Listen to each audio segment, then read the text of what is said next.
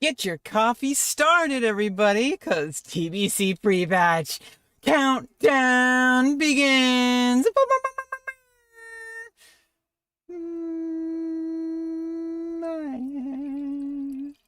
It begins.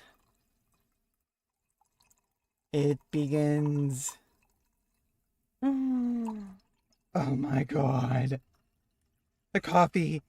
I can smell it entering my orifices. Oh my goodness. Coffee. We don't care about TBC. We care about coffee. Now listen.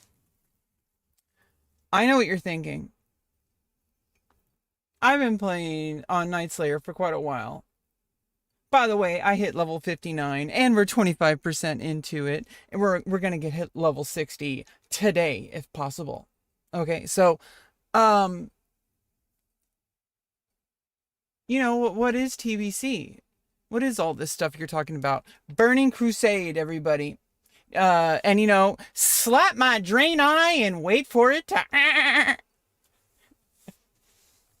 okay, you know, talk to your local blood elf and ask for support, you know, addiction related support, because they will direct you to the nearest mana font.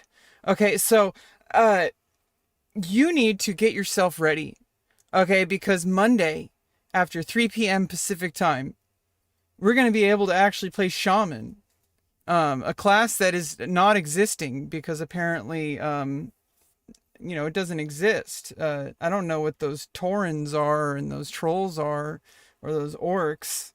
That's some unknown horde-only class. Like, what is this shaman? That's brand new. You know damn well we're going to be leveling shaman. We're going to be getting in there. We're going to be getting in deep. We're going to be digging. We're going to be setting totems everywhere. We're like, boom, boom, boom, boom, boom. Okay, we're gonna be the absolute best we can possibly be. Plane lover! Welcome, welcome, welcome, welcome, welcome. How are you doing? How are you doing, my friend? We are live, and we're gonna be logging into Nightslayer, and we're gonna be leveling my warrior to level 60, hopefully. We are level 59 right now. Okay, so we are counting down. Burning Crusade isn't new, but it's new to us, and this is our first time. So we experience the new thing as if it was new. And that's what classic should be all about. Okay, let's go. We got coffee. Okay, we're ready. We're ready. We're ready. We're ready. I think we're ready. Wait, are we ready? Well, oh God, let me check in. Okay.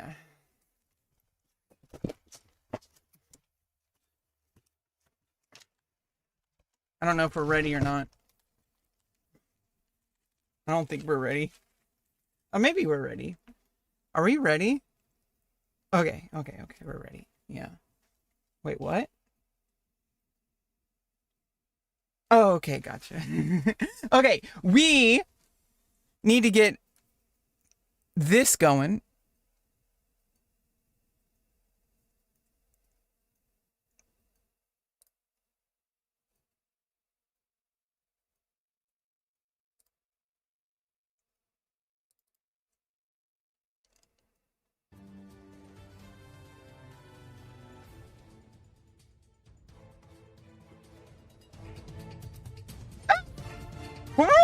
What was that just now?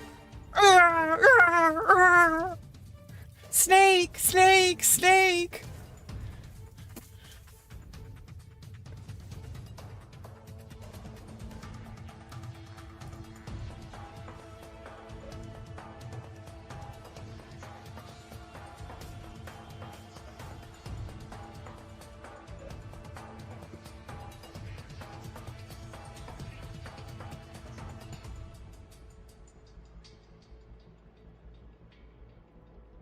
Okay. Here we go. Here we go. Here we go. Oh my god. This coffee is so good.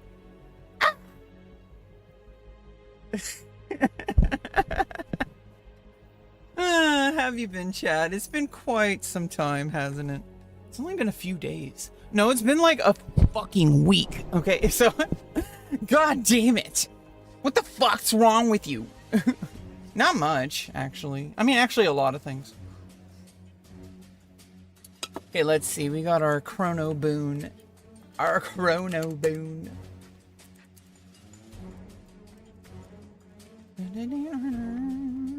Okay, whoa. Yeah, we're getting too excited here. We need to get over to East Plagueland, because I got some quests to do, and some grinding to do, and some Stratholm to do. Although Western Plaguelands has some Scholomance to do. Oh my god.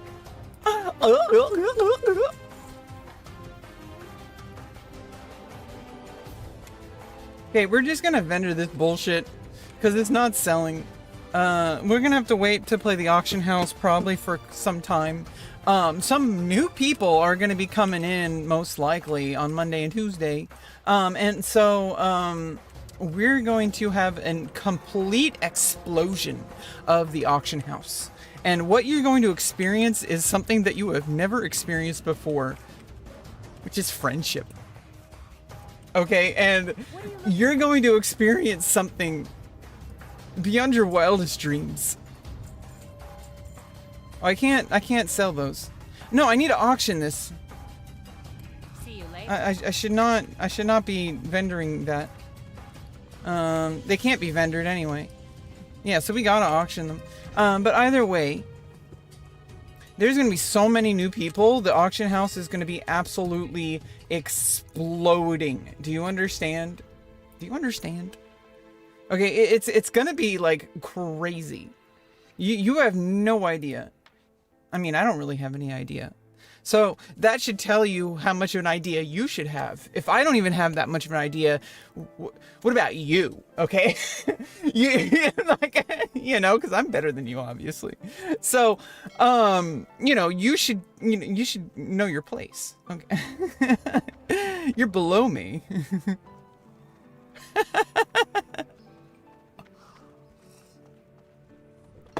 Okay, enough of silliness. Let's get down to business. Let's get down to business. We are absolutely like just absolute garbage. Okay? Our gear, it doesn't really matter because Burning Crusade's going to be coming out and we're going to have plenty of time before the actual launch to get our level 60 somewhat prepared. Maybe with just PvP blues over the next couple of weeks until the actual release, because the new honor system is going to allow us to buy new blues. And we're going to be able to just start out. We're going to be able to just like start out. Like, we're not going to try to like grind like Nax and all that shit. What we're going to be doing is we're going to be doing PvP, and we're going to be able to do like Arathi. More people are going to be doing Arathi and like Warsong, and so we are going to be doing a lot of things involving PvP battlegrounds until the launch, because I need to get those blues. Okay, because when Outland and level 70 like starts, we are going to need to be able to at least have a starting place, but it doesn't really matter, honestly. It does not really matter. Because we're going to replace... Let's go. Yeah, let's up, DG. We are going to start getting gear better than anything in your wildest dreams, compared to what vanilla WoW is. Okay, our gear, even from the first quest greens, are going to replace years of effort. Okay, we are going to completely undermine everything that you've done for the past year and a half, or whatever, how long it is. And because that's what new things are. New things aren't, oh, we're just going to slightly nudge you in this direction. No, we're going to say, hey, we're just going to make a clean slate. Here's a new thing. Start over. And it gives the people who are just starting, the good thing about this is it gives you a higher ceiling, but also it gives the people who are just starting, like, they don't have to go through the increment like you did. They missed out, but you know, I missed out pretty much. I'm just now hitting 60. We missed out the vanilla run. Okay, like, we didn't get to do Nax. Okay, but whatever. Who cares? We'll still be able to do it. But we'll be like in the TBC balance with new talents. And also we'll be level 70. Well, I mean, I'm sure people are still going to do it before they raise the level cap. But either way, it doesn't really matter because we're going to get to experience TBC. We don't care about vanilla anymore. Well, we do, but because era servers, era realms still exist. And we I've don't been living in STV doing PvP. Exactly. PvP battlegrounds, that's where you need to be doing that because you're going to be able to spend, you need to get those rank ups every week. I'm unfortunately not able to rank up in time to where I can get my full blues, but I already got my my feet and my gauntlets. Okay, so at least got those. We're gonna have to get the rest through the new honor system, which is treating, and this is how honor changed for the rest of World of Warcraft history, is that honor became a currency rather than a rank up system and then gold spending. That would be insane. I'm glad they changed that, because constantly waiting every single week to get a time gated rank up is just exhausting. Whoa, rank 7, let's go. Yeah, I got rank 7. I don't know if they're going to do the rank calculation before the TBC pre-patch, but we're going to be doing Battlegrounds anyway. But let's try to get level 60 first. Okay, so like let's be real here. Make no mistake. We are going to take over the world of Warcraft. I am rank 3 lol. You're a ranked 3 lolly. Whoa.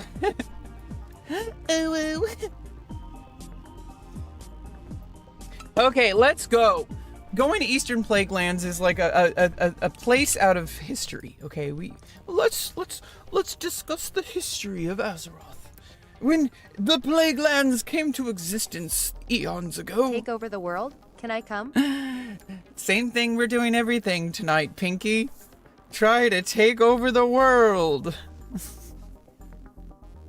Can I come? I mean, you don't need my permission to do that. Wait, what did she just say? Slap a drain eye today.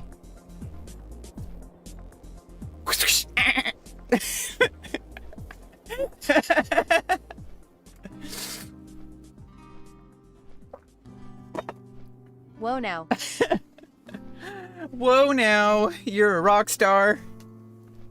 Get your show on. You just heard the entire movie of Shrek in your brain right now. Don't lie to me.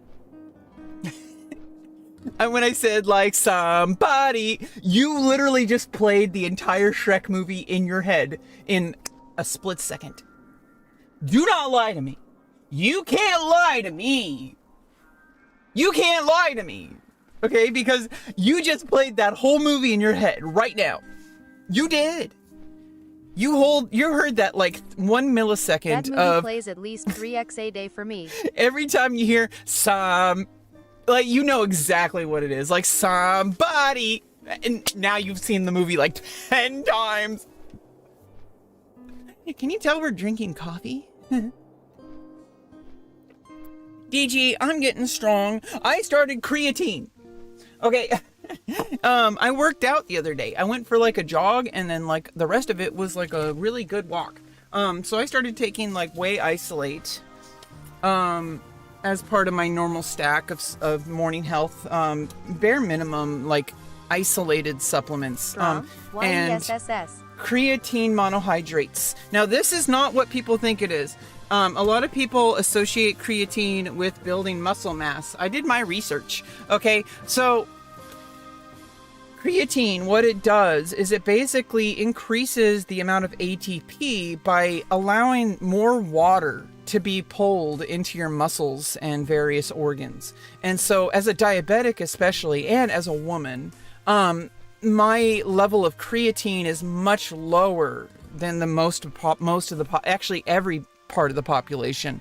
Men have a much higher creatine creation. Cisgender women have lower, and then transgender women have even lower. Diabetics also have even lower. So I have like an extremely low creatine. Now, obviously, I'm going to have to be very careful. I'm only going very modest. I'm not doing the whole front-loading routine that is commonly researched as being safe, because there is like no research on trans women specifically. There's no like literal research, so I have to be very careful, and I need to get my blood work done and work with my doctor on that as time goes on. But most likely it's pretty damn safe. It's already pretty damn safe for men. It's pretty damn safe for women. It's pretty damn safe. It's pretty much assumed it's pretty damn safe for trans women as well. There are obviously different genetic coding, but at the same time, I feel like that's like, from what we know about creatine, it's like, it's not what people think it is. It has nothing to do with hormones. It's literally just pulling water into your like muscles and stuff. My dad used to give it to me as a kid to try and help with my muscles. Yeah, and here's the thing is a lot of people have misconceptions about it, because unless you're like, the only thing that actually creates bulk is if you're eating more calories than you're burning, and you're doing hypertrophy and increased intensity anaerobic exercise. So if you're lifting giant weights while increasing your caloric load, over time you're going to bulk and get all muscular like bodybuilder. That's the only way to do that. Most people, most normal people, when you eat a healthy, balanced diet and you do a consistent but like kind of, you know, low to medium intensity workout, you're going to be burning calories. And so like you're going to get strength, but you're not going to get bulk. And because estrogen or testosterone has a certain coding depending on what fat distribution does in your body, when you work out as a woman, you become more feminine. Now, there's certain things that people do to become more like kind of what people would say like bodybuilder, like what is considered to be masculine, but that's a different process. Women who do that are doing hypertrophy. They're taking in more calories and they're doing increasing bigger weights. And so like what happens is, what I do instead is stuff like Pilates and stuff like yoga and like resistance band, higher reps, and like kettlebell, but I have like lower was really weight. Into bodybuilding. Nice. So I have like lower weights, but higher reps. And that what that does is it creates more of a lithe body, more of a like balanced body. Think Bruce Lee versus Arnold Schwarzenegger. Okay, like those are the two different types of things when people think about working out. Like Bruce Lee, incredibly fit, but balanced. Okay, Arnold Schwarzenegger, big giant bodybuilder. You know, like Canute. Okay, so like when we get into stuff like this, people have a lot of misconceptions, and it's like it's really easy for people to go down these rabbit holes of like thinking that certain things are safe or certain things are dangerous, because they don't look at the cross-examination. They don't look at like, first of all, I'm not a doctor. Also short. But I mean, you understand like there's difference between strength training versus muscle mass training. Like muscle mass is something different than strength. Okay, we got a bunch of quests here. We need to just pick these up. Okay. How are you? Yes. You need something? See you later. They want a writ? What? Do you expect me to hand a highly sought after work after just order just for showing up? I think not. Scrub. Crafters from around the world bid for jobs here at the front lines. If you want a work order, you'll have to show me what you're willing to bleed for the cause. Bring me a valor token and we'll talk. Oh my god. Okay, Lights Hope Chapel? Argent Dawn Valor token? I don't know what that is. We're just gonna grab all the quests. You got my attention. Watch your back.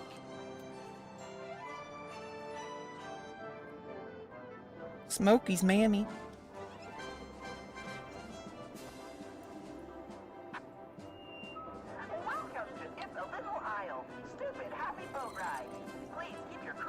But yeah, basically, I have a long-term like supplement stack that I've been building over like months and months and years. Basically, oh, let's wait for this bullshit. Basically, what I've been building is I have like a morning drink that I make, and a lot of people use like extremely like kind of commercial products that are like, it stacks a whole bunch of stuff on top of each other, and it has like all these things that aren't fully researched on top of things that have been well researched. And so what I've been doing is I've been isolating every single supplement that I take and only adding the bare minimum and also half of the recommended dosage most of the time. So what I do is I have a drink. I usually have orange juice or electrolytes, depending on, like, orange juice has been good lately if I have it. Because in the morning I usually have a blood sugar low spike because of, you know, I take my insulin at night. And so starting off the day with orange juice is probably good to get my blood sugar up. But if not, I'll use electrolyte mix. And then what I'll do is I'll put L-theanine, guarana, and only half of a recommended dose because I like to have coffee on top of that. So it's like I don't want a full scoop of the guarana. I'll have like a half scoop and then fill the difference. Basically, it's 1 cup of coffee instead of 2. And then I had the second cup of coffee by actually making some fresh, nice, hot cup of joe. And then what I'll do to that is the L-theanine kind of balances it out, and the taurine, which I only take half a dose of taurine. Because even the recommended safe dosage, I still take half of that because I worry about blood pressure. Even though the minimum is still already lowered to consider that, I go even lower. And then I take half of an L-carnitine dosage because I don't really think too much of that is good. We were talking about that before. You were taking L-theanine. L-theanine goes really well with caffeine because it breaks down the like jittery feeling of caffeine, and it kind of gives you a more calm focus. On its own, it kind of gives you more of a calm focus. It's also sometimes mixed with not methadone. It's almost with not metformin. The stuff people take to go to bed.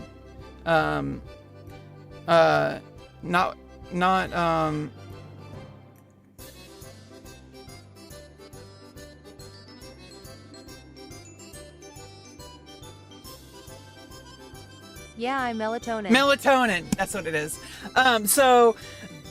It's also put sometimes with melatonin because it also helps you sleep. You know, if you have too much, it can make you too relaxed. It's the same chemical or amino acid chain that is in green tea. Well, it's in all tea, but generally with green tea. Now, green tea has something that a lot of these other things don't have, which are catechins or catechins. I forgot which. So catechins, it has very specific catechins. Now, guarana and coffee also contain catechins, and so does kola nut, which sometimes I use kola nut instead of coffee. Kola nut, it used to be put in Coca-Cola. Kola nut, it's like African, like kola nut powder. It has more of a spike, similar to coffee. Guarana has more of a slow burn. And so like you want to mix like a fast-acting caffeine with the guarana, because otherwise the guarana kind of takes a while and you don't really get that kind of kick that most people expect with the morning coffee. So that's why I take half of it, and then I take the rest of it with coffee or kola nut in the drink, or I have the coffee separate for that nice, you know, aroma, you know, that classic coffee that we have. But if there are catechins that are they're basically antioxidants. That's an oversimplification, but they kind of act as like protection for your body, and like catechins, especially the ones in green tea, at least the ones have been studied and linked to cancer prevention. And so it's not 100% that it's only green tea that does this, but the one that has been researched the most to prove literal, strong correlation with cancer prevention or even cancer treatment during treatment is green tea. So green tea has extremely researched health benefits, and having green tea, it's not really about how much you drink, it's about the consistency. And this is the thing a lot of people get wrong about supplements and nutrition, is a lot of people think that if more is better. There is like a minimum dosage. You could even take half of the minimum dosage and you would have pretty much the same exact results if you do it across years. Because what matters is not the dosage, it's the consistency over time. And the same goes with your health in general and your nutrition. So if you eat plenty of junk food, if you eat like a random bag of Doritos, like after months of eating you're eating like kale every day, like you're eating like lean protein, like turkey, like you're eating complex carbohydrates like buckwheat or oatmeal and like peanut butter and like no processed foods, like everything's natural. If you suddenly eat like a bag of Cheetos or a bag of Doritos, it's not going to completely undo your diet. Okay, that's not how it works. But if you start eating Cheetos every day, that's the same thing. The bad news is that it takes a long time for health changes to take effect. But the good news is that it takes a long time for health changes to take effect. Because that means you're not going to undo everything you've worked hard for. It's not just going to be undone over like one, mistake, quote unquote. It allows flexibility. Your body is not going to completely shut down unless you put literal poison in your body. Now, you got to be careful with supplements because supplements are supposed to be just that. It's supplementing things that you are lacking. And so, that's why I'm just very careful in my morning stack. The L-theanine, the L-carnitine, the taurine, the guarana, those are all things that kind of work together, and I put them in lower dosages, and they're all connected, especially the taurine, the L-theanine, and the caffeine. Those interact literally together. I have a huge tolerance for caffeine, so it's only supplementing the caffeine. I'm not I'm not suddenly adding caffeine.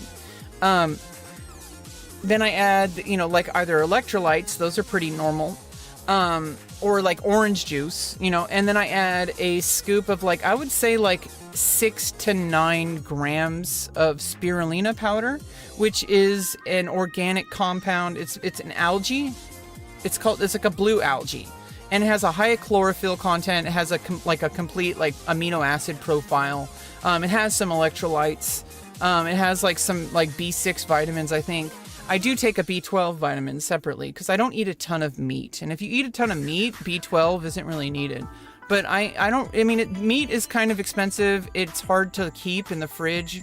And it's also, it requires more preparation than most of my meals. So I don't eat a ton of meat every day. I don't eat meat every day. And so taking a B12 is useful because there's no plant source that creates B12. I eat a Brazil nut, which has a very high selenium count, which is really good for your body regulation in general. But specifically, it has been linked, some correlation to longevity, in life, to living longer. But in general, it takes care of your health better. It takes care of your hair and your skin and your nails and all that. I take collagen powder along with the spirulina. And then the taurine, and then the L-theanine, the L-carnitine, the guarana, and then I put whey protein isolate. So it's really important. This is the most researched, the protein isolate. This is the most researched form of whey protein, and it doesn't have any additional ingredients, and so it has the highest absorption. Extremely powerful protein profile. that just will generally make your exercise better. But it's a supplement to what your regular diet. It's not a replacement. But it will like help everything because it's a complete amino acid profile. It fills the gaps that any meals might miss. It has its own benefits of being because it absorbs like more fully. And then I take once a day, and I take that like either a half to a full scoop twice a day of that. And I take it either with the drink in the morning, and then later I have like a meal of like buckwheat. And I put that in the buckwheat with peanut butter and collagen powder. And in the morning drink, I put the whey protein powder and then the creatine, 5 grams, which absorbs all the water into your muscles and organs. It also helps with neurotissue, apparently. So like, it'll help my brain. And then also I put in a scoop of collagen powder, which has some specific amino acids that are usually lacking in our regular diet that help with skin, hair, and nails and bones, like connective tissue. It's like, because it's made from this is marine collagen powder. So it's made from a specific, it's made from fish scales. And I think like starfish. I don't know. It's tasteless. It's not like fishy. But it's just like, you can either get it from animals, like certain different animal sources. So usually it's from like the stuff that's like ligaments and like connective tissue, like it's collagen, and it's like, it's stuff that you normally don't intake in your regular diet. So it has some amino acids in a higher concentration than you normally eat every day, even if you eat meat. So that helps with skin and hair and nails and even bone health. Which is very important for me because because I'm a woman, like my bone density, my bone density changed from HRT. And also the history on my mom's side of the family, there's some bone issues like osteoporosis risk. I don't think there's breast cancer risk, but when you switch hormones in your body, it switches the entire balance of your body towards way more alignment than people realize, of like people who are assigned that gender. And so it's like, I have to be very careful with my health, which in, ongoing, monitoring, but at the same time, I'm very on top of it. That's like the TLDR of this entire conversation is like, if one thing you need to learn about me is that I'm very on top of things. I'm not just smart. I also verify things, and I also include other people who are professionals, who are like doctors, but in the conversation. Now, that being said, everyone is just human, and even the most researched doctors are still not completely infallible. However, would I trust a doctor or some random dude on the internet? Okay, so like, I'm not going to listen to some YouTuber who says everything your doctor says is wrong. Like, no, I'm not going to listen to that dude. No, I'm going to listen to it and then like say, okay, maybe I'm going to bring that information to my doctor. I'm not going to I'm going to trust my doctor more than some random, because first of all, if your doctor doesn't know everything, think about how some random person who isn't a doctor knows even less. So like, it's not that doctors are perfect, it's that people are even less perfect than doctors. Like, people who aren't doctors are less perfect than doctors. So why would I trust a layperson over a doctor? But that being said, I'm still also going to try to be proactive in trying to understand what I put into my body and what I physically do and how I approach my life.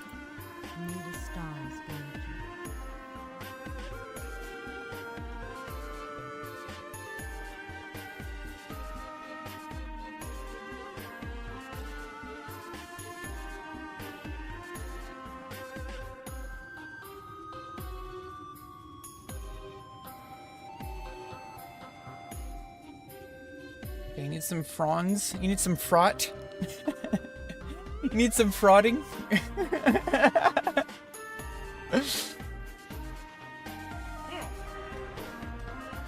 Wait, Insignia of the Dawn or Insignia of the Crusade? Which one is which?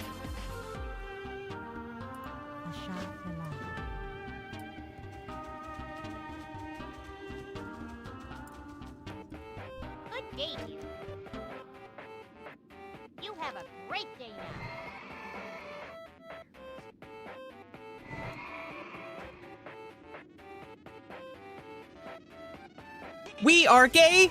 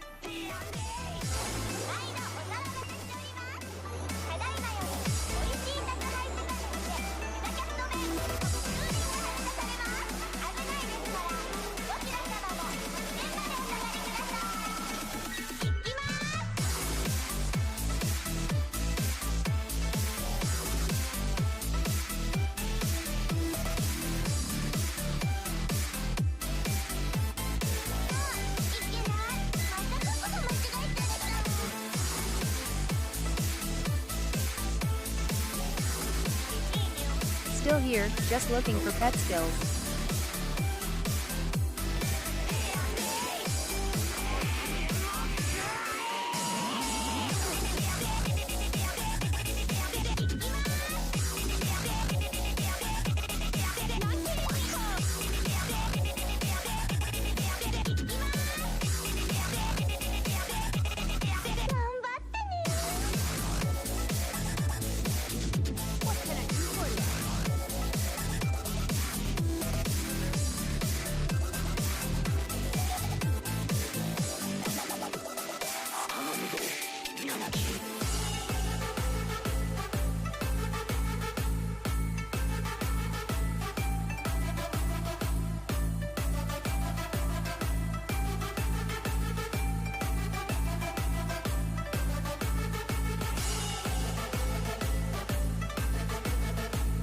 Get it?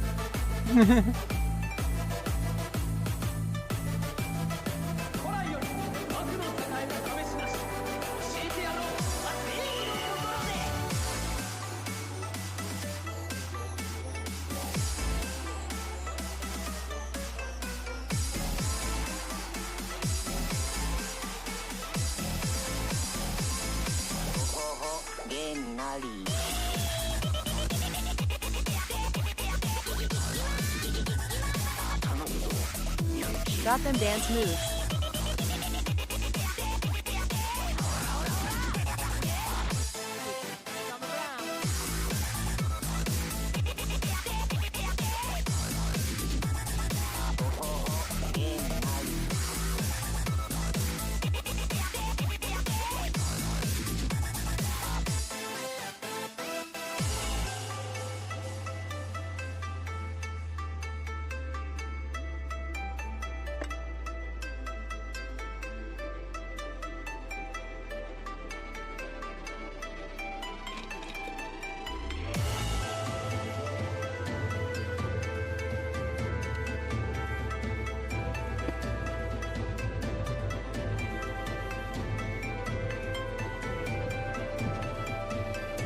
Nice label.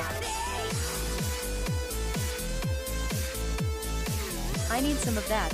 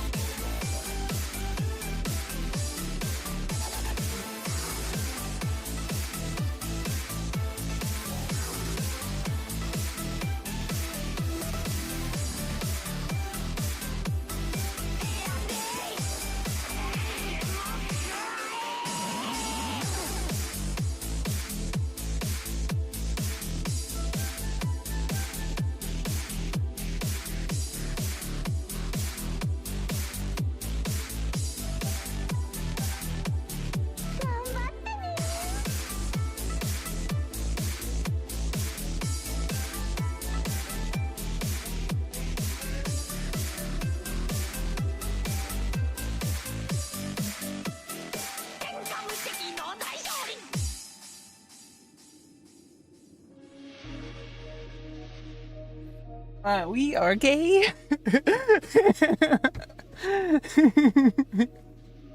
How are you? Safe travels. Wait, what is this? 8, okay, that's 18 slot bag.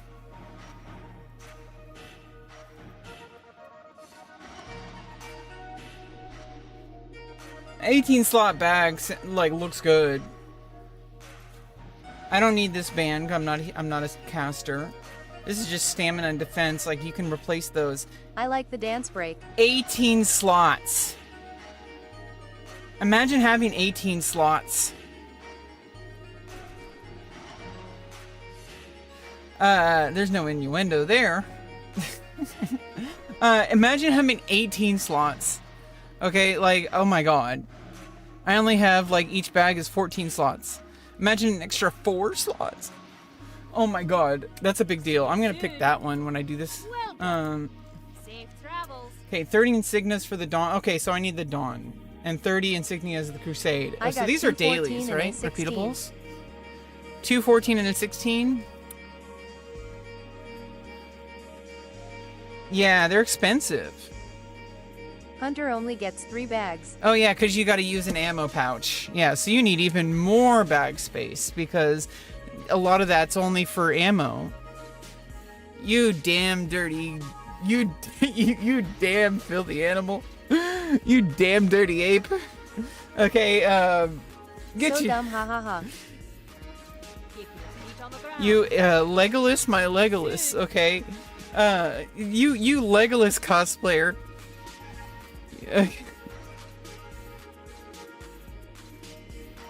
Oh, these are epics. I don't need the purifier. Talisman, you next 5 damage. Oh, okay.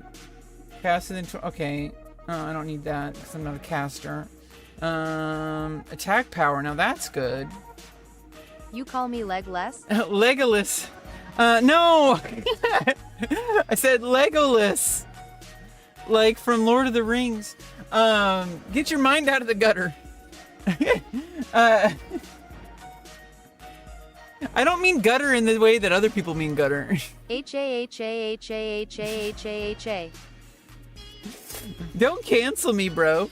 Okay, it's not because you're disabled. That's why I didn't say that because you're disabled. Okay, stop getting defensive, Rebecca. Okay, anyway, I don't think any of this matters. I'm gonna get replaced. I mean, maybe the neck, but there's probably replacements in Burning Crusade, so none of this really matters, but whatever. We're gonna accept it anyway. Sheesh. Sheesh. We're just accepting quests. We don't have to fulfill the quests. Hi.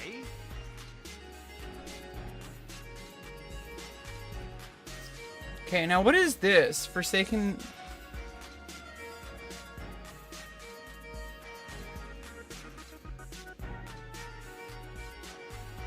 Now, what are these tower things? Yeah, I don't know. Off with you.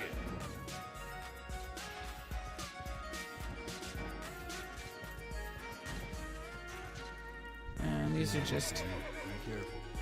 10 Darrowshire spirits.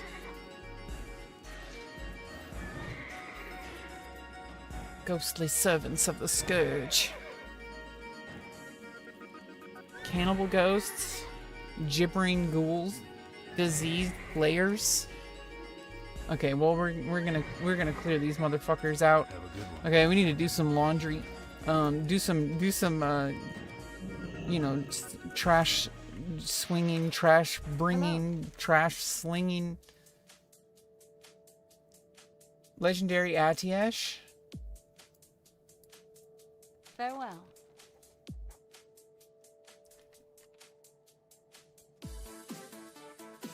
Is this East Plaguelands? It seems like East Plaguelands is where like the game that became World of Warcraft started.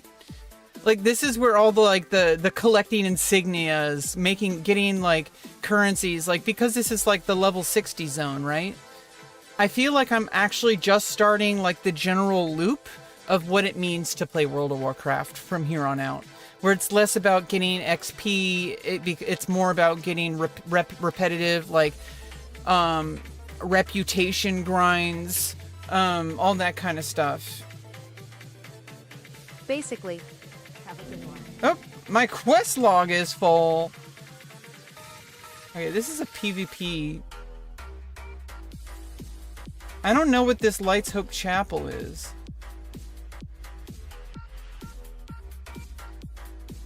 I'm just gonna abandon that one.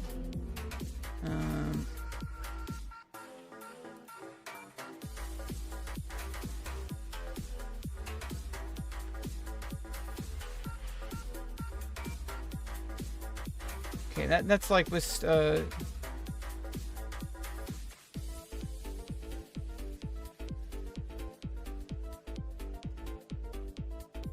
okay, we can hold off on the elites and stuff like that. Okay, Hey there. See you around. Safe travels. Hey there.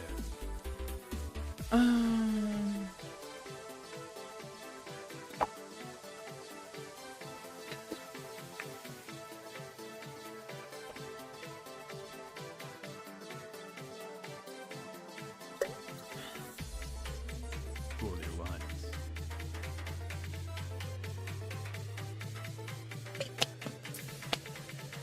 what is this sexism? You're still a girl. A tyke.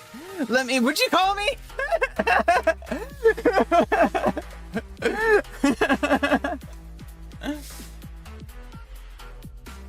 It's glorious. Dreadnought. Dark iron scrap. This is where I use the dark iron scraps. Okay. Good one. Yeah, so I got a bunch of See those. you around. For the Alliance. Be careful. Have a good one. See you around.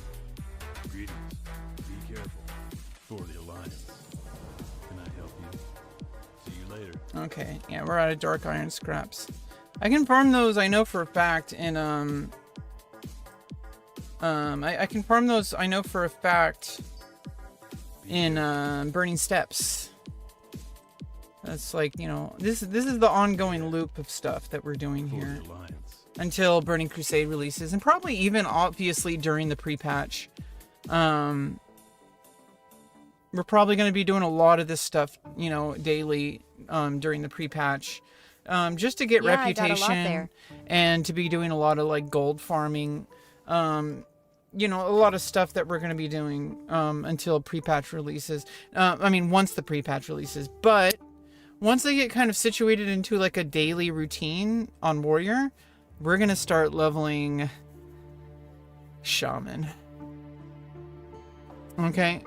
Because we need it. We need Shaman to complete our Wonder Team. Okay, I got Warrior. I'm leveling Priest. I also have Paladin waiting as a tank. I need another healer. And I think 4 characters should be considered to be my mains. Especially as a streamer. Okay, this is my playstyle. I like having multiple characters. But what I do is I like to put priority. I consider Warrior to be my hands down #1 main. Okay, the jury is out on what my #2 is. It's either going to be Priest or Shaman. I'm leaning towards Shaman. But we'll see. I consider them all, eventually they're all going to be equal, pretty much. And I'm just going to be raiding and doing PvP like every time we show up on stream. When we get to raiding, especially once all my 4 characters are max level, we're going to be streaming like non-stop. Okay, like we're going to be building a community here. You know, like, and you know, you're clearly a part of the community, Trojan. You know, like, we're going to be building something within World of Warcraft, and I like to share that with the stream. And basically, we are going to be raiding non-stop every time yay. I play the game. We're going to be, because I'm going to have 4 characters with 4 different weekly lockouts. That means, and there's multiple raids. So every week we're going to have an unlimited amount, basically an unlimited, I'm going to consider it to be an unlimited. There is no ceiling. Our ceiling is all weekly lockouts on all 4 characters. Think we are doing 2x raid per week. Yeah, and 2 times raids a week, even if it's only 2 different raids. But what I'm talking about are like raid sessions, where it's not just one raid, it's a raid and then another raid to get all the lockouts for each raid, for all the instances. And that's what we're going to be doing here on this channel. We're going to be making, that's going to be our primary goal. That's me gamifying my stream. My goal is to capture raids on every single character. Ha ha ha, sweaty player. Yeah, super sweaty. To get raid lockouts on all 4 characters for all raids. Now, that's not going to happen most of the time. Most of the time, we might get 1 raid out per character. Most. Like, maybe even only 1 raid instance lockout for 1 character. It depends on the week, right? Some weeks are going to be better. My goal is, my ultimate goal is streaming 4 days a week. And on each of those days, we do a raid on 1 character. And then we go through all the raids. And then I end the stream. And then the next stream, I do the next character. Like, warrior, then shaman, then paladin, then priest. Nice. Like basically tanking, healing. Or DPS support. I mean, like whatever. Whatever the role, is needed to be filled. Most likely as a tank character and as a healing character, those are going to be my primary roles, and I'm happy to do that. That's why I'm leveling them. My paladin is probably going to be paladins, from what I understand, are much preferred for raiding in Burning Crusade. And so my warrior is probably going to be a little bit more flex. I might be more DPS oriented sometimes, or I might be more tank oriented. It also depends on what gear I get. So if I get full tanking gear, I'm probably going to be queuing up I mean, I don't know. It depends on what the composition needs, right? I like to be flexible. I like to, fill in the blanks. But I feel like having a tank and a healer makes me like completely like versatile.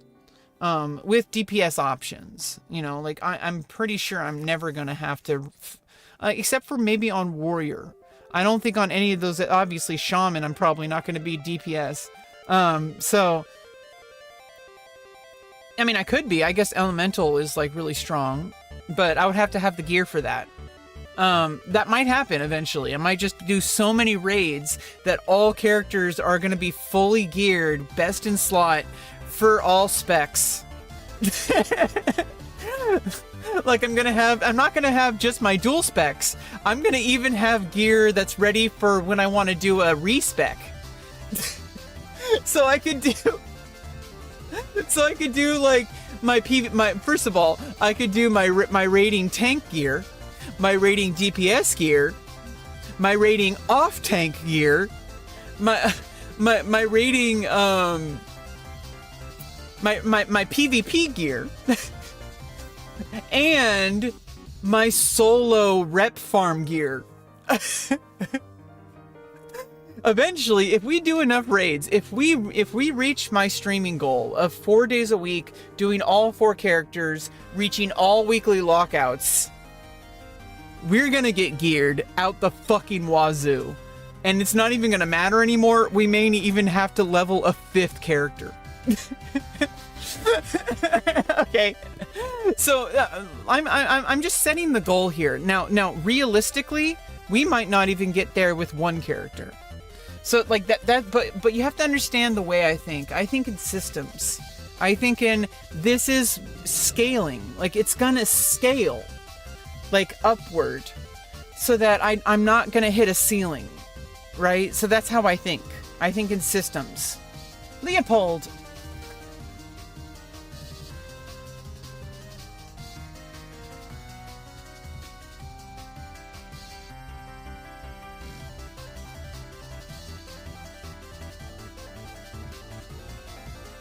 Okay, so I guess we need all these parts. What can I do for you? Bone scythe. See you around. Don Julio.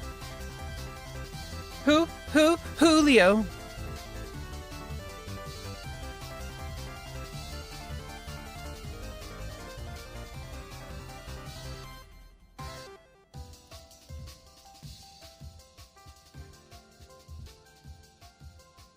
This is next Rimus. We're probably not going to be able to do this, right? Oh, no, these are preparatory things, right? We'll drop whatever quests we aren't going to be able to do. I'm just, like, picking them all up right now. I'm going to pick up what you're putting down. Okay, so, yeah, let's go in over here. Yeah, we basically got a lot ahead of us today. We're going to clear out all these quests and all the grinding involved with that. And then we're going to do the repeatables, you know, obviously. So we have a lot to grind. I got the Argent Dawn commission. We got to get revered, okay? That's pretty much our goal right now. Hello. See you later. Hell, you look at that. Can you believe that? Thieves? Thieves? 100 thieves? Dead troll thieves. Hired goons. Goons? Hired goons. Hired goons.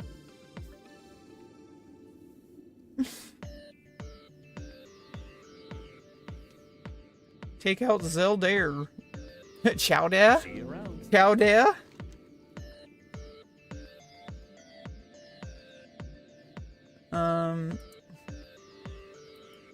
We can probably take out the Scholomance quests. Oh, I mean, we want to do Scholomance. Let's take out this one for now. What can I do for you? Safe travels. Have a good one. See you around. I guess we can take out the Scholomance ones. You need something? Safe travels. See you later. Okay, let's clear out our quest log here. Yeah, we don't need that Scholomance one right now.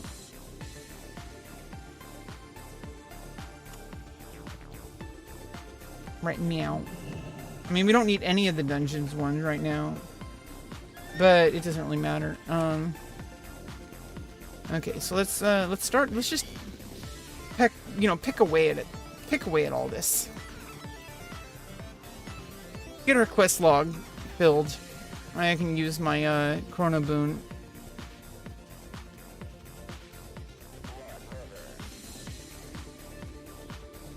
I gotta talk to them?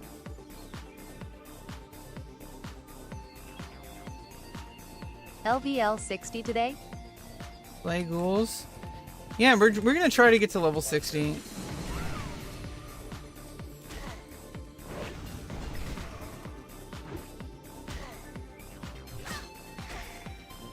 You know, also I need to actually put these in some kind of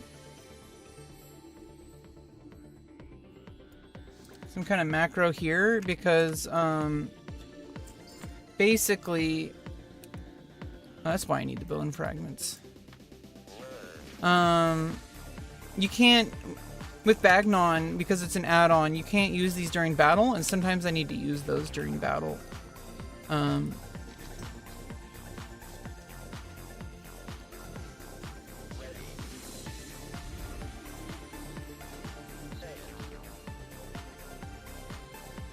let's try to hit level 60 today. I have 114k rested, so it's going to be even faster.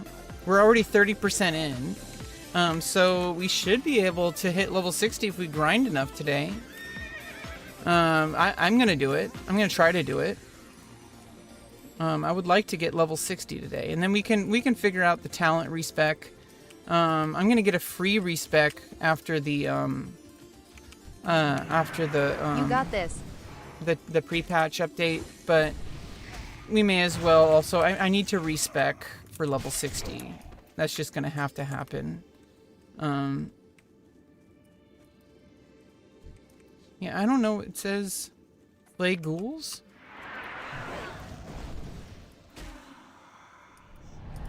Are these actually like item drops or? I don't know.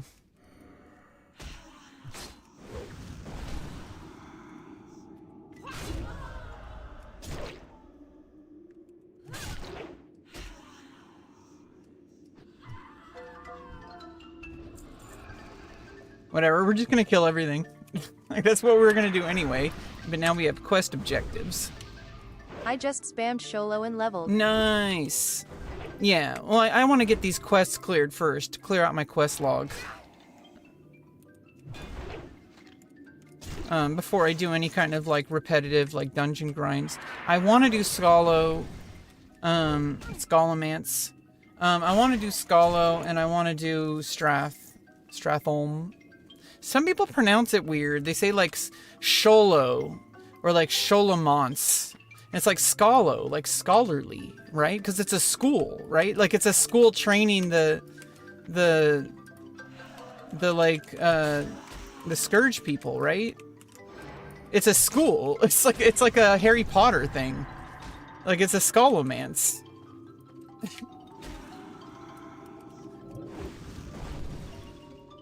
I mean, that was That's my what I understanding. But some people say like Sholo. A school. Yeah, some people say Sholomance, or some people say Scholomance. I'm like, Mons? Like Montgomery Burns?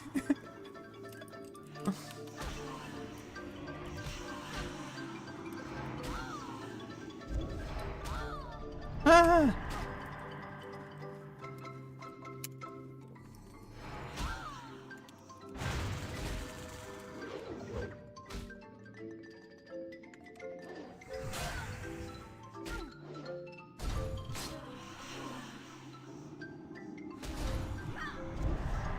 Yeah, that fear is like dangerous. I gotta be careful about links.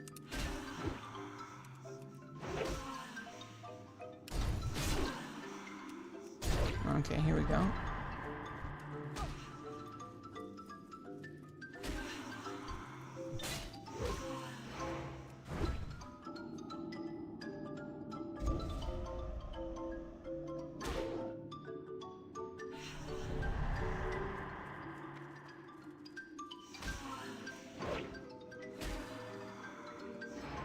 Yeah, we're like approaching, now that we're level 59, we're trying to get to level 60. We're getting away from leveling mindset. We're getting closer and closer to what do you do when you're not grinding XP? Like what you're thinking about, you know, like play mechanics. You're thinking about gold farming, getting gear, getting like reputation. So you're not grinding XP, you're grinding like drops for reputation. So you can get revered. Like that's more how you're thinking when you're max level. Because I've always had a hard time understanding what the actual end game of World of Warcraft is, because I've never been max level for any like long-term situation. That's why I wanted to get into World of Warcraft again, was because I've never been in that situation before, and I never actually truly got to play the game. It's always been just leveling. It's always been preparation. It's never actually been, this is actually what playing the game is. This is why people log in after they're max level. This is why people love the game even more after they hit max level. I never actually got to feel that. And now that, yeah, I'm missing out on it on vanilla, but you know, the era servers exist. It's like a museum basically. If I ever want to go back to vanilla era, we could go to those realms. But for now, I don't want to miss out on Burning Crusade. And so we're going to be putting our experience all into the Burning Crusade max level experience. And which for a lot of people, that's actually considered to be the absolute best expansion. It's arguable. Some people think that, some people feel that the Wrath of the Lich King is the absolute #1 best expansion. Some people think Burning Crusade is. So it's not like, it's a matter of opinion. I am back. Ads. Yeah, ads happen. I'm sorry. I wish I could disable them. I do the best I can with them. You could get Twitch Turbo, and then you don't have to ever worry about ads. But, whatever. Sorry. Or you could, Same lol.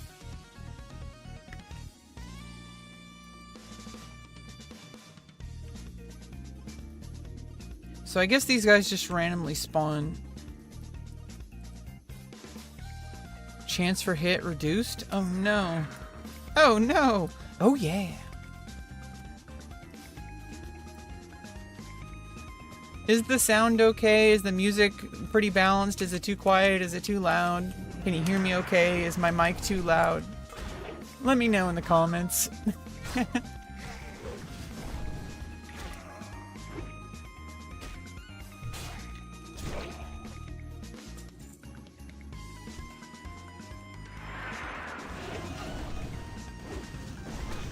Sounds great. Well, that's good.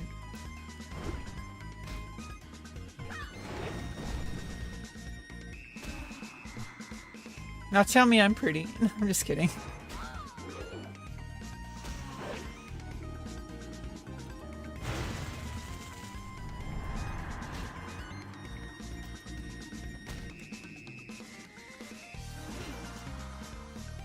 Ha ha ha ha. Oh, I wasn't even attacking. After you're feared, you... We're God pretty. damn it. Again, bolates.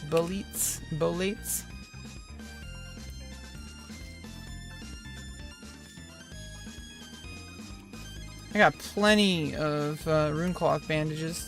And we're going to be switching to netherweave bandages, you know, so our rune cloth in the future can just convert to straight up auction house gold once we get to Outlands. Because I'm going to be using netherweave then as my, you know, bandage supply. That's going to be awesome. Then I can start using rune cloth as gold. Oh, there it is. There is the flare.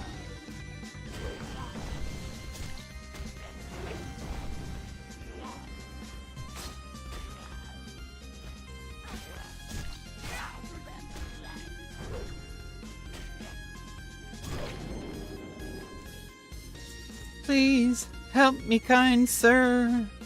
Please help me, kind sir. Help me, kind sir. Help me, kind sir.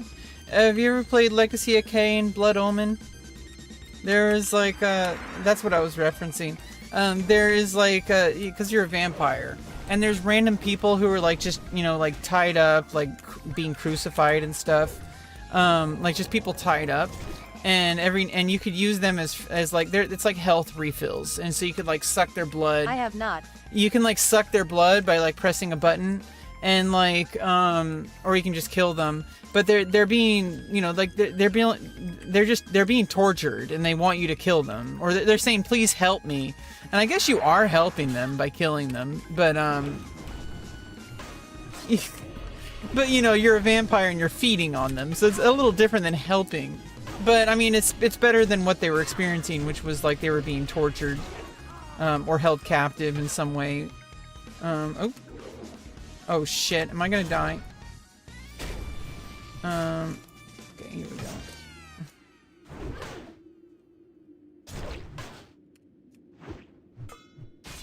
Okay. Ooh, come on! No!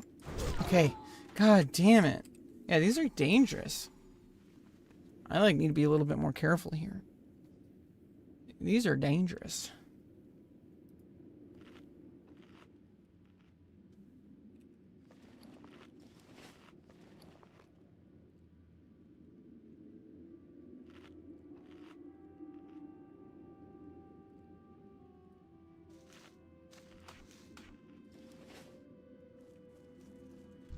Wait, is this some World of Warcraft music playing? A remix? Oh, no, it's not. It's like... Oh, yeah, it is. Is this a World of Warcraft?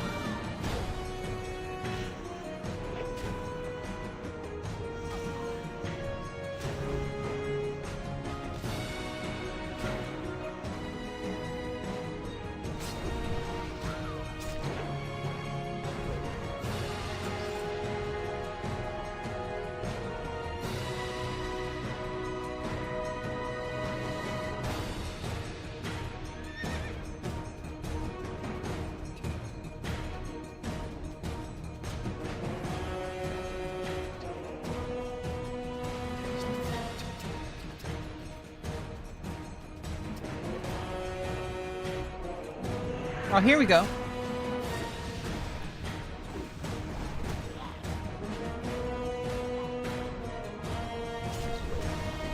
Oh shit, that warrior. That warrior has engaged the enemy.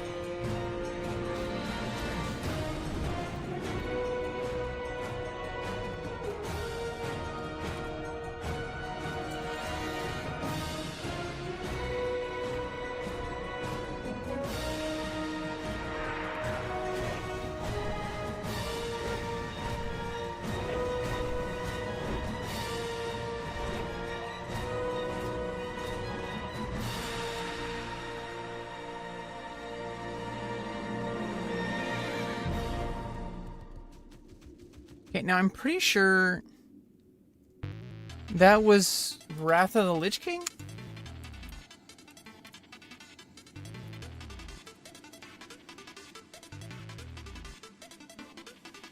Oh, not restream. I'm pretty sure that was...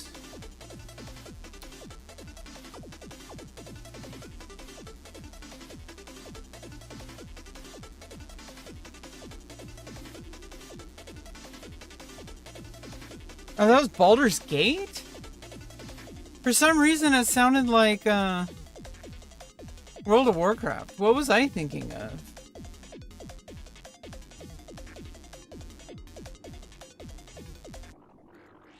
Here, let's compare.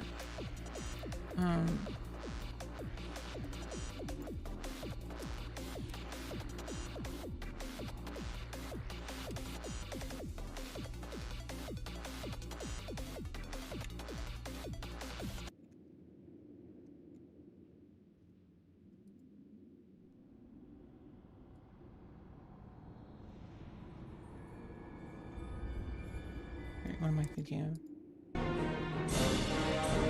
Yeah, it sounds almost the exact same.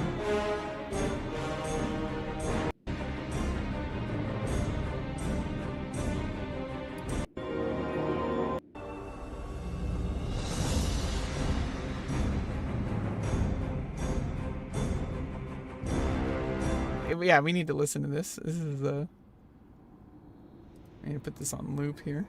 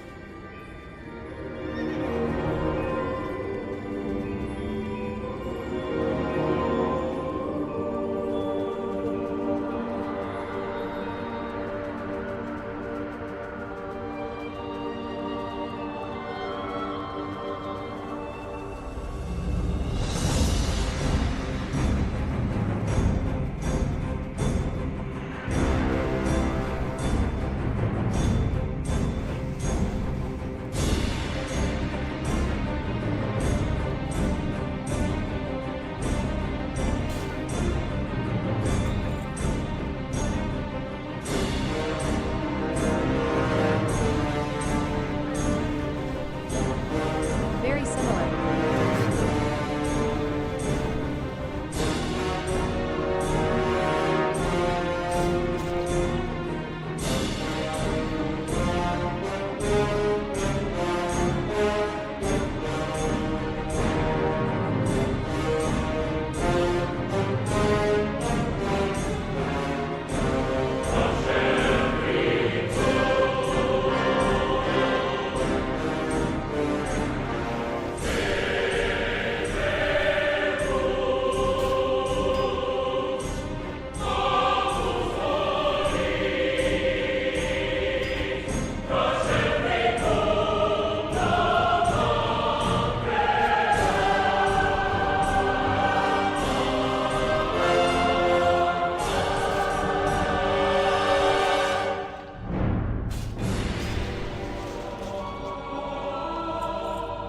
Now we have the Star Wars moment.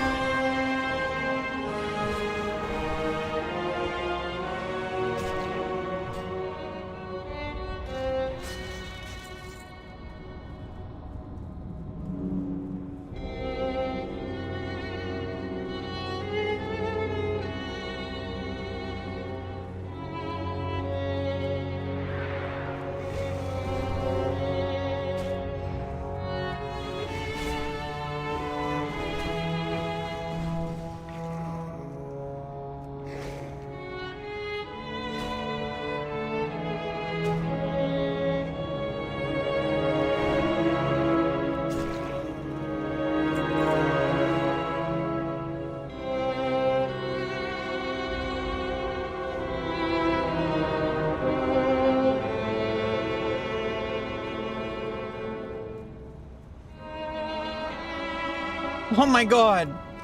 What the fuck?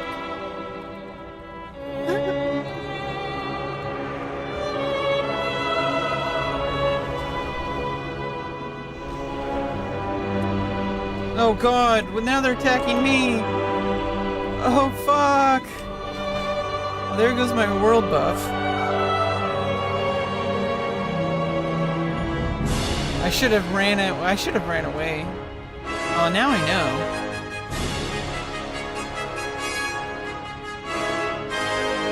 The PvP NPCs.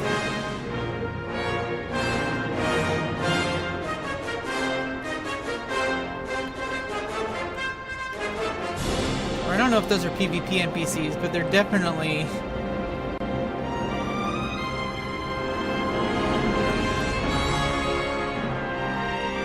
Oh, oops.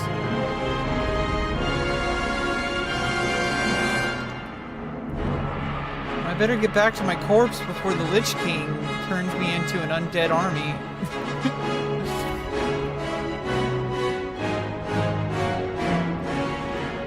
Because that's a game mechanic. Every now and then, if you're dead for too long, the Lich King will turn you into an undead.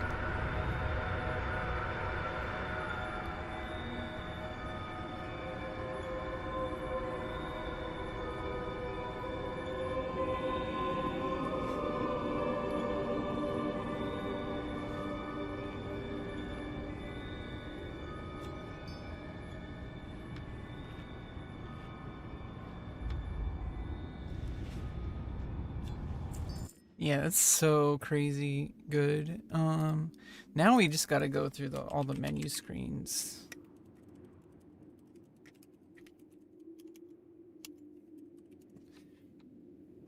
Login music. All login screens with music. Vanilla to War Within. Let's go.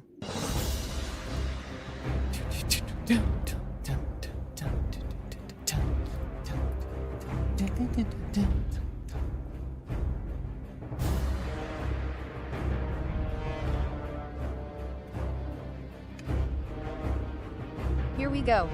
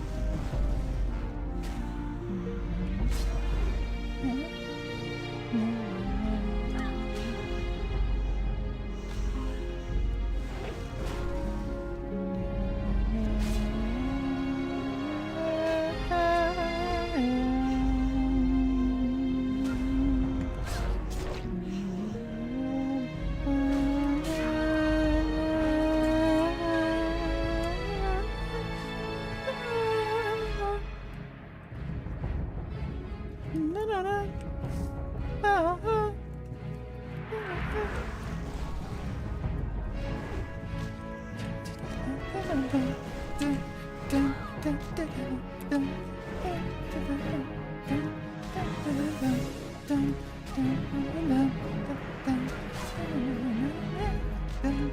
Yeah. They'll have like their own flavor.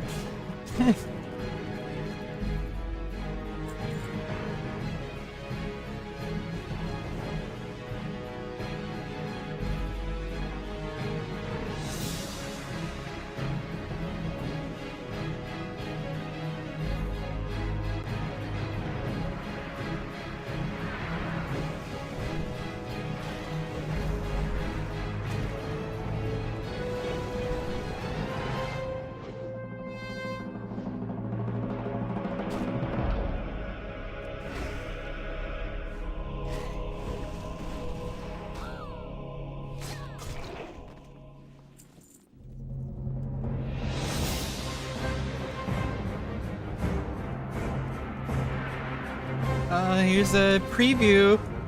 We're in Burning Crusade waiting room.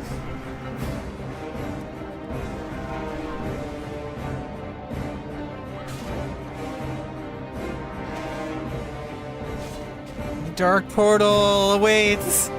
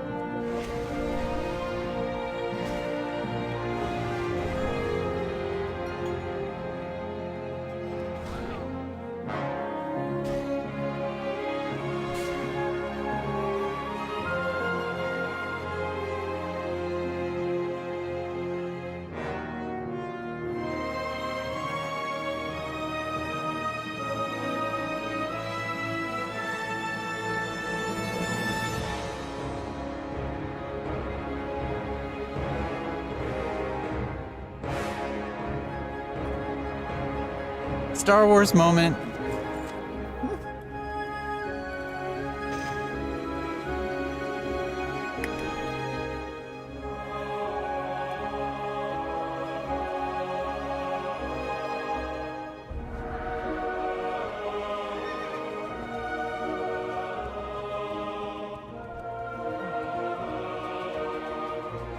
Haha, called that.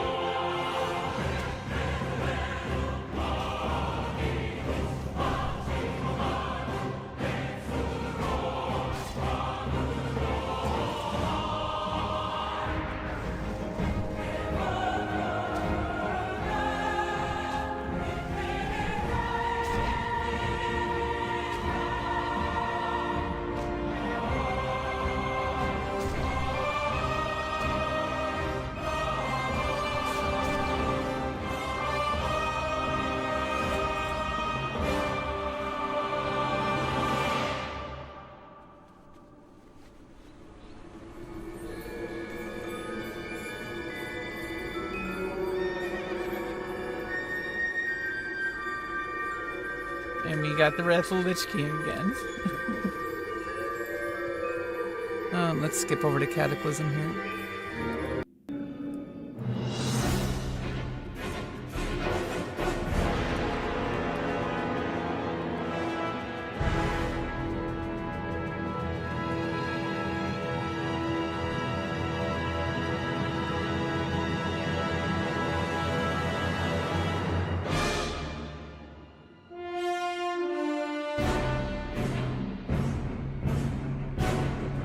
Now we got Lord of the Rings.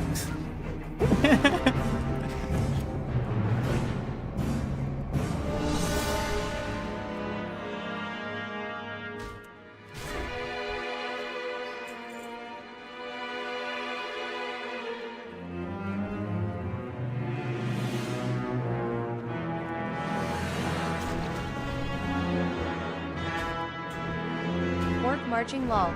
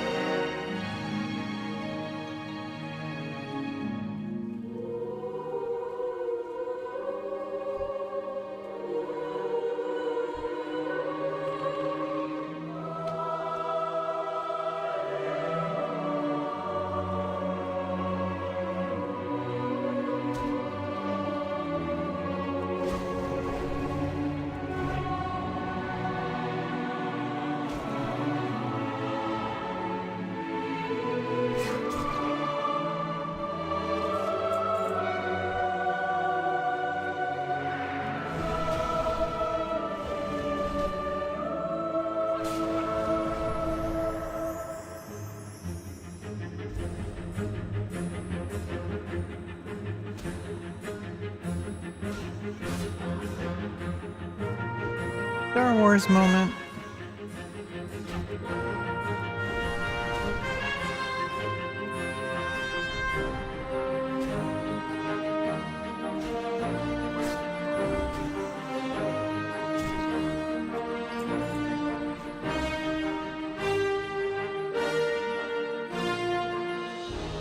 Now, I don't know what that brass part reminds me of, but it's like...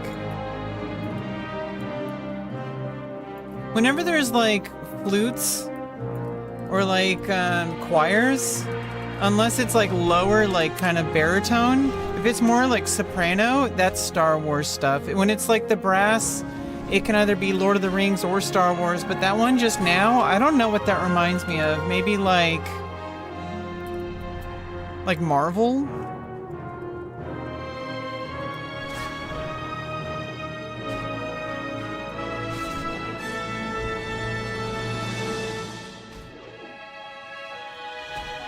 Like with the violins, that turn when it's like more solo-ish violins, that reminds me more Lord of the Rings. When it's like groups of violins, especially lower, it reminds me more Star Wars.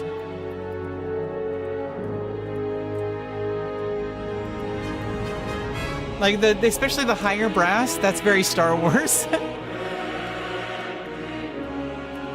But then like the baritone choir,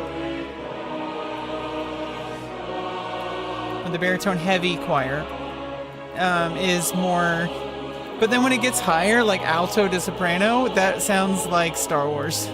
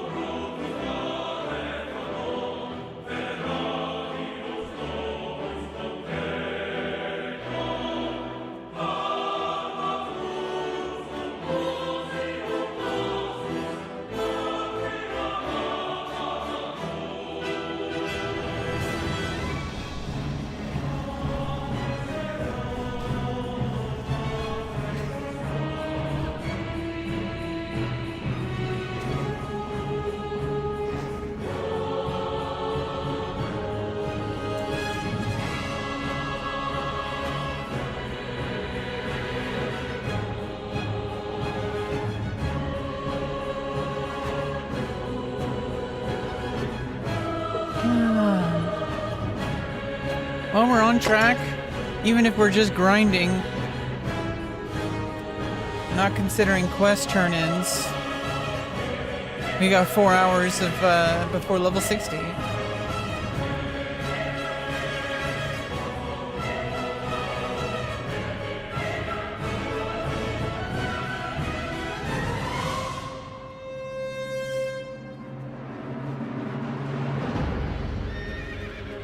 You got this. Hell yeah.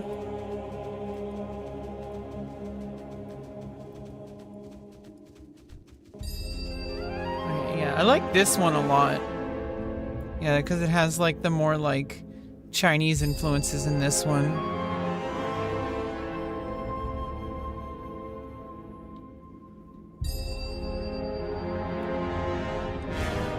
And we're currently at Mr. Pandoria Classic in that progression. But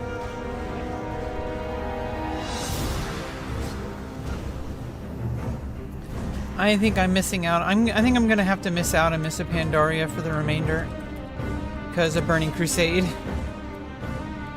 But it's okay. I'm guessing these progression servers are also gonna do the same thing, so we're eventually gonna do Pandoria anyway, again. And that time we won't miss out. But, I don't know. We'll see how things go. Like, when they get to Legion, I might really want to, like, play Legion.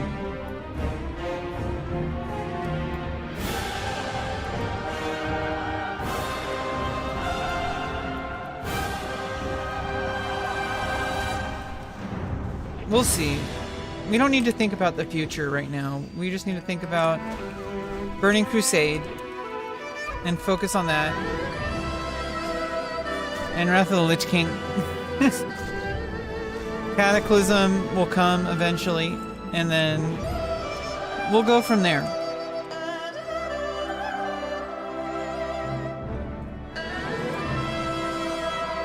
Actually, we'll go from here.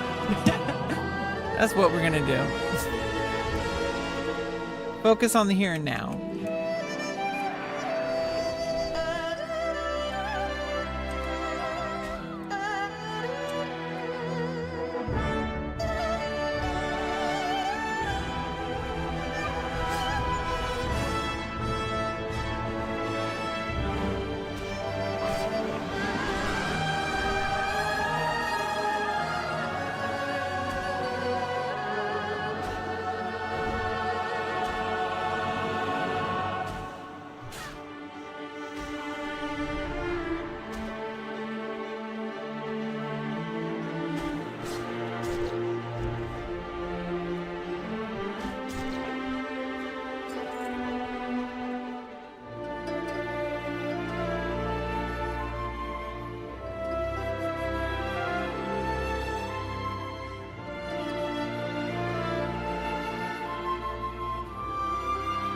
That's a very Genshin Impact sound.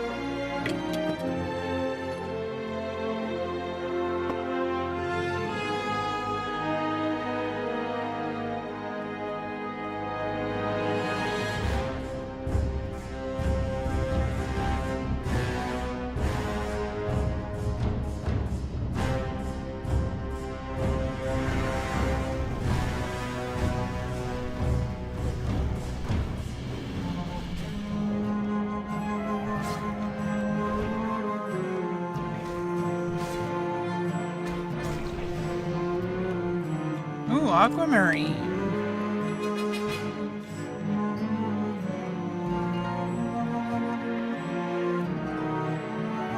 Oh.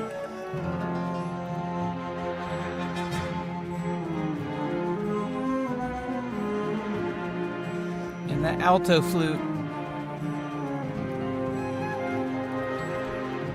Or is that a bass flute? I'm pretty sure it's an alto flute, not a bass flute. Like it's the lower end of an alto flute. I don't think it's a bass flute. It could have been. I think it's more of an alto flute. The lower notes. Or maybe a flute d'amore. I don't know.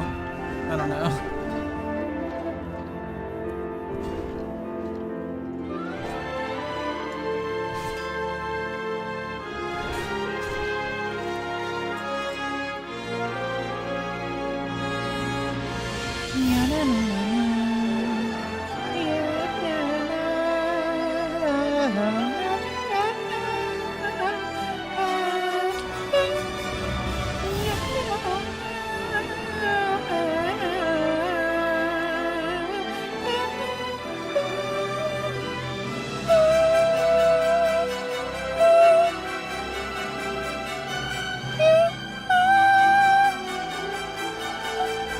How's it going today? Hey, what's up, Trev? How you doing? How you doing? How you doing? Oh, we're grinding it up. We're almost level 60. We're listening to some World of Warcraft menu music. We're going through every single track. We're on Mists of Pandaria right now. We're playing on vanilla on the anniversary server. Getting ready for that pre-patch coming on Monday. For Burning Crusade. Let's go. I'm just reflecting on the World of Warcraft history.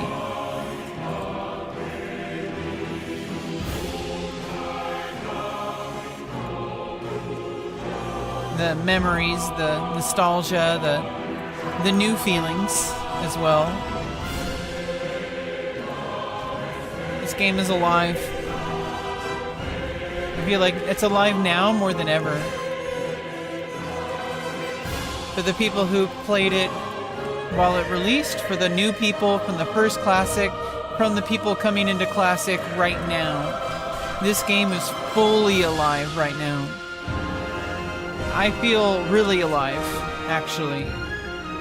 I'm excited for Burning Crusade and what comes next in my life, and as well as the collective community.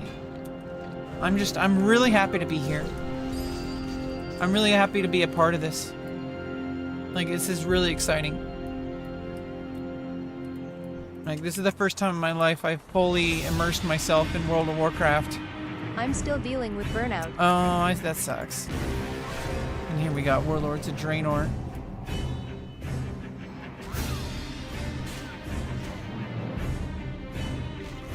It's like an I'll alternate probably back portal. after a few months. Yeah, well, Burning Crusade's about to come out, so that might, might get you back into it. Or maybe you can wait till Wrath of the Lich King.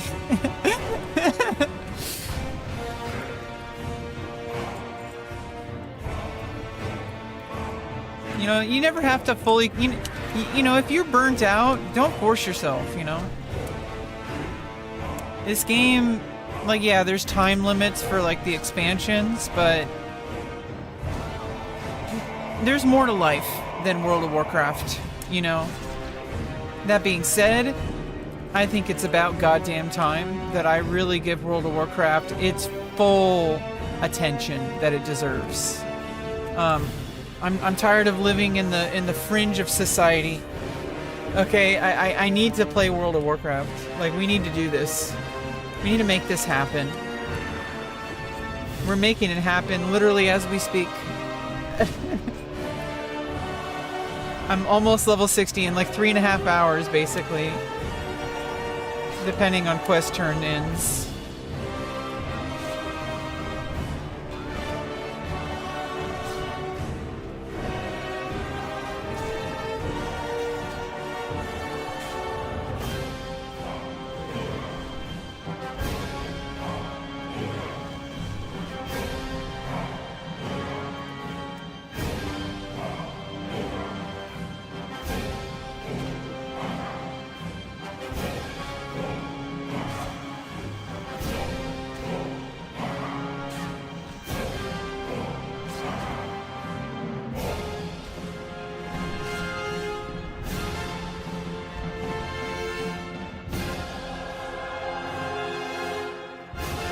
What the hell?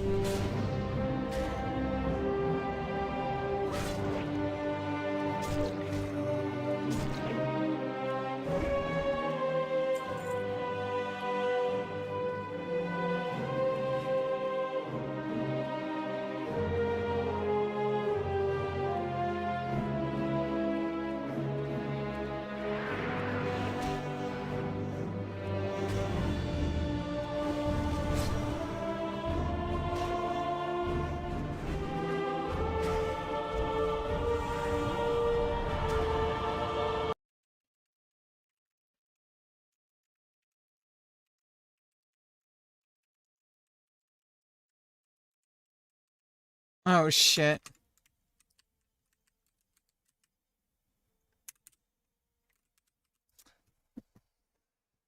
Oh my god.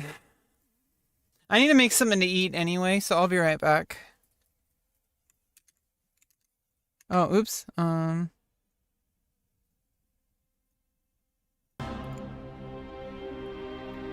Okay, so I need to disable the text to speech for a second. Okie dokie.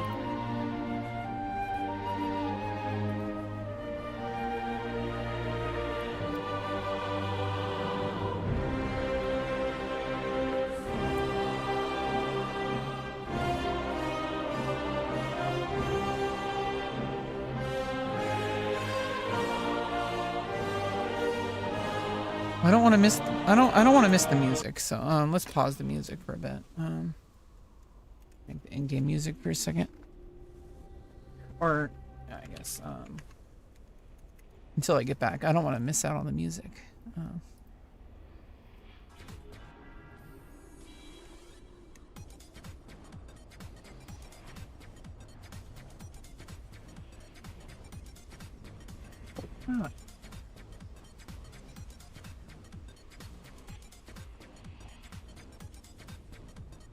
Yeah, I just need to make something to eat. Some buckwheat and peanut butter.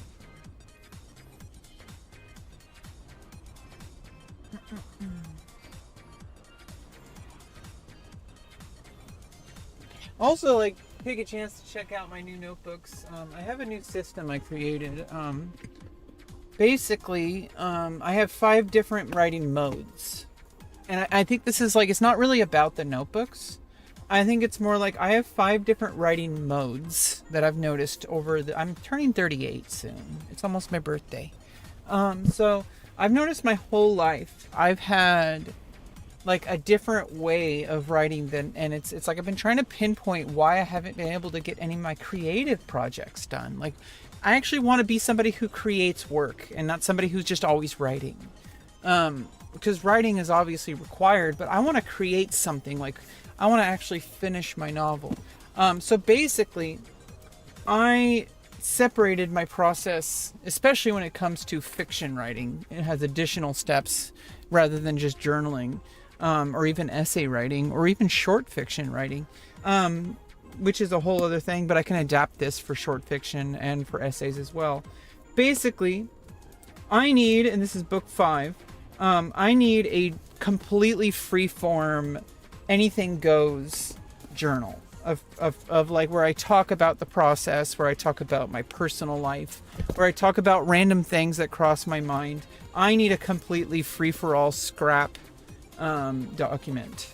And so basically, so that I can get all that out of my system and it can work through things.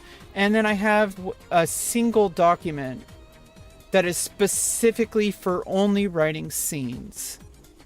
This is where I get all my scene writing done. Like literally the narrative prose, like right here, for example, this is for Even Star. You can see right here. So I have like, the glass coffee container stared back at Tully as she felt the metal forceps begin to loosen between her grip. The deafening crash of glass pierced her senses, pierced her eardrums louder than anything Wedge had been saying. He knelt close to her, rushing for her wrist as the boiling hot liquid draped the counter with velvet brown. "You okay?" he said. She brushed his hand away. "Don't change the subject. Nothing I've said tonight changes anything about how I feel about this," he said, rushing for a towel hanging from the upper cabinet cubby. "You can't stop me from leaving Lastian." That was it then. She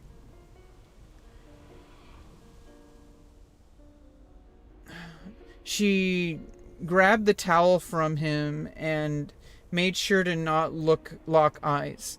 She could still feel the LEP pulsing, a constant stream of faint radiation every time he looked at her.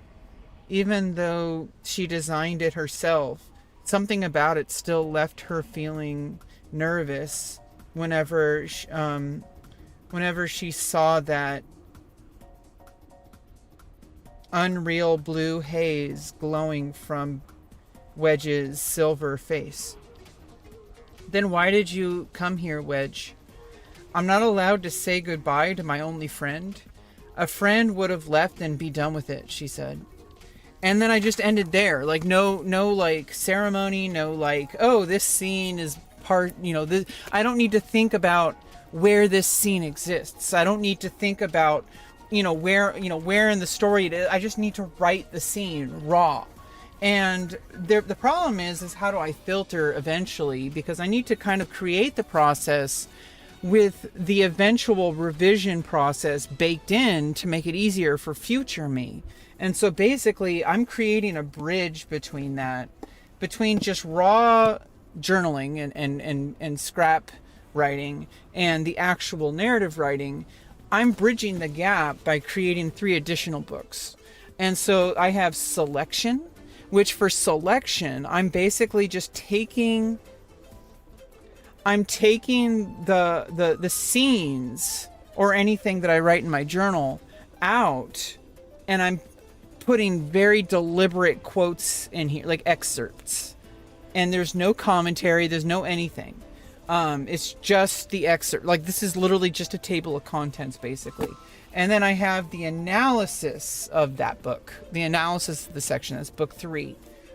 This is where I can only write comments about the passages from book 2. There's no journaling, there's no commentary, there's no discussions about the writing process itself. It's literally all contained into, this is what this scene says, like this character is connected. Like it's all analysis and discussions distinctly separate from my private journaling process. This is the world building / lore book. It's kind of a story Bible. It's kind of like an in-universe artifact. In fact, I kind of wrote it from one of my characters. It's almost like no in-universe. Like a Tolkien did this with like the Book of Lost Tales Part 1 and 2. Like it just says like known immortals, right? So it's like there exist in Tress rare beings who, in some form, live forever. While proving this is genuinely impossible, there is enough evidence to take this to be a fact. Regardless of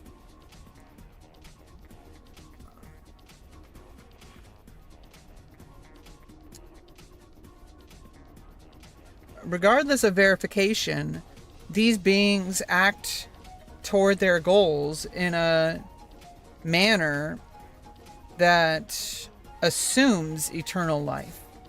Every goal they set for themselves relies on this truth. We may go into further detail into the precise nature of this immortality as I further my studies into this mythos. But I can say beyond a shadow of a doubt that the following individuals possess eternal life: Tully Evenstar, Kara Evenstar, Wedge, Nocturne, Arya, Yggdrasil. And so it's like this is like a story Bible. It's also an in-universe artifact where one of the characters named Hilda is literally compiling this book, or has compiled it for the most part, when we even meet that character in universe. Like this is an actual book that exists in the world of Evenstar in Tress. So you have this book records what the work has already decided. So this is basically nothing goes in here unless I don't even need to write it. That's kind of like the irony of it. Like I could basically never write these things down, but I would still know these things exist, and any of my readers would know that these things exist. Now, this is actually eventually turning into a complete like compendium of knowledge surrounding the world building, which eventually I could publish. But that's basically, I'm also, thinking from a marketing standpoint, but I'm baking it in rather than allowing it to take control of me. Because if I bake it in, then it's not really a big deal, right? Like I just write the book and it happens. It helps me write the book, and not only that, I've already baked in long-term marketing goals. So anyway, I need to make some food.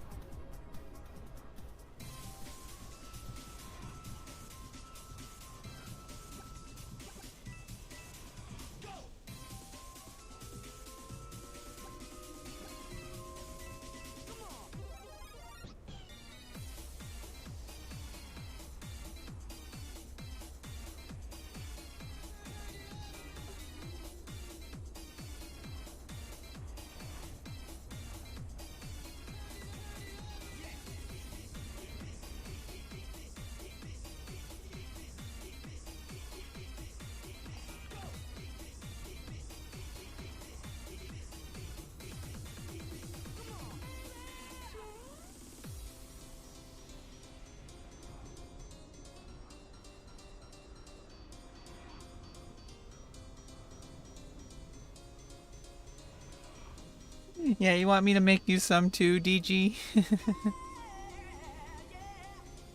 Yeah, it's buckwheat with peanut butter.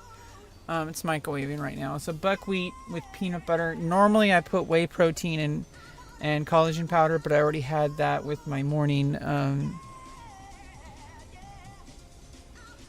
already had that with my morning spirulina drink. And sometimes I put like banana. I'm gonna put banana in it. And I have some manuka honey to like sweeten it. It gives me a lot of energy. The buckwheat is complete protein. It's the only plant source that has complete protein.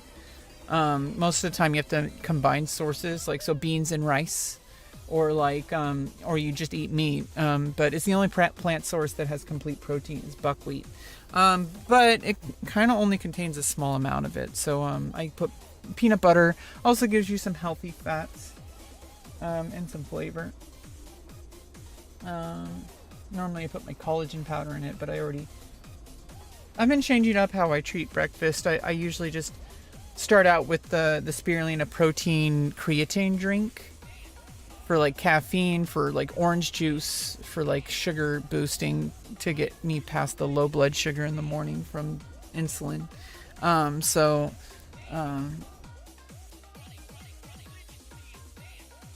Yeah, like things are pretty solid. Like when it comes to like my nutrition habits and like I am getting back into the swing of things when it comes to like physical fitness. But I'm getting there. I have like a step up platform to do like stair climb exercises in case I can't go for a walk or a run. I have a kettlebell, a 15-pound kettlebell, which I'm going to just start doing like 30 seconds of kettlebell swings daily. That's like a bare minimum you can't possibly fail.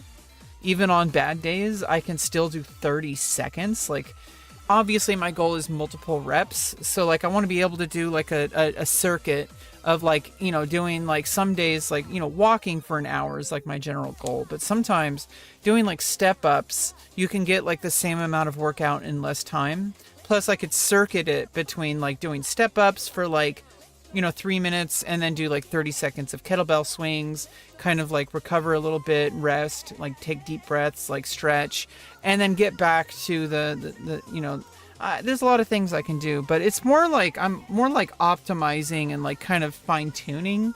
I've been spending the past couple of years really getting my health where it needs to be. I mean, that's how I got my surgery to happen. I had to. It wasn't even a question of, do you want to? It was like, I have to do this or I won't get the surgery. And so I did it and I got the surgery. So now it's more like, okay, well now I need to move forward into a long-term process. It's almost like I got max level and I need to think about like rep farming. I need to think about like gold, potential like alts. You know, like that, like that's kind of the way I'm thinking now, because it's like I got my surgery to happen. Now let's really fine tune for long-term thought process. And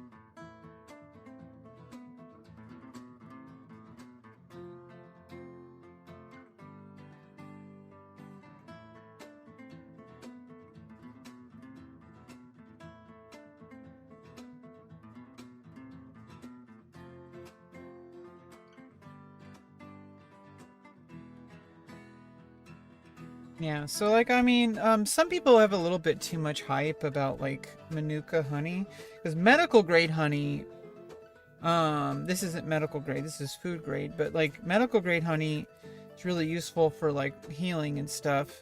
This is Manuka grade honey from New Zealand, and it's basically really, really pure honey. And it has like antimicrobial properties. People really, I think, hype it up too much. I'm not going to like play into the hype, but also I'm not going to ignore the hype because it's been used for like thousands of years, you know. Honey is one of the like the first like real like things to be considered like medicine. For reasons. But usually the medical usage for Manuka is usually only very specific type of honey, where they take the Manuka honey and they like process it to be medically safe. And it's only topically. So like you put it on like certain wounds. There's certain wounds where you need like more, you know, like medical intervention. But for the most part, you can like put medical grade honey into like a wound and it'll like really heal up really well. It gets really sticky, but like you can use the proper like bandaging methods and such. My surgeon had me use it. I don't want to get into details because it's too gross. I've talked about it before, I think. But my surgeon recommended I use medical grade honey because there was some, you know, expected, you know, things happened, and I kind of screwed up things a little bit. I was terrified for a second, but doctor was like, pfft. So I was like, yeah. So basically, it's just like some sweet honey that like is not super unhealthy. That's so if I want to sweeten up my buckwheat, I can put it in there with the peanut butter and the banana.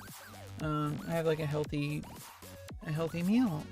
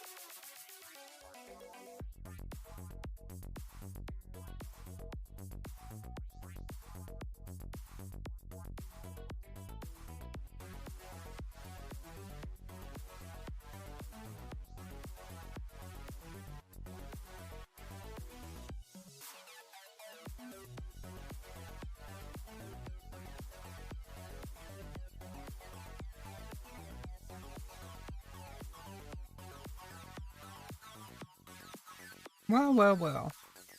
Num num num.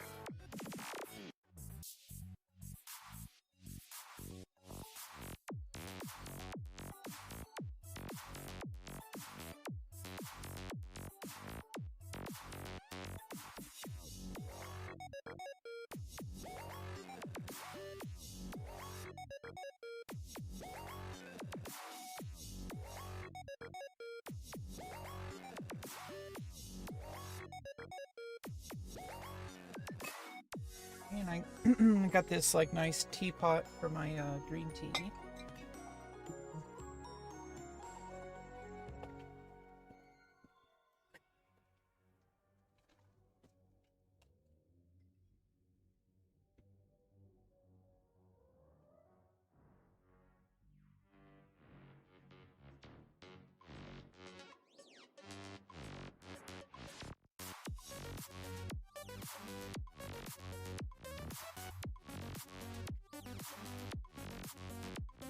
Yeah.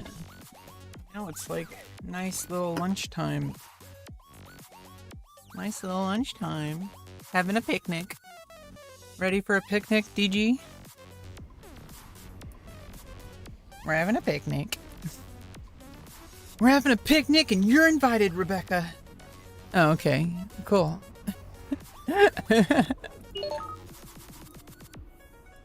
I mean, people are like always like so worked up about stuff in their head. They're like, "Oh, what does this imply?" Like, well, it implies you're invited to a picnic. That's all it means. It can be good. It can also be like neutral. I don't know. I think like sometimes we get like stuff worked up in our head about like what things mean. Yeah, I feel like 4 tablespoons of that chunmei green tea. Steeped at 175 degrees Fahrenheit for about 2 to 3 minutes. I like the chunmei. It has like more of a nutty, like full-bodied flavor. Wait, what happened to okay, no.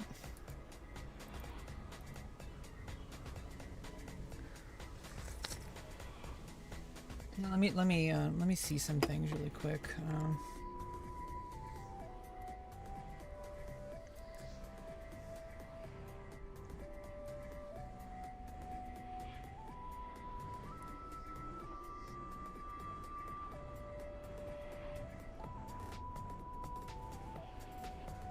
Yeah, we got the vertical stream live. Let me see something. Yeah, like so this is kind of cool. That I've been able to set up the vertical stream format as well on YouTube. You can do both at the same time, so I think it's pretty cool. You can do a vertical format.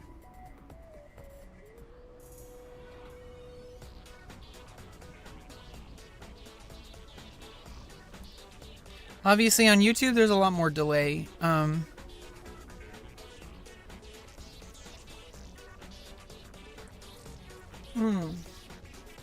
Yeah, that's good.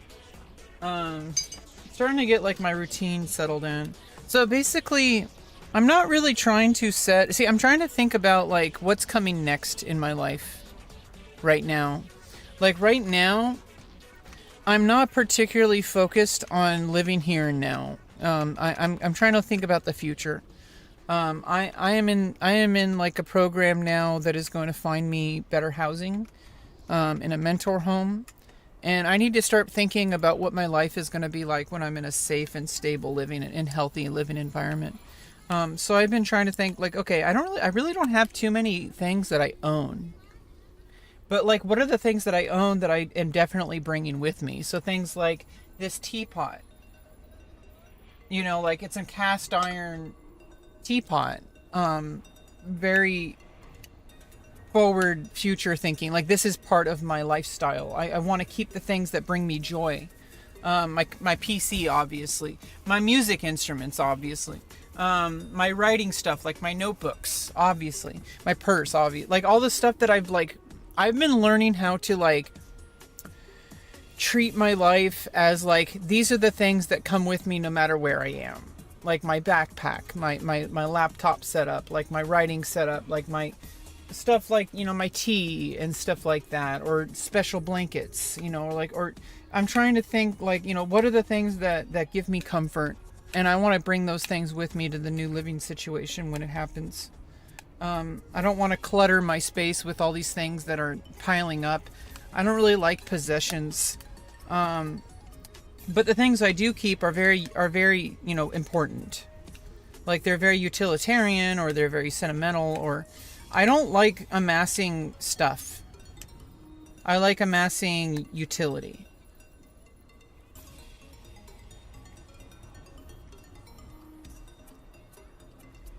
Okay,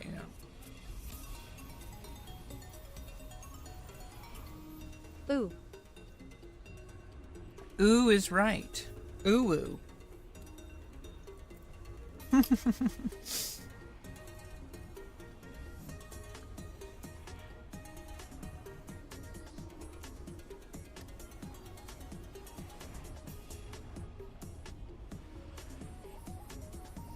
But yeah, like my health habits, right? Those things go with me no matter what's going on in my life. You know, the carefully planned and executed supplement stack that is very minimalist. It's reliant on very like singular supplements that are stacked together, rather than like some like ultimate health vitamin complex, like, you know, protein, power, nitrous. Like, you know, I don't need that bullshit. Okay, like, we need like just like, okay, like L-theanine, L-carnitine, taurine, you know, like guarana, you know, electrolytes, spirulina, which is organic, whey protein isolate, which is literally, it's isolating just the whey protein. You know, creatine monohydrate, which is literally just creatine, like no extra bullshit. Everything I have is like, it's a custom stack, and I built it over time. It wasn't just like suddenly piled in. I did a lot of research and I iterated it. I'm getting to a good place with myself.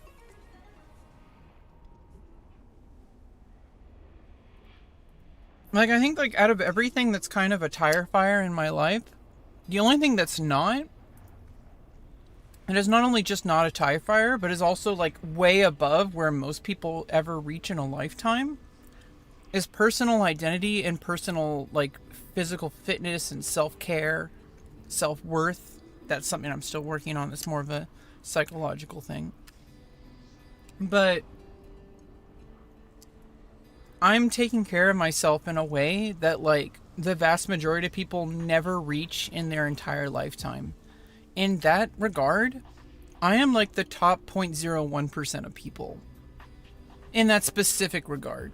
Because even people who are like billionaires aren't always able to reach that level. So even among the most elite people on the planet, I'm like, at least in this regard of like personal salvation, personal identity, personal realization. I'm not saying this in like a, you know, I'm better than people, or like I'm ego kind of thing. But I think it's okay to have some ego. It protects you and it helps you.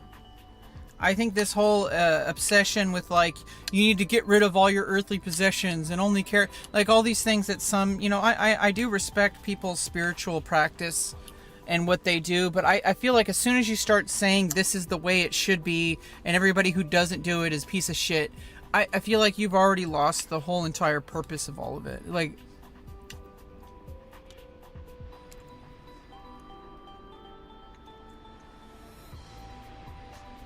I try to allow things to become invisible.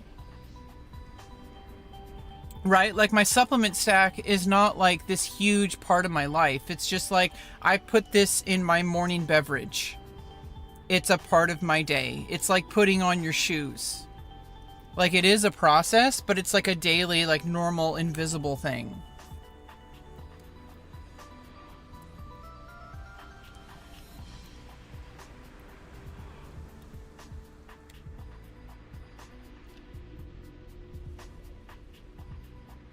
And I think it's so easy because it's happened to me.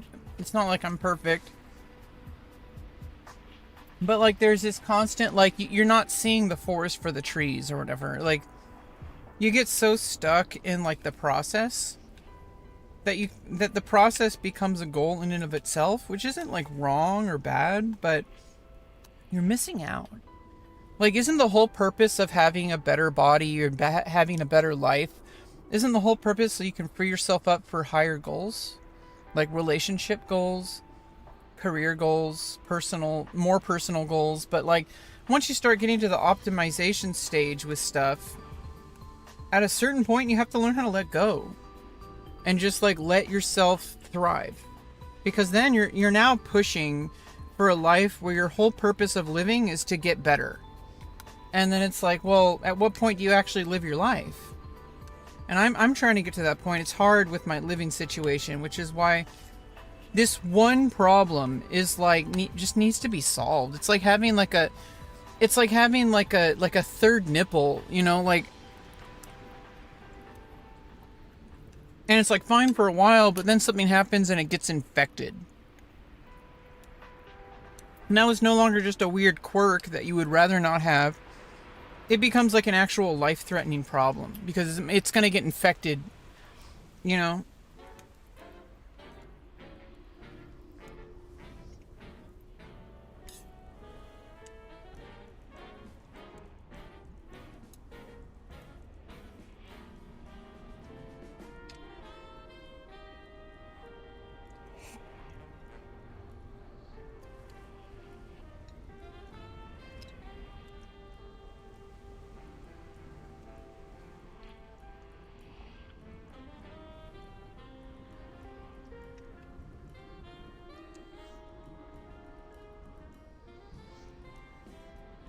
But yeah, you know, I'm starting like, you know, the part-time modeling work soon, so that's good. That's a huge step forward for my career goals. Literally getting paid to be a model for artists. That's a big deal because that's not just money. Actually, I don't even know how much I'm getting paid. Where my priorities are. The reason I got this job is because it's getting me into the community. It's getting me part of an institution with people where I can build trust. It's giving me valuable work experience, valuable skills that are required for being a model. And like, it's building like emotional skills and like physical skills of like being able to show up to work and like do the work on a consistent basis and be reliable. These are so much more important to me than just getting some extra cash. Because I got money. Like, money is not my problem. Ironically, obviously, if I had like significantly more money, I would have less problems. But money is like this bare minimum. Like, I need actual life skills, or that money is not really going to do anything for me.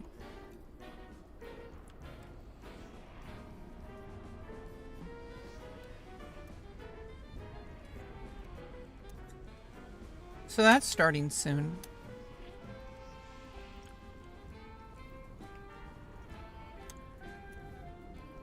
I am a little nervous. But that's normal, and I'll be okay. It's like, you know, when you get nervous, it doesn't mean you shouldn't do it. And it doesn't mean there's anything wrong with you. It's just normal. And you have to learn by doing. Like, you know, nobody goes to the gym being able to do the entire workout perfectly cleanly like an expert. You go in and you're like kind of like nervous. You don't even know like where all the machines are. You don't know what you're doing. You just go to a machine and you like, you know, put like the peg in like a certain weight, and then you just try to do the exercise. Maybe you only do like one set of like 5 reps or something, and then like some, you know, like you don't really know what you're doing. But then like, you know, fast forward, you just keep showing up. And you know, people, you might even make friends, or at least people who are in the gym who are willing to show you like how to do things, or maybe take a class. These things build over time, and like I have a hard time with going to the gym. I need to eventually go to the gym because, like, you know, right now I'm trying to build my at-home workouts.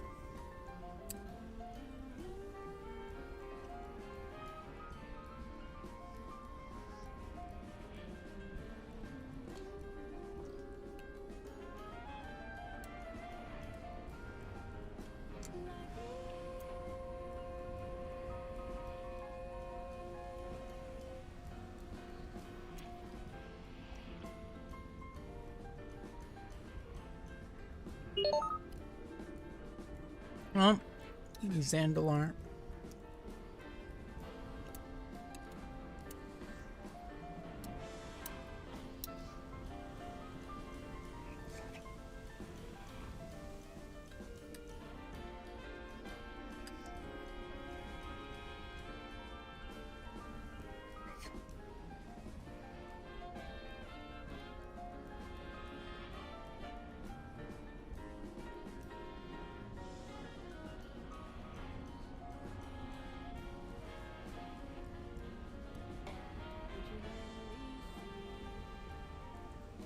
What's been guiding me? Let me go inside, let it die. Can you hear my voice as it clears the void? Let it go away. Waves flooding out of me, craving eternity, paving the way for all to see, like me, to see, like me.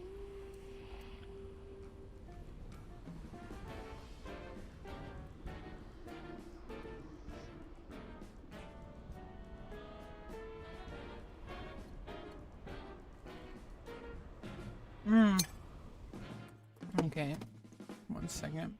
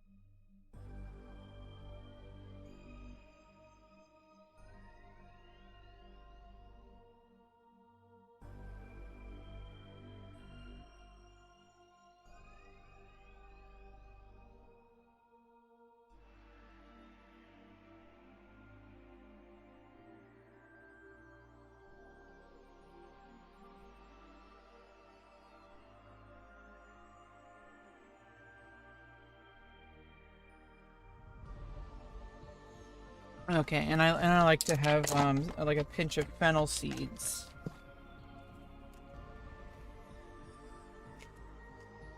Help with like freshen your breath and like kind of help digestion too.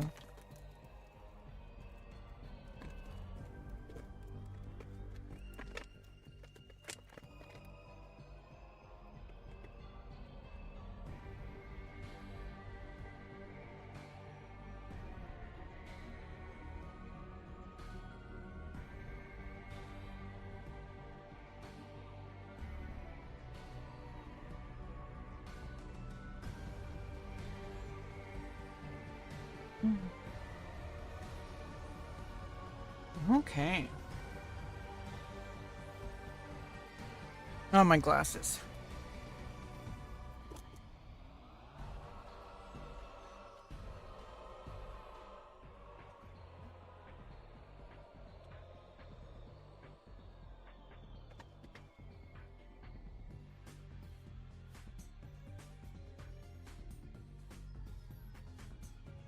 Yeah, sometimes it feels like coping, but I really am not focused too much on this, on the current living situation. I'm like, this is just trash. I need to like cut my losses with it, because I don't need to like further improve this living situation. I just need to wait till they get me out of here.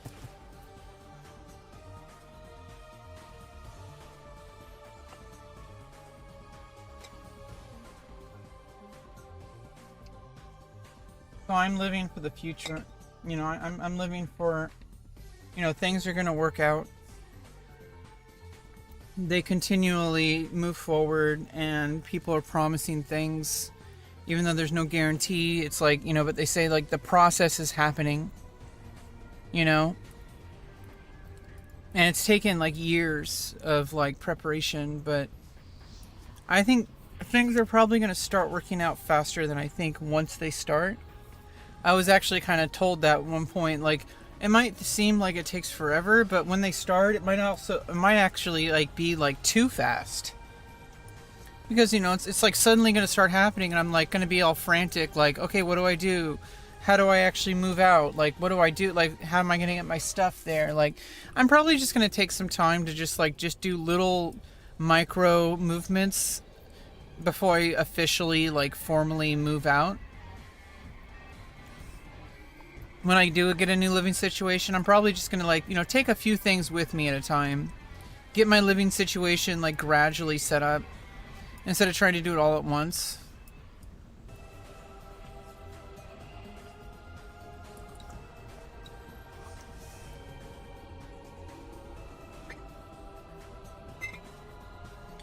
Ahoy. Hey, what's up, Need Dreams? How you doing?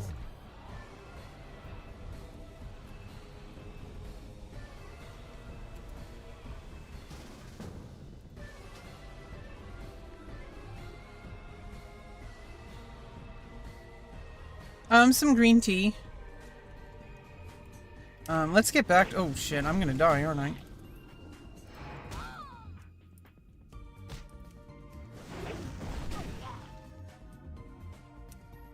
Oh, maybe not. Now let's get back to the music we were listening to. We were listening to, we were going through every single World of Warcraft menu theme. We were up to Warlords of Draenor, and then I wanted to, you know, I had to take a break to have some lunch, and I made some green tea. I got this cast iron green tea. Well, I'm using it only for green tea, because I want the flavor of green tea to only be the only flavor that sits in that cast iron over time. I don't want to adulterate it with like coffee or black tea or anything like that. I want it to be only green tea. This is literally only for green tea. In fact, I'm gonna have some more.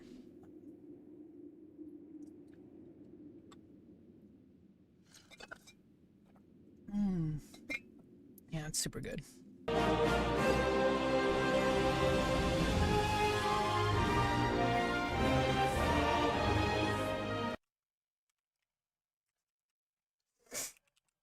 Yeah, super cozy. So we're enjoying this. You know, we're counting down to the Burning Crusade pre-patch, and so we're going through the history of the expansions. You know, in like commemoration of World of Warcraft's history. So you know, we're really having a good time today. I'm level 59. We're over halfway. I started out at 27%, I think. We're over halfway to level 60. So we're trying to get level 60 today. We've been playing for 2 hours and 46 minutes. I feel really good about today. I think we're gonna hit level 60. I got full, like now 31. Well, it was full. I got 31% rested experience left. So, we're having a really good time.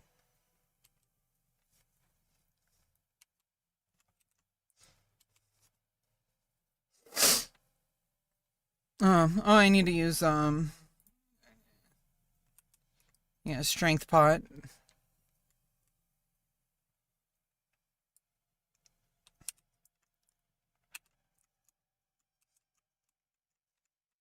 Oh, come on, die already.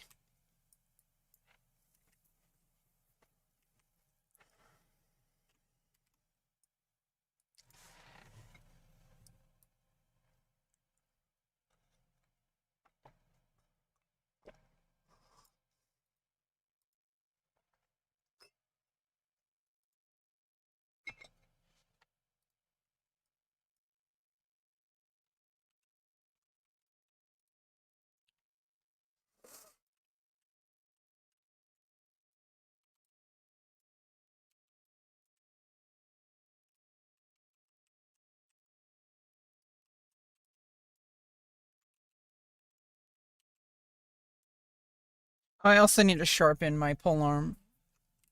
Uh, how many members of chat are sharpening their polearm? Do you guys use dense sharpening stones? I can't afford coarse sharpening stones just yet, so let me know in the comments whether or not you're sharpening your polearm right now.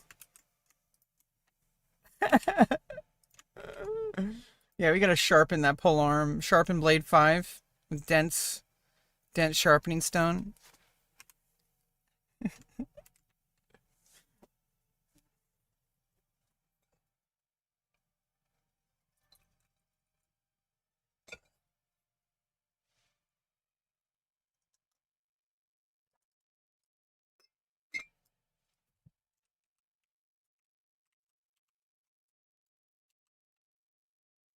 Music. Oh, All I oops.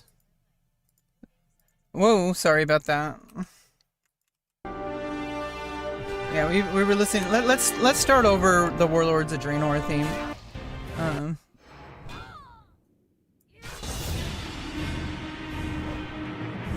yeah, so we're just going through World of Warcraft's history right now. So we made it all the way to Warlords of Draenor. So enjoying the part of you know, in commemoration of the anniversary server moving over to the TBC pre-patch. We're just going into the history of World of Warcraft. So we're listening to the menu screens, a very iconic part of playing the game. Sometimes you just sit there and listen to the soundtrack, just waiting, you know, not even like logging in, just sitting there listening, and you know, like thinking about how much you love the game. And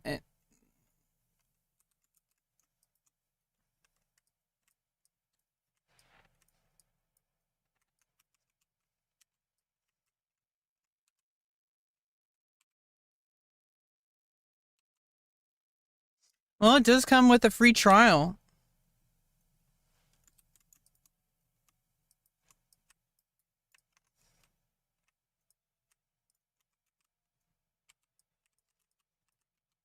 There it is.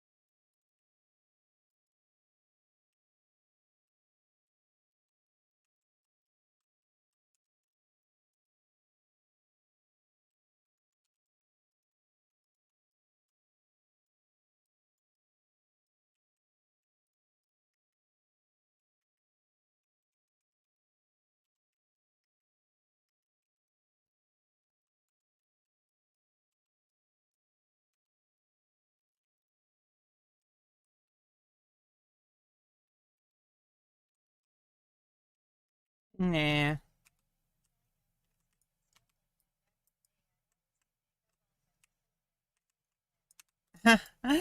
Nah. Well, you can join my community. Um, we stick together here, so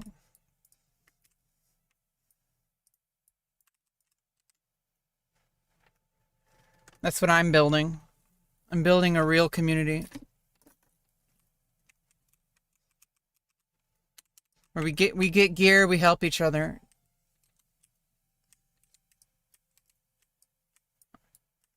You got to start somewhere, right? So I got a few people in my circle in the game, so you gotta think long term. You gotta think like, not getting everything as fast as possible, but the friends you make along the way, you know? So you might start as absolutely nothing. And you're not nothing. You just start. And you just through playing the game you learn, and you meet random people, and you end up like saying, "Hey, like I really like your play style. I like how chill you are. I'm going to add you to my friend list." And you get like just eventually you get all these people added to your friend list.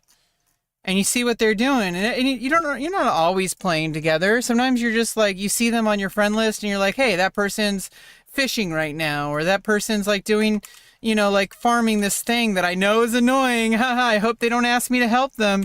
But then they might ask you to help them, and you're like, yeah, sure, I can do that. Or you're like, hey, like maybe this weekend, that's how it starts. You got to start somewhere. And you just meet people who are like-minded and that you connect with in game, and you just add them to your friend list. It's pretty nice.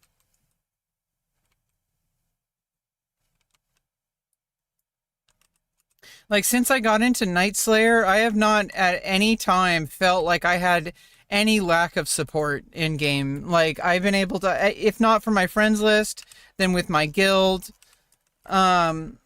or just random people. Every now and then you just send somebody a message saying like, hey, are you doing this quest? And they're like, hey, like, want to join my group? And then like, now you got the help for the quest, and now you're not alone. It's the World of Warcraft, and you have a whole faction of people, and you have a common goal of fighting for your faction. I'm in the Alliance. So if you want to play on my team, you better join the Alliance, because we fight for the Alliance over here. We don't like those smelly hordes. Okay, so that's how we roll. We're Alliance. I play humans. I'm gonna have a Draenei Shaman on starting next week. So I'm pretty excited. But then the Horde's going to be able to play Paladin on Blood Elf. So, it's going to add some dynamicism to the game that hasn't been here. So, I think it's best to treat, even though this is obviously a classic realm, this has already been all done before, I think it's best to think of it as if it's never happened. Like, put yourself in the mindset of the game that you're playing. And, like, if you're playing vanilla, you don't know that the Burning Crusade exists. So pretend, like when they announced it, you have to pretend that they're announcing it for the first time. Especially since for me, honestly, it's not really that different from if it was the first time, because I never played it the first time. I didn't even play it the second time when they did WoW Classic. So for me, this is all brand new. And so I should treat it as if it's brand new. That's what you're getting here on my channel. You're getting the point of view of somebody who's never played World of Warcraft, going through it and experiencing all the trials and tribulations, all the good parts, all the bad parts, all the weird parts. All of that's being documented in real time here on my stream. So like that's the experience that I'm collecting here. And it's not going to happen. It's just like World of Warcraft. It's not going to happen all at once. This is going to happen over the course of the next couple of years, as we play Burning Crusade, then we go into Wrath of the Lich King and all the excitement that comes with that. And then, we'll go from there. You know, we'll see what's going on. That's how I live my life. I try to plan for the future, but I try to live for the moment.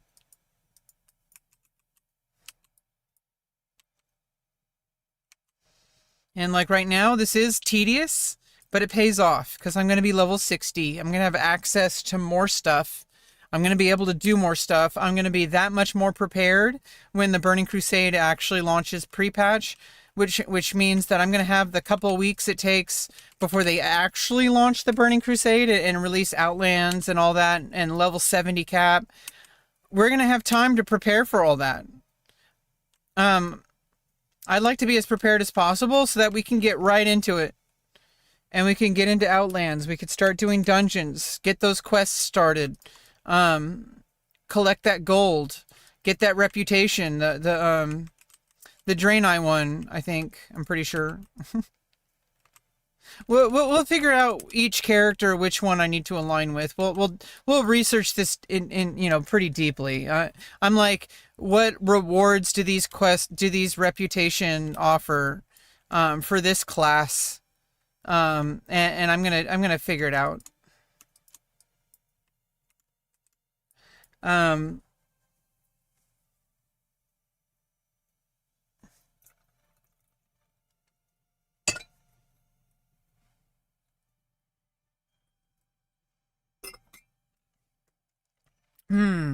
I love that Chun Mei green tea.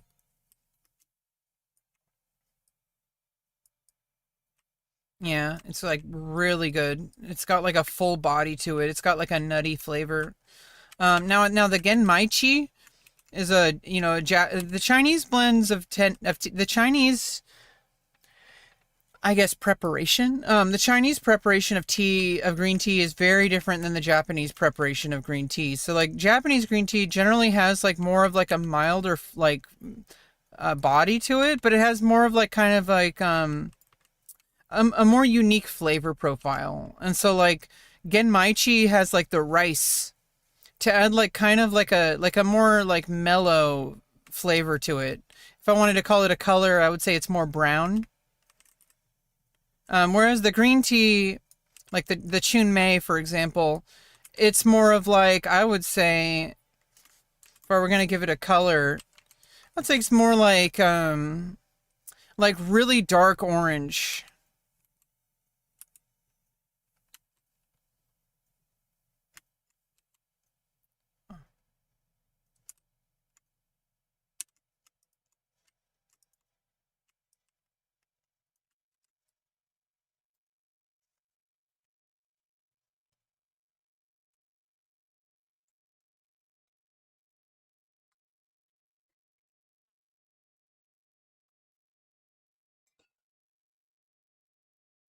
No, it's not over. It's just starting.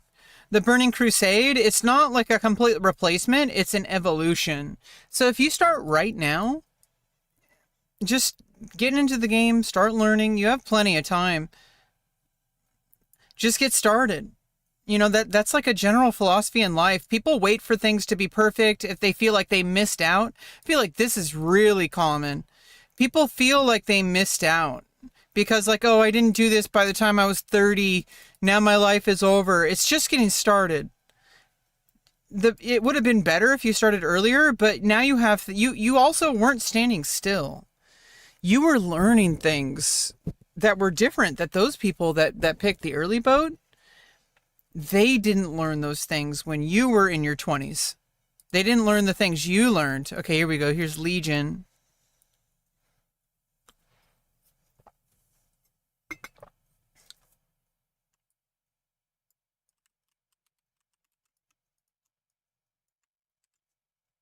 Well, this is very different.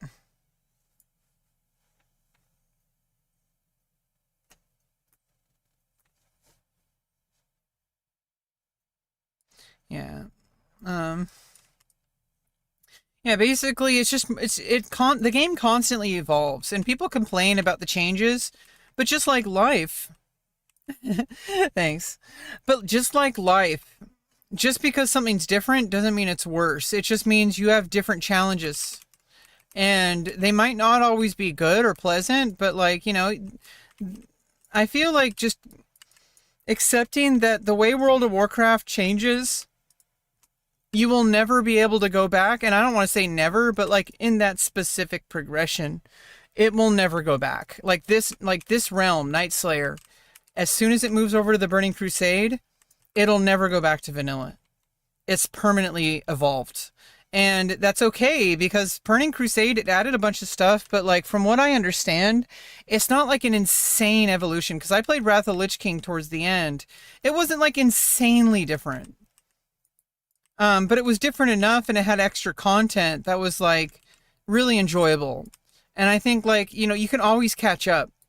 I think that's like the most important thing to carry over from World of Warcraft, but also in life, is that you can always catch up somehow. And it might not be the same. You will never experience the original experience, but like, you know, you can wait until the next time around, like maybe in a couple of years, they'll start over the vanilla. I mean, you could also always play the vanilla realms. They have a historical, just vanilla classic era that's like, they have realms that are permanently locked. So you could play like on like White Mane or like Benediction or something. I don't know if Benediction is on the classic era. I think there's a White Mane. Is usually what people play on. I don't know. You can play on whatever you want. There's so many realms. But you have to understand those are going to be less popular than the anniversary realm, which is the current like situation of classic, where it's going. This is the most, in my opinion, this is the most exciting place to be, is here on Nightslayer. So, you know, you can join me on Nightslayer if you want. You could play classic era on a different realm.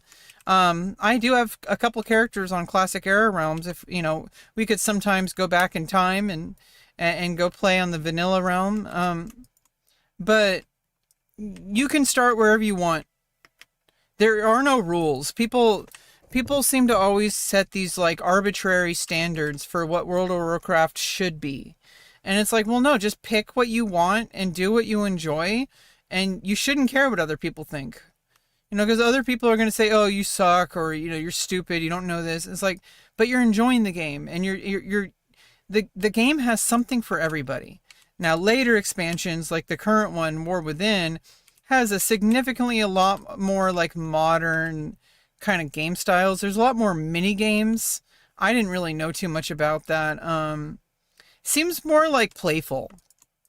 Like the current state of World of Warcraft seems more like a pleasant, like I think there is a grind with like the Mythic Plus and all that for the spreadsheet sweaty players.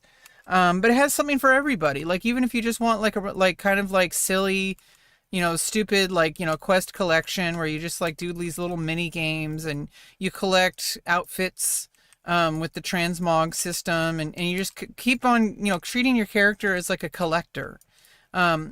I don't really play retail. It's too much to catch up on. I would rather put my time into the Burning Crusade that's coming out. That's where I'm going to put all my time when I play World of Warcraft. I want to have my experience be a full experience, and so I don't want to split myself across realms. I want to focus on Nightslayer. So I'm going to be doing that. I did have Miss Pandaria. I got to level 90. And maybe at some point things are going to kind of get more balanced and slower paced by the time... I feel like there's a time limit. I might not play Warlords of Draenor when it comes out, but I'm definitely going to play Legion. At least a little bit. I think by then I'll have my max level characters already pretty situated on Nightslayer. So, like, I'll be able to spend some time on Legion. So, Legion might be our primary focus at that time. But you never know. We might have plenty of stuff to do on my Nightslayer characters. So, you know, I'm not going to think about that right now. I'm going to think about what I'm doing exactly at this moment.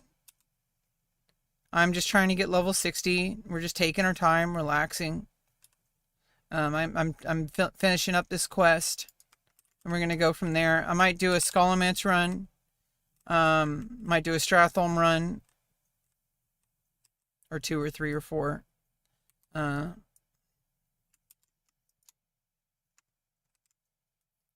But we're gonna get to level 60, and it's gonna be okay. Bouncy tatas?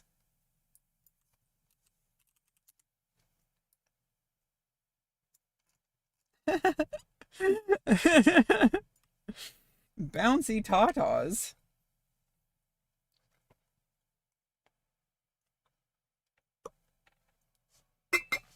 Okie dokie.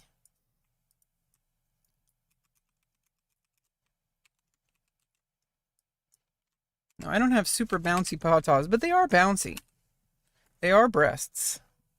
And they are female breasts. So that's what matters. Yeah, Bouncy Tatas, definitely epic name. Sometimes you see some really interesting, sometimes really bizarre names. Sometimes they're bothering. Like, sometimes people just, like, they want to make people uncomfortable, you know? That one's silly. Like, there's some people who are just, like, you even can tell it's, like, racist, you know? It's like...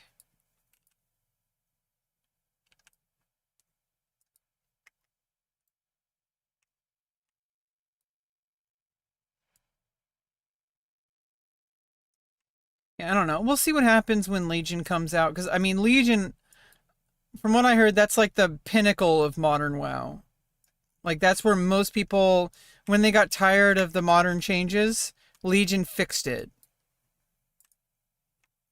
And then it went downhill from there, apparently. But I'm sure every expansion has its own beauty, you know? It's like, you have to appreciate things for what they are, not for what they aren't. I feel like, WoW, if you start focusing on what should be, instead of just accepting what is, I think when you accept things for what they are, it starts becoming a lot more pleasant. Because you're not trying to compare it to some arbitrary standard it'll never fit. You know?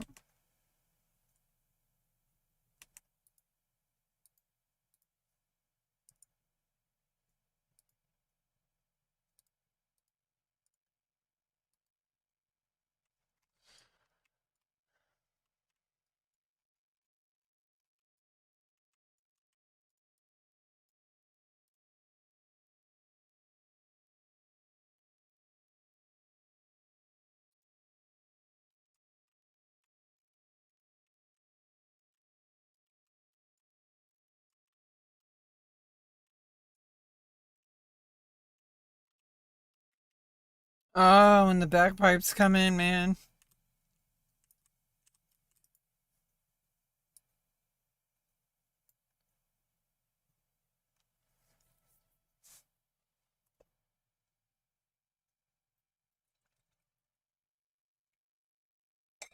I feel like when people get really worked up about oh, this expansion sucks, this expansion sucks. Like, why are you focused on so many negative things? Like, focus on the good things. And if there's so many things that suck and you're so upset about it, why don't you step away from your computer? Step away from the game. This game isn't for you if you think it sucks. It's for the people who love it. The War Within? Some people hate it, some people love it. I haven't even tried it, so I'm not going to even have an opinion about it. So it's like... But from what I can tell, from what I saw about it, I'm like, oh, this isn't really for me. Maybe that might change if I give it a chance, but if I give it a chance... Oh, oops, I turned off the music. Oh, God. I've been listening to the music the whole time without you. Yeah, we're going to have to start over.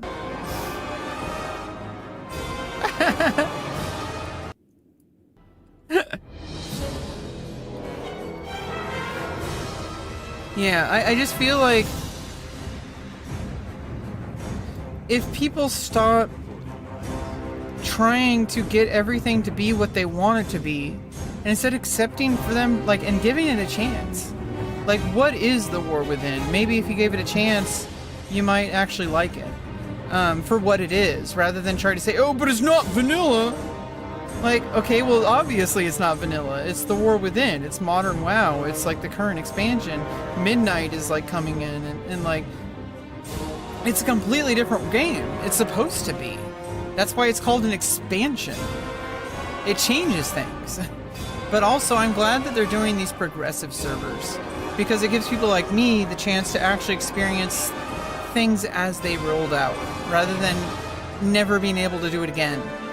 because if you joined right now and all you knew about WoW was the War Within, you missed out on every single expansion that came out before that. Like, yeah, you could play the storyline, quote unquote, but it's not the same. It just isn't. In Dragonflight, I did the, like, you know, the chrono walking or whatever it was, to go through different expansions. Sometimes, not all of them. I think I only went through like 1 or 2. And I didn't even go all the way through. I just did them until I got to max level or whatever.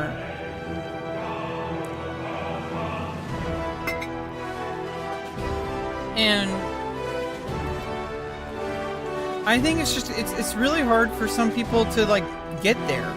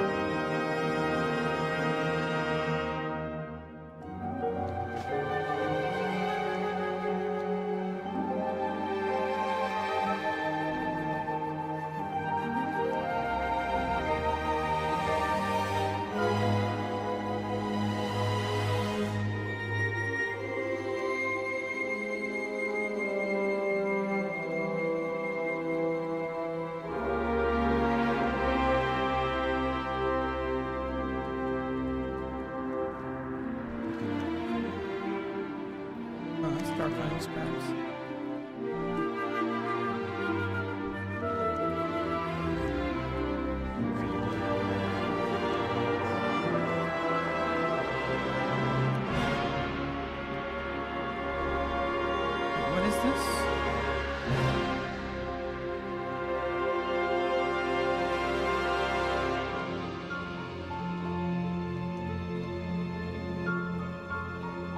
Oh, 40 stone scale. Okay. Oh, thorium grenades.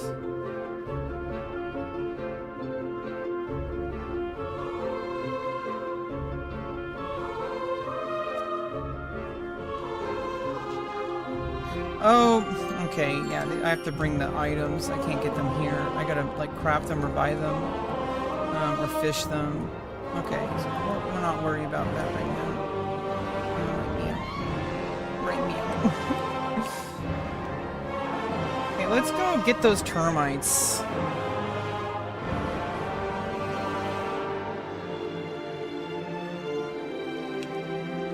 I mean, we could do the other thing, but, let's do this.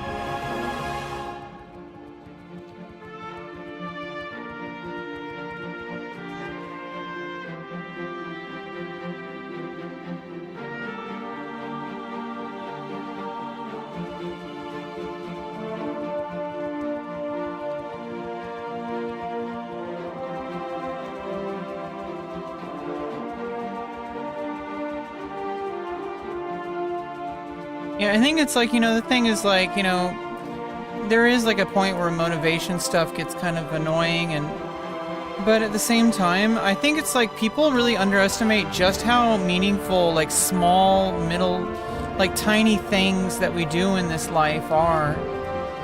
Like, every day is a battle. Like, you know, it doesn't feel like it always is, because it's like,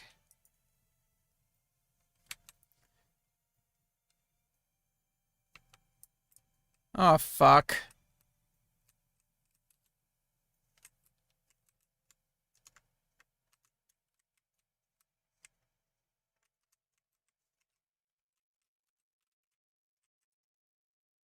God damn it.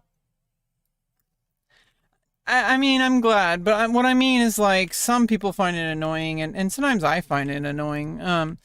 Because it's just like at some, sometimes that's what you really need is you need to like really boost yourself up, and like I think people sometimes like forget like how much is at stake. Like, yeah, like we only get this one body and this one life. And it's like, well, it doesn't mean you should like cancel everything that you're doing because like, oh, I need to be doing more. I can't be playing video games because I got to do this other thing because I got to grind. It's like, dude, like you're doing the things that matter to you right now. And if playing a video game is what matters, it's really important to like not take that lightly. It's not nothing.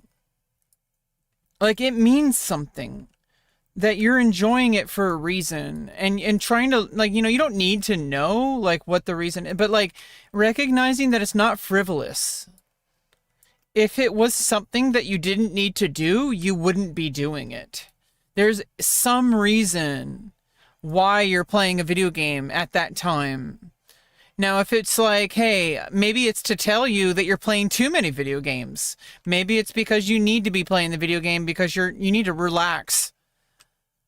Because you've been like grinding too hard.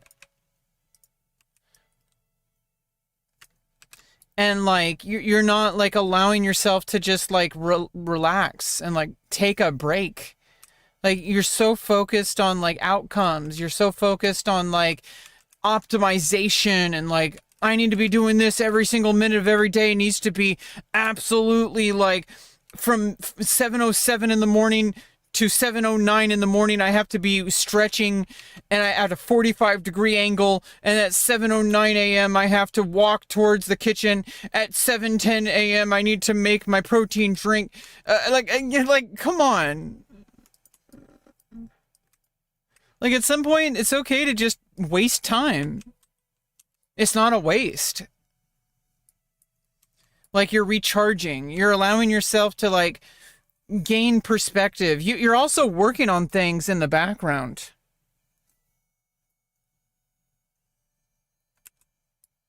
Like you're not understanding. So I think people don't fully appreciate the human mind, and that like everything that you're doing is happening for a reason. If you feel like it's a waste of time, that's a psychological problem, not a like you're taking the action for a reason. Your brain is hard-coded for survival, and there's something that you're trying to accomplish. And also you have to understand that not everything is active. Your brain is so complex. It works through ideas while you're not even trying. And so it's like a lot of the times just taking a break can possibly be the best thing you can possibly do.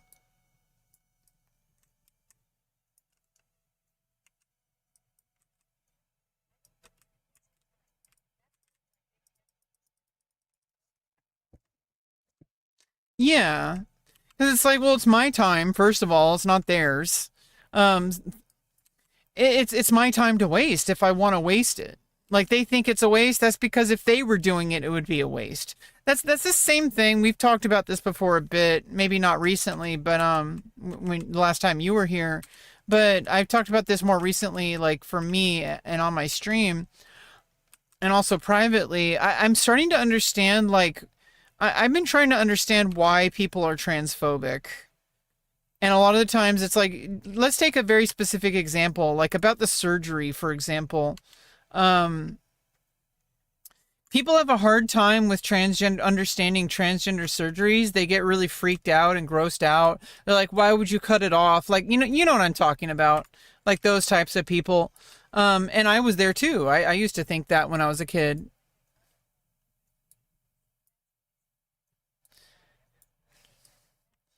Yeah, and for them, that's how they like connect with other people. Like, so it's not like nothing. Even what they're doing is not nothing. Sometimes it hurts them, just like sometimes reading a book or, or even like, yeah, even like reading a book can be just as bad of a waste of time. Here's Battle for Azeroth. Can be just as much of a waste of time as reading a book. I mean, as like playing a video game. I think it's all relative. And I also think that, like, a lot of the times, what I'm trying to understand about people who are, like, against trans people and against trans surgeries is because if it were to happen to them, that's how they would react. When people say, oh, why would you get this surgery? It's permanent. It's irreversible. You know, why would you do that? It's disgusting. It's because for them, that would be terrifying if that were to happen to them. Because it's their own body. People project. And it taught me something about people and about psychology and about, like, why people say and do the things they say and do. It's because they're projecting. I know, and so obviously this huge insight that everybody knows already. People are projecting their own bullshit. But it just solidified it in such a visceral way. Yeah, and here's another thing, is a lot of men are unfortunately not really taught to love themselves for who they are. They're taught that they're not a real man unless they have a big dick, or unless they have, like, rock hard abs and like have giant muscles, or if they have a nice car, like a nice job, if they make more money than everyone else, there's this, like, constant pressure that men are ingrained from birth that they have to have girth, and you know, literally and, like, you know, metaphysically and like, you know, like, you know, it's like men are trained to not love themselves for who they are. Men are told that they have to be more than they are in order to even have the bare minimum in life. When it's like, it's a very like unhealthy connection with their own identity, with their own gender. So it's like when people hear about trans people going through what we go through, I think it attacks them personally. Because we're doing the things about ourselves that they're too afraid to do for themselves. And so, like, actually look at who you are, not just gender, just actually looking and saying, what the fuck am I? Because a lot of people are afraid of what they're going to see in the mirror. And if that's the case, it's even more important that you do it. Because if you look at the mirror and you can't even look at yourself, you need to make some goddamn changes. Like, I'm sorry, but, like, if you can't even look at yourself in the mirror because you hate your actions, you hate who you are, you hate what you become, change it. Ironically, be a man. I know you have this chick telling you, this chick who used to be a dude who took hormone therapy, took estrogen, got rid of her dick, telling you to be a man. Okay, like, ironically, like, I mean, maybe not so ironically. It makes sense, right? Because I've been through the ringer. You know, like, I've experienced a lot in this lifetime, and I'm not even 38, not until next week. I've experienced a lot, and I've learned a lot, and I've noticed things about people. Now, I still have problems. I'm not saying I'm better. I'm just saying I've learned a lot. And what I've noticed about people, and this is men, women, non-binary people, it doesn't matter. People are afraid of things that remind them of themselves. And the more afraid you are, the more you need to look at yourself. Because if you're afraid of what you see, it means you're not looking enough. You're not looking.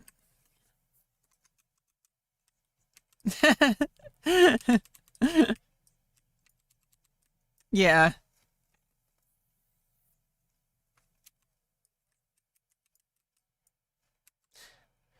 Yeah, I mean, it's not that they're weird, it's that they're thinking in their own mind.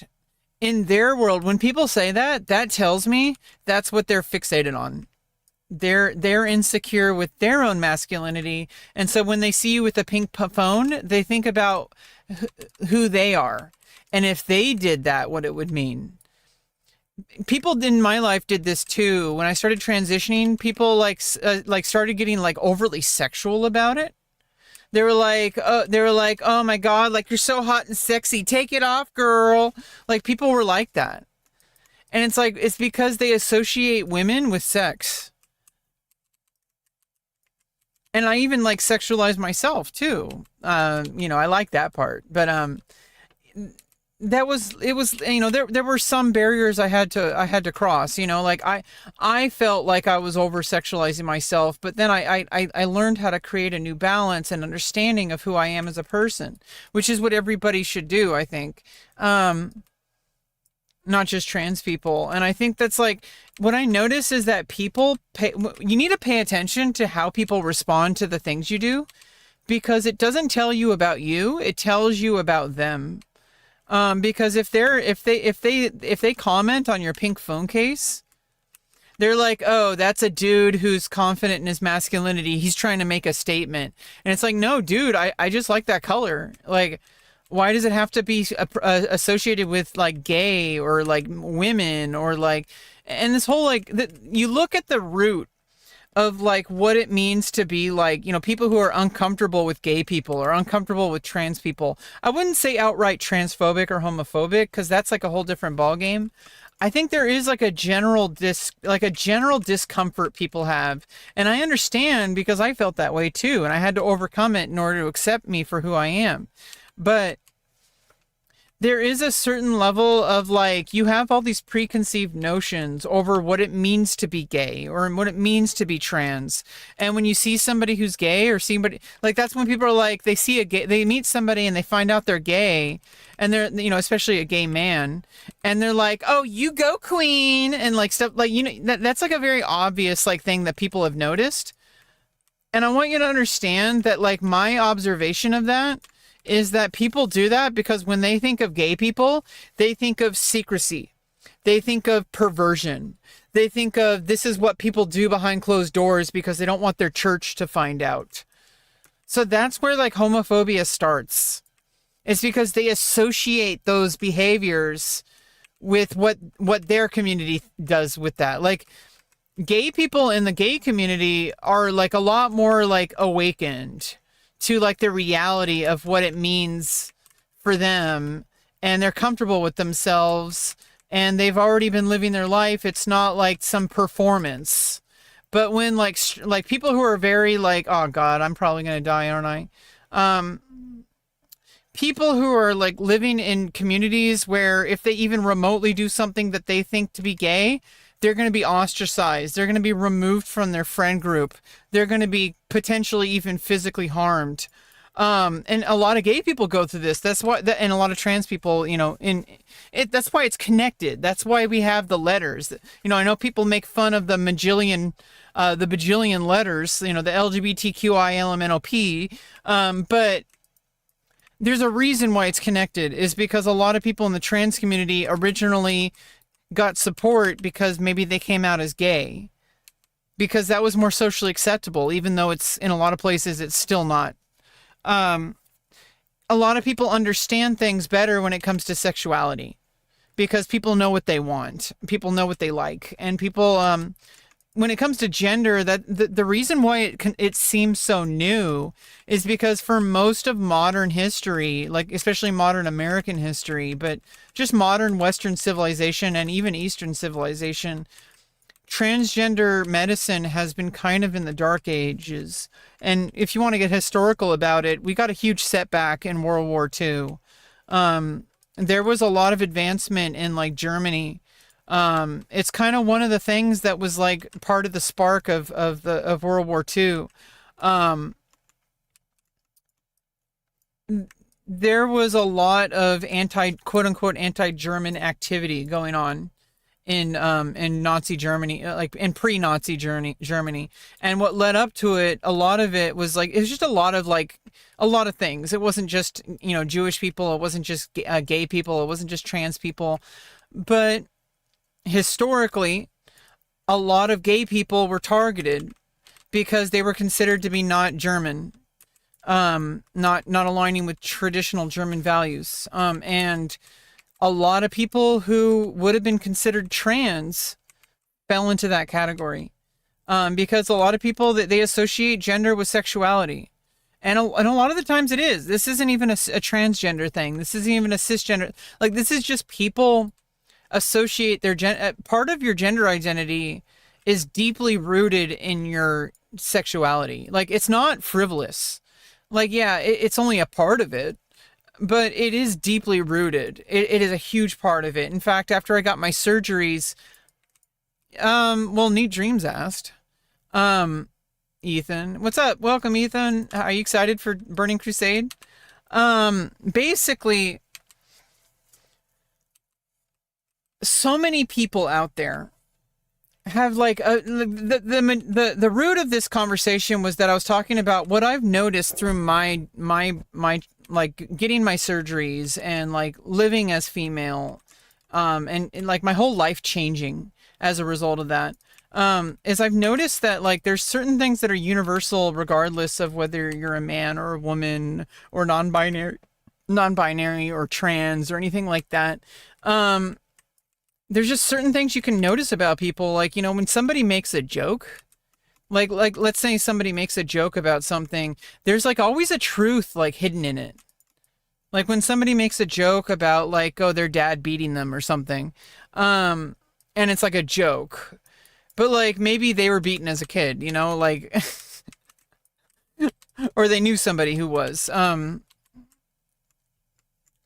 and so it's like, there's a reason why people fixate on certain things. And so like when I think the root of like homophobia and transphobia is that for those people, when they see you being like who you are, it threatens them because if they would do those things, it would threaten everything they believe in. And so like they also assume like malice to it. Like to a lot of these really closeted people, being gay is like some really hidden thing that they keep. It's really unhealthy. They're only gay in private. I'm going to die again. They're only gay in private. They see it as a perversion. They see it as something that's like sinister.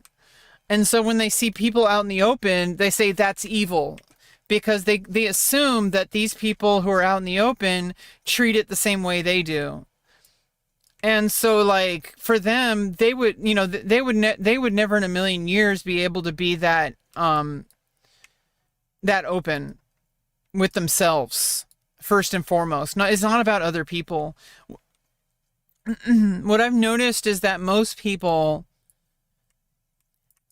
it comes down to, are they willing to tell themselves the truth about who they are? And a lot of the times it's too scary.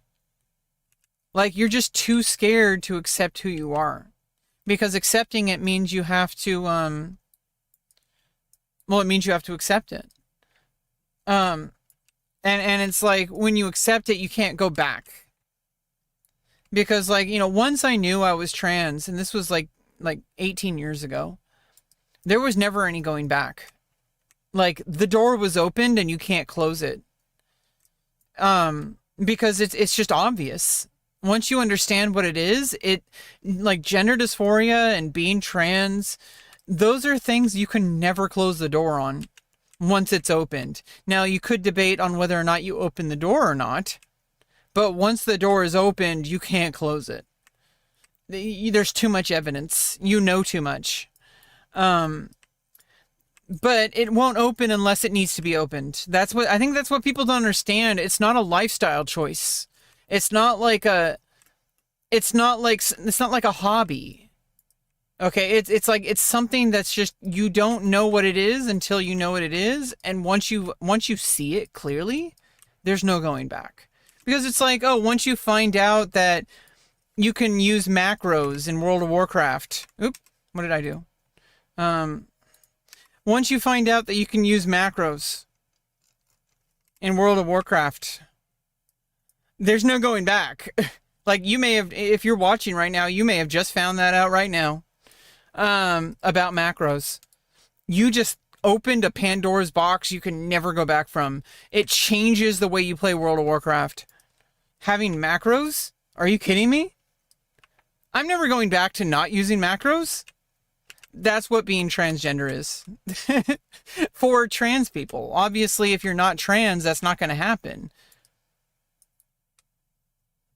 Like, I don't know. I don't like this idea that people are being brainwashed. It's not rooted in like any, it assumes so many things that just aren't true. Just because it's like, I don't know. It's just, it's hard to get through to people, and it's really frustrating. There's so many people who just like, people are like, why do you care what other people think? Why do you care what other people think? And it's like, well, because it affects me. And people don't accept that. They think I'm being unreasonable, or they think that, like, you know, the gay community or the trans people, you know, the LGBT community, they think they're being that we're being unreasonable, and we're not a monolith. I can't speak for every trans person. I can't speak for every gay person, because I consider myself pansexual. Like, I'm polyamorous. I'm pretty damn gay. Okay, like, let's just be real. But after you open the trans door, gay is like nothing. Like nobody cares. Like, if you've already opened the trans door, like, come on. Oh, and we're on Shadowlands. I don't know when we switched over. I guess that's how most people felt about Shadowlands.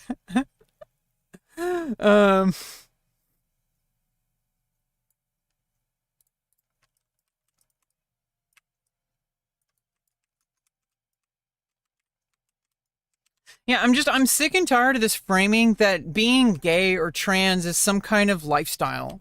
That it's like some kind of like social signal. That it's some kind of like that it's bad because it's woke. Whatever woke means. Nobody even knows. It's like, you know how like that Matt Walsh dude was like, what's a woman? What's woke? Like, that's what I want to know. Like, what does it actually mean? And for a lot of people, what it really comes down to is they just don't want to accept trans people and gay people and black people. And that's why people are calling you a Nazi. It's not because you have a different opinion. It's because your opinion is rooted in bigotry. If your opinion is rooted in bigotry, then that's what it is. It's bigotry.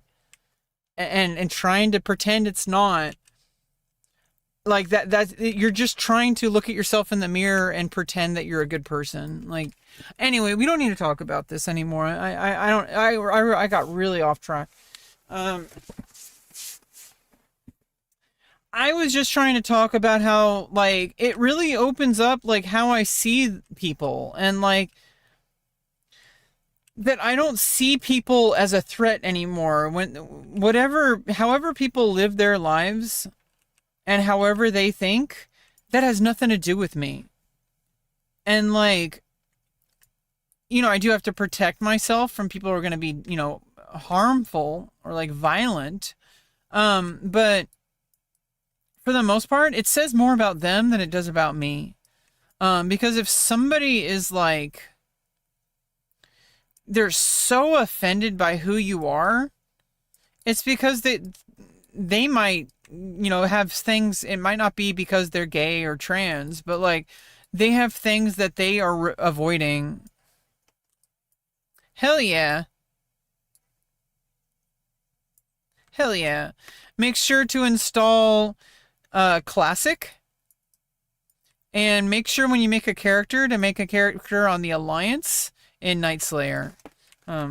Classic Nightslayer Alliance. Unless you want to be my enemy.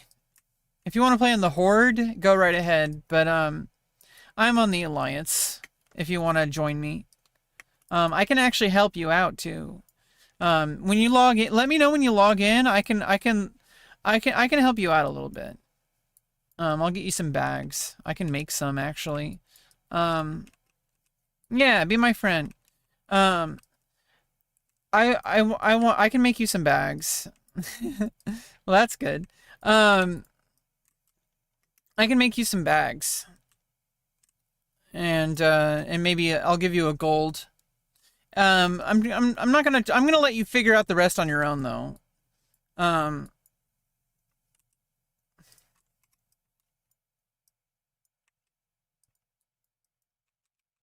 But just let me know when you have it all set up, when you logged in. You don't have to use any add-ons. The only add-on I can recommend out of the add-ons is Questy. You're going to install something called CurseForge. I would not go crazy with add-ons if I were you, since you're still learning. You don't want to set up a custom UI like I did, unless you really know what you want. Just use the standard UI.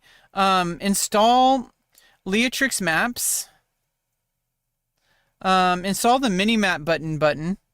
And install Questy, first and foremost. You should install Nova World buffs as well. Oh, we don't need a gamepad. Well, I guess. I don't know.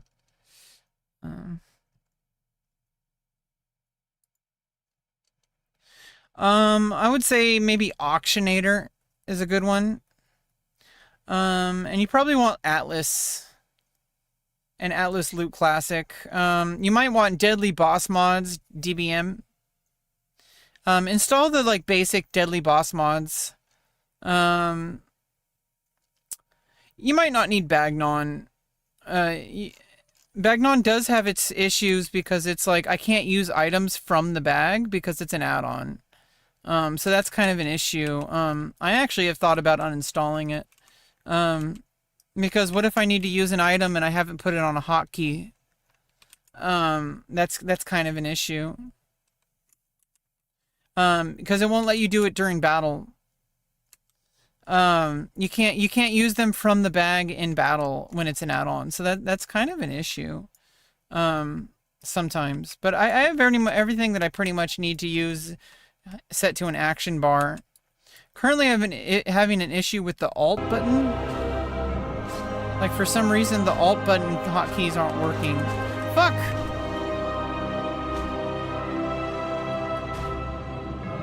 Yeah, I need to be careful. I think I need to avoid that town. I don't know why I keep going back there. I'm trying to fight everything in that town, and it's like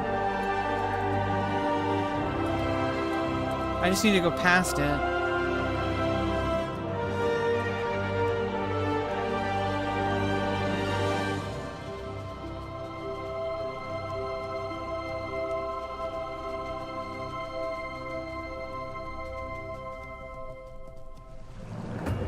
Yeah, just take your time, go at your own pace. Okay, now we got Dragonflight. Is the alt button what's turning your music on and off? It just turned back on when you mentioned the alt button. Oh wait, what?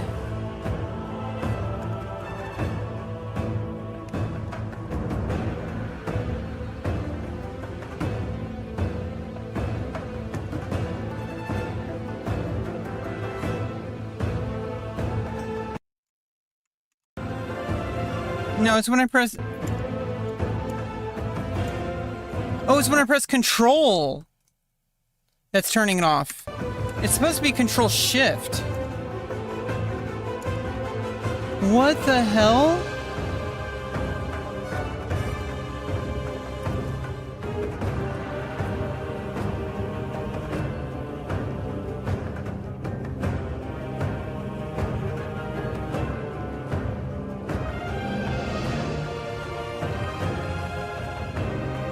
Is that what's going on?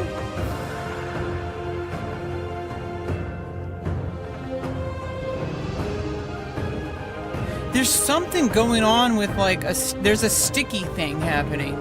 It keeps on like it's holding shift. And like Windows key isn't working, for example. I think it's my mouse. Well, it's not solved, but the problem is solved. I mean, we know what's going on now.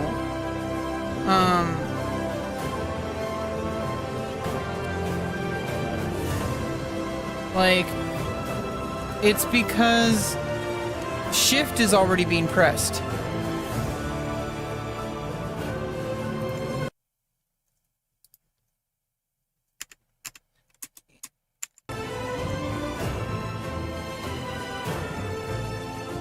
Yeah, shift is already being pressed. I don't know why the hell shift is already being pressed. Do I need to... Wait.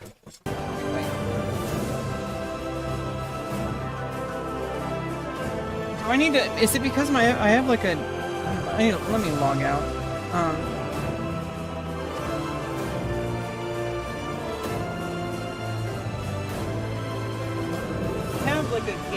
fight stick. I don't know if it's plugged in or not.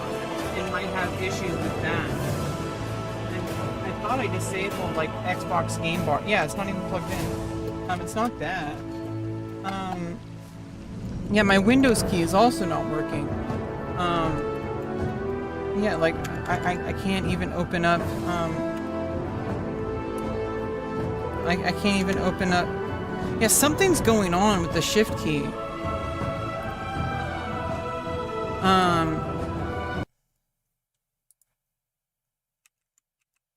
Oh, what the fuck?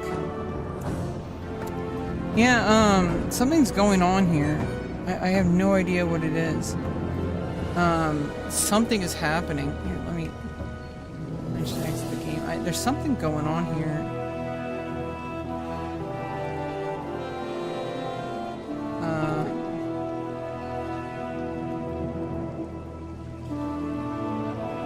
I think it's the, like... Yeah, now it's not doing it.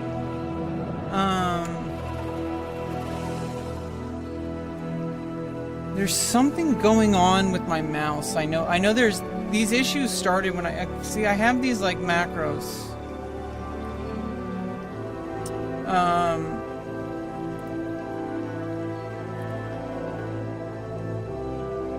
Like, I can start pressing caps lock, end caps lock, but when I do...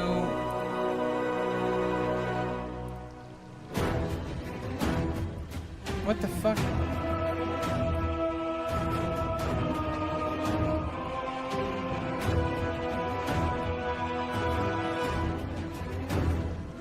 I don't know what's happening with shift.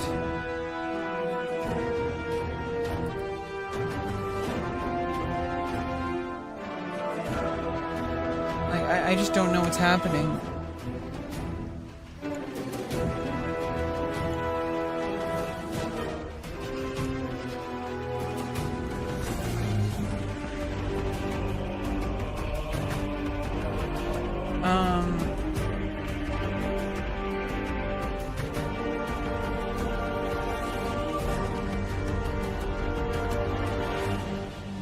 Like, it's just, like, things are just not... Okay, so let's say, Windows 11 shift is sticky sometimes.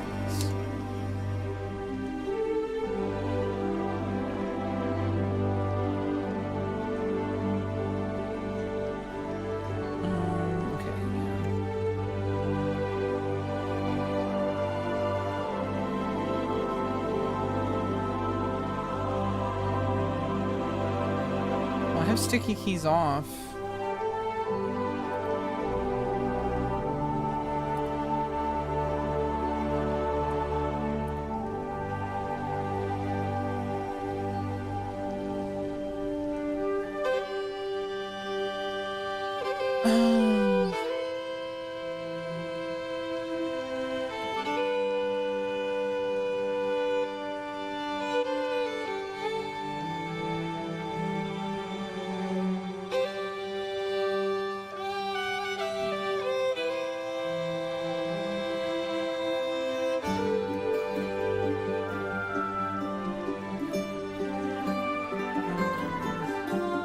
Do I have, like, is it Game Bar? I need to uninstall Game Bar. I think that might be it.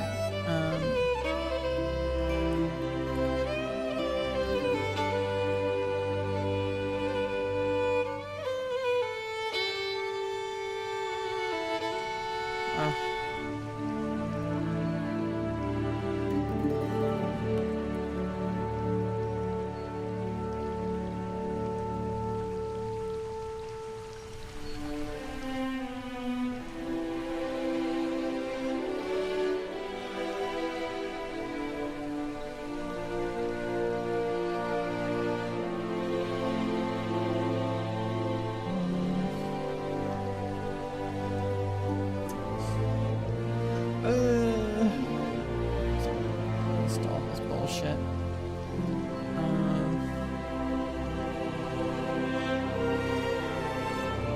Uninstall Bing. Oh, I can't.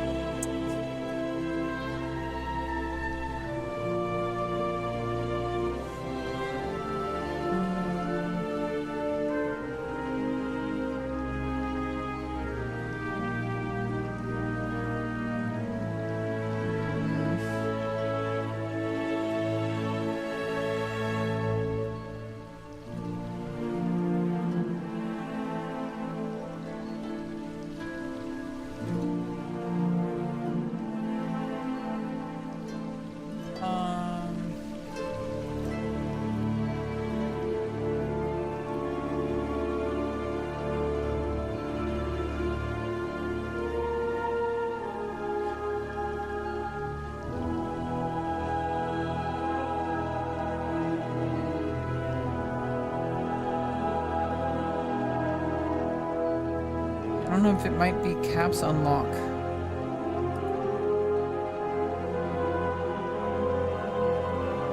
But that's for caps lock, not for shift. And I have shift override off.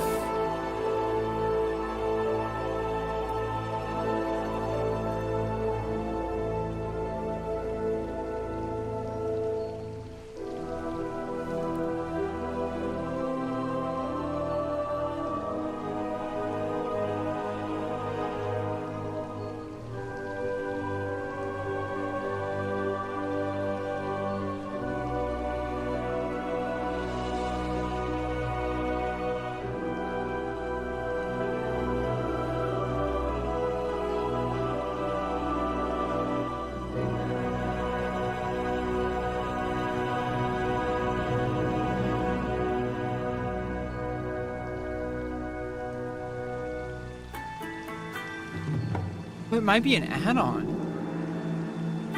I like your clips. Oh, you like my clips? Thanks, Blue Jean.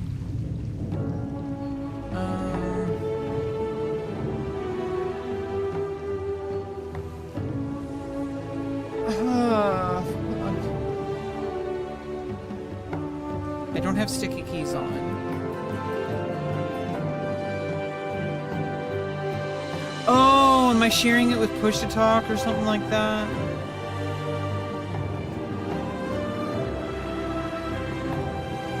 I wish I could talk to myself in front of a camera, but I can't. It's too weird. It is kind of weird, but you kind of get over it. It kind of turns into it's almost like journaling. Yeah, I do it a lot. I've been streaming for like 6 years. Lately, things have been a little bit kind of on hold when it comes to streaming and stuff because I got some stuff going on that are moving my life forward, and so I need to get into a new balance soon, and you know, for the better. And but I still enjoy showing up to stream, and we're trying to hit level 60 today. We're like over 70% there. We're level 59. And so we're 70% to level 60. I want to do that on stream. I'm just trying to fix this problem. I've had this problem where every now and then shift is like stuck. Because when I press Control Shift, or no,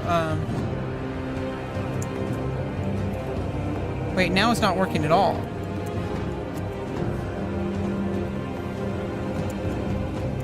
Dang, I just got the game installed and it's telling me active game time. Yeah, well, you can get yeah, you gotta get the free trial, or you gotta buy a pro. You gotta either you have to activate the free trial, which allows you to get to level 20. I don't know if I don't know if I'm able to help you if you get a free trial, because I don't know if you can trade.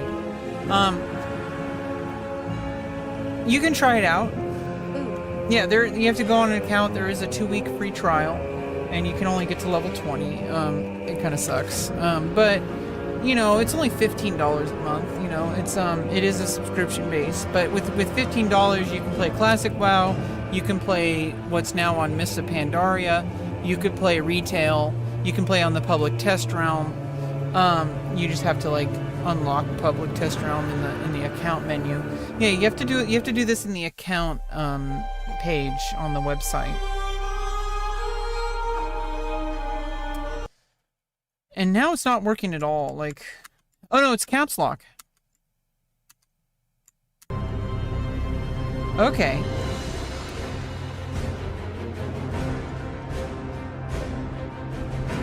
Now we're on the War Within.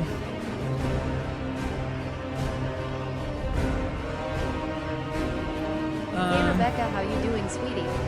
Hey, what's up, Mark? We're just trying to fix a problem. I'm trying to troubleshoot this issue. What's happening is every now and then the shift key seems to be getting stuck. And I do have you can hear the music going out. I do have a key bind where if I press Control Caps Lock, it mutes the desktop audio because the music's too loud.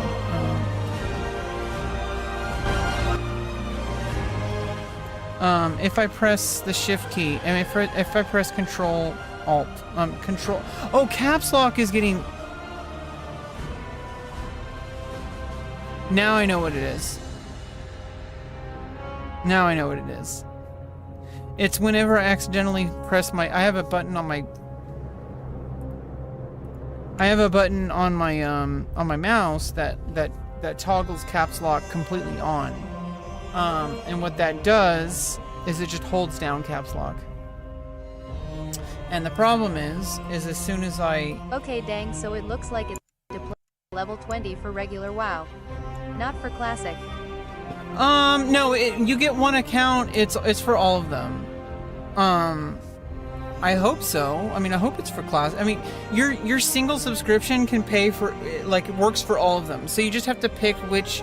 It doesn't, even though it might say for War Within, like, it's for all of them. Like, your account wide, for any version. I'm pretty damn sure. I would say just try it anyway. Try to install classic. Or try, you know, and you have to pick from the there's like a server drop down menu. Let me look at this really quick.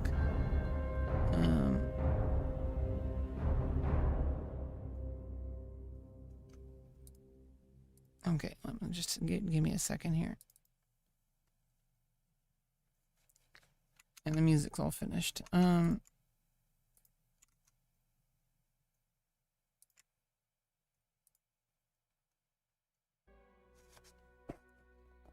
Yeah, so basically you go into WoW. Here, let me get back. Okay. Okay, we're back. You go into WoW and you see how it says like launch into Anniversary Realms here, play, install. You go into World of Warcraft Classic. Maybe I had a free trial when I made my account back in 2019 and it expired. Yeah, probably. You're gonna have to pay for it then. I'm sorry. I'm on, you know, like basically you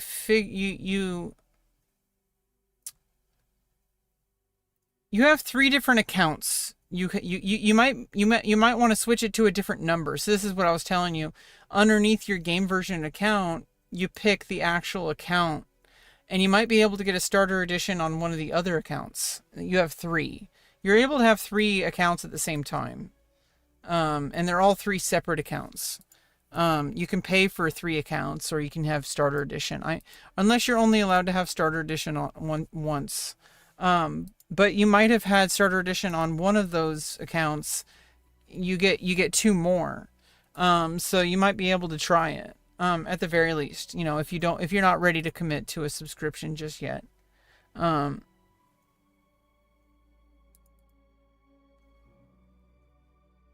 now I know what the issue is. It's that whenever I press the caps lock on accident, it locks the caps lock.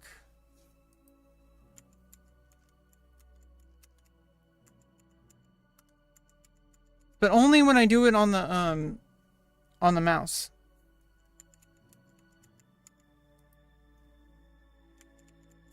So if I accidentally click that button, it's going to screw up my sticky situation. Because I have caps lock as maybe I should change it from caps lock. Maybe it should just be control something else. I think I know what I can do. I can do control. Yeah, let me change the keybind. I think that's the real answer. Because I don't want to keep having this, like, this issue. Basically, I need to do, let's mute Chrome. Oh yeah, control caps lock. I'm going to remove that one or change it. Yeah, there we go. And then unmute is going to be Alt. Oh, I have to do something different. Yeah, there we go. Control Shift, Grave, or tilde. Okay, so Control Grave and Control Shift Grave. Okay, there we go. Because now I don't have to worry anymore about that. Accidentally, like, turning off my sound. That was a problem. We fixed it. I figured out what it was. It was that I was pretty sure that was what it was. But I'm like, oh wait, it's caps lock, not shift. Duh. So if I just don't even use caps lock for that. I only use caps lock for push to talk, which is when I want it to be stuck. If I want to keep it on, instead of doing push to talk, I press the button and it just keeps it on. And when that happens, I generally know that it's on or off. And it doesn't affect anything except for, you know, like people will know if I don't have push to talk on. I mean, that is like it's not like a game affecting issue. So like, wait, now, but I'm still having issues with like the alt. I go to my action bars, keybind. Oh, these are no binding set. That's why. It's saying it's setting it.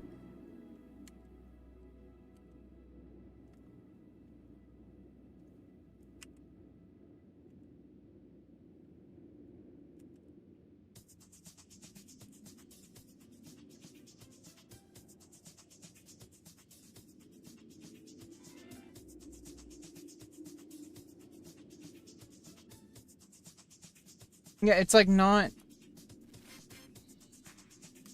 It's not working. Like I'm pressing Alt 1 and it's pretending to do this one. But that's because it's bounding to bar 15. I think this changed recently.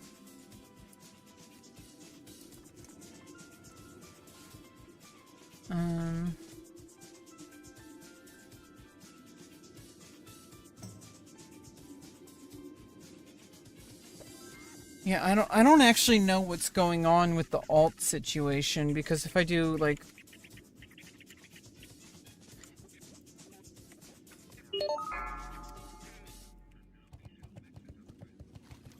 yeah, for now I moved all the really important macros to the shift keys. I might have to switch this to a different action bar set, or figure out why alt isn't being registered. Like, do I have something else in WoW set to alt key bindings? So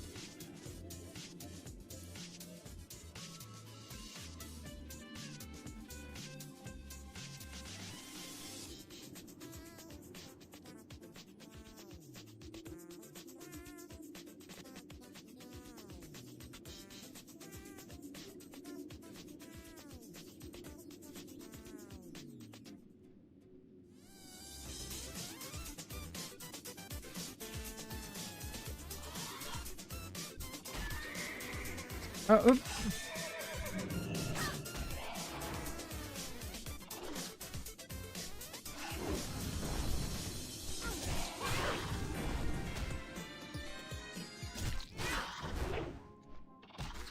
Yeah, so I'm glad we're fixing these issues, because now pretty much Control Grave is the only thing that mutes the desktop audio. I did it because I need to be able to mute the text-to-speech. And, you know, I have a 3-second delay on everything on my stream. And so it's like, I need to be able to in case somebody sends something naughty, you know. So, you know, I gotta be able to do it. Obviously, if it ever became a problem, I can just keep, you know, turn text-to-speech off. But I could always turn it back on later, until it's not a problem. But, you know, there might be a point where it's a good thing. If you have so many people talking, like if I have like so many people chatting, that's like a good problem to have. And I could just turn off text-to-speech and turn it to like a channel feature. Like if people want to spend channel points on it, or if people want to donate to do it. Like that's like a good problem. I'll send you something naughty.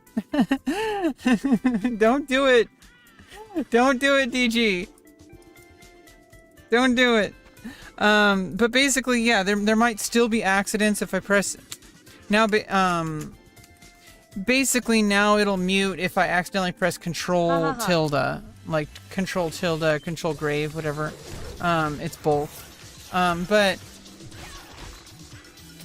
I don't generally use Control except for like Control 1. But it might happen if I use Intimidating Shout, not Psychic Scream. If I use Intimidating Shout, it might trigger that. Do you have a stream deck? A Steam Deck? No, I don't really need one. I just use like keyboard shortcuts. It would be nice to have some kind of external, like a second. If I had like a mini keyboard, like an extra keyboard. I do have an extra keyboard, but if I had a keyboard that was literally just extra buttons, and I could just find those as like stuff, that would be nice. I don't want a Steam Deck. I don't want like something that's like digital. If I got something that was external, it has to be like hardware. That way I don't have to put it to any keys. So the Stream Decks are useful because you can set them up as hotkeys. I mean that's why I would have wanted one, but I don't want to. Z. I have no idea what you just said.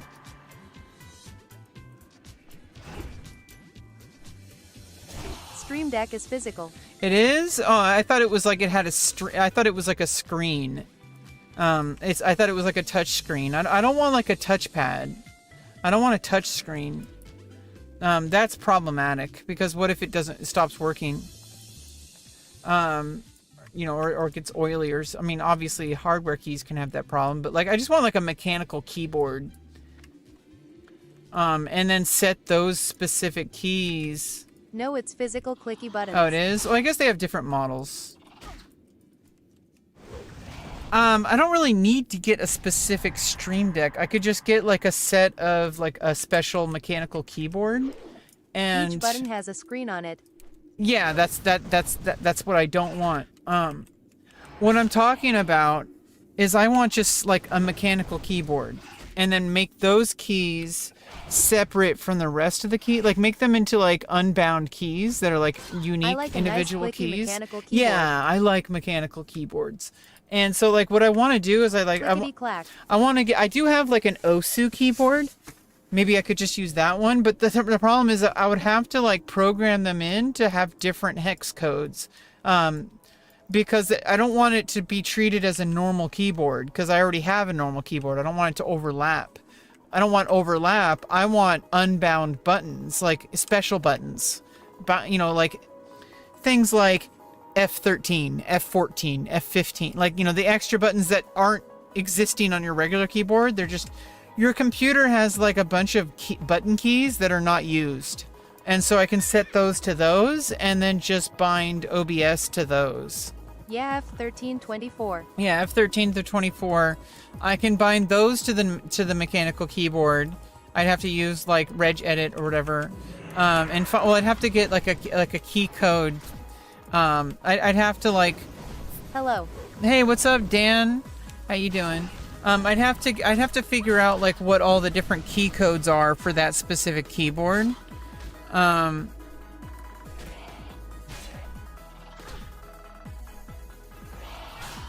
And then I would have to like bind those, you know, and then assign them to F13 through 24, and then I would assign them to OBS keys.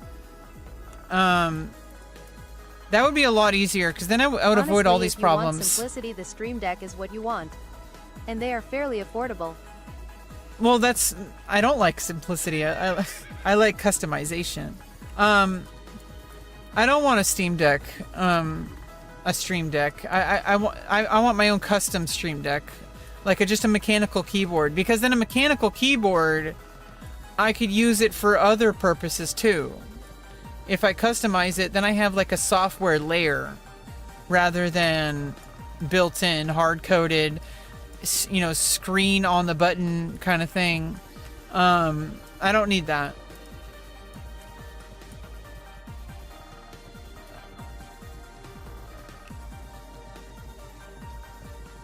Yeah, I just want like a side, like mini mechanical keyboard that I can remap, and I know how to do it because I'm like a computer hacker.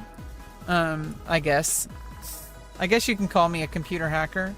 I know how to put duct tape together. I guess I know how to duct tape together software and hardware. I know how to do stuff like that most people don't know how to do. It is a skill. I'm obviously not like as skilled as others, but I do know how tech and stuff works. like for the most part. I've been like duct taping software and stuff together for a while, for like my whole life basically. Oh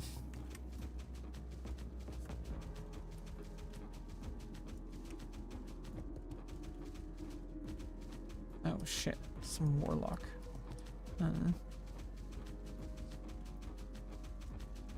Oh, there's some elites. Okay. Oh, I can't do that.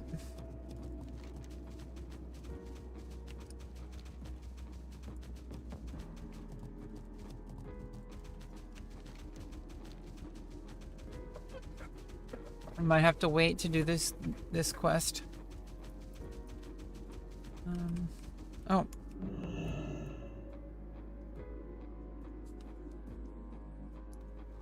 Frodo. The other ones are guarded by elites. We're gonna have to put a pause on that one for a while. Oh.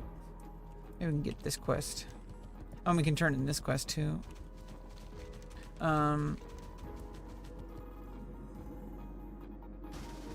Rodikov.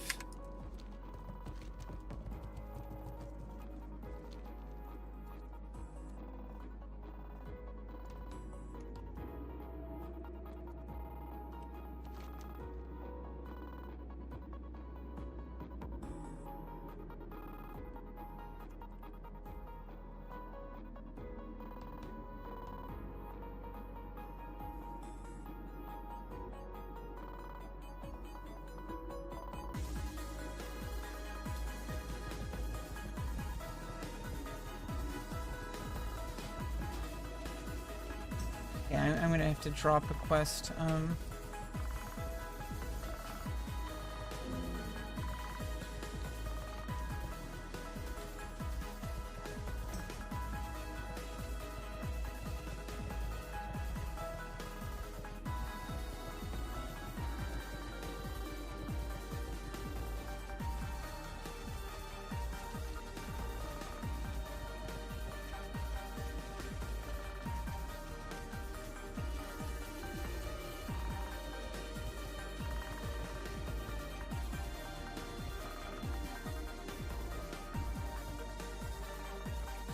Oh, nice. Demon dogs.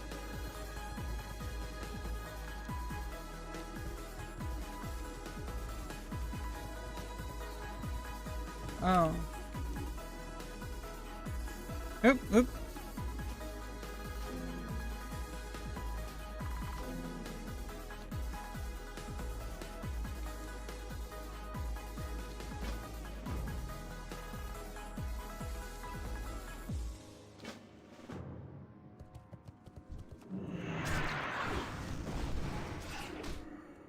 Nice. Now we got some momentum coming up here.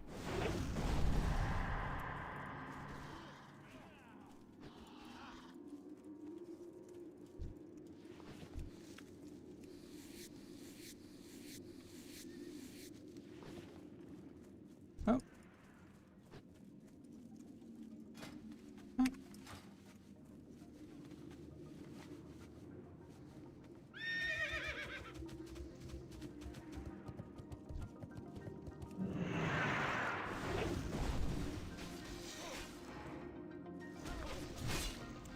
What LVL are you? I'm level 59, so we're in the final stretch.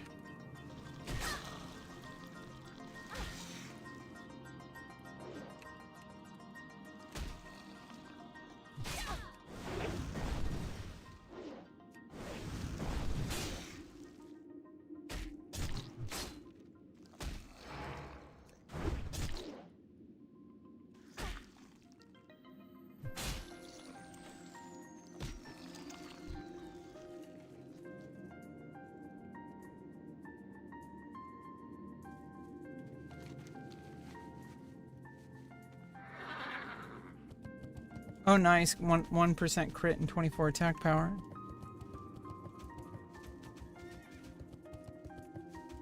Yeah, we're gonna get a nice neck piece.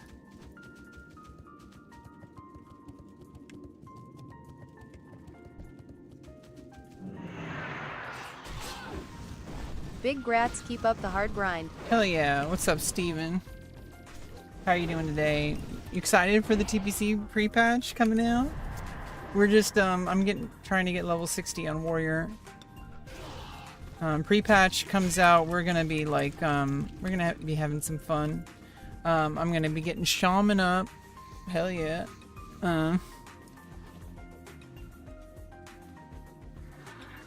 That's gonna be fun.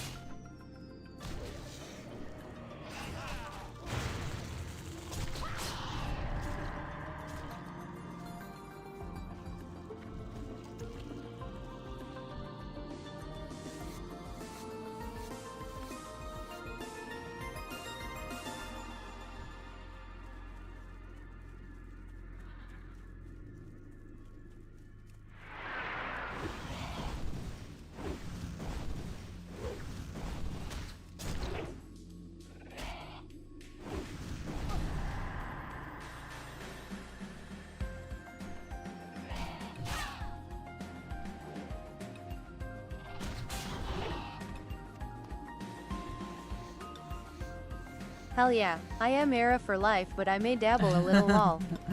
Yeah, you're an era frog.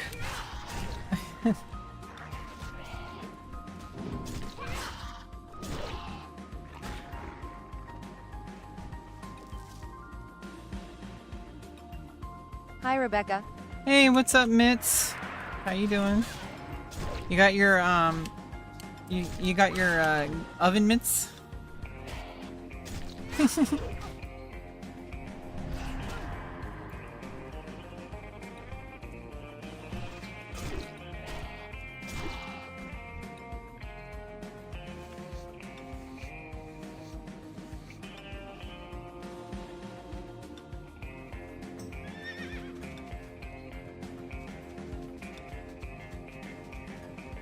Doing AQ40 on my gnome mage, getting that Hell DPS yeah. gear right.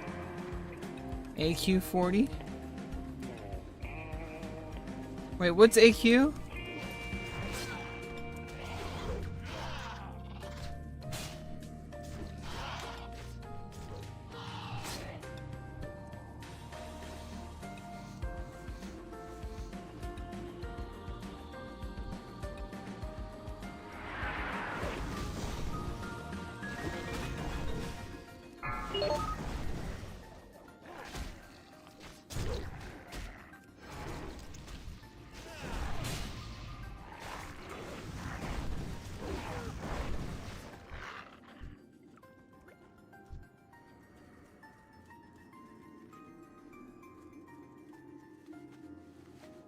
On Courage. Oh, right. Hell yeah, Encourage. Yeah, I'm unfortunately most likely not going to be able to raid because pre-patch is coming up. Although I'm pretty sure people are still going to raid because Outlands isn't going to be open. So people are still going to be doing level 60 What's stuff. your favorite MTG expansion set ever? Magic the Gathering? I mean, everybody has their favorite, right? I think it's just because growing up, I didn't really play a ton of MTG. My friends are way more up to date on it. They've been playing every single expansion since like the early days. Like I played in the original like alpha and beta release. All my brothers did, but basically Fun fact, I got all the I own a hand-me-downs. MTG store. You do? That's fucking badass. That's fucking badass. Basically, I got all the hand-me-downs from my brothers. They had the big giant collection of cards. I got all the extra ones where they had like 200 different like copies of the same cards because of booster packs. And I just got whatever leftovers. And so like I made like I think a lot of 5th edition. I think like all the related ones around there. I didn't get back into it again until Tempest came out when they add Slither or Slivers. Tempest was really like a big deal for me because that was like when I Legends was my favorite. Legends. Yeah, that was like a kind of a interesting like archival time. I don't know how to explain it other than the word archival. Like Legends and Tempest and like 5th edition, like those were archival. Oh.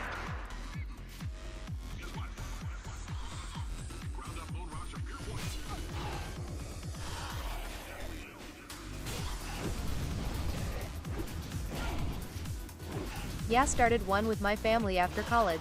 Did that full-time till COVID and then I went full-time streamer. Nice. Yeah. So that's great. Like you're like part of the community, like a huge part.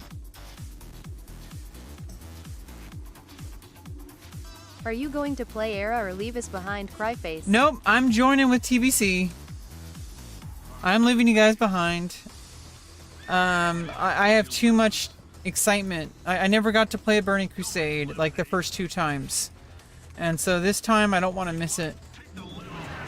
How much is a mint Black Lotus going for nowadays? Yeah, I have no idea. I remember that was always like a big deal. People talking about like Black Lotus. I never really, I never got into to MTG that much. I played it. I really enjoyed it. Then Yu-Gi-Oh came we grew out. from 400 SQFT to now over 6K SQFT. Oh damn, 6,000 square feet. Yeah, I gotta go visit your shop someday. Basically, I got more into Yu-Gi-Oh than I think I did into MTG. Yu-Gi-Oh was like, when that Black came out, Lotus I seen was over 100K. I think I went to like one tournament though, and it sucked because everybody there had like the absolute like best deck you can possibly build. Like I remember Gemini Elves, like I didn't even have Gemini Elves. They were like the only like four-star card that were like 1900. Everything I had was like maximum of like 1800 attack. 100K, I wouldn't doubt it. Damn. 100K for a Black Lotus. Do you want it that bad? Well, good luck on TBC. Hope you the best of loot. Hell yeah. Gotta focus on this raid now, lol, but I subscribe. Yeah. Have fun. I Thanks used for the to collect subscription. MTG cards as a kid. I never played the game though. I used to just look at the artwork. Yeah, the artwork in MTG is absolutely top tier, and and like seeing the evolution between each expansion, like they have the same cards but different artwork. Like that was a really big deal. The different lands, the different copies of the same card. When they released like I guess it's way different than it used to be, but like or maybe it's been the same the whole time. Yeah, collectible stuff it's just like, you know, it's similar to like, I feel like with World of Warcraft you're kind of doing the same thing. Like you're collecting all these My favorite items. cards were Pestilence and Bog Rats and Bog Imp. Anything Oh in my a bog was God. cool. Yeah, I remember that tradition, like the fifth edition art, which I guess was like the same edition. A lot of it was the same as like the alpha Yeah, I and was beta. just a collector too. Mint Charizard versus Black Lotus. Damn. Yeah, Pokemon, Yu-Gi-Oh.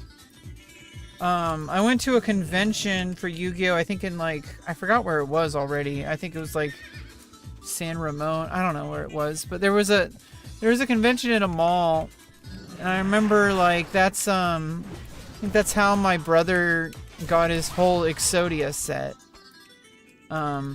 Inventory's full. Yeah, 5th edition did white borders.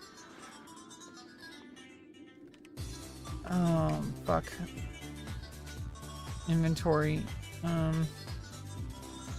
Fallen Empires was good art, but apparently shitty expansion set.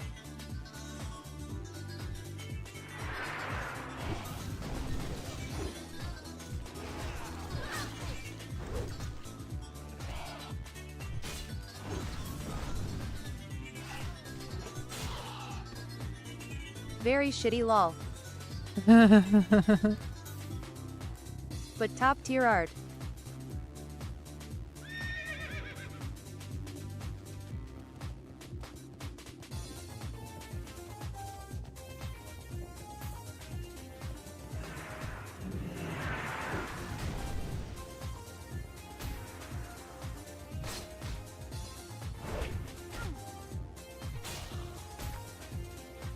Lol yeah.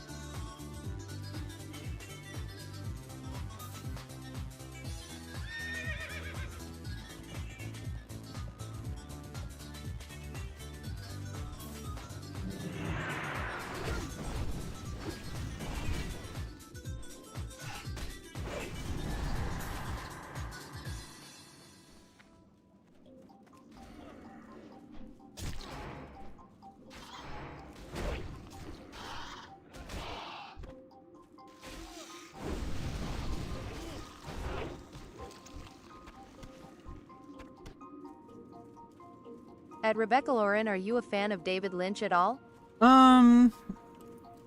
Wait, who's David Lynch? I mean, I would know. I know that name.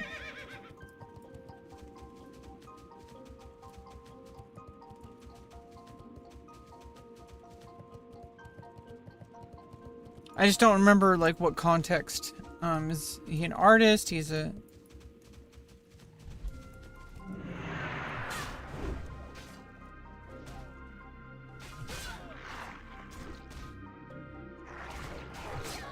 He's a director, did Blue Velvet and Twin Peaks and Eraserhead. Oh, okay, yeah.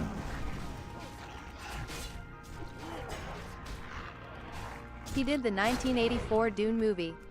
I know she's a fan of Asmongold.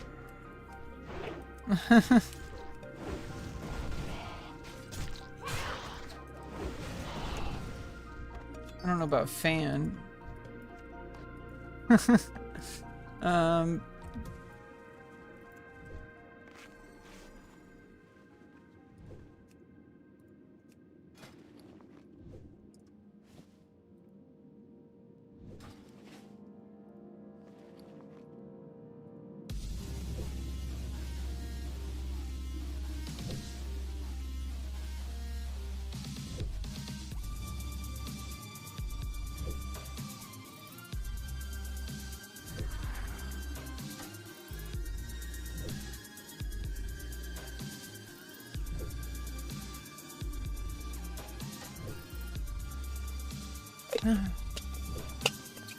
Yeah, I don't know. I feel like he's my contemporary. But I don't. There's some things that I highly disagree with him about.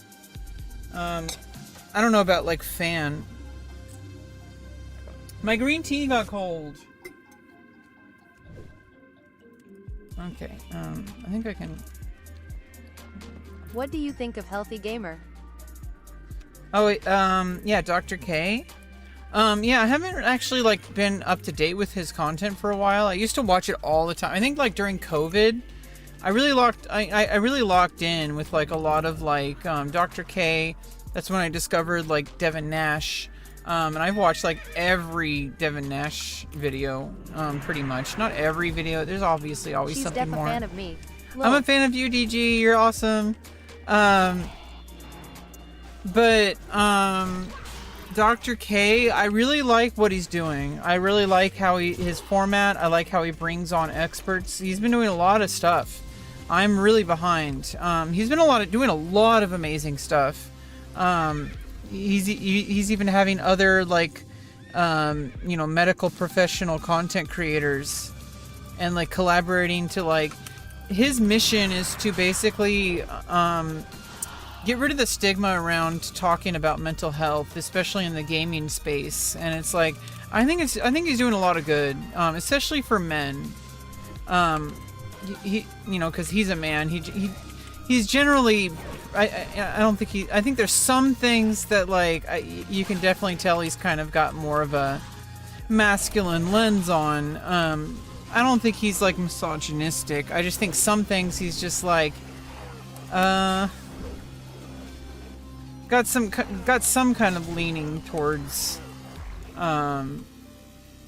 like not really understanding women's issues sometimes, but I wouldn't like cancel him. Like, Jesus Christ, like he's just a dude. Like what? Like, I mean, it's pretty much the baseline for every dude. Don't really, but he's actually, I mean, that being said, he's still better than like most dudes when it comes to that. So it's not like it's like a bad thing. It's just obviously he's a man, and he's gonna have more expertise on what it means to be a man, and how to help men, especially as a psychiatrist. Like, so it's like that's his area of expertise. But that doesn't mean I can't, like, you know, respect him as an individual and as a content creator. Like, as far as Asmongold goes, I do respect him. Not in agreement with most things, but as a content creator, I respect his hustle. And the way he approaches content, he definitely has a skill, and I want to learn from it. And also, I think, I don't think he's necessarily a bad person. I just think he has a lot of blind spots and a lot of prejudices, that he doesn't fully understand his bias, which I don't think any of us fully understand our biases, but it's just, I think he has a lot of echo chamber issues. And I think he has this like attachment to his opinions, connecting him to his identity. And I feel like as soon as you start connecting your opinions to your identity, you're already starting to lose. Using his own terminology, he says like as soon as you start attaching emotion to your content, that's when you start to lose. I feel like he has a blind spot where he does that, but with his identity. I feel like his identity is deeply rooted to his opinions. And when your identity is rooted to your opinions, it's very hard to change your opinions, because changing your opinions is an attack on your entire identity.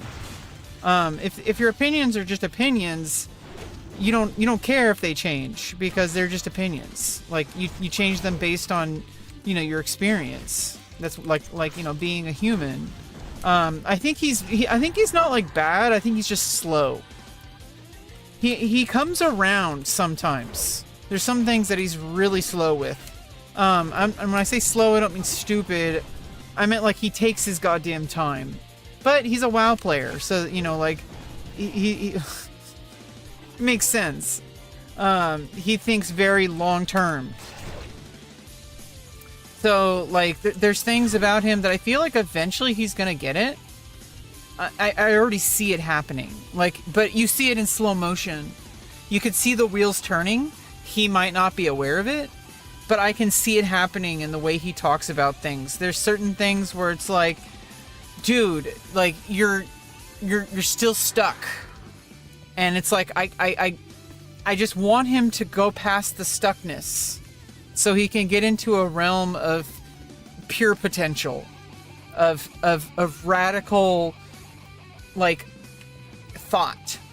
Because He's deaf on the spectrum. I'm pretty damn sure he's on the spectrum.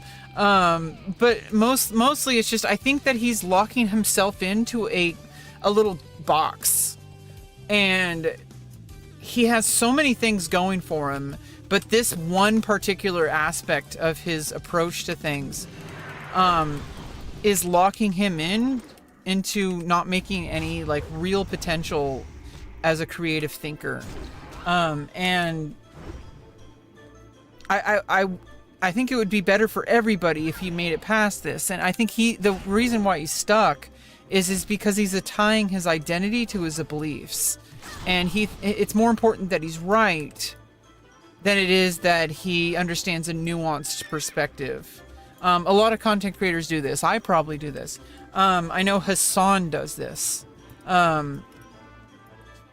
When your entire platform and your entire identity hinges on what your beliefs are, you get into a lot of danger when it comes to intellectual freedom. Because now you're not allowing yourself to actually explore things because you're locking yourself into a little box. You're saying, I have to think this way because my audience expects me to think this way. I have to think this way because that goes with my image of who I am as an individual.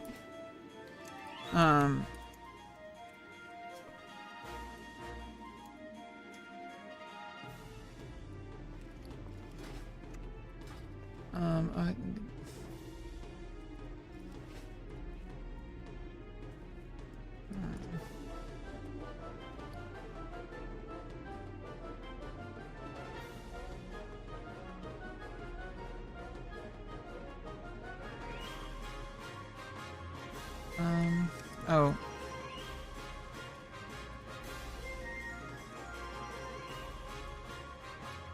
Wait, what? 55? Oh, there it is. Okay. I was trying to find it. I'm like, what? And then let me read.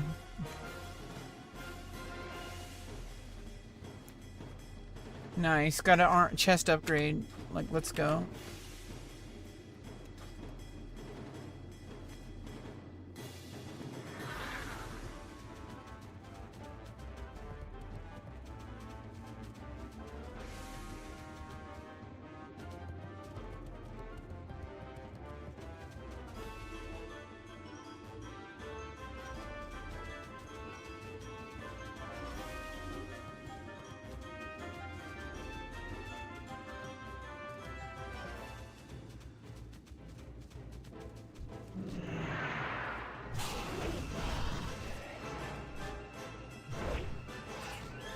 Yeah, no, it's just like, you know, I try not to think of content creators as like the same way I think of like people that I include in my life.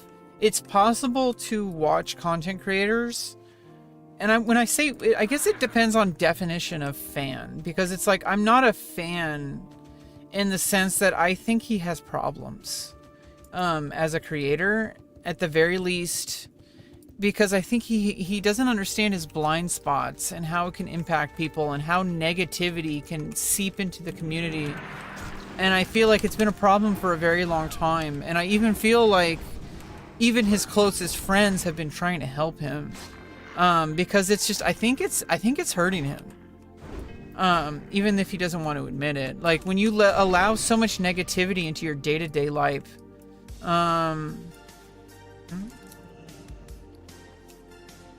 Map.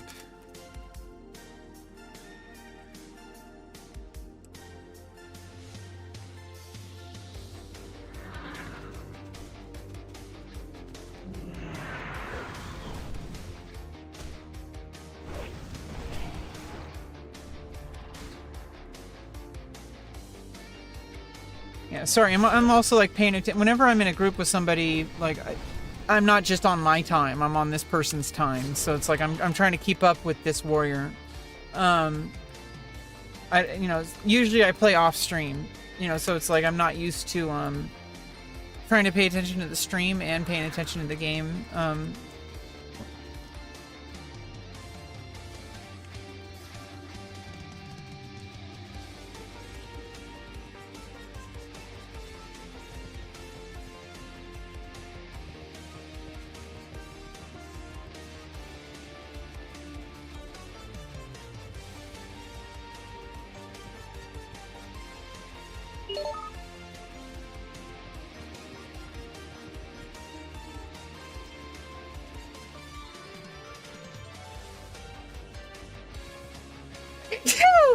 Yeah, so I don't know. It's just like, what are you gonna do about it? Like content creators are content creators. I can't change their opinions. I shouldn't want to.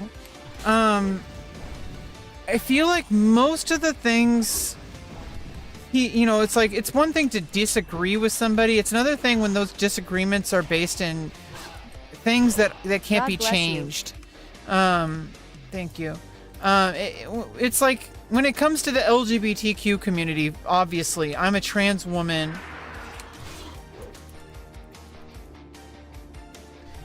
He doesn't particularly like trans people. I don't think he hates trans people. I think he is very ignorant about trans medicine.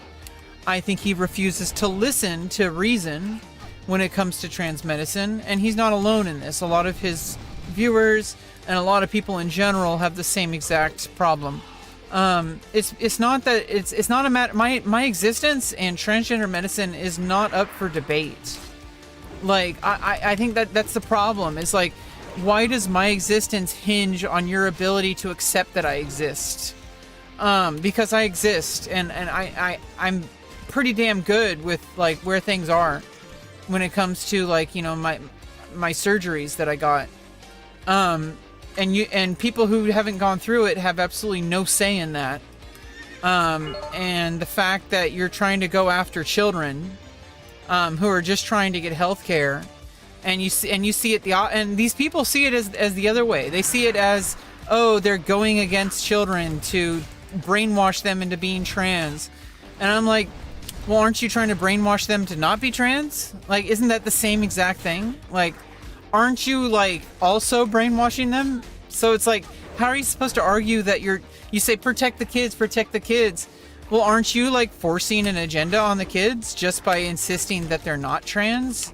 Because medicine has a very rigorous standard on how they work with children, and there are approved and very, very effective paths forward for transgender children, and they work. And the only reason when they don't work is because of the people in their lives who are very aggressive to them. People who are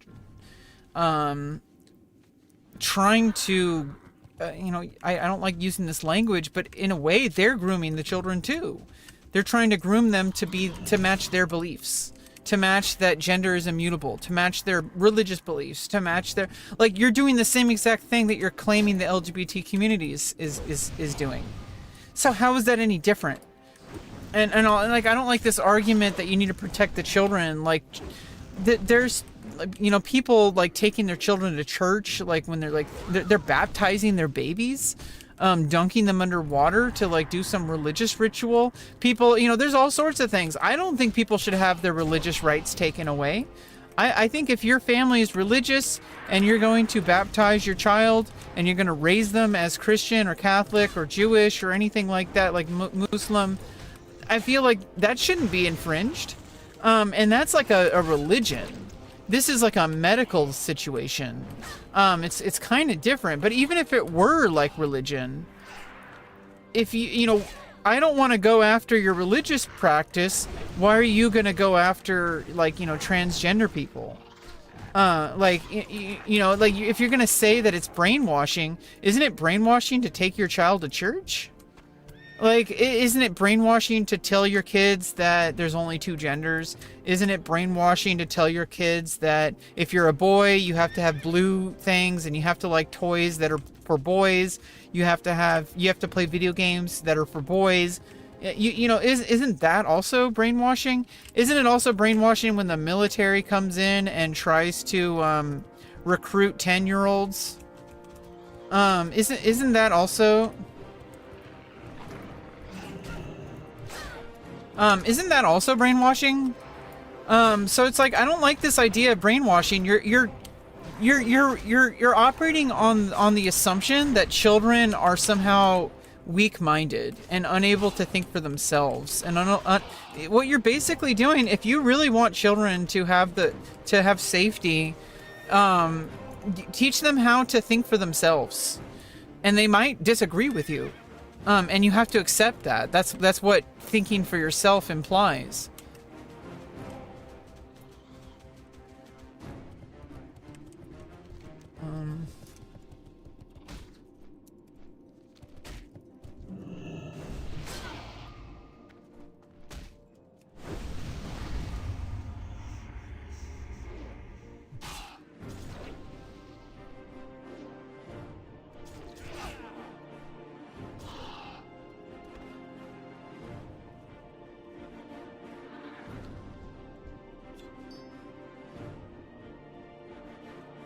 Yeah, I guess we're going to the plague hounds.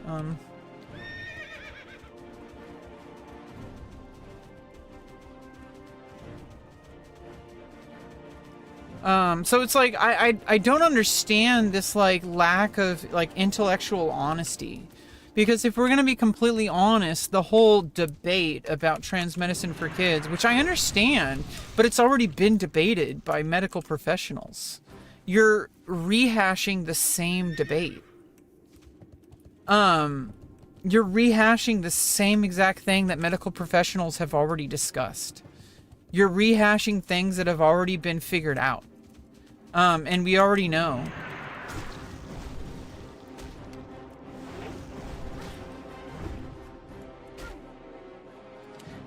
So like they're trying to go through the same conversations as if they're treading new ground, and they're not. There are hundreds of academic studies on transgender medicine, especially when it comes to children, because you're assuming that medical professionals don't care about children when it's the opposite. They do even more rigorous approach to transgender medicine for children. It's the reason why it's so much better now is because there's been more research and more debates, exactly the kind of things that people are advocating for, that they think that's not already being done. It's already been done, and it's continuing to be. Duskwing, oh no. Oh god. Oh god. Oh god.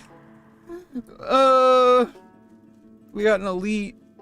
I'm stupid. Okay, basically, these things have already been talked about. These things have already been researched. These things have been, like, discussed at length with children in mind, trying to do what's best for them. And we found that it's better if transgender people who are very deliberate and very obvious, and they beg and kick and scream for years at a time, it's probably best to just stop trying to change them.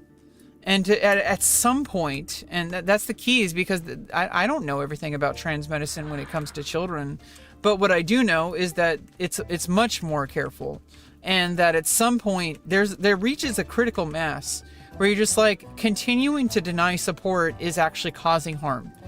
And that's why trans medicine exists, so that you can help people who are just going to continue to cause harm if they don't. It's harm reduction, and it helps a lot. There's less depression, there's less suicide, like there's really nothing wrong. But if you want to go the whole route of like, oh, but you're brainwashing children, stop taking children to church then.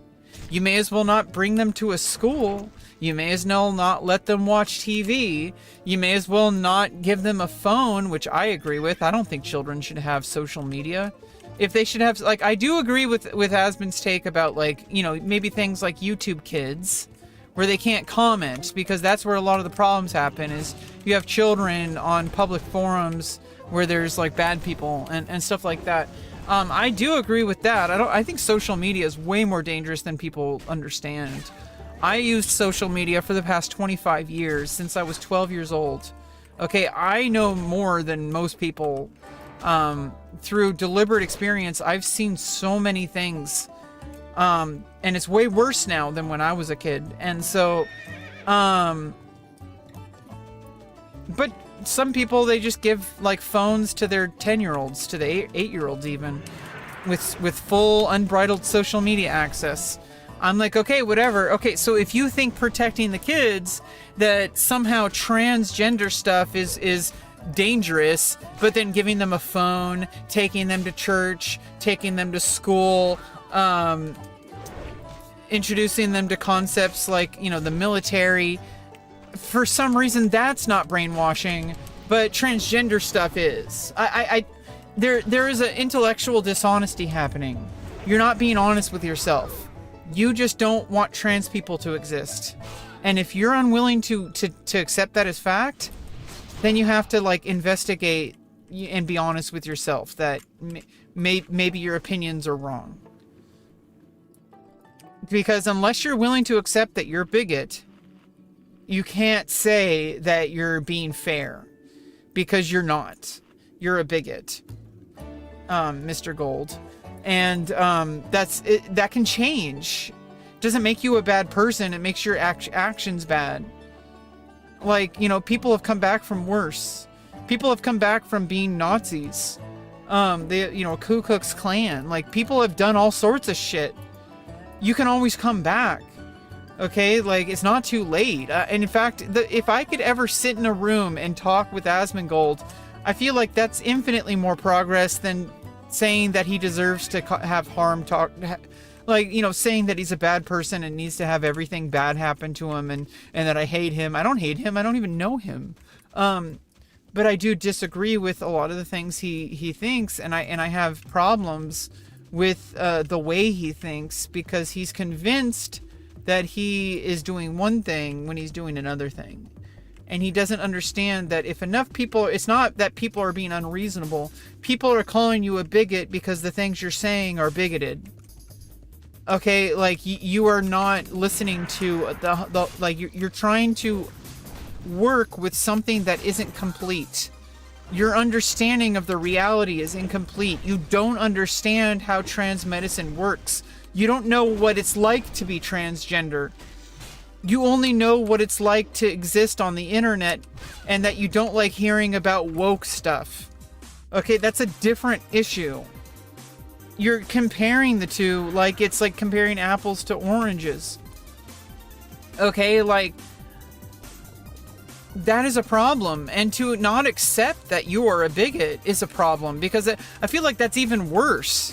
If you're an actual, like, you know, you admitted it and you said that you hate trans people, I would accept that, because that's something you can work with. Okay, but if you're just like, oh, I'm actually not transphobic, now you're gaslighting, now you're lying, you're being you're being intellectually dishonest. And I know that, like, Asmongold as a content creator, he likes being more, like, kind of rigorous with, like, thinking about stuff. But like I said, I don't think he's bad. I think he's just slow when it comes to these things, and you have to give him time. But unfortunately, he's getting really hyperbolic. He's getting extremely political. I don't think he can even listen to reason anymore. And so that's why it's like, I wish he would be back to, like, you know, the 2019 days where he was, like, making fun content with like World of Warcraft and stuff like that. Things were a little bit different back then. Now he's just this hyperbolic, angry political guy. That's really scary. I don't really like it anymore. I installed regular WoW, and it looks like I can play that one free, but I have to pay to play classic. Yeah, I guess that's what, I guess the free trial doesn't only applies to retail. I'm sorry, Neat Dreams. But, you know, it's only $15, you know.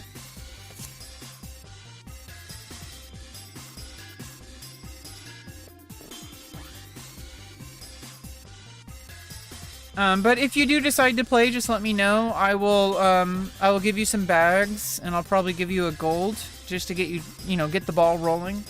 And then explore the game at your own pace. It has a lot to figure out, and try not to figure it all out at once. Try to just take your time. There's a lot to learn. So just take it one step at a time.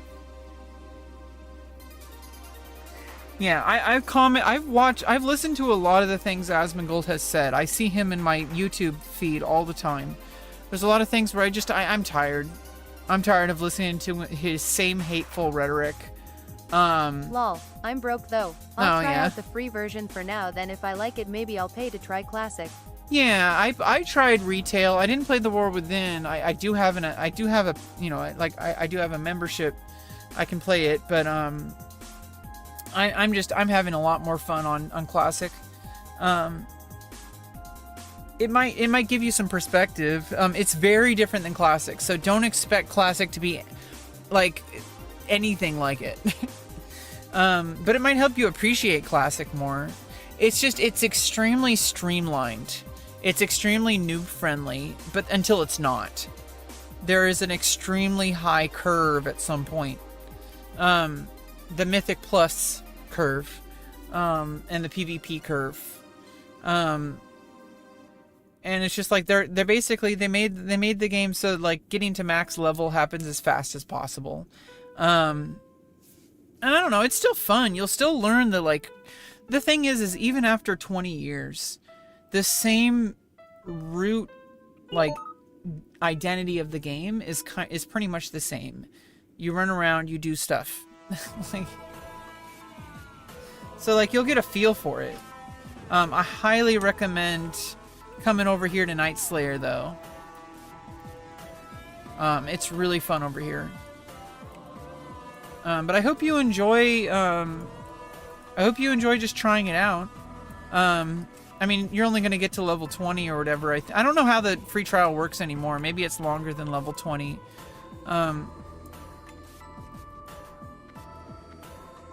Wait, oh, I can get these. Oh, shit. There's a ghost. Yeah, it's LVL 20.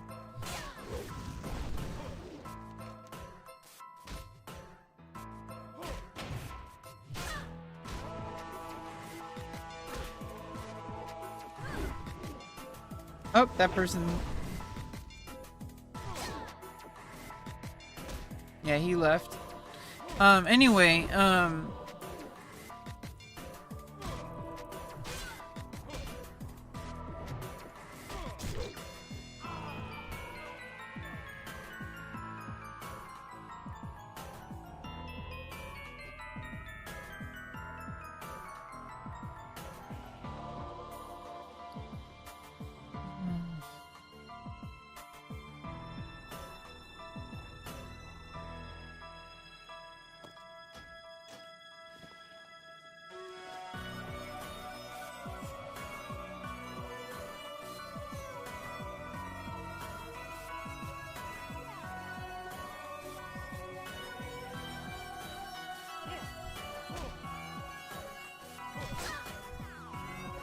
yeah, I don't know. It's really hard because a lot of people, they haven't been as invested as I have.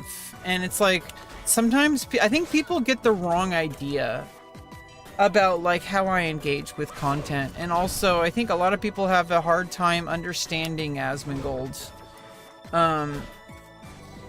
It's really hard to explain because I don't think he's outright bigoted. I really think he has, like, some prejudices. I don't think he wants to be bigoted. I think he's bigoted, like, by proxy. I don't think it's on purpose.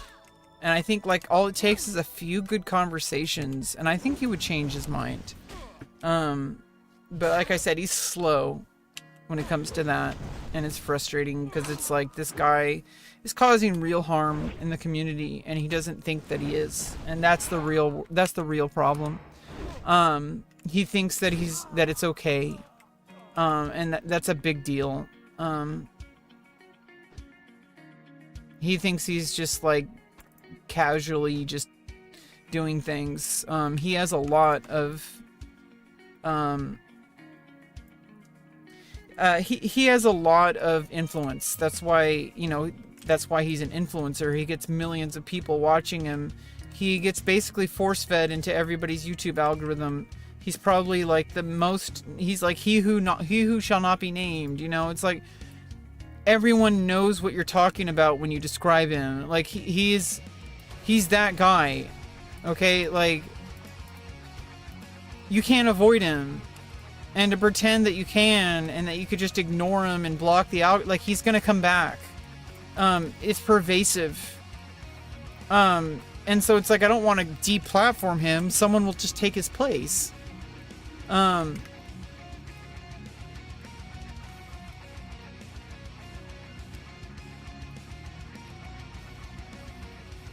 where's the right side?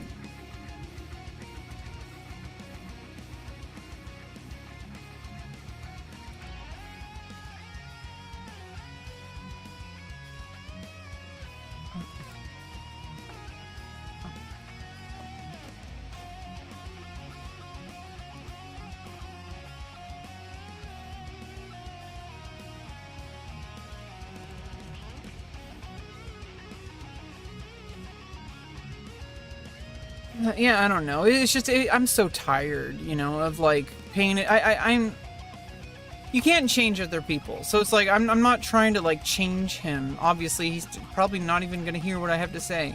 I'm like a nobody.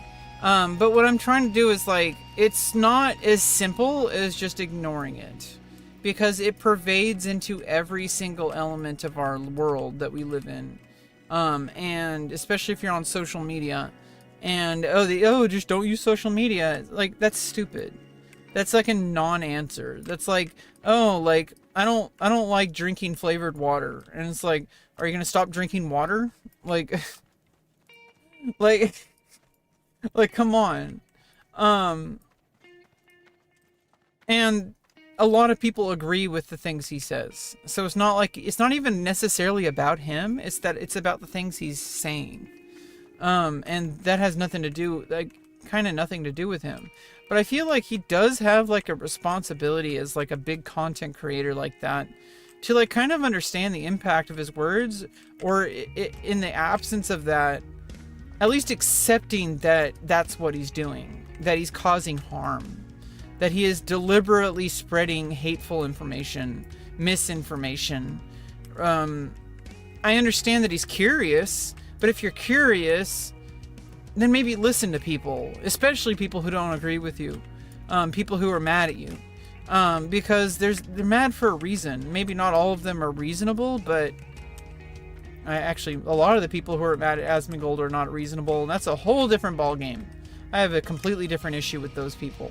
But that doesn't negate the like reality that like you're a person in this space who is constantly causing vitriol, constantly spreading negative, hateful beliefs, and you're trying to say that you're not a bigot when you are, if that's what you're doing.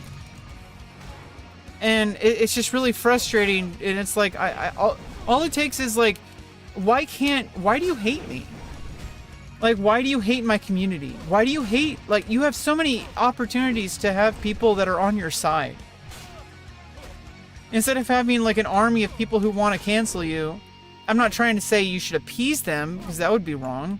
What I'm trying to say is that, like, wouldn't you want those people to be on your side? Like, I don't really feel like I'm on the side of humans, but that doesn't mean I'm like going to support what you're doing. I think everybody is, inherently flawed. I'm inherently flawed. I have issues. And I've done my best to overcome them. And there's things that I think that some people are doing that are much more harmful than what other, like, I don't think I'm anywhere near as harmful as someone like Asmongold, who has millions of followers, who has an audience of really hateful people, that instead of trying to, like, he just puts gasoline on the fire of people that are violent and hateful. And you put gasoline on the fire and then they do something and you're trying to say, oh, I didn't do anything. Like, no, those people may not have been as radicalized if you didn't put fuel on the fire.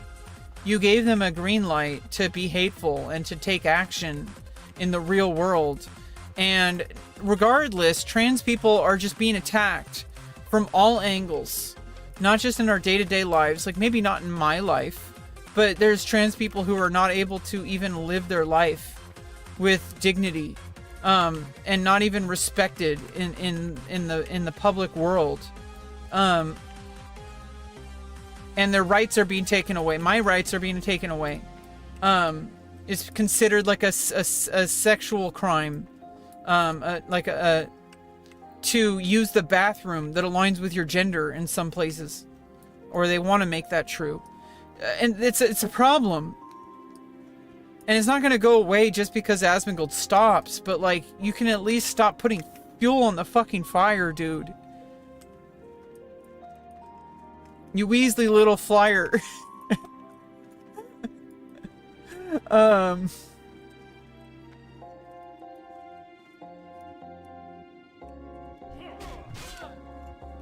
Yeah, I don't know. I have a lot to say about Asmongold. I don't really want to go there. I just wish he would stop. Like, you're harming a population that you know little information actually, like, about what you're arguing. that harms. It would be one thing if you were just being stupid, but it's harming people. Like it's harming a whole demographic of people because you're getting a whole bunch of hateful people circle jerking each other. When like, and you all think it's like a fun game. And then like for people like me, their lives are impacted by it. Like there's this like hateful attitude that pervades across the entirety of our society right now. And you're deciding that it's okay to just spread misinformation, spread hateful information, encourage like hateful opinions, encourage violence. And then when somebody calls it out, you call them unreasonable. And it's like, I don't think I'm being unreasonable to say these things. I think it's unreasonable that you're not considering that maybe you're the asshole. And he's like, oh, you think I'm, you can call me an asshole, but you can't say I'm wrong. That's stupid. Of course you're wrong. You're dead fucking wrong. You have no idea what you're talking about when it comes to transgender people, when it comes to transgender medicine. You're just going off your feelings. You're going off vibes. You're not going off of facts. You just want to spread this really ignorant opinion that trans people are somehow perverted and advanced gender, that children are not capable of understanding. It sounds like you're not capable of understanding, and you're unwilling to admit that. Like you're incapable of understanding these things, and so you assume that children aren't capable of it. Children aren't born to hate. They're taught how to. Okay, like and it's an uphill battle that trans people have been trying to fight, because our existence has been continually denied. Like over and over and over again, because of ignorance. And I don't know, it's just endless. I don't want to go down this rabbit hole. It is a rabbit hole.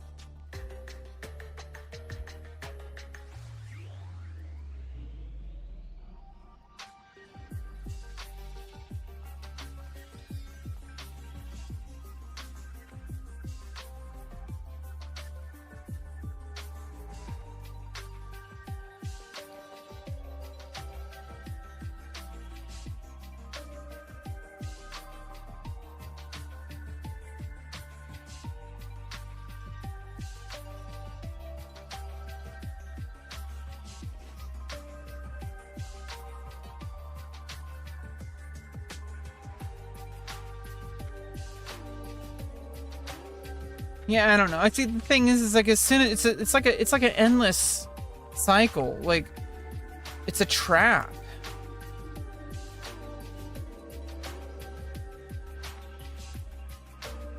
Like even just talking about this. Like because it's just endless. It's so exhausting. Trying to convince people who do not want you to exist that you're allowed to exist. It's so exhausting.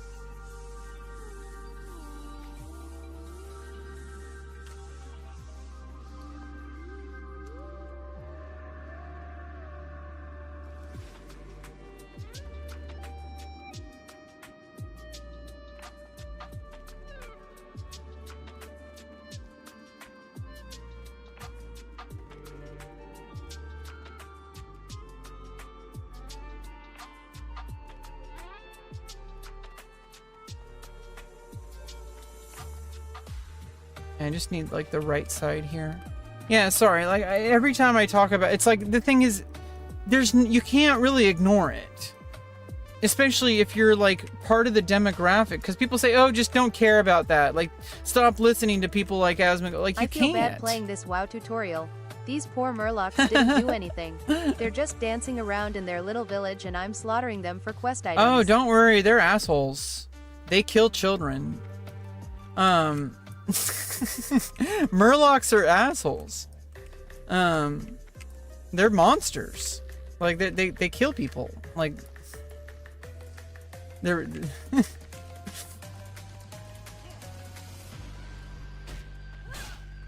So yeah. Oh dang. Okay, good to know. Yeah, they're like fish beasts.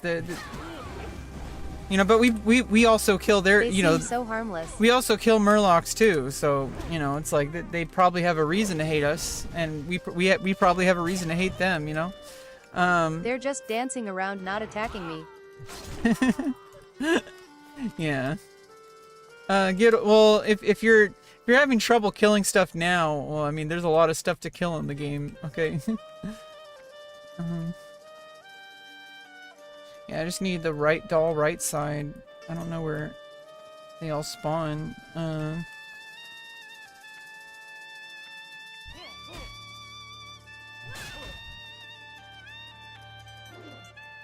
Are we just gonna get level 60 trying to find this doll? Like, just from these mobs?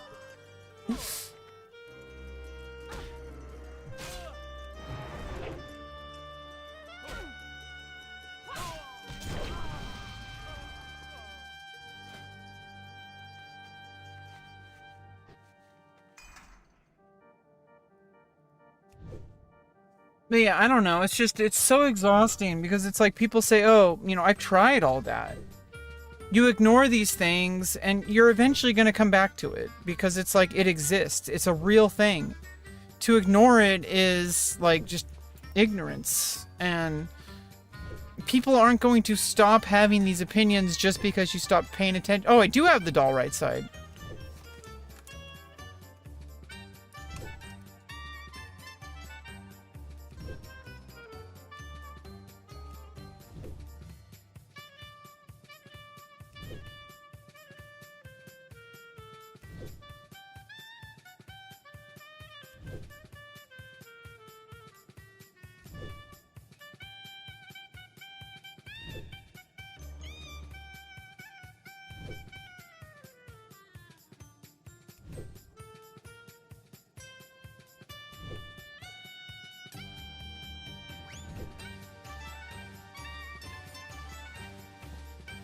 Oh!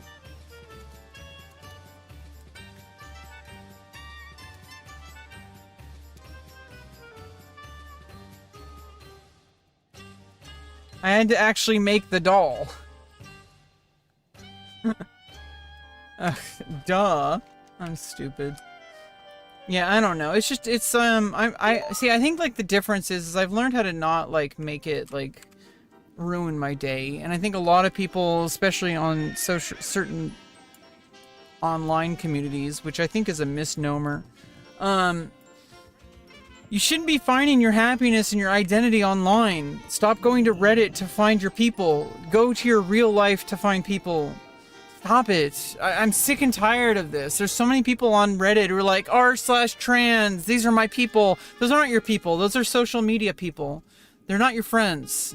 There are other people who are going through what you're going through, and that's really special. You know, these are people who share your experiences. That's awesome. That's amazing. Don't get rid of it. But to think that you have a community online and that this is where you're going to find your community, stop it. Just stop it. Stop trying to find other trans people and queer people online as your only source of connection. Go find people in your personal community, in your local community. Go find, and not just trans people, not just gay people, but there's plenty of like trans and like LGBTQ spaces in real life that you could find. There's people that they're also looking for you too. They don't know that you could have people in your life that actually matter, and instead you're settling on Reddit. Like stop. Like, you're hurting yourself. And it's just frustrating seeing this happen. Okay, I'm gonna Hearthstone back. I need to free up my goddamn inventory. This is getting really messy.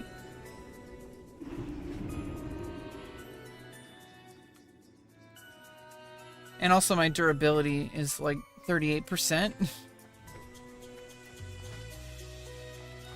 Yeah, I don't know. It's just like, yeah, see, like, I have issues. It's not just about asthma. I'm not like blindly supportive of the LGBT community either. I'm also not blindly going to hate someone just because of their opinions. So like I dislike this idea that it's either you're for us or against us. That's divisive mentality. It only hurts people. It hurts the people, and you know, this is one of the things that I think Asmongold got right. That, like, you know, you're ultimately eating yourself, like, not in the good way. I mean, you're ultimately like eating your own community when you turn it into an us versus them. Only a Sith deals in Yeah, absolute. exactly. Only a Sith. What the fuck happened here? What the fuck?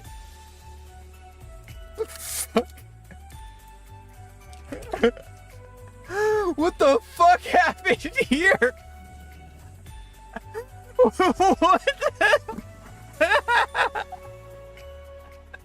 What the? What the hell?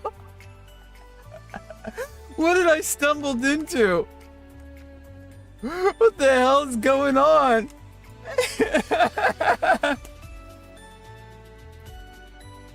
Oh my god. What the hell, bro? What, is everybody drunk? Was there a party here? Like, is this a crack house? Like, god damn. God damn. What the hell happened, bro?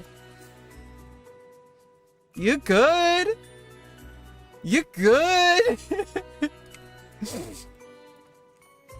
Yeah, I don't know. I think a couple things click in your head as you stream, and like, I don't think it's about time. I think it's about like stages, because there's people who've been streaming for like years and years and years, and they're like famous people too. They're very successful, and yet they still haven't gone through, I think they haven't gone through these like phases that you go through of understanding. And it doesn't make me like smarter or better. I'm just trying to say that like there are actual stages of like learning to understand that, like, okay, this whole social justice warrior thing does not work, and it only hurts you. And with that, I do agree with Asmongold. I do think that it's hurting the cause to have this mentality that just sharing a post that agrees with you, that makes you feel good, is somehow spreading awareness and making the issue better. Because I used to do that all the time when I was younger. This was even before I started transitioning. It was after I knew I was trans, but I was already like putting it back in the closet. Yeah, let's just sell this. I haven't fished for a while. Trying to clear up inventory here. I can just vendor that. I need to use up all my rune cloth. Oh, I haven't been using my training dummies. I don't know. I'm such a dummy. I don't even remember where I mapped it. Oh yeah. It's wait, where did I map it? Okay, yeah, Shift Q. Okay. Yeah, that's probably why I haven't been using it.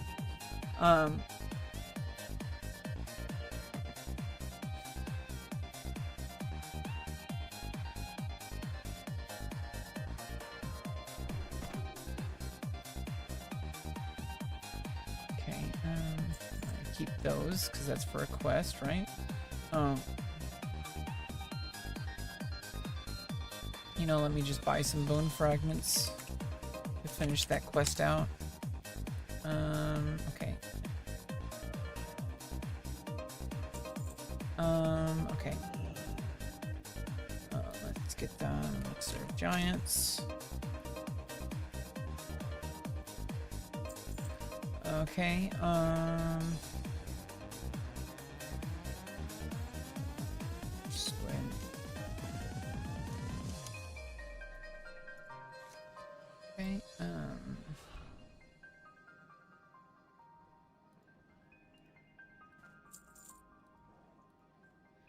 okay, and okay, what was I doing? Selling.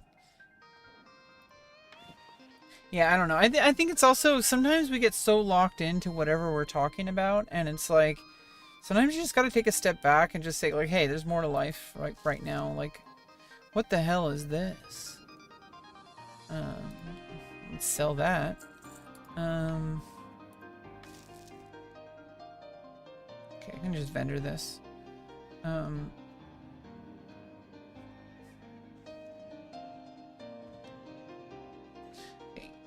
And we can just vendor some other shit. Look at all those corpses. Jesus Christ, dude. Yeah, I feel like it's just like I do have issues with some small minority of the LGBTQ community. Like, we're not a monolith. But, you know, here's the problem. Most people who are, like, you know, very, you know, problematic and, like, anti-trans, they see trans people and LGBT people as a monolith. They say, oh, it's the alphabet people. You've already othered us. You've already lumped us into a completely, like, inhuman category of existence where we're not people anymore. We're just a monolith. And we don't all agree on the same things, and I have some huge disagreements, and I'm not the only one. I'm not the only trans person in existence. Let's just sell that bullshit. Or get rid of that bullshit. I can get more by doing the quest repeatable when it actually becomes if it ever becomes relevant. Yeah, I got that upgraded, so I'm gonna sell it.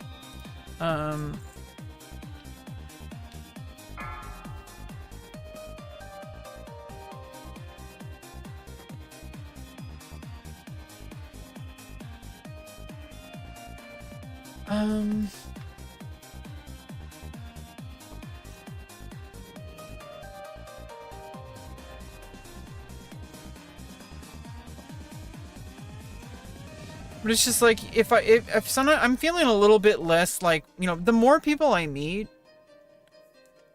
it's not that they agree with me or not. And I do understand why somebody hearing that, like, I agree with something Asmongold said might set somebody off.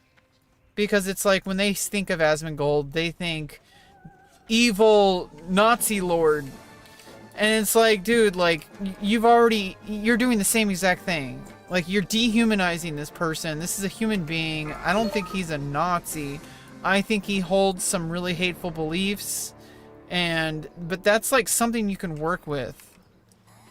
I don't think he wants to be a Nazi. And the difference between Nazis and people like that is that Nazis definitely want to be Nazis. Yeah, and there's a difference. Like, he's just ignorant. That's a different story. It's very problematic, but I don't know. It's making me feel really gross. Just even like trying to talk about it. Let's talk about World of Warcraft.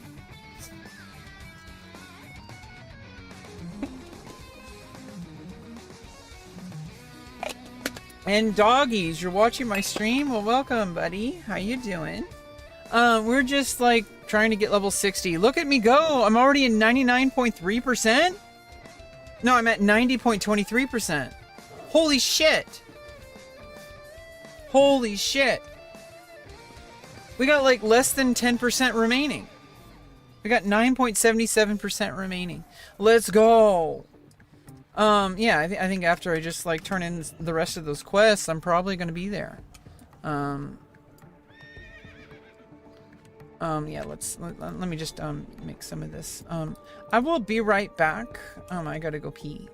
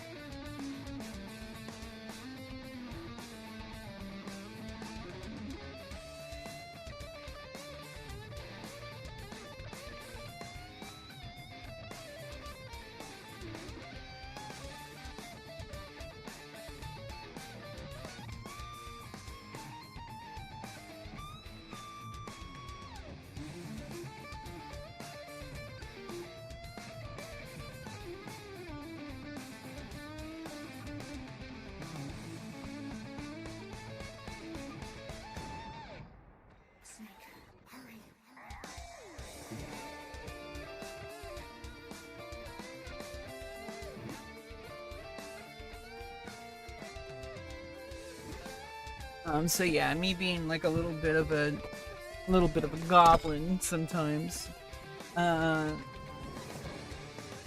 Yeah, politics can definitely be a poison in the mind. I get it. That's why I try to avoid it. It's hard. Especially when things are so directly correlated to my own existence. As somebody who's been through... I'm a post-op trans woman. I've talked about it a lot on stream these past 6 years. Yeah, it's all designed to control us and put us... Oh, sorry if I'm... Oh, shit. You're not talking in chat. You're talking in whispers. Sorry, I don't want to, like, dox you. Yeah, I'm really excited for TBC. See, my goal is I am going to... See, like, first of all, we're almost level 60. Let me show you my characters. 59 warrior, almost level 60. I do have a 38 priest.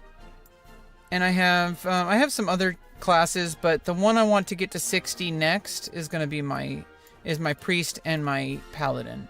But I'm probably going to level shaman first, because shaman is coming out with the Burning Crusade pre-patch, and we're going to be leveling shaman. Yeah, we're going there. And yeah, we're going to be leveling shaman. But I'm also going to level up my paladin so I can have a second tank. And also, usually paladin is a better tank in TBC from what I heard. So we're going to level paladin. I planned this when Nightslayer came out. When the anniversary edition, I was like, I'm making a paladin tank for Burning Crusade. And I leveled to 28 and then I switched to warrior because warrior is the best tank in vanilla. But I never got to level 60 in time to tank. So whatever, but I tanked on the way up. And so I've been holding out on paladin until Burning Crusade. I'm going to be leveling shaman when it's time. But for now, I do have my priest. And I also have some random other alts. I got two cruel barbs, with fiery, and that's pretty awesome for level 26. Level 20 to 26 has been really smooth. Is all I'm gonna say about that. It's like cutting through butter. I do have like a 14 mage. I do have like a level 11 druid. Let's see. I'm probably never gonna play hunter. You probably guess what that's gonna be. Can you guess what this one's gonna be? Rebecca Panda? Yeah, so I don't know. It's just, what's frustrating is when people consider, where's the line you draw between talking about your literal experience as a person that has been politicized? Because I am a trans woman, I have gone through surgery. Is me saying that somehow political?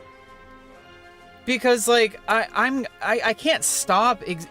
For me, when you say something's politics, that feels like a deliberate discussion choice.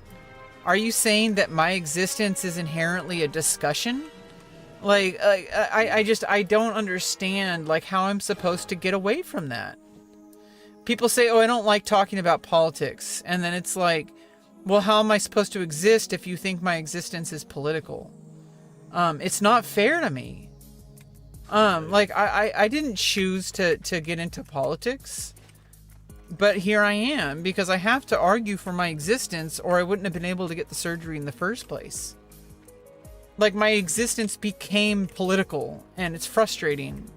I try to avoid politics. I know I talk about it a lot, but you want to look at the root of my identity is I'm a person who likes to dive deeply into topics. I'm autistic, and also I'm very entertained by thinking creatively about things and thinking about different viewpoints and thinking through things. And so politics is a natural trap, because with politics there's so many different viewpoints. And especially when it comes to my identity as somebody who has been politicized against my will, just for existing, it's like a permanent it's like a permanent political discussion. And I learned how to get the fuck over it because, you know, I got my surgeries. That helped. Because just getting the surgeries means like, hey, like it's over now. Like, oh, I need spices. Whoops. Do I have more spices in the bank? In the spice bank? The spank bank? Yeah, we're all just family here. And honestly, you know, obviously if you get really annoying in the chat, then I'm gonna like time people out or warn people and time people out. Like if people get hyper political either direction, if you're pro-trans and you're like spouting up some political rhetoric in here, I'm pretty much gonna treat you the same way as somebody coming in here being anti-trans. I don't really discriminate. I'm a queen dictator. Okay, I'm the supreme goddess here. This is not a democracy. You need to understand that this is not a democracy. This is a dictatorship. Okay. And so if people are gonna, I don't care if you're my ally, if you're being annoying in chat, you're getting the ban. Okay. Like it is stressful. Sorry. I mean, okay, wait. Is it okay that I'm responding to your whispers? I know it's like whispers are usually more, private. So I try to keep the game and my streams separate, if that makes any sense. Like anything that happens on the game screen, I consider to not exist if the stream can't see it. And I cover up my chat with my webcam for a reason. Yeah, I mean, it shouldn't be, but it is, right? Like point of contention. But you know, I learned how to just get used to it. The surgeries really helped. Like I'm telling you, that motherfucker right there is not real. Okay, I don't have any soothing spices. Oh yeah, I do. Okay. But I don't have 20.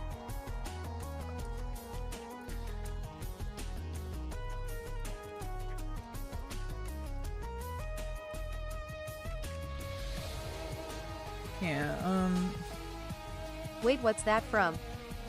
it's a meme. I know that quote.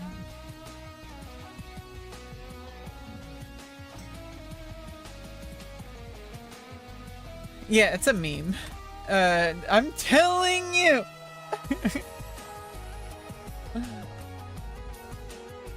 Where are you from? HII. Life's bigger. I'm from California. I'm like in the Oh, that Bay was Area. the lady on the airplane, right? Yeah, this lady on the airplane. She later came out and like actually spoke about it. That her life turned into a meme, and I don't know if it's ruined her life. See, people say it's ruined their life. I think it's just a temporary thing. I think people, like, I mean, it sucks when they didn't ask for it, but like you kind of ask for it when you act like that. I mean, you're not asking for it, but like you act like that on a train, on an airplane. People are, you know, like you're being obnoxious. Like, I mean, I've been really embarrassing in public too, and I've worried about my image and what it means for my future. But people are way more forgiving than I think you realize. And that's like a good thing. It's also a bad thing that people also like don't really care, but it's good that they don't care because they're more focused on themselves than they are on you. People generally, like, as long as you're like not continuing to be a shitty person, what I've learned is that as long as you're trying to be a reasonable person and trying to do better, for most things, probably not all things, but for most things, it's basically like people are going to look past your mistakes. There comes a point where they're not going to, but people are much more reasonable than I think we realize.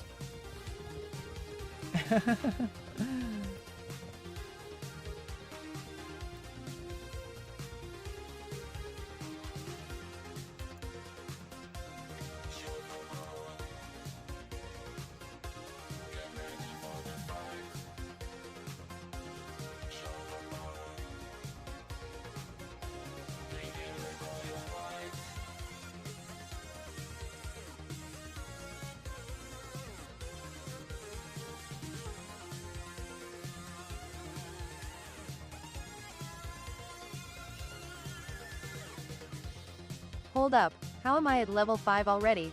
I'm going to run out of free gameplay at this rate. I told you, when you play in retail, you're gonna get to level 20 really quick. In fact, I'm pretty sure if you just go through the tutorial, you're gonna get max level of the free trial.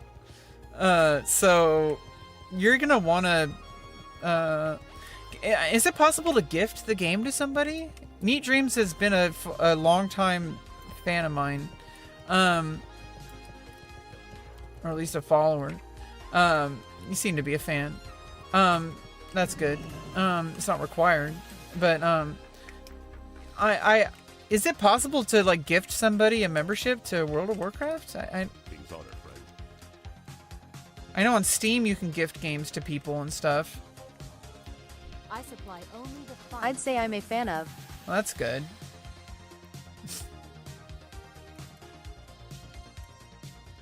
See you later. Nope, I don't need to make a fire. There's a fire here. Yeah, make some grilled squid. Yeah, I don't know. It's Fan. Autocorrect added the of.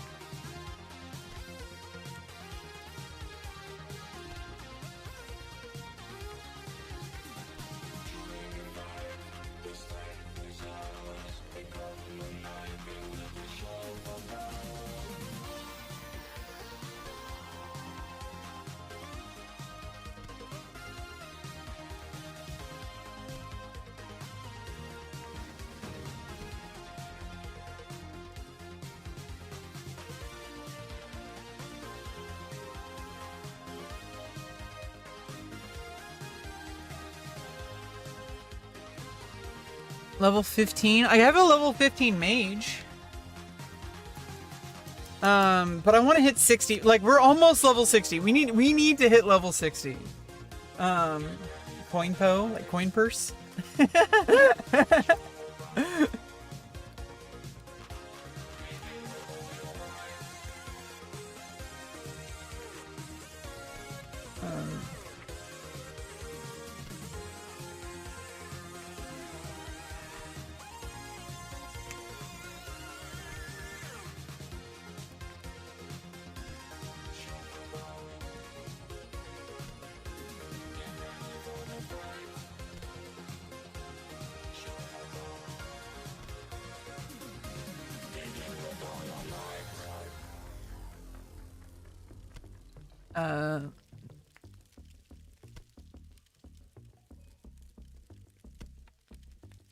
A fans only.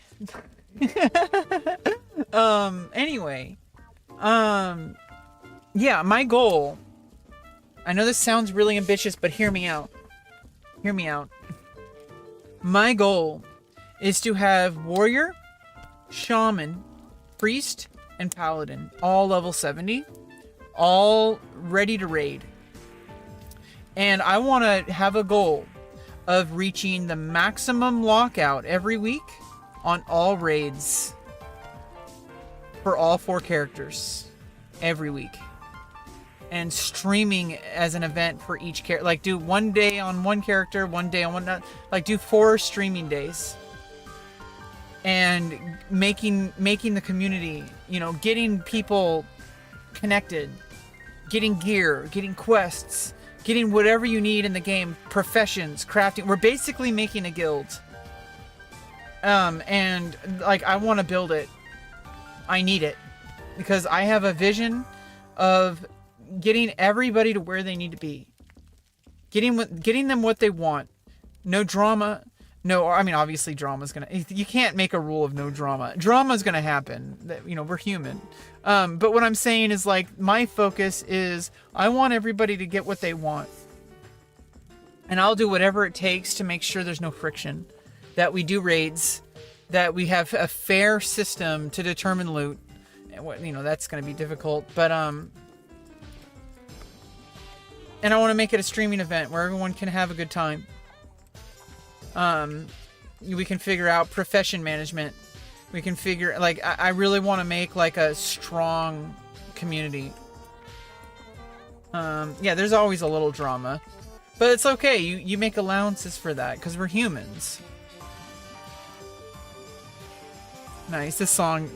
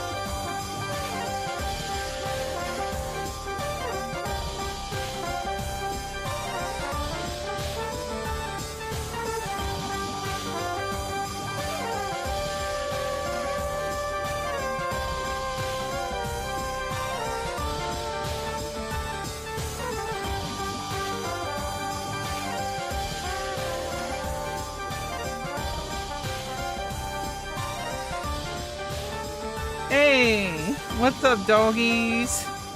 Hell yeah. It's a dance party. Woo!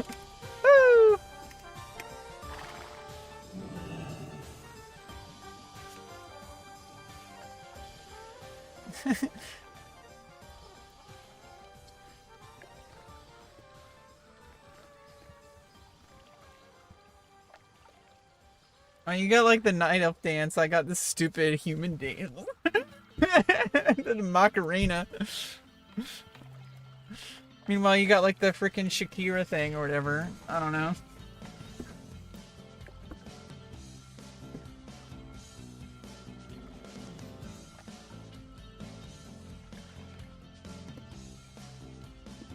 Like you just like, it's like you're trying to smell your fart. You know, like that one. You know, like you're like, like you're trying to smell your fart. Like night elves really like to smell their own farts. That actually makes sense. Like that's actually canon. Oh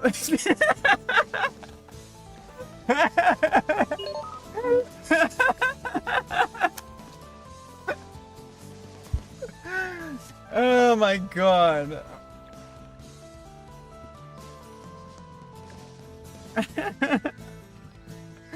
Oh my goodness.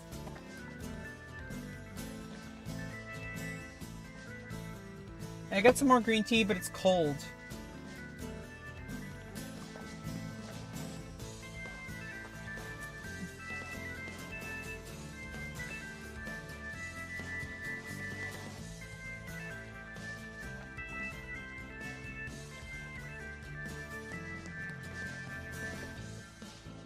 Yeah, I got some iced green tea, I guess. Iced tea, baby. Hell yeah. Oh, hell. Oh, yeah. Oh, yeah. Oh, yeah. Oh, it's some iced tea. Oh, yeah.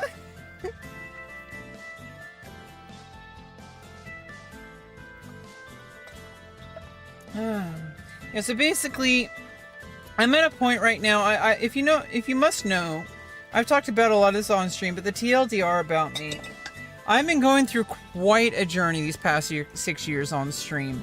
Oh yeah, you like the glass? Yeah, it's a nice tea. This is like tempered glass, so it's like, it doesn't burn your hand when it's hot. It's a tea shot. Yeah. I have been streaming for 6 years, and it's been directly correlated. Well, I guess for most of it, the very beginning of June of 2019. I started streaming. I played chess. I went through a lot of issues. This was before my transition. I went to the mental hospital a few times. And I finally said, after 13 years, I am tired of living a lie. I am tired of pretending that this isn't what I need. I am tired of pretending. And I said, I need to, ironically, man up. And be a girl. So I freaking, I said, I'm done. I went to my doctor, who already knew about this because I'd already talked about it, like when I was 18, and I was like 31 at the time.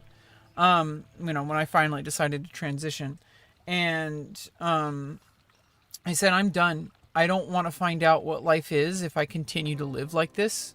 And so I'm going to push for a better life. And I worked with my doctors. It was a lot of work, and we're already done. I got my surgery like a year and 9 months ago, my vaginoplasty. And I had the facial surgery the year before that. And I had an orchiectomy the year before that, but that's kind of a moot point now that I've had the full surgery. So now it's been 6 years on HRT, on estrogen.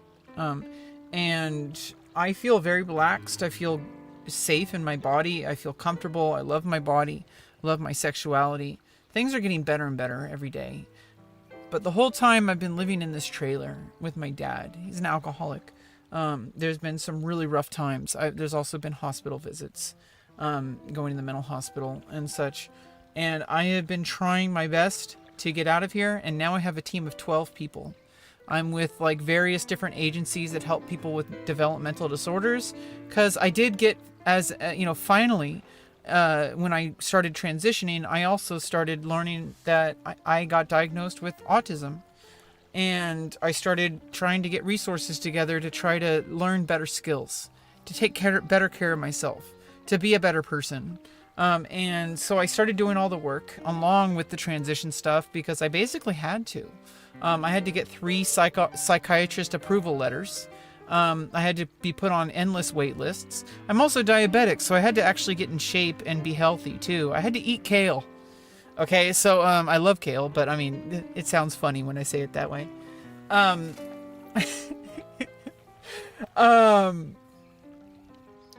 had a very big scare. My surgery was canceled because of my diabetes. And then I really buckled down. And I like went for like an hour of walking every day, like 6 days a week with a short, like a rest day.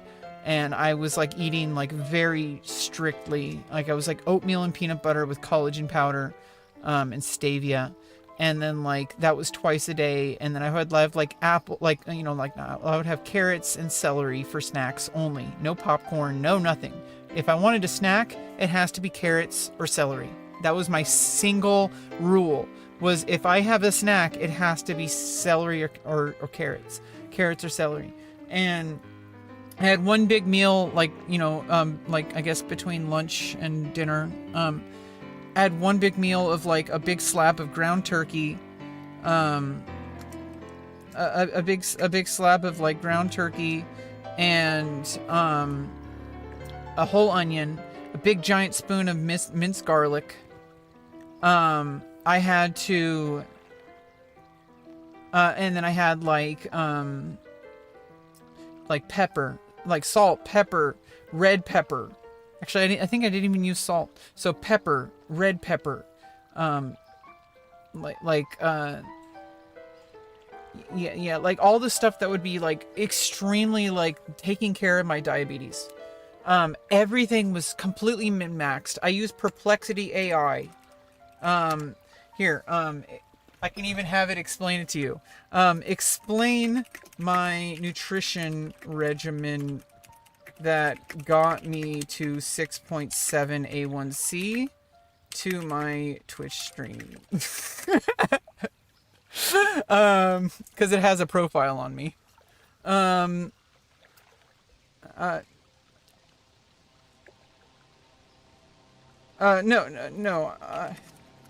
I meant my specific regimen that I researched with you about the kale and stuff.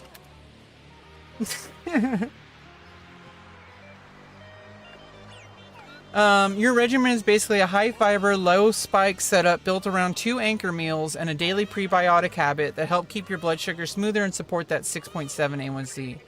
A1C was a 3-month average of blood sugar. 6.5 and up is in the diabetes range. So 6.7 means you're just over that line and actively working it down.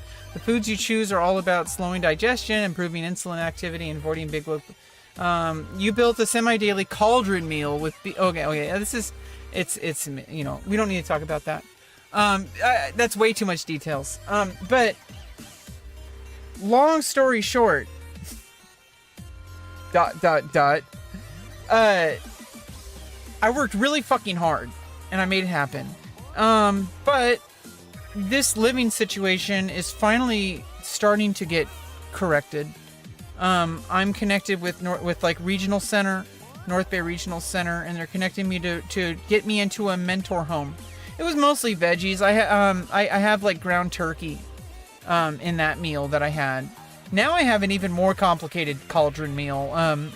It's like pressure cooked, and it's got like beans and buckwheat and kale and like nettle leaves and like epazote and all sorts of goodness. It's got like flaxseed. It's got like, now I have like a big giant cauldron meal I make. That's like the evolution of it. I used to just make like something on the pan with like ground turkey, onion, garlic, all the spices like pepper, red pepper, and then I would cook that, and then I would cover at the end. I would cover it in kale for like the last 5 minutes after the meat is cooked. I would cover it in kale, and then put a lid over it for like and then put it on simmer to let all the juices flow up from the onions and such. It was really fucking good. for, you know, for something that's healthy. You know, it's extremely healthy. It's probably like the most healthy meal you could have, especially with the kale. Yeah, I mean, I'm very on top of my nutrition. So, it's been a really long fucking 6 years. And this whole time I've been stuck in the trailer. I even had to recover from my surgery here. And it was hell, actually. Things almost went wrong several times. In, you know, these past 6 years.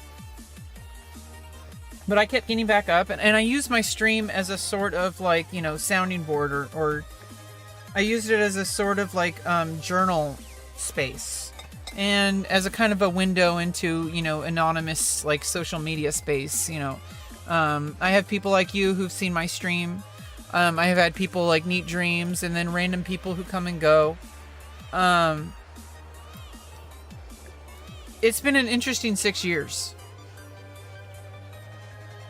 Yeah, I like cooking for myself. It's kind of a pain in the ass. I do prefer to have, like, just get it over with kind of meals. Like, I have buckwheat with, like, peanut butter and whey protein isolate and, like, collagen powder.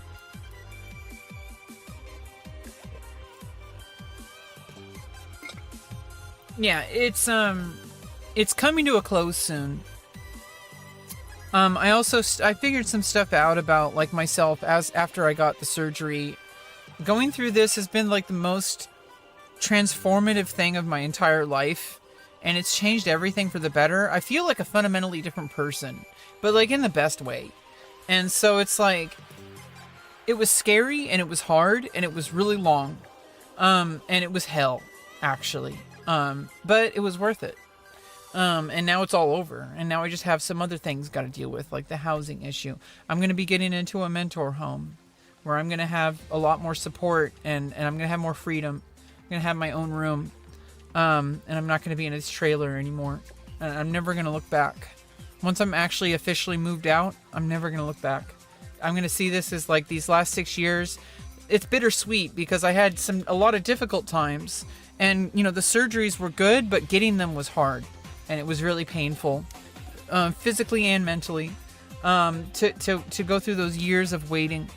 And just the necessary waiting of like getting, you know, your hormones take time. There's a lot of stuff that you just can't be avoided. It just takes a long time.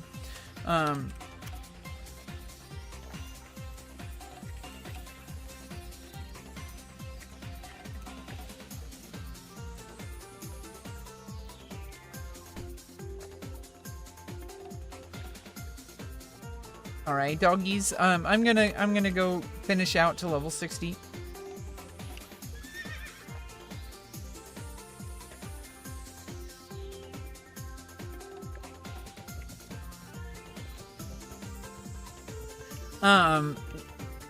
But I think it's just like I'm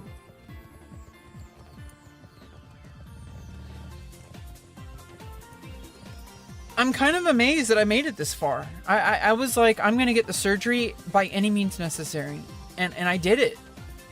It was almost like a last ditch effort. Like I expected it to happen, but I didn't want to give up, and I didn't, and I'm over.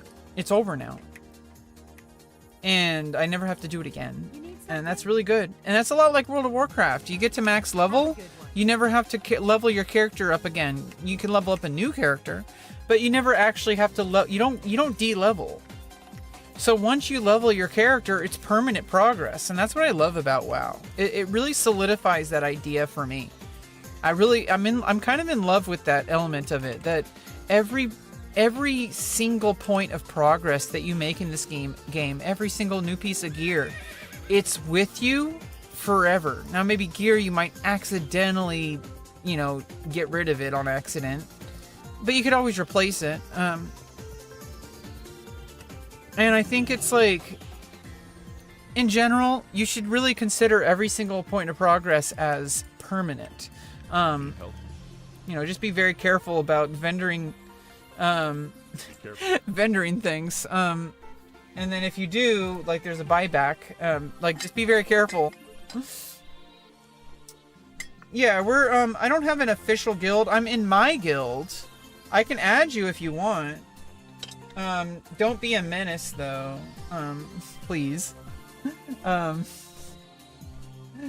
have been duped before, but I'm gonna assume you're pretty decent. You seem like a pretty reasonable person. I can add you to this guild. I have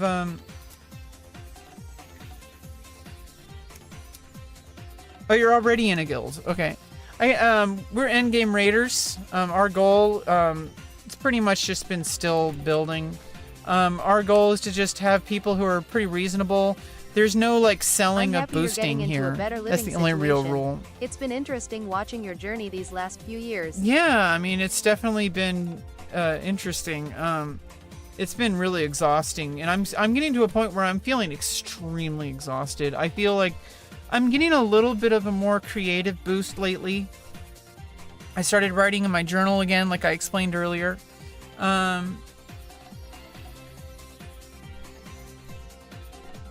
Yeah, this isn't a throwaway guild. The only real rule is just be a decent person, but also, and there's no like politics or anything like that. Like that named Rebecca. What is your real name? This is my name. What the fuck? You saying I'm not built correctly because my name's Rebecca? What the fuck? My name's rebeccaloran. And it is my real name. And basically, yeah,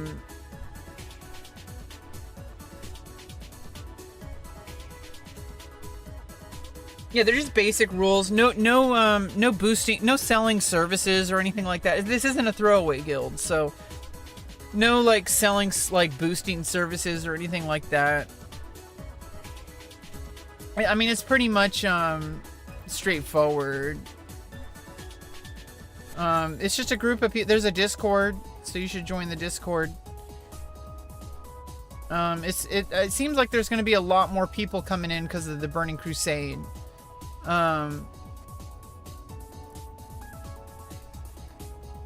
So it's getting pretty exciting.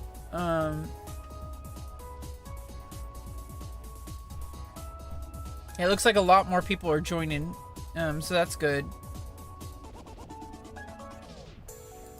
Yeah, I'm pretty excited. Yeah, things are starting to get really normal. I think it's like the one problem that hasn't really changed has been this living situation, and I'm finally getting some case management to finally get out of here. And I'm just so exhausted. I can barely think straight. I am getting a little bit of a boost, and I'm supposed to hear back from them soon. And hopefully they have some good options. And either way, the mentor home is kind of more of a stepping stone. While I'm waiting for more independent housing, they have me on housing wait lists to have my own apartment. That's the ultimate goal. Is to, even if it's small, it's still bigger than the trailer. I need my own private personal space. I've never lived on my own. I'm turning 38. I've never lived on my own. I've never had my own space. So the mentor home, it's going to be better than here, but it's going to be more of the same. It's going to be me living in someone else's home. And that's good if it's better than here. But that's more of the same. My goal is to be able to live on my own and to be independent. And so that's what all my case management is doing. They're working on it, and I'm trying to learn some skills. I have a lot more skills than I give myself credit for. I'm starting a job as a model soon. Space is so important. Yeah. I'm starting a job as a model soon. And it's probably not going to pay too much, but it's very valuable experience. And it's helping out the art community. I'm going to be posing nude in like a college setting. It's a little bit, I'm a little nervous because I don't mean almost. I'm never nude in like kind of more public spaces. I mean, this isn't a public space because it's going to be in a classroom and it's a very controlled environment, but still. Being naked in a classroom, that's something I've never been. So, you know, I wouldn't have never been able to do this before surgery. That's for damn sure. I've talked about stuff a lot. I try not to talk about my transgender stuff simply because it's like, yeah, I mean, it's kind of been like, I've already talked about it a lot. But second of all, most people, they might be like kind of fascinated or interested, but most people can't relate. And I think it's kind of just not, it's not really interesting. I mean, it is, but it's like, it gets annoying to talk about. I actually would prefer to just be a normal person, and I don't want to force it. I should just accept that I'm different, and celebrate that. But at the same time, there's a lot more to talk about, and I want to focus on the more things that are that connect us rather than the things that make us different. I think that's what community is. It's not that we're all the same, it's that we're all able to connect. That's a different kind of thing. It's like a completely different kind of thing.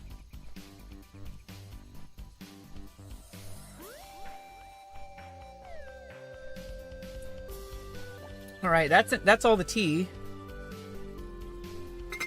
Yeah, I like this cast iron teapot. I really like it.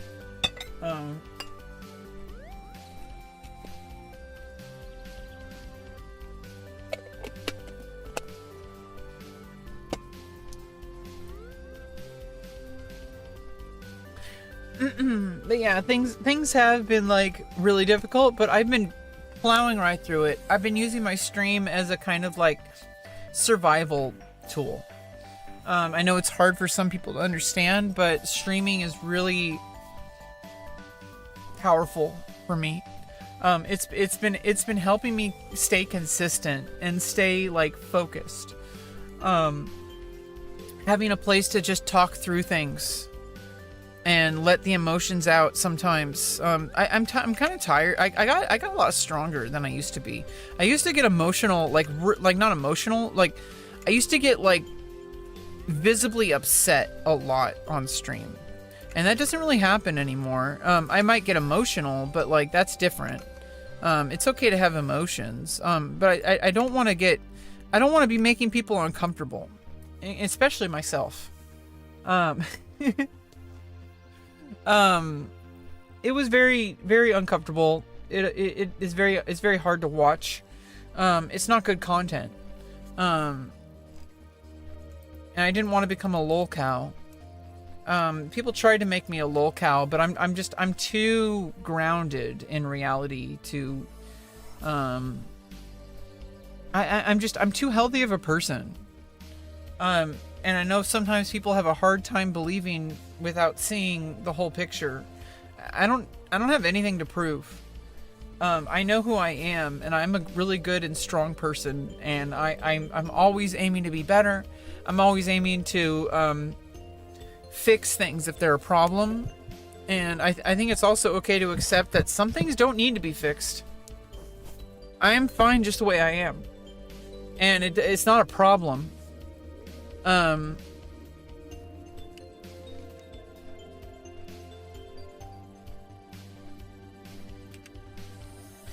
I don't know. It's great also just meeting new people. Like the fact that you whispered me, and talked to me, and you were watching my stream. Like that's like a big deal.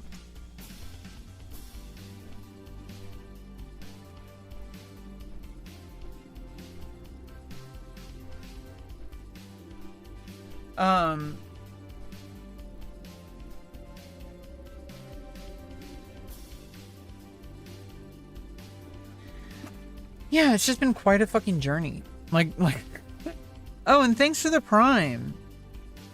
3 months? Let's go. Thanks for the 3 months, neat.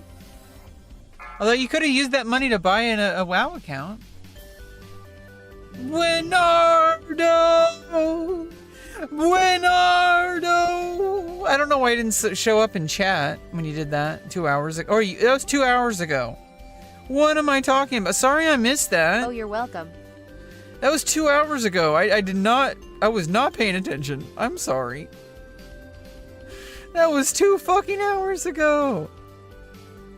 Yeah, here it is. Yeah, I think, oh, that was with Prime. Okay, never mind. Yeah, I mean, then fuck you. Just kidding. No. Basically, I mean, yeah, I hope you enjoy World of Warcraft, and Well, no, it's a Prime sub, so it comes free with my Amazon Yeah. Prime. I get 1 free Twitch sub per month. I hope you can eventually get into World of Warcraft and join me. Nice. Yeah, I must be doing something right, because people are finding me from YouTube. Like my stream pops up for people who because of my on YouTube. So I must be doing something right, you know? For the Alliance. See you around. You need something? Be careful. Hey there. For the Alliance. This music is so fucking hyped. Okay, this is gonna be our level 60. Okay.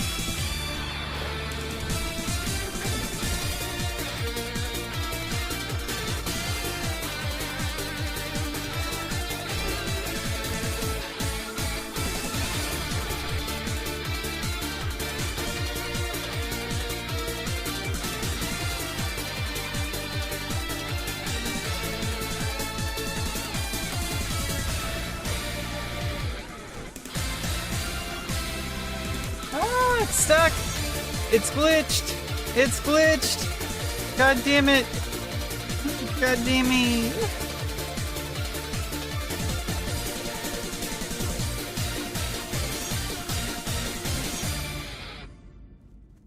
Nice, let's go.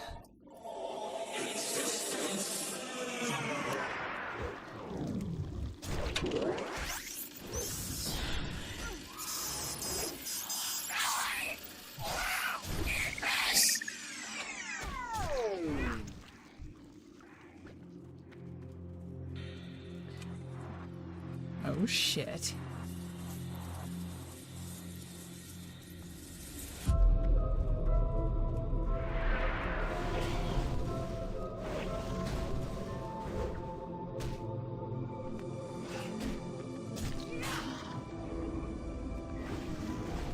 Here we need to go.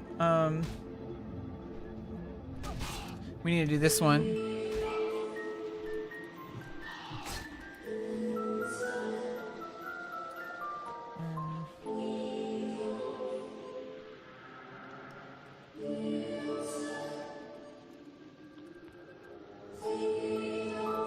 Here we go. We need this. We need this other song here. This is. We need to put this on loop. This is gonna be our level 60 ding song. We're gonna ding to level 60 to this song. Let's go.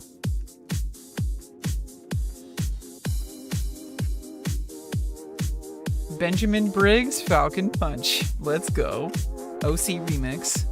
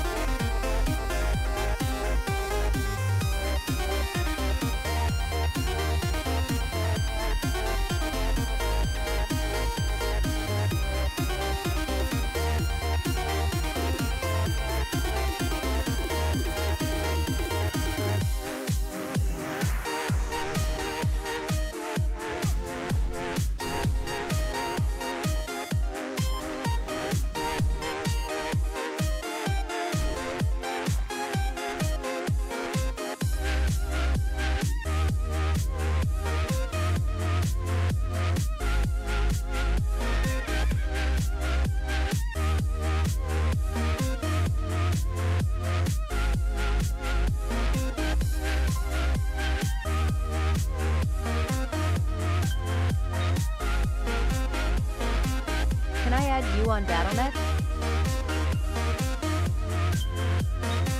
Yeah. Just a second.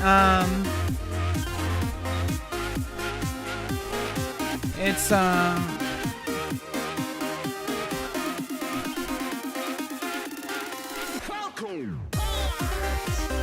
you go to add friend and then just type that in.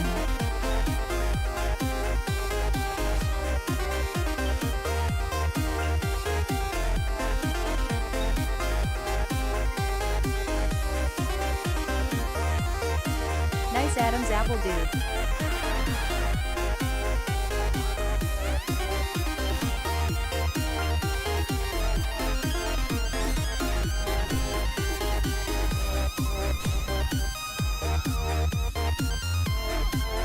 What?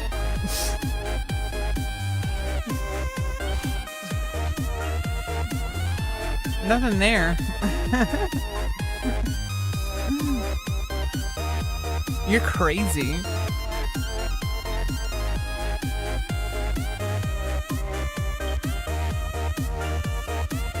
Oh shit.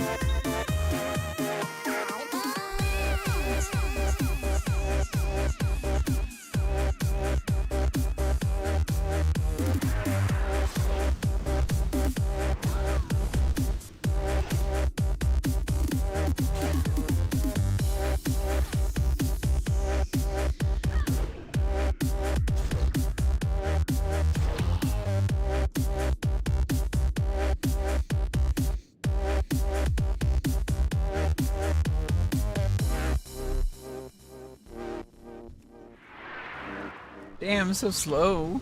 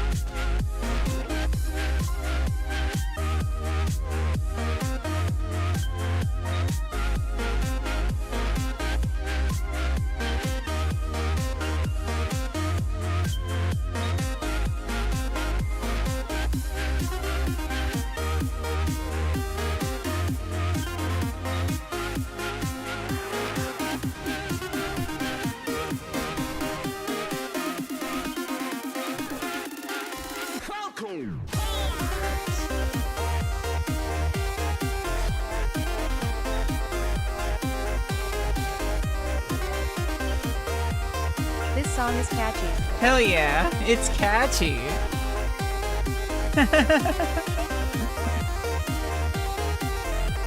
Shush. Shush.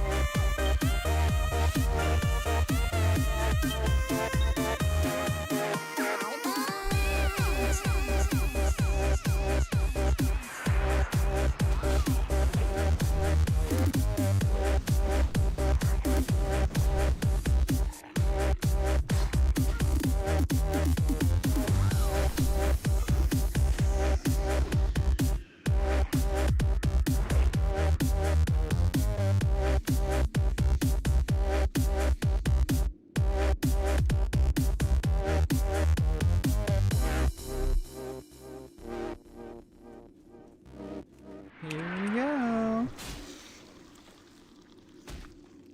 Only 4.769% left. Let's go.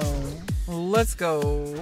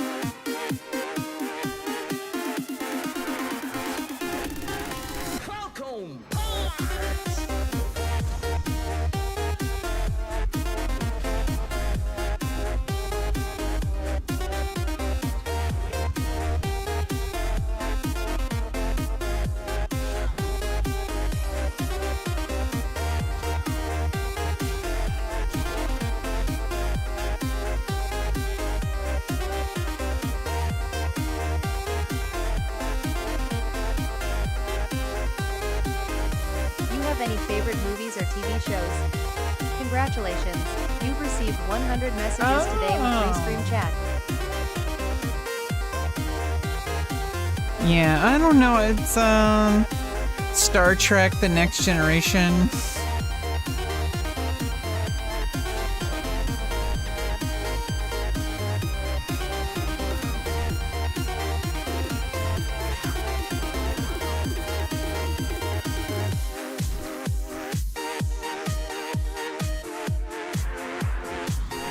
Oh heck yeah.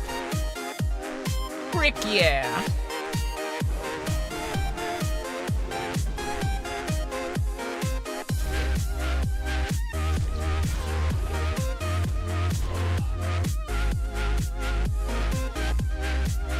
Engage.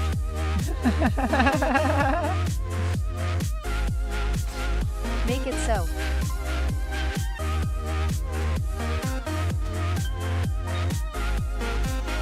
What are you verbs? My verbs?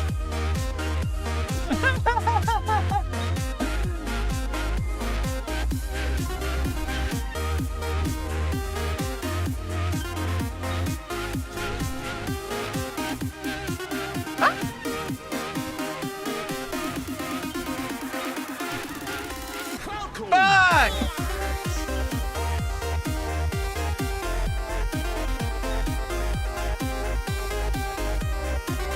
My buffs! My buffs! My buffs!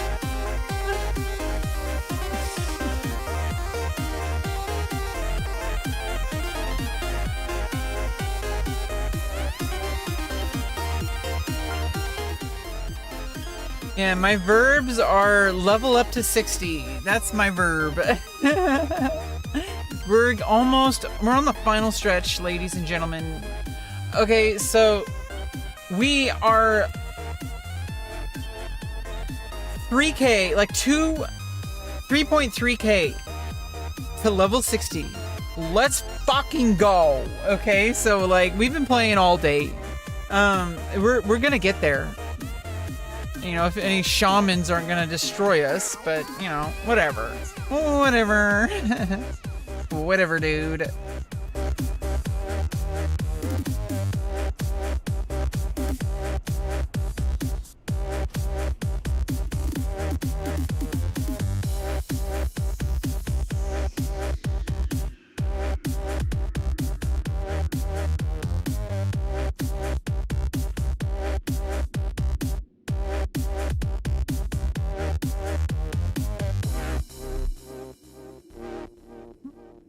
Goatee?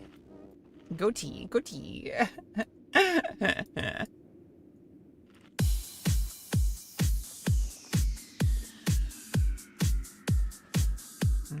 Okay.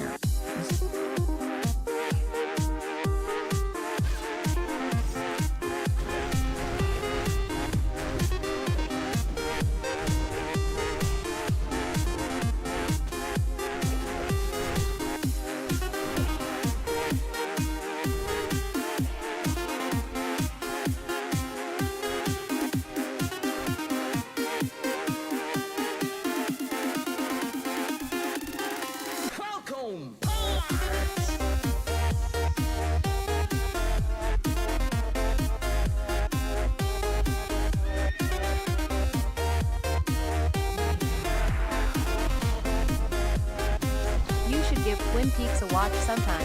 I saw a meme the other day of Twin Peaks actors guest starring in Star Trek TNG episodes. Both shows have that cozy late 80s, early 90s top quality TV show vibe.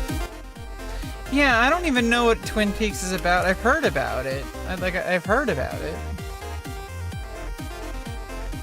Yeah, 80s, early 90s, yeah, vibe. Warrior was fun. Hell yeah. What game is this? This is World of Warcraft Classic on Anniversary server. I'm on Nightslayer, which is a PvP realm. You know, so you gotta be careful. People are gonna get you. So basically, it is transitioning into the Burning Crusade, and it's gonna be starting with the pre-patch before they actually release the full Burning Crusade. Starting on Monday after like a 14-hour maintenance. Basically, it's gonna be gas. I think it's coming out Tuesday. So it's a game called World of Warcraft Classic. You basically kill monsters for quests, and you collect gear. You level up and you collect gear, and you get stuff, and it makes you more powerful. That's pretty much the game.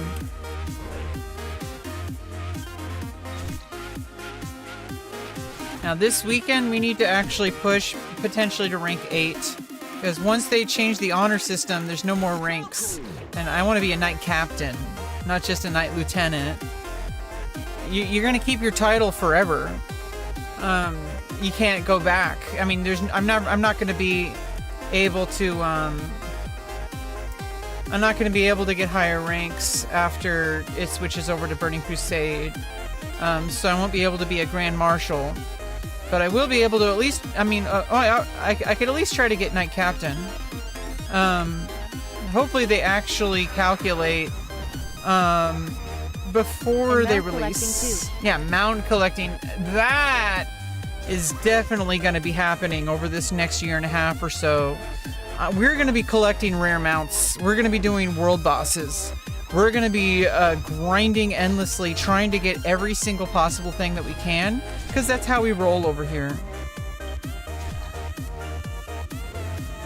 I'm going to be having level 70 on at least 4 classes: Warrior, Paladin, Shaman, Priest. And we are going to be raiding at least 4 days a week, trying to get weekly lockouts on all 4 characters. We're going to be getting best in slot gear for PvE, for multiple specs, and for PvP. For PvE, multiple specs, and for PvP. We're going to be grinding really fucking hard. So it's not going to be like, oh, let me play the Burning Crusade. No, this is a fucking grind. We are going the distance here. We're getting sweaty spreadsheet gamer action over here. It's going to smell really bad. You do not want to sniff my chair. Okay, it's going to smell like swamp ass. I mean, it smells pretty good. Okay, I smell pretty nice. Okay. I can sell my bath water. We're going to sell my chair to the...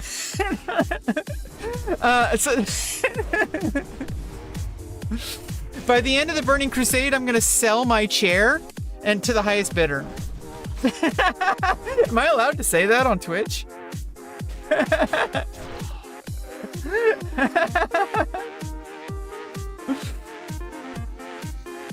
Lol.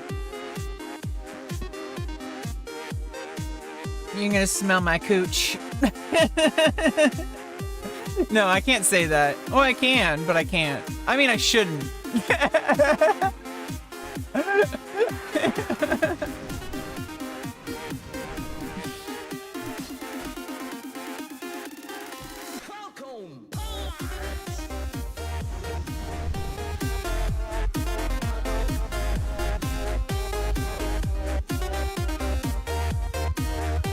We're getting there. 986, we're getting there.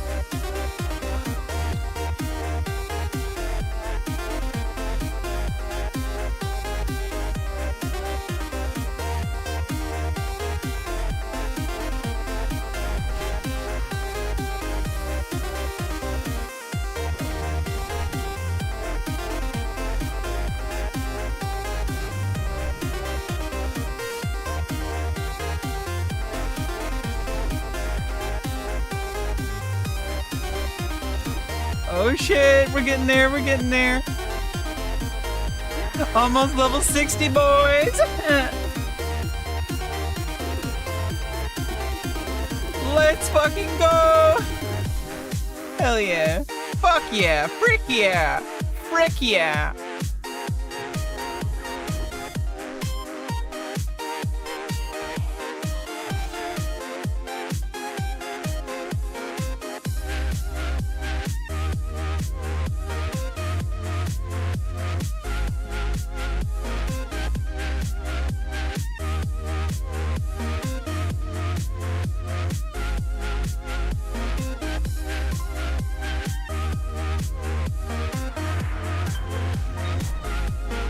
Oh no! I'm attacking 3 enemies! Oh no!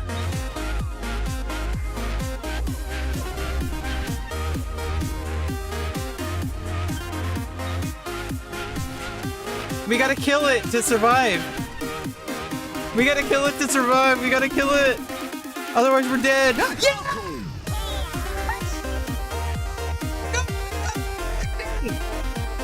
Fuck yeah!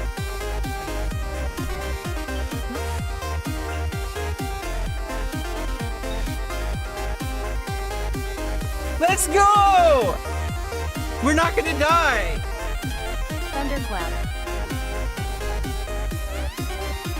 Yeah, thunderclap.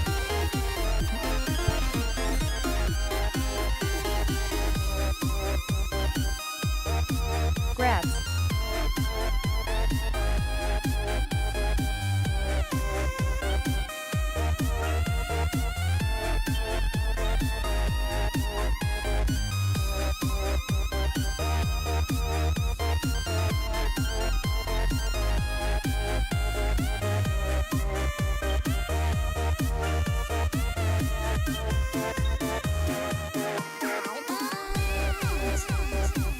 Fuck yeah! We got level 60! We did 8! Haha, not what I meant, but alright. Oh my god. Damn! Got that thunderclap. That's not what we meant by thunderclap. Okay, I need to get minor speed increase on these feet. So we need to, there's a couple things we gotta do. We gotta respec. Let me finish this quest. Okay, so, yeah, that was epic.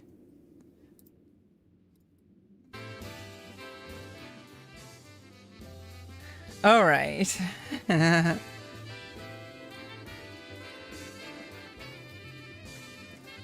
Oh shit. Sure.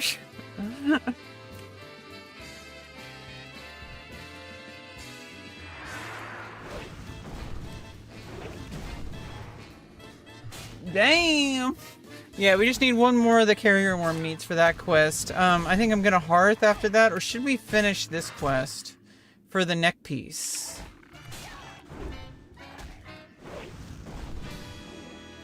We should probably finish that quest first. We got a lot of gold to farm.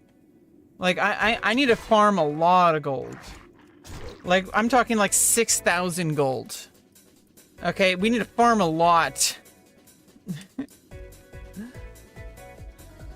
So we're level 60, but we're just getting started, babe. Okay, so like, also, this is only my first level 60. We still got to get level 60 on Priest. We still got to get level 60 on Paladin. And we still got to get level 60 on Shaman when that, you know, like, so this is going to be quite a journey. But I mean, my Warrior, now max level. It's going to, you know, the last 10 levels, you know, when Burning Crusade comes out. But we're going to be max level pretty quickly, I'm pretty sure. We're going to be dungeon grinding, getting into heroics. There's gonna be all sorts of bullshit. So come along to watch my bullshit, okay, and see me along my bullshit. Cause we're gonna be going through a lot.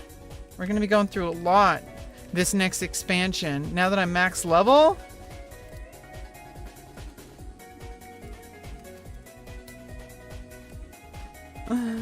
Damn.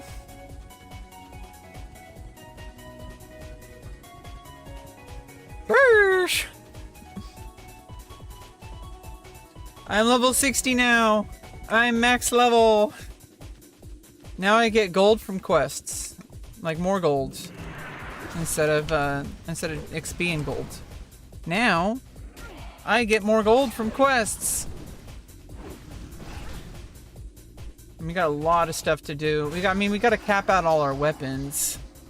But mostly I'm gonna be I need to respec when I get a sword.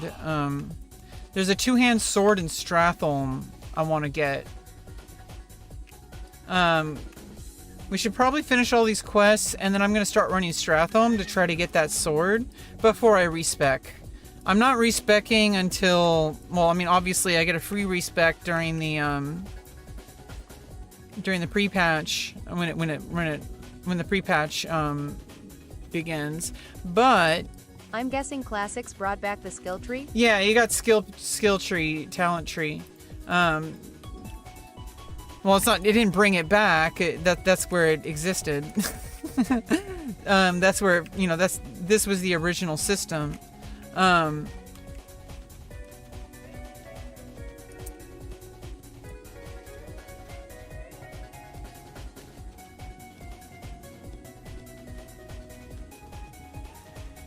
Basically, I need to.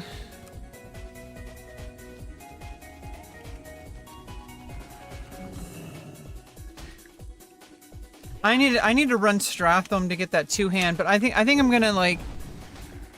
I need to get that two-hand so I can respec to Sword Mastery, because right now I have Polearm specialization. I need to respec to Sword specialization when I get my first purple. We're gonna run Strathome. You got what I meant. Strathome main gate. We need to run Strathome main gate like a bunch of times. To try to get that, yeah, I got what you meant. To get that sword. There's a sword that drops from the boss, in the, I guess in the human side of Strathome. But let's finish all these quests first. Let's get these quests cleared. I also gotta do these termites.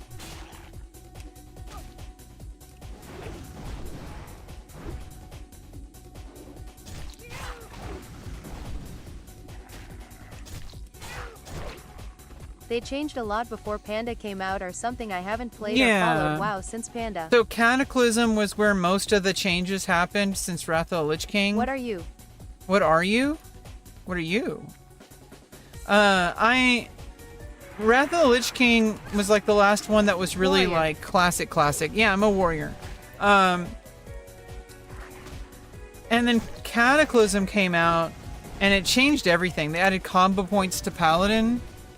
What is this game? This is World of Warcraft Classic on the Anniversary realm, Nightslayer. A PvP realm, a world PvP enabled realm. And basically, you do stuff and you get stuff. That's the game.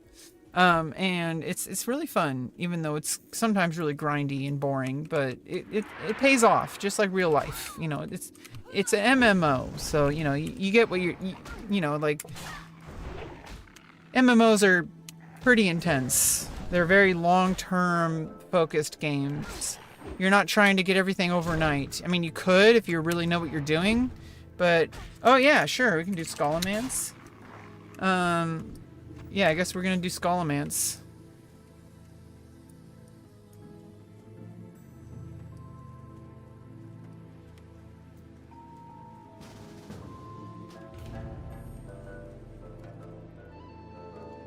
The Ret Paladin was killer then, the stories.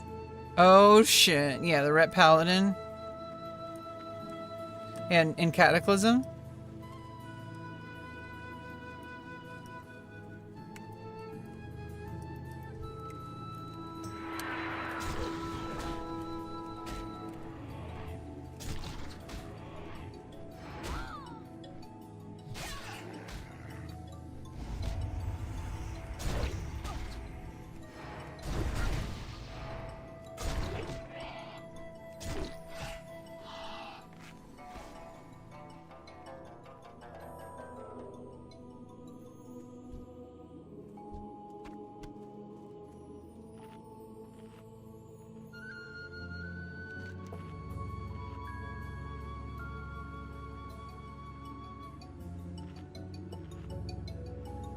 Oh yay, tank, healer, and DPS all in one. Oh yeah, Paladin. Paladin's great. I'm gonna be leveling up Paladin during the Burning Crusade, 100,000,000%. Okay, we need to head this way anyway because we got to go to Scholomance. But there's also a quest turn in. I think I'm gonna just go fly over here. And the quest turn in over here. Yeah, let's go head back. Yeah, we're gonna be doing some Scholomance.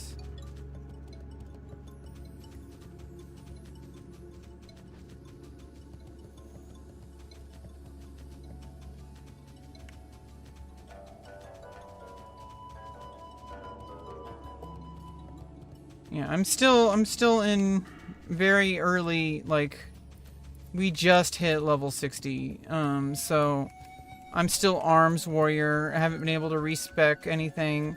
I'm in fury arms instead of fury prot, so like I'm gonna have to be tanking in arms for a bit. We're gonna figure everything out, don't worry, we have plenty of time. We just hit level 60. Like, it's not like we have to figure it out all right now. We can just work with what we got. Show us what you got. So, like, you know, we're working with what we got. So, we're going to do a Scholomance. I'm already higher level than the rest of the group, except for the Warlock and Paladin. But, you know, so it's like, we'll figure it out. I'm sure I'll tank just fine.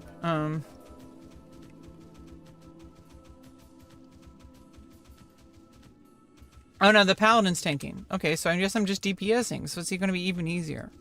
And I can taunt, so that's good. Oh, and Mage and Warlock and Paladin. Okay, so this is definitely a cleave. So it's a little different. I'm just Grave Jizzler. I'm just DPSing. I'm just filling in the blank here. They're really doing the real clears, the AoE cleave. So I'm kind of the noob here. Great to meet you. I'll be right back.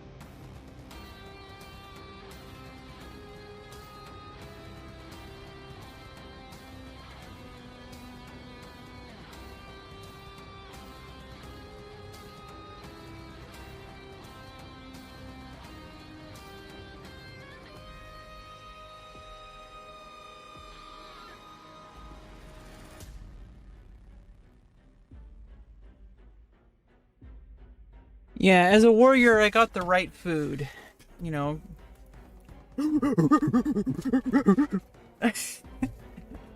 I got the right food for a warrior.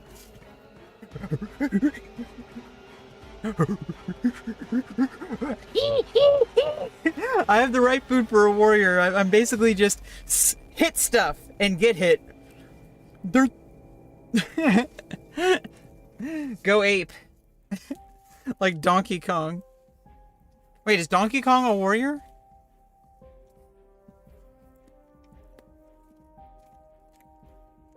He's my warrior.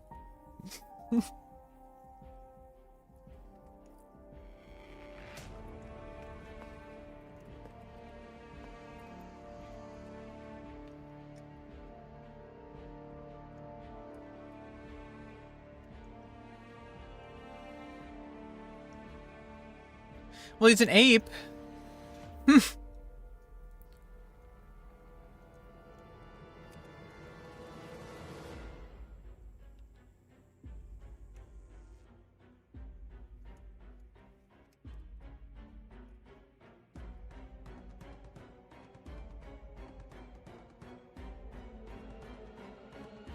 Oh, what the?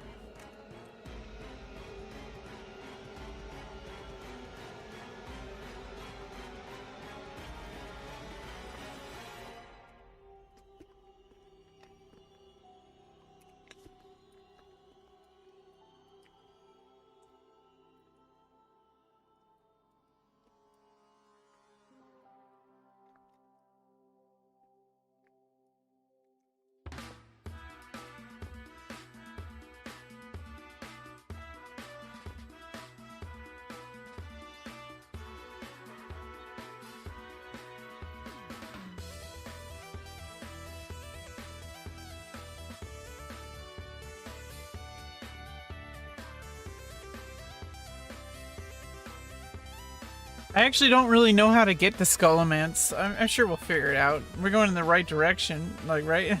Can I swim there?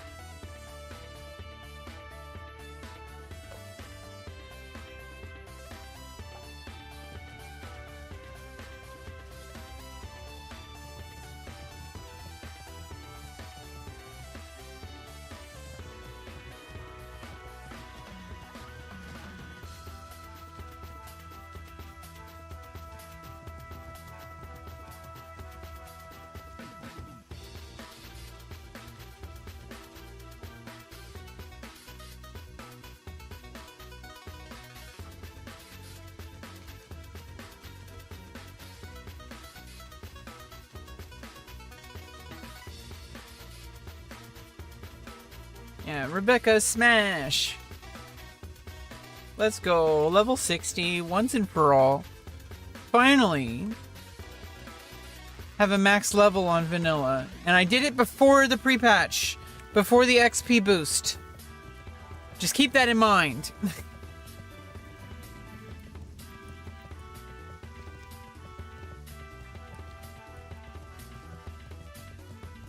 Alright, here we go. Entering Skullomance. Yeah, we're gonna get some items here. Probably.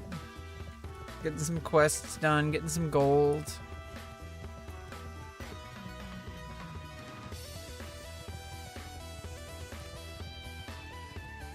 There's supposedly a quest here.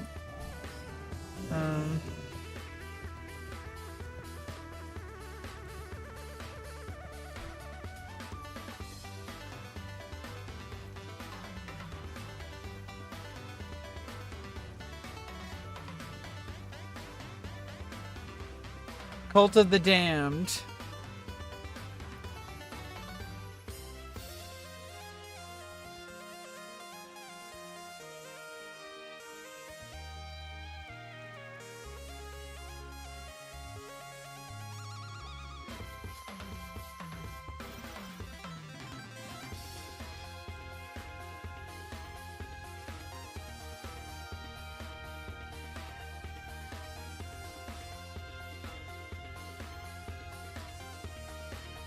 The Butcher. Oh, this is like Diablo. They had the Butcher. This is like a callback to the Diablo.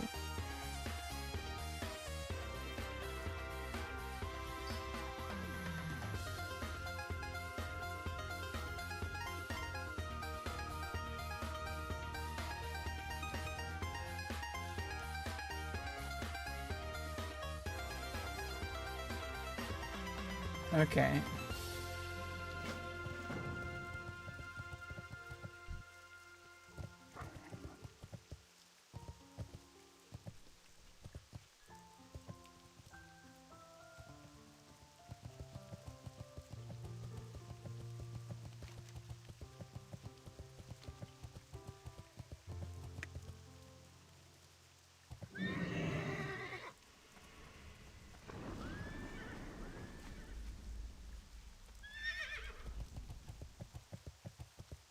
Okay, everyone, we're just like gathering together.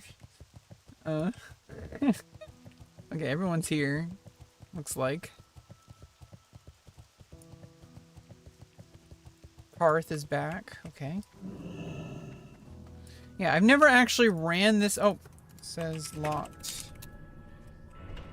Okay,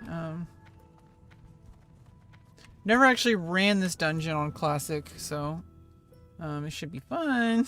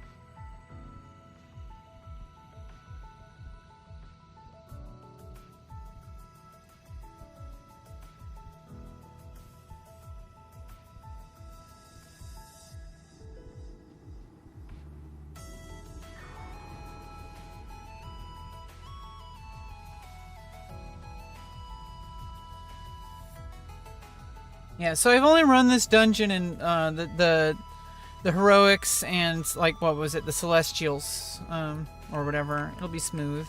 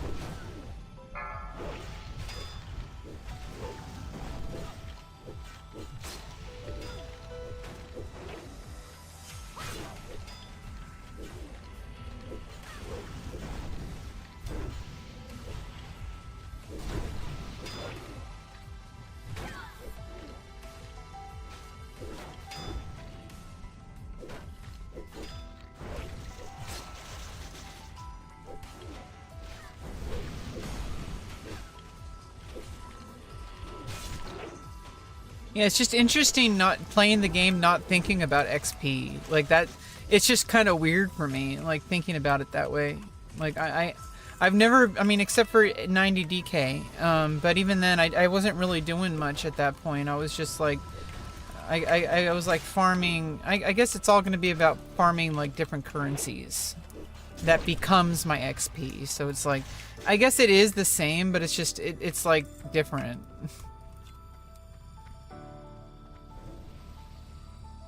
So like instead of XP, you're getting like currencies. It's like you're not really max level. you're max level, like you're the beginning of a new leveling tier. It's just it's everything but leveling, and except in the literal sense.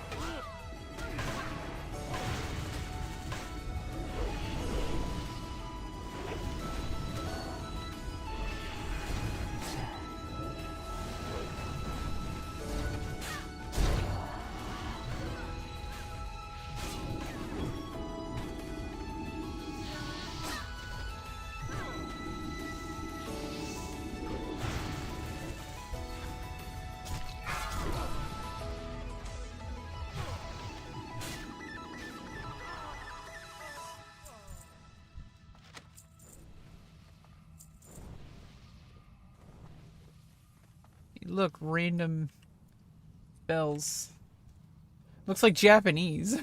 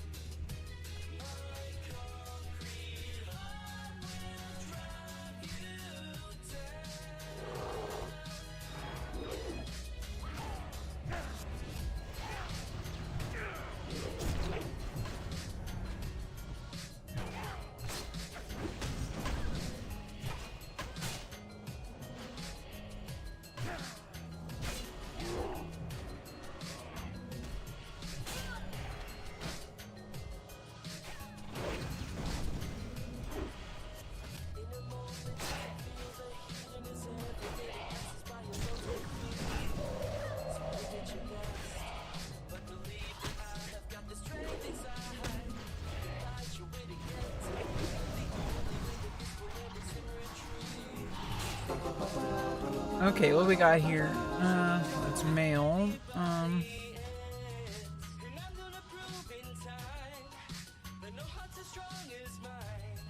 More axe? Oh shit. Oh, that's the same. I already got Ice Barb Spear with Crusaders, so...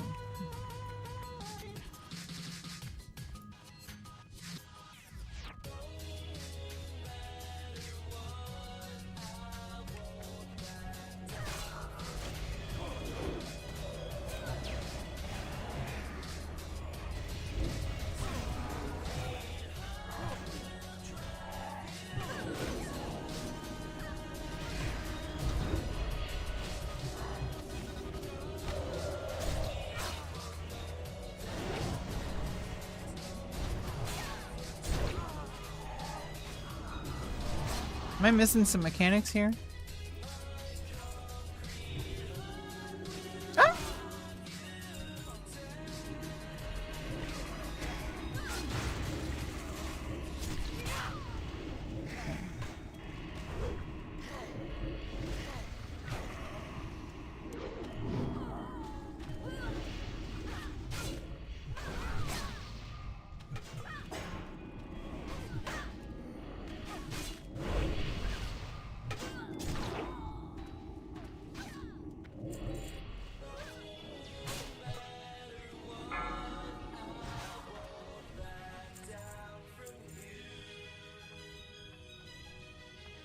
It's playing this game is a lot different when you don't care about XP anymore. It's just so different.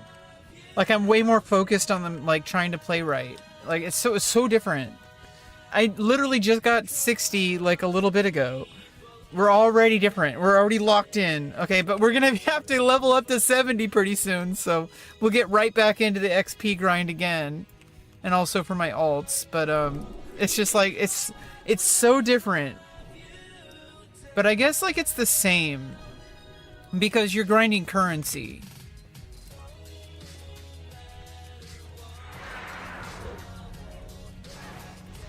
Currency becomes your new XP. Like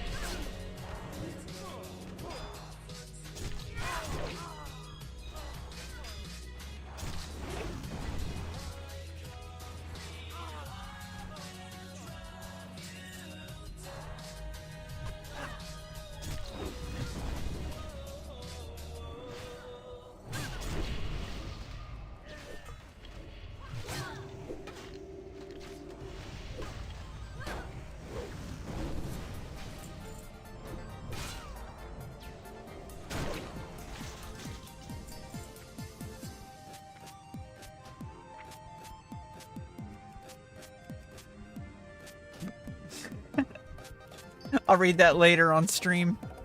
I'll just pause it every frame. I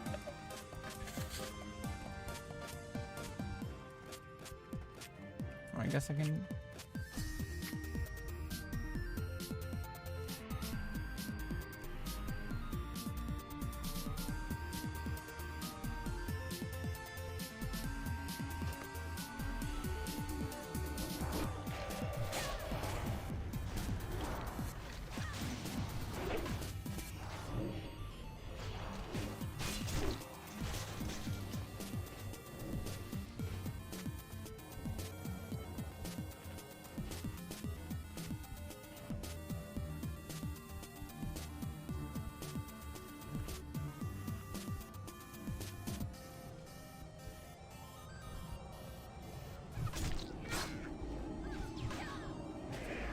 Oh. God damn it. Okay, oh my god. Really out of focus there. Okay.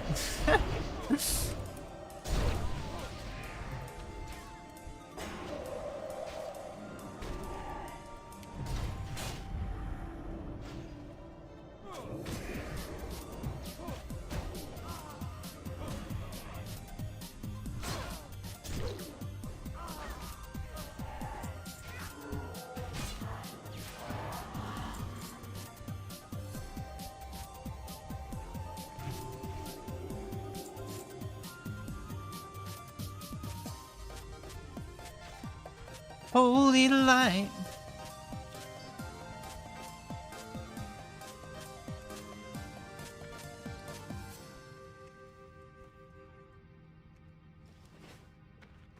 Oh,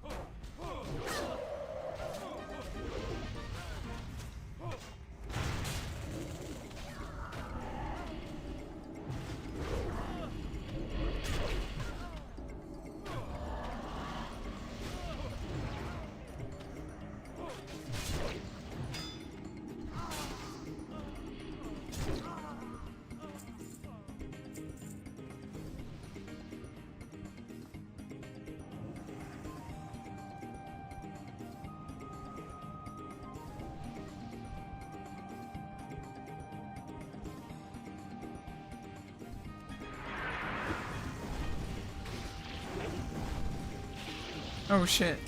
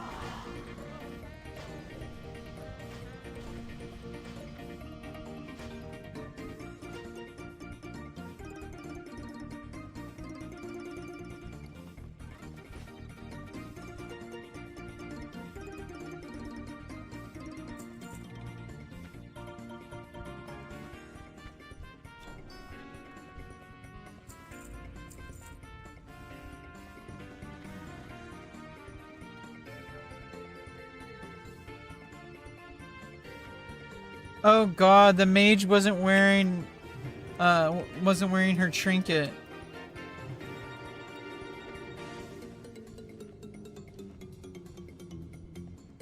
Oh my god, bro.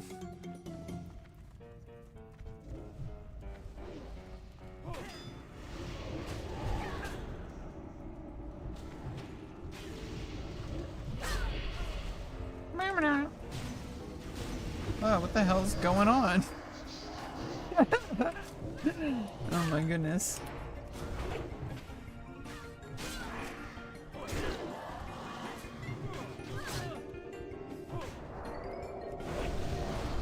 Where's DG at?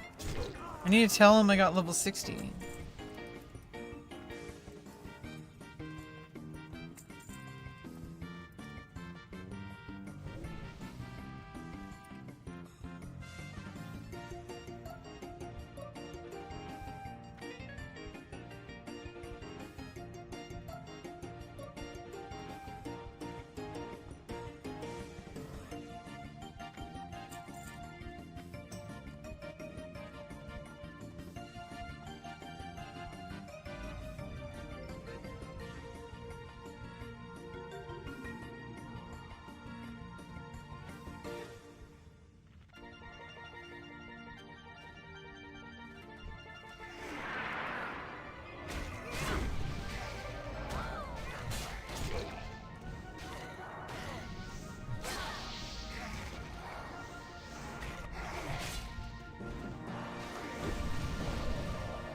Yeah, I'm basically playing support here.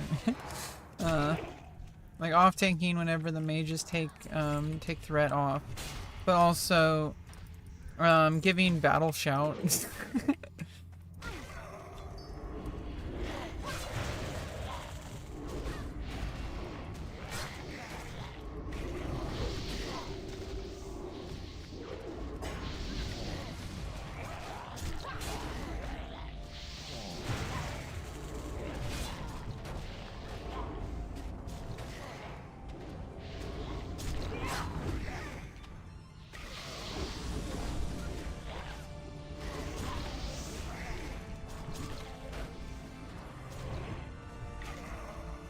What?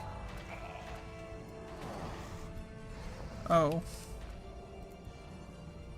I got farted on.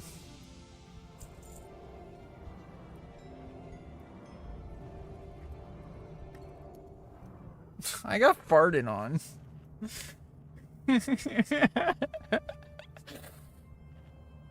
Jesus.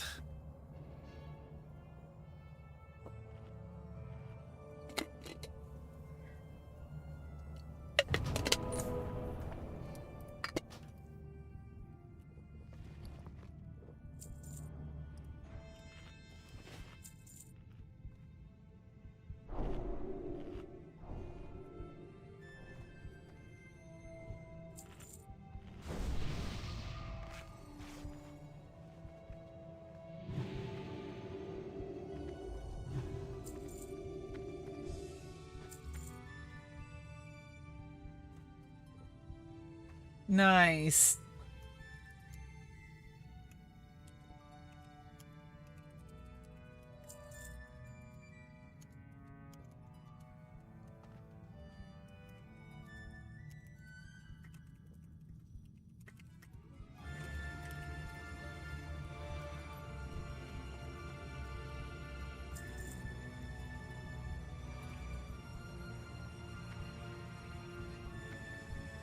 Nice, Neat Dreams coming to join us.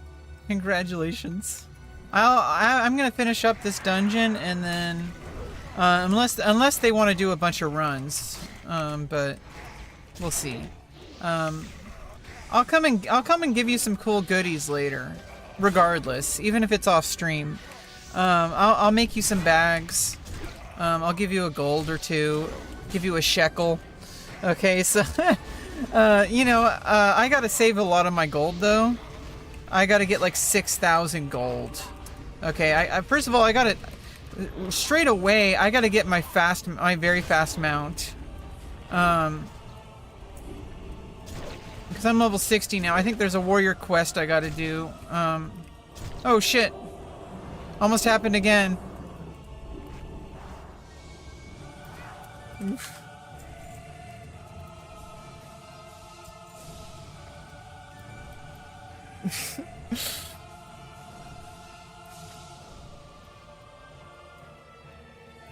I gotta watch out for the green gas. That's pretty much a general rule of thumb of life, isn't it? Basically, don't get farted on.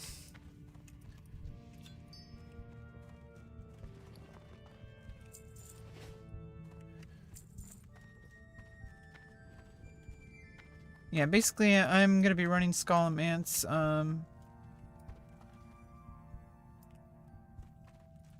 I am absolutely, like, really undergeared. I need to get minor movement speed, first of all. Like, yeah, I don't have minor movement speed on that, because I just got hit 60. I still haven't gone back to Stormwind.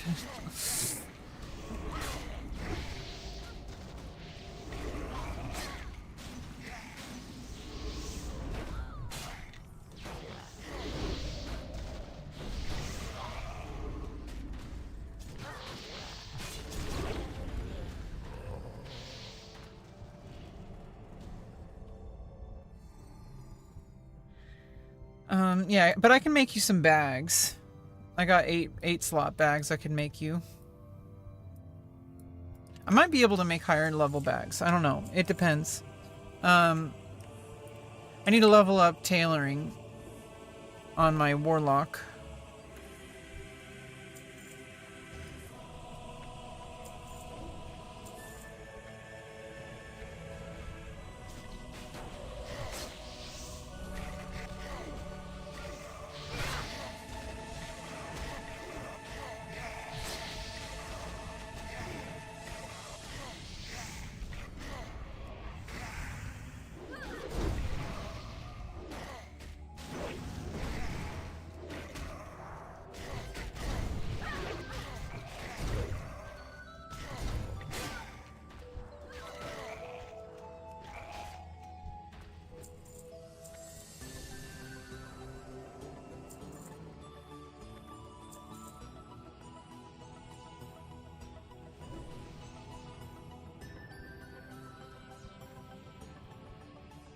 And whatever you choose to play, I have multiple alts leveled. I can help you level up, and level up with you as you go. So, we'll have a lot of fun. But take your time and just learn the game at your own pace. Don't feel rushed. I've been playing a lot longer. Even though I'm a noob, I'm still not like I'm just hit level 60. Like, I mean, so I'm more experienced than somebody who literally just installed the game, you know, so. I'm sure you'll get in the swing of it. Just give it time. It takes time this game is like a slow burn, you know. Especially here on vanilla, everything's a lot slower. It's more about the leveling experience. You will get a slight leveling boost with the Burning Crusade. I feel like you joined at the perfect time. You're gonna get the leveling boost in a couple days. So you're not gonna get the full, like, slow original leveling experience. But it's gonna be slow enough, trust me. But you'll have plenty of time to learn everything. Basically, just learn as you go, and like, don't try to learn. People always try to get boosted and level up really fast. That makes sense if you've already been playing for like multiple characters, and you have the gold to be able to afford that. And you want to just level as fast as possible. But honestly, just leveling the hard way, doing the quests, doing the dungeons, doing them over and over and over, that's how you learn like how to play your class. Like, I'm still a noob. This is my highest level. I've never been level 60 warrior on anything before Dragonflight. Well, anything before Wrath of the Lich King. And even then, I was pretty much a noob. I didn't get to endgame yet. I was just doing dungeons on my warrior up to like level 73 and questing, but I didn't get all the way up to level 80 on Wrath of the Lich King. And so this time around, I'm gonna have max level characters. At the very least, I'm gonna have warrior at max level pretty quickly into the Burning Crusade. So it's like I'm not gonna miss out on the max level stuff this time. I missed out. I just hit max level, and this is the end of vanilla on Nightslayer. So this is unfortunately the very I missed out on that. I'm not gonna be able to do like Nax runs and stuff like that. At least with the vanilla rule set. So things are gonna be just fine though. We'll get plenty of fun. We got plenty of content. We got plenty of stuff to enjoy the game. I need to take my time too. I don't need to be like super crazy geared out all the time as soon as possible. Like, we can get there. We got plenty of time. Like, there's no rush.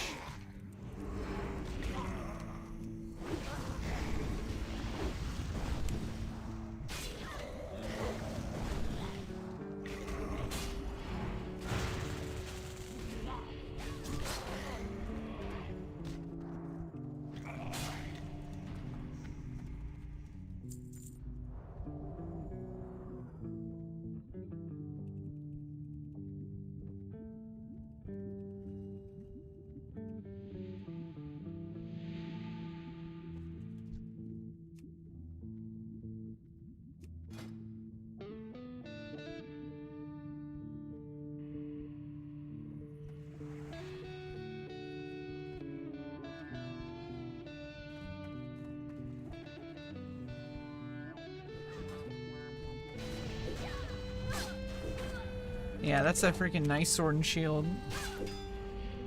I just like how it's green. That's pretty cool.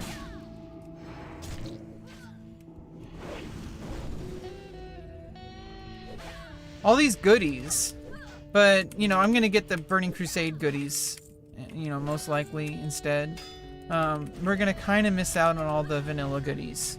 No Thunder Fury for me. Oh, fuck! What the hell? What the hell? I don't know what's going on here. I hope there's no mechanics I'm missing out.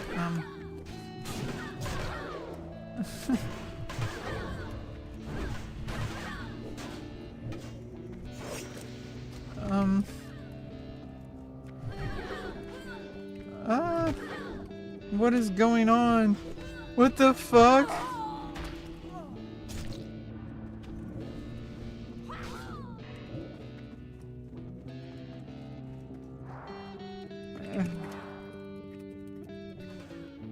Those mechanics, bro. Oh, damn. Oh. Ah, shit.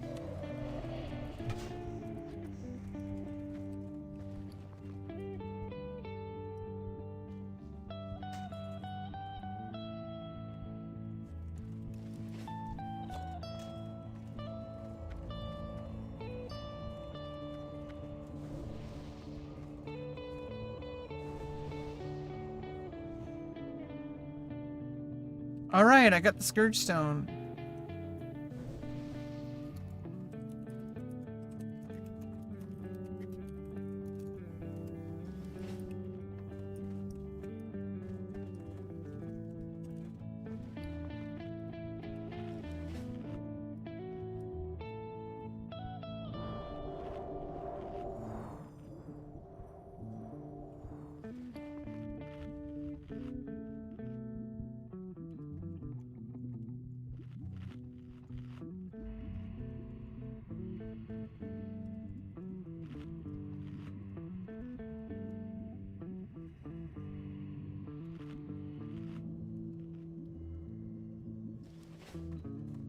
Yeah, no unethical over here. So, need rules always on Scorch Stones. There's certain things that are around Robins.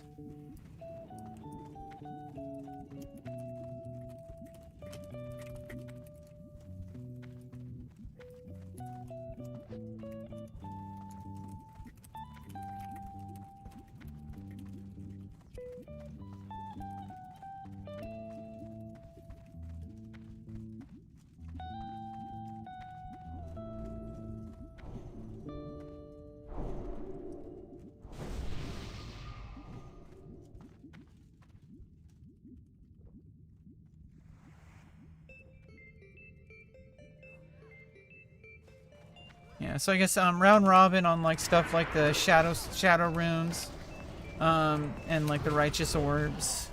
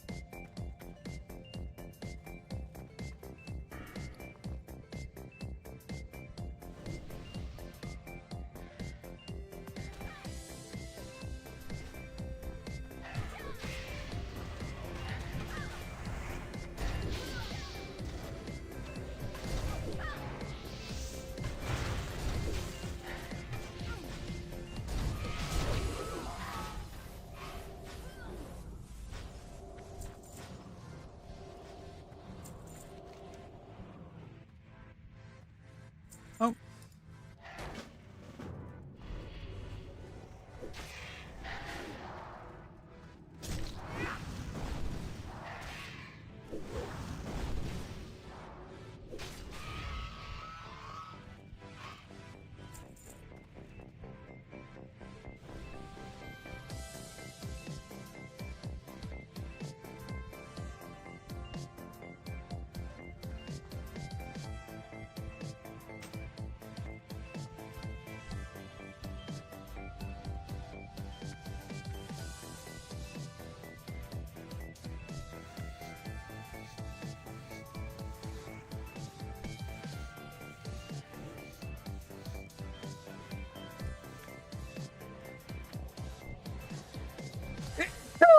Leroy Jenkins.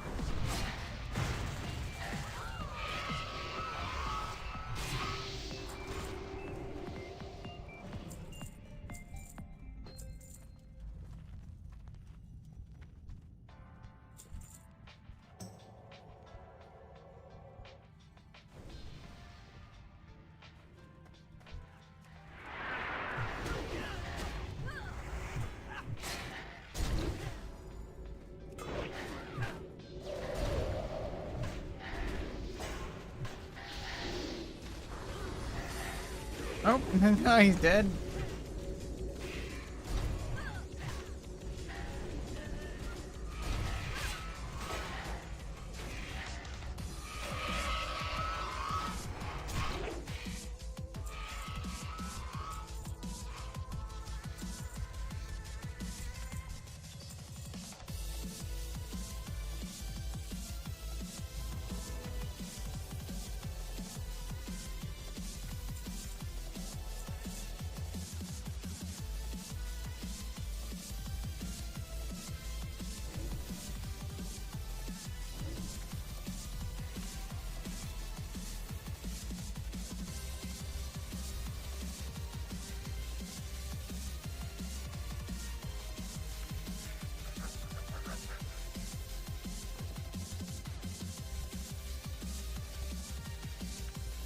Oh, fuck.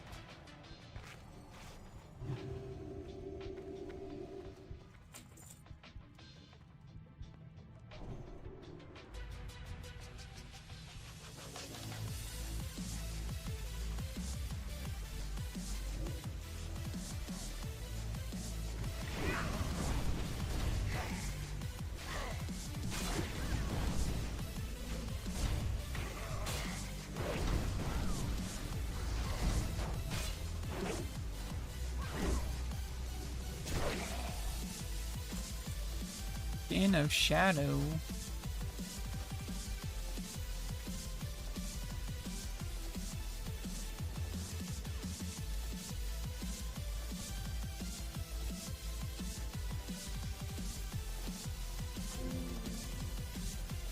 Suck my dick real quick.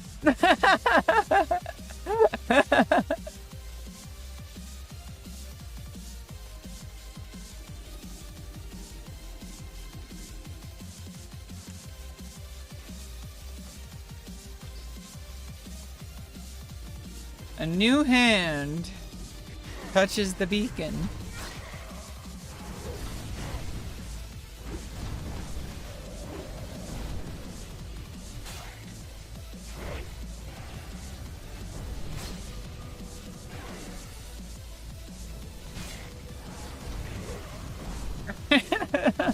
Thanos.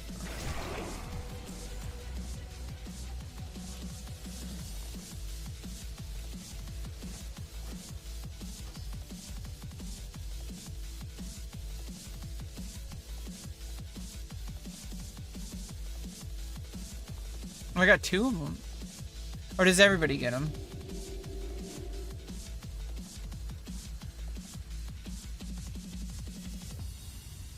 Oh, I hit level 2. Nice. Hell yeah.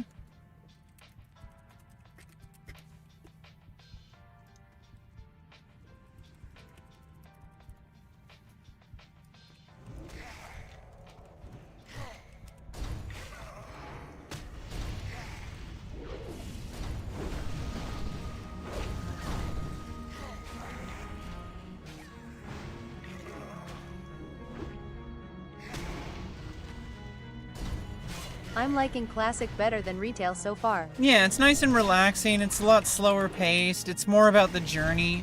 And it's going to be like that for at least another like 2 or 3 years. So you got plenty of play left. It's going to get a little bit faster each expansion. It's not until Cataclysm that things drastically change. So you got at least like, you know, the Burning Crusade and Wrath of the Lich King. The Wrath of the Lich King is considered by many, and probably I would say the vast majority of players, to be the absolutely pinnacle of World of Warcraft. That I can fix her. I can fix her. Wrath of the Lich King is considered to be the absolute best expansion out of the entire history of World of Warcraft. Now, some would say Burning Crusade, which is coming up next, is the best. Okay, that's some bullshit. Not that. No, let's. What did I get? Oh, yeah, let's. Oh, I can sell that on the auction house. Oh, it's soulbound. Okay, so I can. What did I get? As in addition to that, I got something else. I don't know what I got. Oh, okay. I did. Oh, someone else got it. Okay, he got the viewing room key. Yeah, there was supposed to be a key. I guess it wasn't. I didn't win the lot. Okay. It was the helm that I thought it was the key. Oh, and I guess it's just it doesn't matter who gets it. They open up this. Or I don't know. I don't know what's going on. Yeah, it's really relaxed. What do you play? Oh wait, I'll check in on what you're playing. David Bowie. Your name is David Bowie, but you're not playing a hunter? You're playing a paladin. Nice. Yeah, paladin, by the way, absolutely best in slot tank in the Burning Crusade. This paladin is tanking pretty well here, but like Burning Crusade is when paladin. I'm gonna level up paladin as in addition to my warrior. My warrior's still my main, but I really also want paladin also. I'm kind of greedy when it comes to tanking. I want a tanky warrior and I want a tanky paladin. My gearing focus is going to be on my warrior first and foremost. Everything else is kind of secondary. They will get geared, don't worry. They will all get geared. Oh, don't you worry. We will get gear. We're greedy for gear.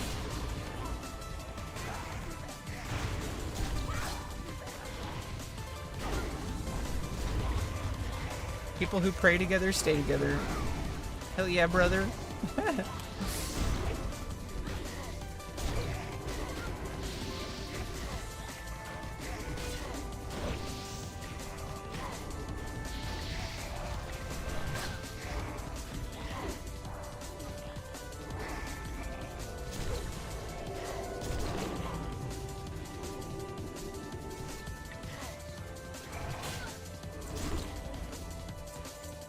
Here's pauldrons. Oh.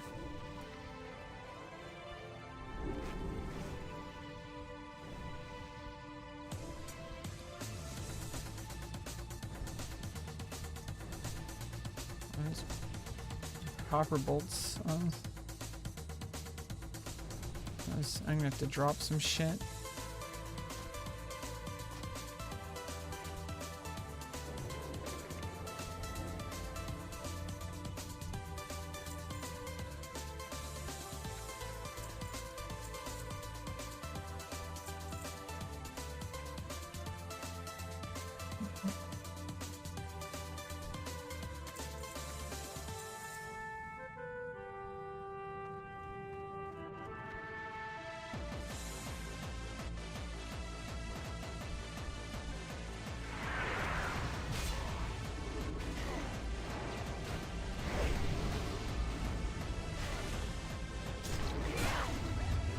I got a 6 for the roll.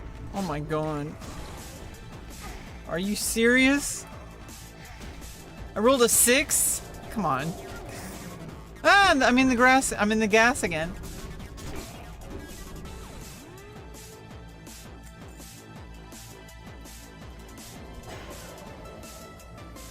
I don't know what this is. Apparently for a quest. I have no idea what this is. Must be for a repeatable or some kind of quest. I don't know. I have no idea. I'm just going along with the flow here. I need to kill monsters and do dungeons. I know that. Clearly there's a reason to do this dungeon because lots of level 60s do it. Oh.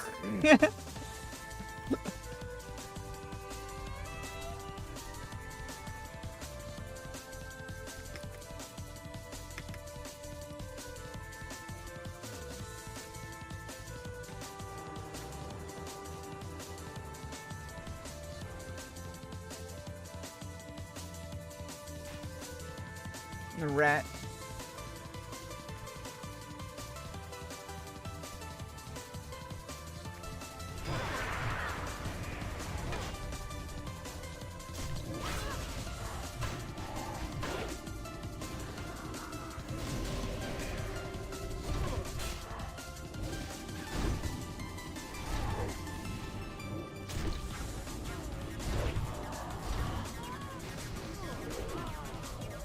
Dark Rune.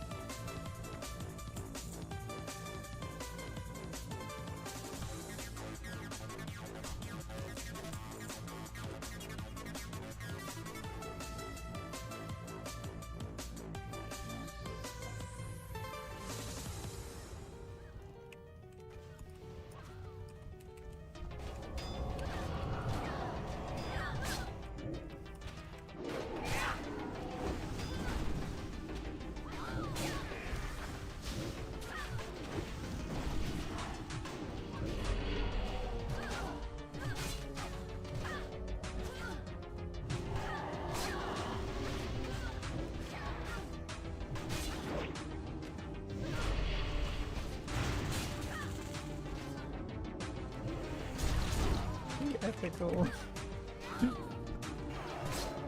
You could be rocking that shield and Skullomance right now.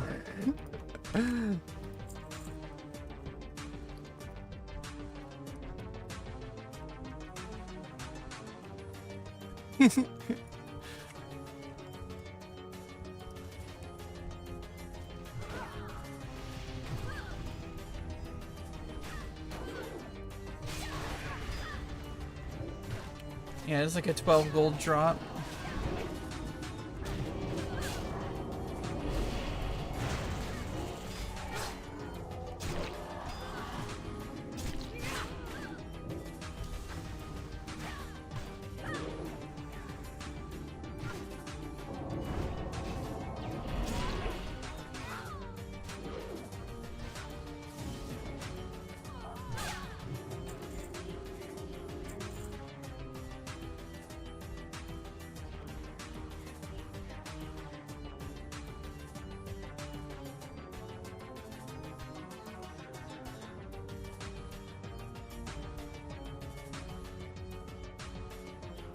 Yeah, I mean, even though it says, you know, saying it's too little too late for rep, it may as well for, like, accomplish achievements, you know, like, completionists.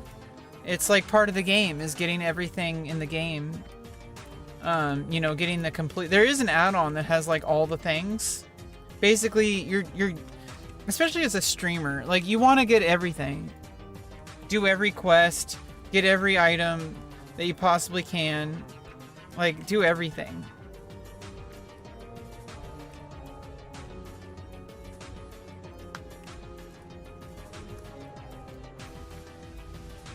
Alana's Embrace.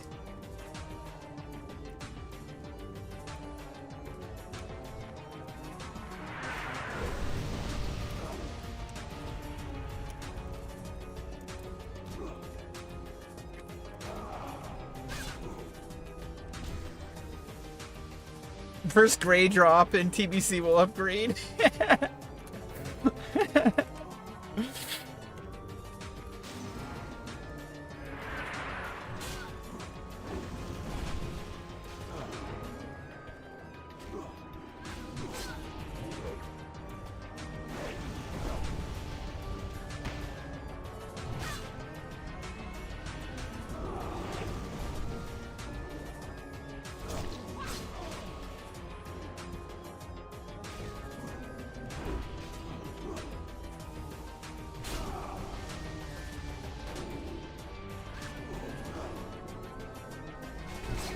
Yeah, it feels good to collect stuff. Some people are always like, what minimum spells do I need to buy? You know, obviously if you're speed leveling or something like that.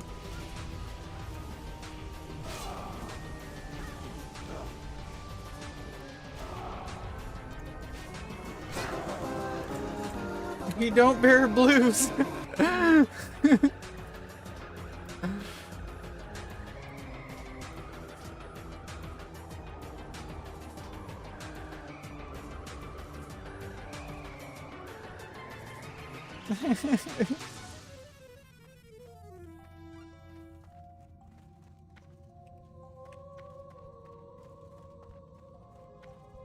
We don't wear blues, Jimmy.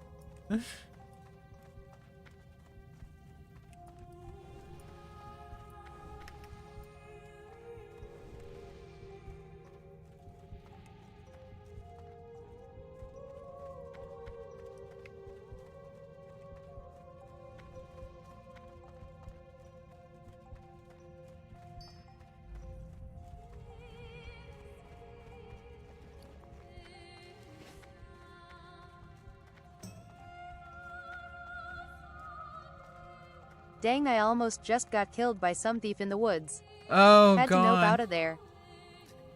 Yeah, you're gonna experience all the things. Yeah, there's like, you don't want to fight mobs that are too high level. Oh.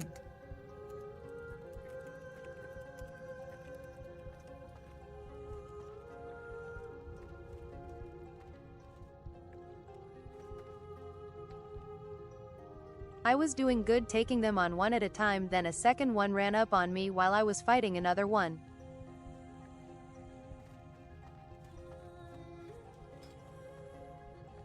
Nice, already level human 3. Already level 3.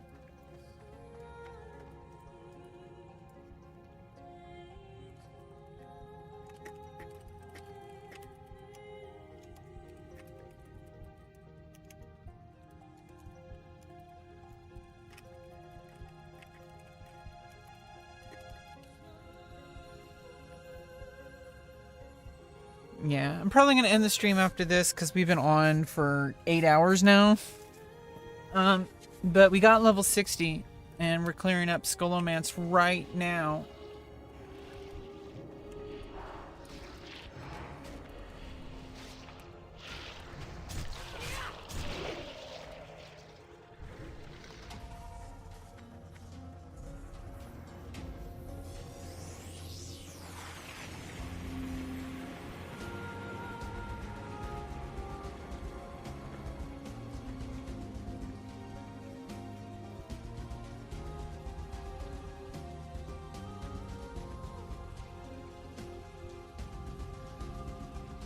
We have like 6 more bosses left.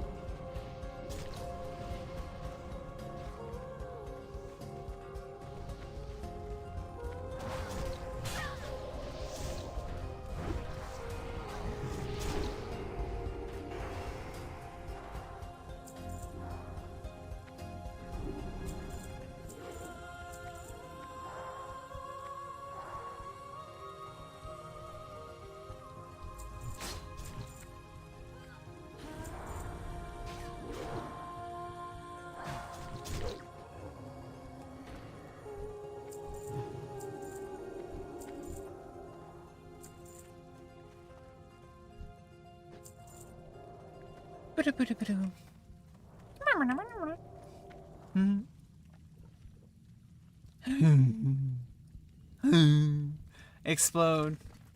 Oh, they explode. I didn't know this.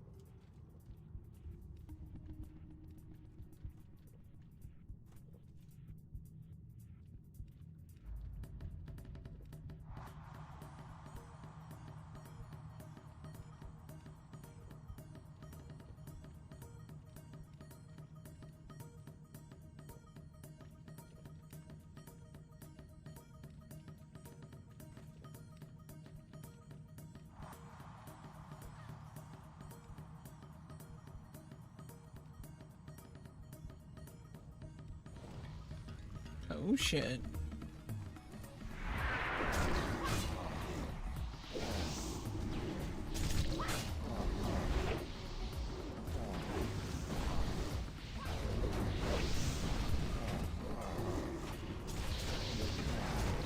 Oh fuck.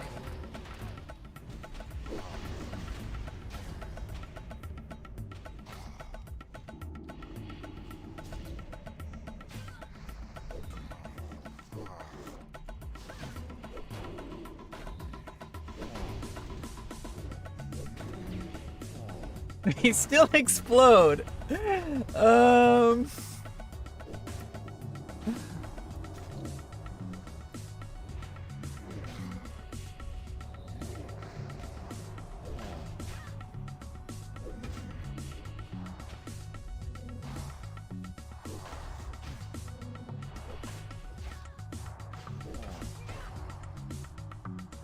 Well then.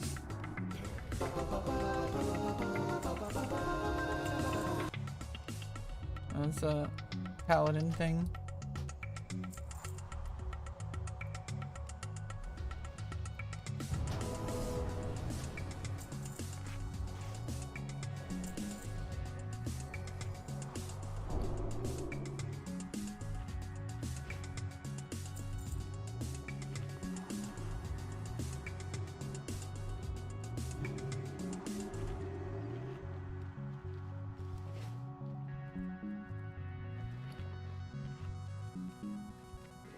Honestly, I think I could just literally just use a regular bag.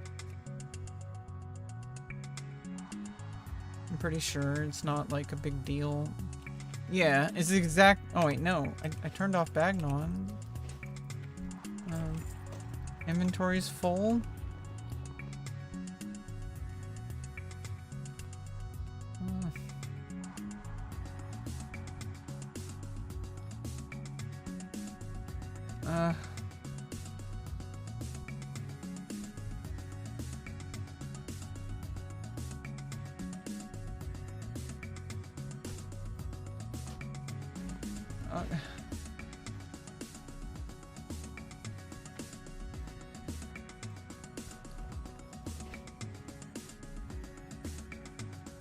Wait, where are we? Oh.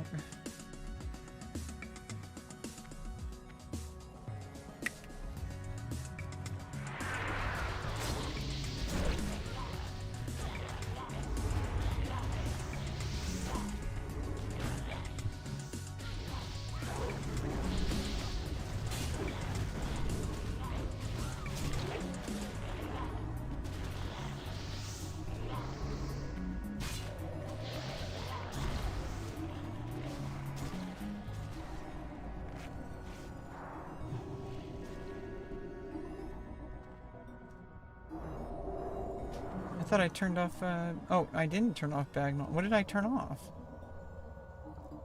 I guess,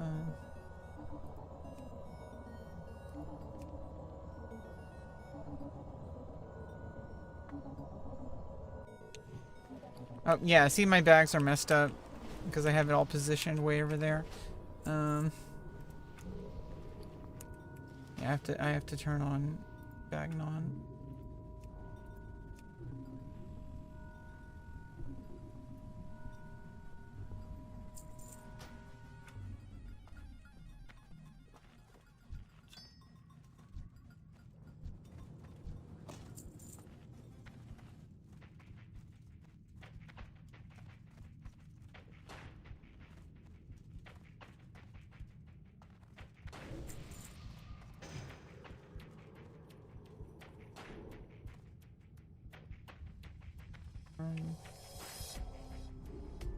Oh.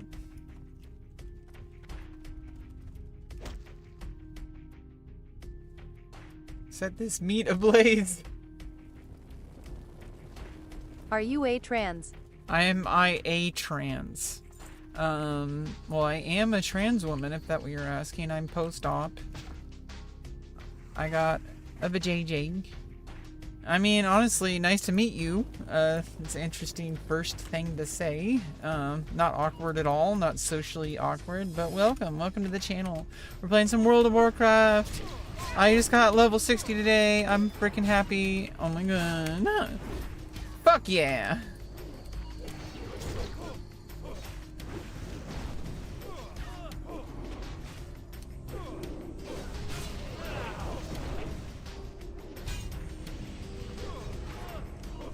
Oh.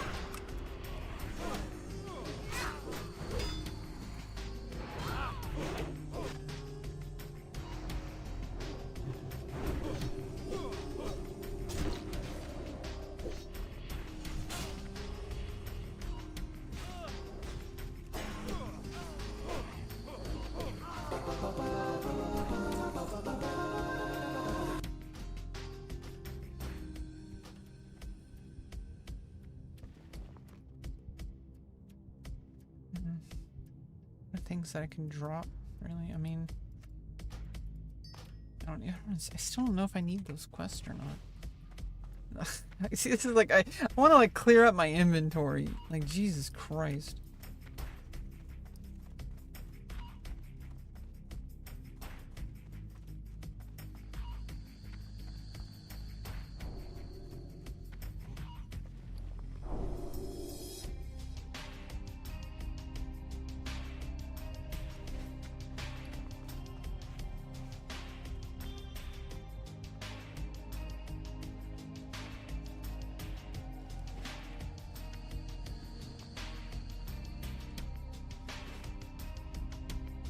Level 20 shoulders.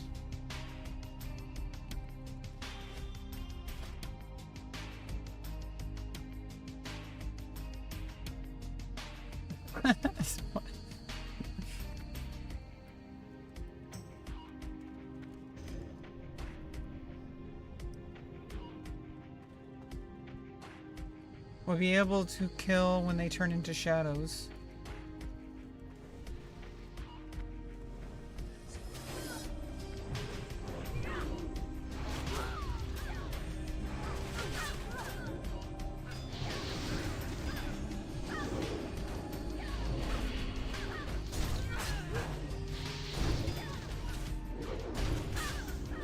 I just got a new hammer for doing a quest.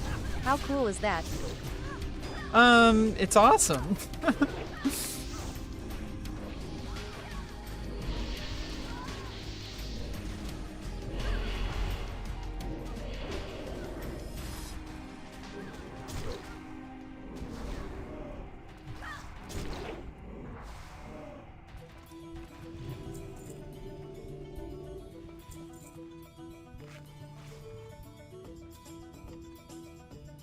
Yeah, there's a level 20 hammer. When you get level, level 10, 20, 30, 40, 50, 60, you have a class quest for each class. So like Paladin, at level 20, there's a really difficult thing you gotta go into a higher level dungeon at level 20. Usually people wait till higher level. I can help you get it. It's called Varric's Fist. I think it's level 20. It's level 20, but like the dungeon you have to go into is like in the level 30s. But I can do it for you. Ooh. Yeah, you get a really nice upgrade. It basically lasts until like upper level 40s, like pretty much.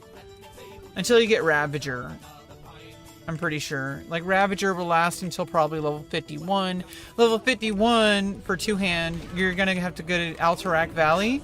And you get one win. You don't really need to do anything. It's just if Alliance wins. It's a PvP battleground. So at level 51, when you win, there's a quest to get the weapon I'm using right now.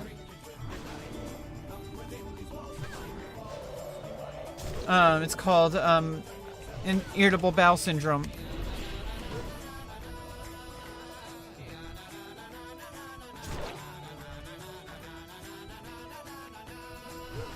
Bun splitter. Lol. Oh shit! I wasn't even attacking her. She's a blood elf.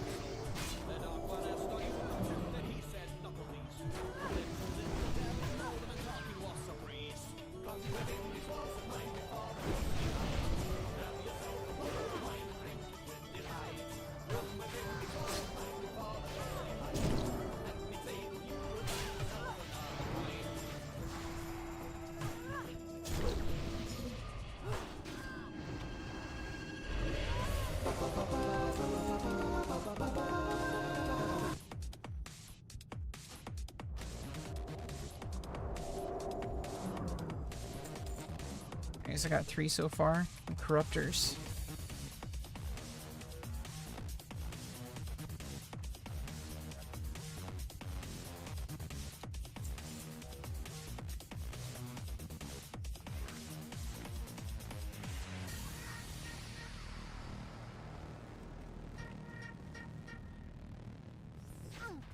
Ah!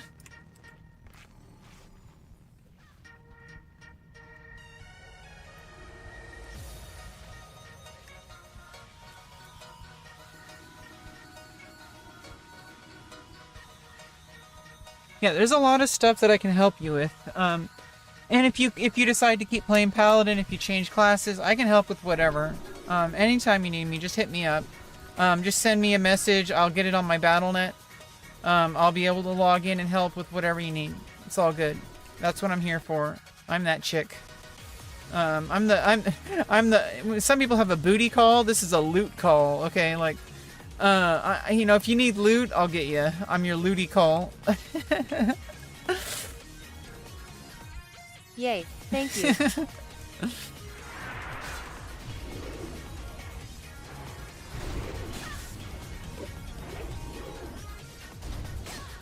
Your first dungeon is going to be at like a level 16. It's called Dead Mines. There's a quest chain you want to do. I could probably level my mage with you through Westfall so that we can finish that whole quest line. When you get to like closer to level 14, I can join you on my mage. I would like to have mage max level for farming and for enchanting. I could farm my own disenchants really easily on mage. Mage is the best farmer. Like, you can AoE out the fucking wazoo. Mage is the absolutely #1 best in slot DPS, really. But it's the best for farming, for making lots of gold and getting lots of mats for stuff if you're leveling up your own profession so you can make even more gold. You know, not just selling on the auction house. You could just straight up put stuff on the auction house, though, and be just fine forever.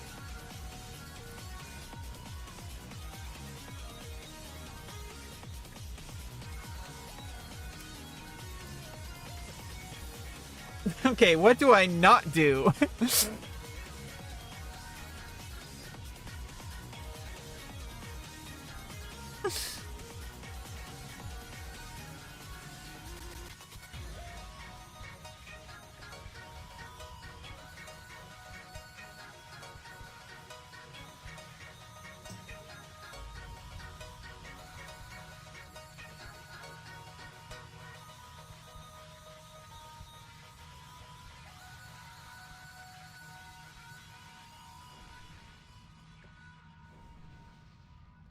Oh, he's not going to sheep the boss? Well, you can't sheep the boss. Okay, come on. Yeah, you get like all... As mage, you get all sorts of cool This is all stuff. above my head.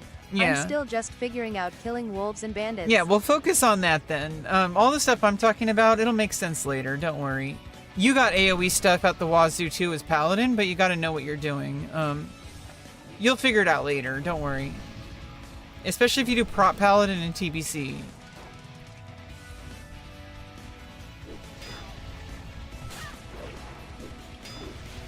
Okay, let him get threat for a bit.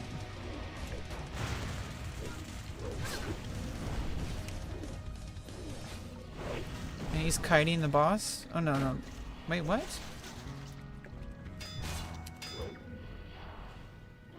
Yeah, the mage is kiting the boss.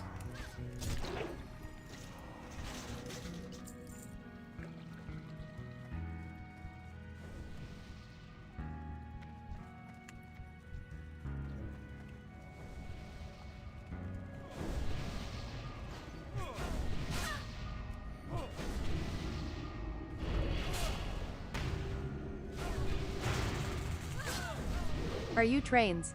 Am I trains? Train wreck? Is that? I don't like trains. You don't like trains? Oh, I'm not a train. I'm a human being.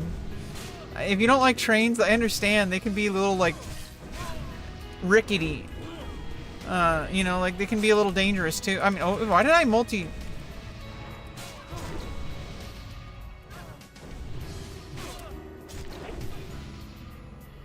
Some people just don't like public transit, I guess. You know?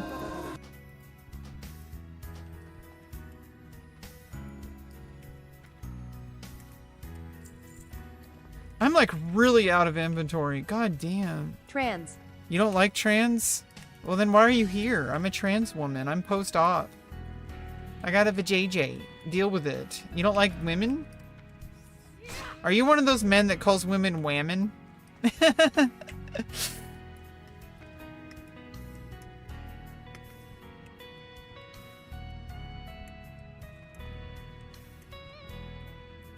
You are a trans, aren't ya? I just said it like 500,000 times. Like, what do you want from me? Oh my god. Trans, plans, Transplants and automobiles. automobands. Yeah, we're getting there if this person gets a little bit weird, but yeah. I don't know what's going on here. What don't you like? What did I do to you, man? Come on. What's going on? We're here to get some good loot. You know, get level 60, which I did. I'm level 60 warrior. Oh, let's go. I hit level 60. I don't know what the big deal is. You know, just relax, bro. You know, just come on, man. Come join the party. Have fun. Enjoy life. Cause this bitch knows how to party. Yeah, come on, enjoy the fun, you know? Stop being like a weirdo. Stop being like, me, I don't like anything. Come on, man, have some fun. Let's go. Let's have a good time. Stop being a butt.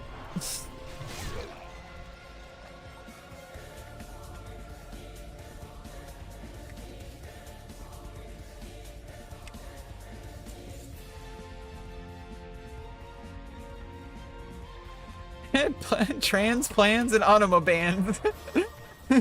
I like that one. Neat dreams.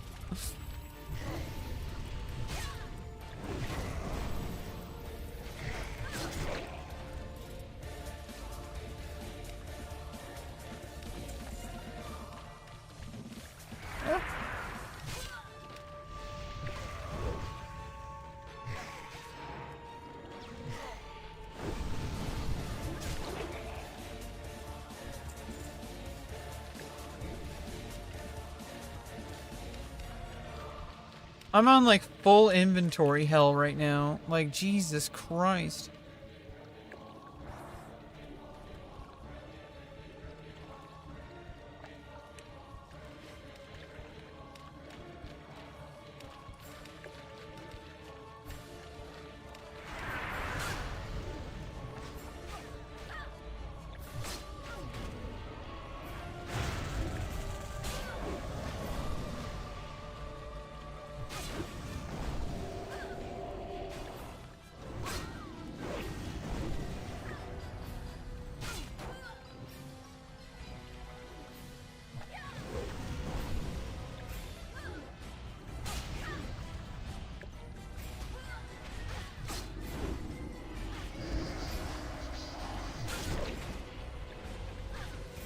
Yo, hold up. Does the church bell in the game sync up with the time IRL? Yep.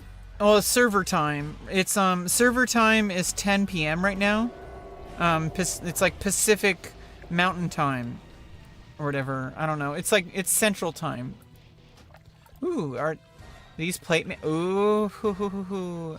Oh no. Oh, never mind. Those are Paladin. Plus, I have the PvP ones are better. But also those are Paladin. Ooh, Neato. Neato. Yeah, and Paladin is like the best healer. In one of the best. Well, Priest and Paladin are like the best healers. They have different roles to play. Paladin is like the. If you go Holy Paladin, you do get dual spec at level 40. You could switch between. If you want to tank, wait until like you want to level as Ret.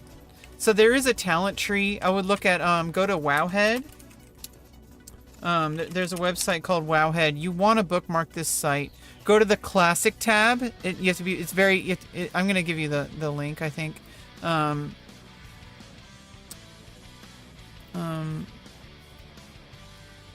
Here, I'm gonna link. Gonna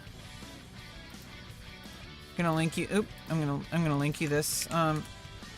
Yeah, there's your guide. Usually you level as your highest like DPS for quests and stuff. You're gonna respec at some point to do dungeons. Like usually respec like mid-level 20s. Like.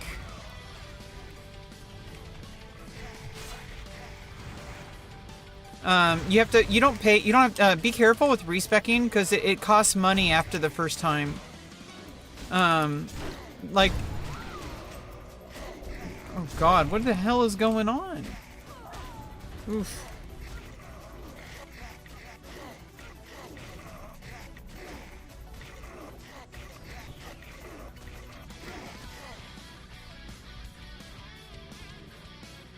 What the hell happened?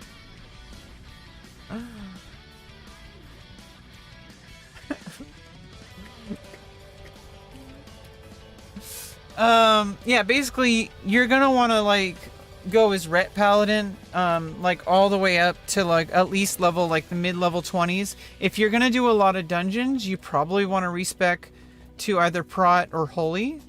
But I don't know, Ret's pretty good too, but you'll get less dungeons because there's so many DPS. There's only so many tanks and healers. Paladin, Holy Paladin, extremely strong healer.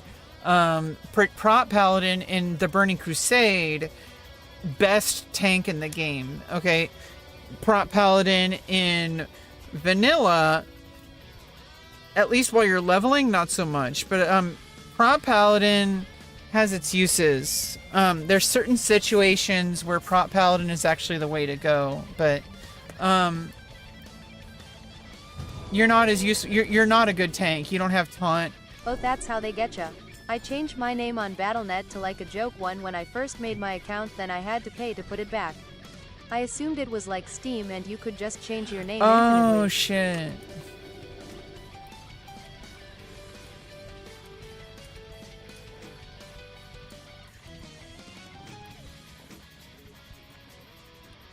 You put your name as a joke? Oh, and then you wanted to get a second. Oh, okay, I see what you're saying. Oh shit. Okay, that's a gold. Let's just drop this goo. That's a gold right there. It's like almost 2 gold at the vendor. That's freaking crazy.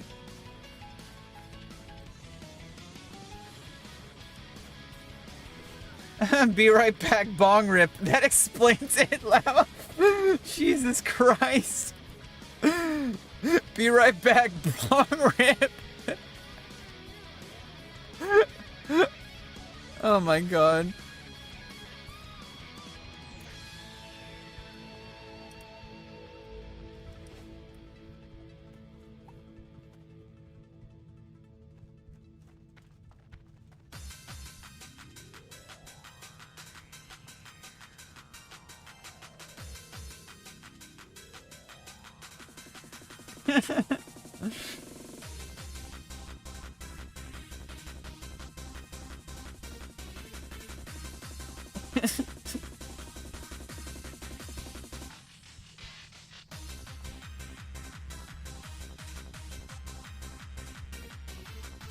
So we kill the last boss, Dark Mice. Well, like sometimes on Steam for different games you change your name, and sometimes you do like meme ones. Oh, okay. They give you one free name change on Battle.net and it doesn't warn you, you only get one free. Oh, it's just like, shit, click yeah. here to change your name.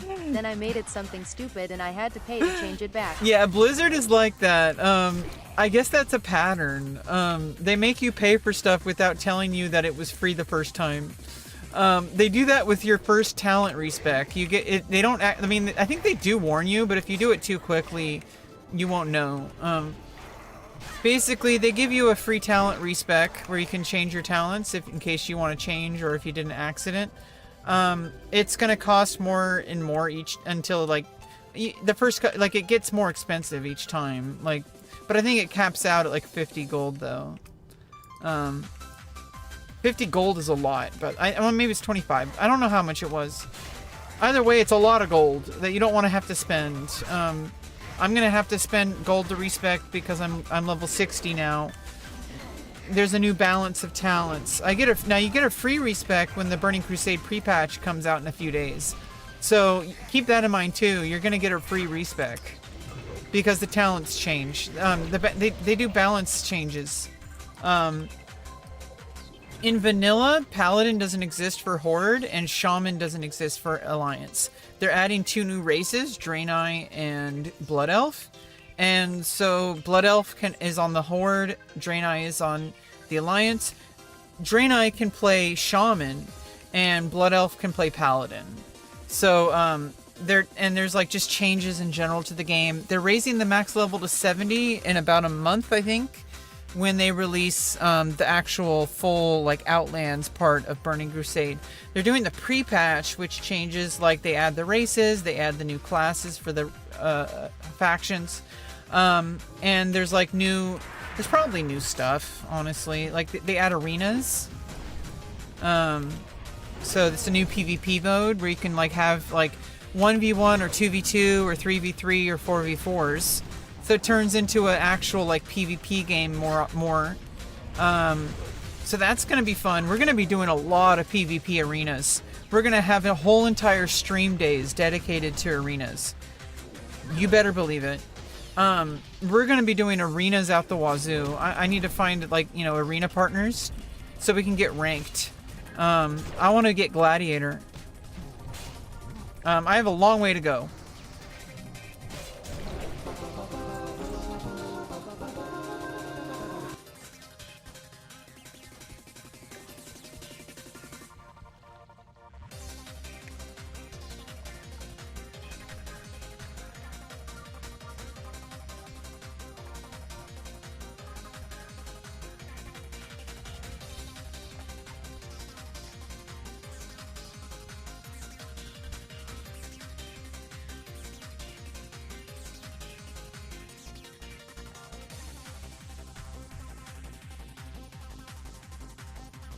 Glizzy Gobbler. Dark Gandalf.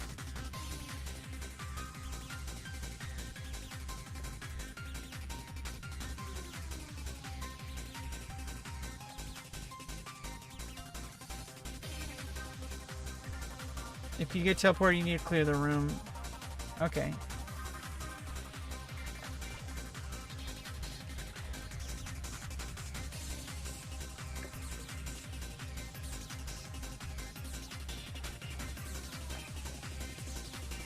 Okay, yeah, I think I remember this. I was doing dungeons, like when I was doing Dragonflight.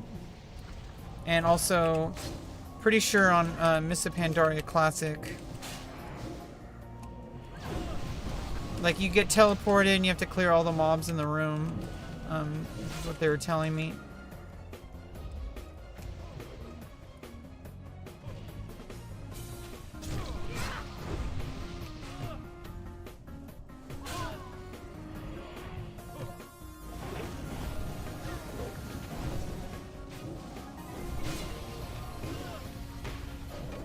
Immune to stun.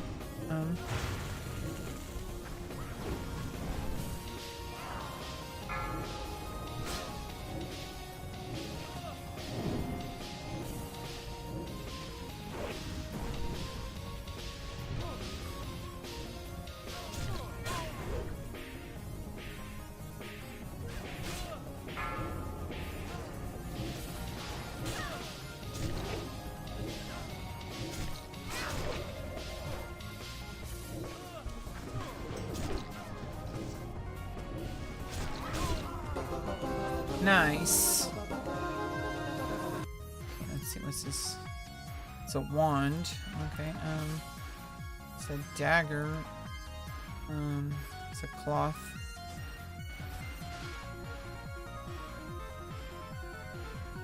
Oh.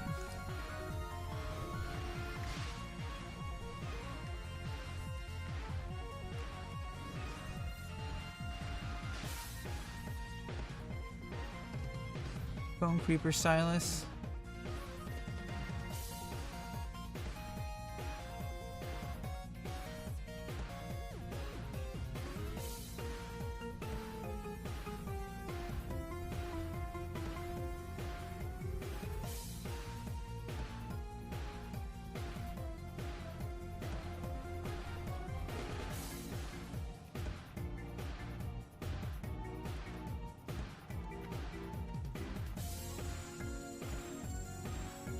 Yeah,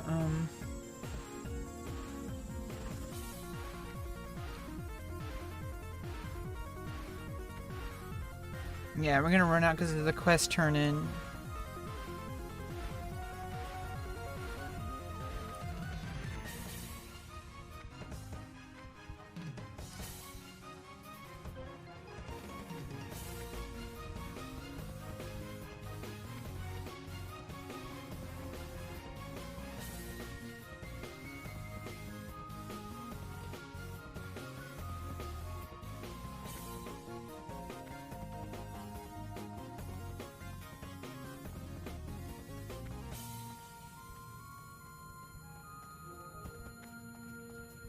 Yeah, don't worry, you're gonna have plenty of time to, like, don't worry about, like, oh, if you forgot to do something or, like, whatever.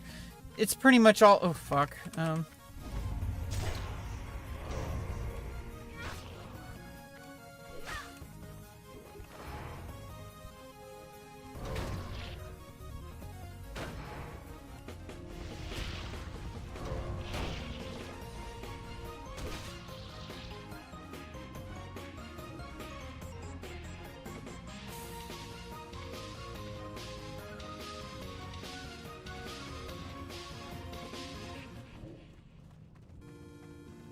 Oh, what the hell? Oh, he feared it. Okay.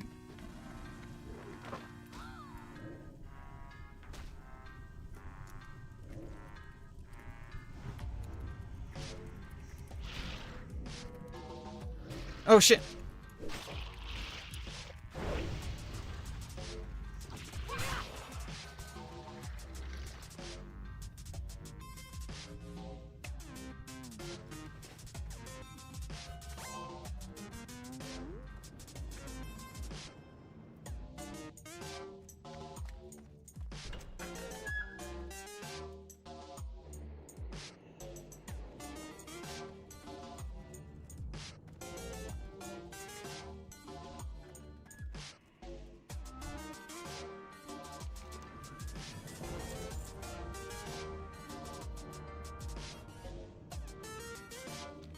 Okay, yeah.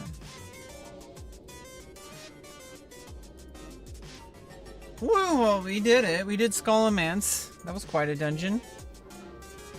It was just long. That was a good group. You know, they really carried everything. But, you know, it's always tough the first time. Yeah, that's what she said.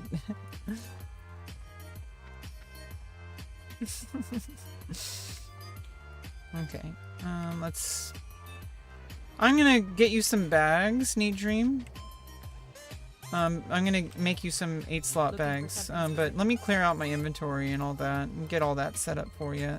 I gotta, like, make sure I got, yeah, like, yeah, this is definitely just a vendor.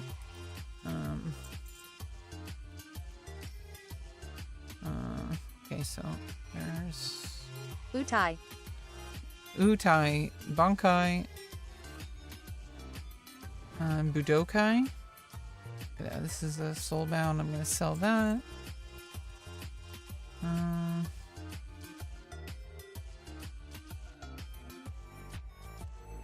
Okay, yeah, this is my old hands. Oh yeah, I need to get movement speed on my feet. That's what I need to do. Safe Okay, travel.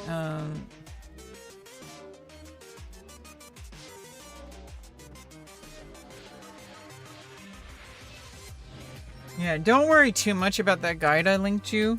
But basically, it'll give you a good path towards level 60 and then level 70. Like, things are gonna change a bit in the Burning Crusade.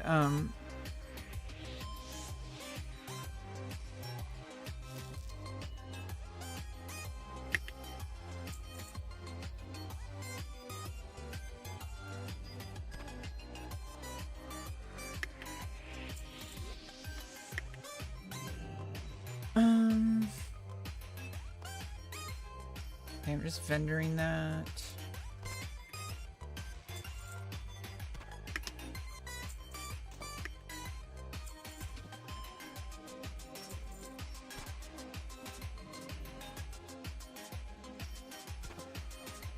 Vendoring.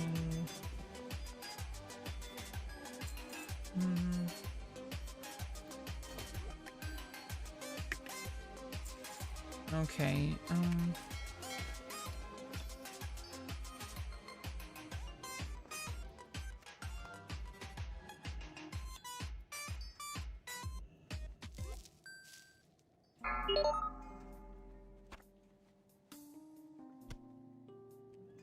Okay.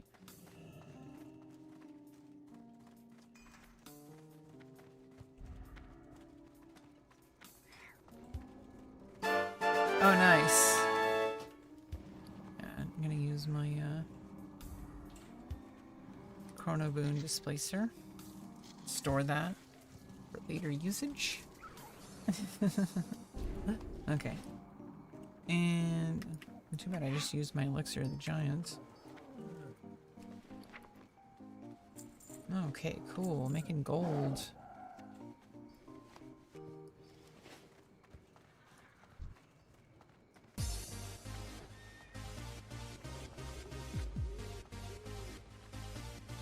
Level 60, baby. Let's go.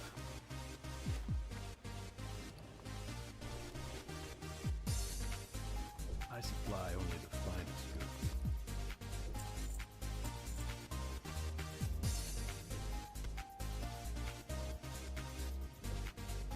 See you later. Let's just make some bandages. You're gonna want to level first aid. Well, it's more for like saving mana. Because you're a paladin, you can heal yourself, but you want to be able to kill monsters like faster, especially as you get like higher level. Sometimes it might just be faster to use a bandage really quick, and you can also bandage other people. So save all your cloth, like linen cloth, wool cloth.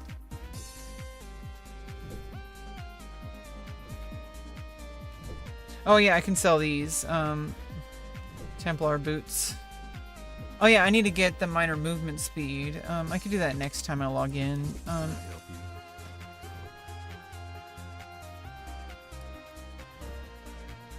you? Yeah, selling my old boots.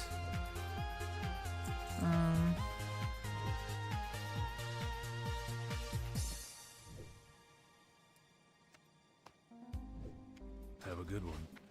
All right. Oh yeah, I need to respec. Basically, my main spec. Well, my main spec is gonna be well, it's gonna be deep prot in TBC, but we're gonna do the fury prot. Until then, because it's gonna be several weeks, like, or maybe even a month, until like the dark portal opens. So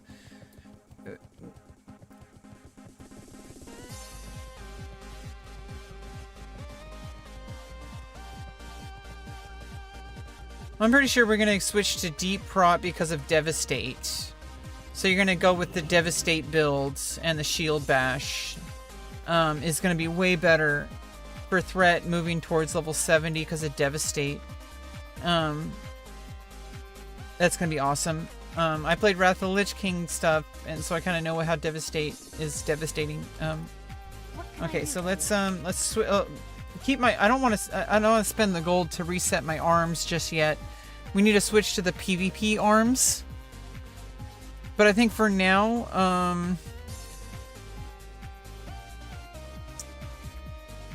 like,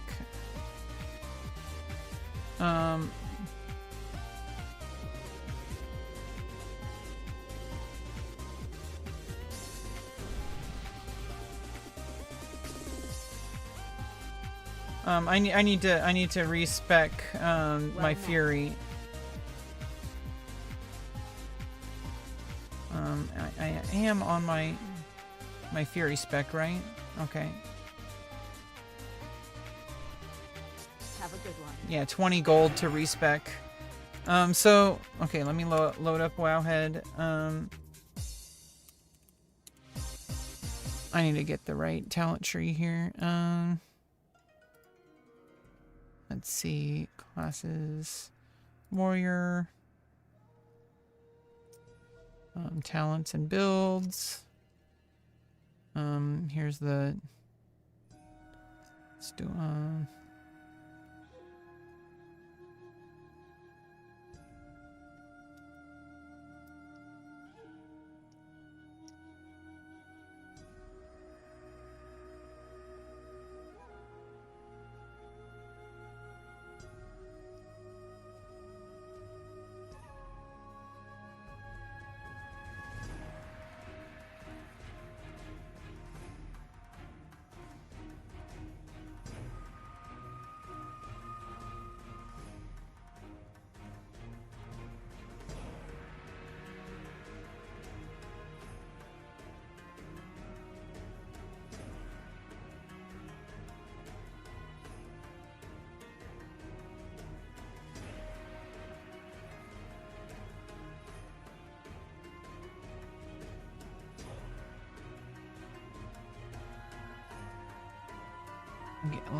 I need.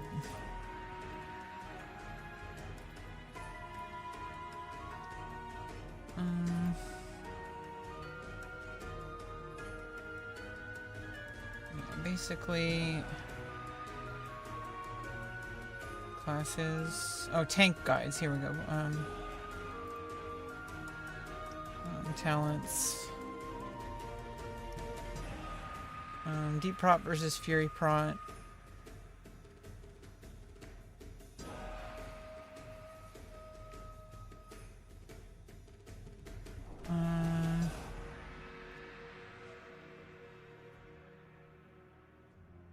Yeah, I mean, I guess we should just go deep prot since I can dual wield. Oh yeah, see, I'm not doing dual wield. I don't have the weapons. We don't have the time, you know, to get geared for fury prot. I think we're gonna have to go deep prot. Yeah, so we're just gonna do deep prot. It's gonna be the simplest thing. If I need to tank, it's like that's gonna be the simplest thing to do within the next couple of weeks. Like, let's just not make it complicated. I get shield slam. Like, come on, I know how to do that. I was doing that on Wrath of the Lich King. I was doing that on Dragonflight. Quick mouth on impale. You need more crit for that. This is Season of Mastery. Like, what? We're gonna go with impale.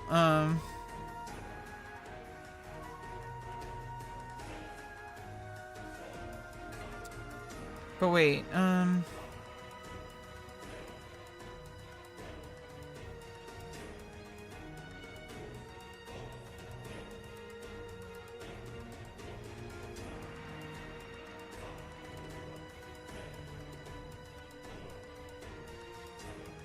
yeah, so,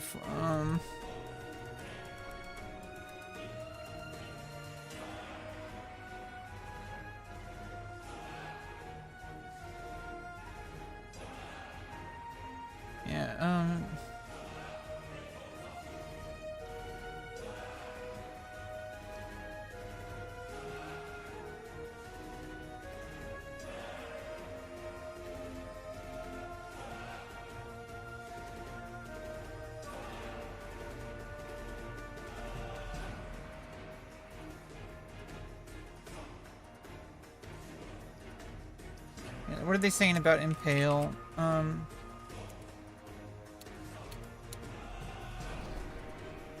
Much better option for a bit more aggro than going straight for the fury prot.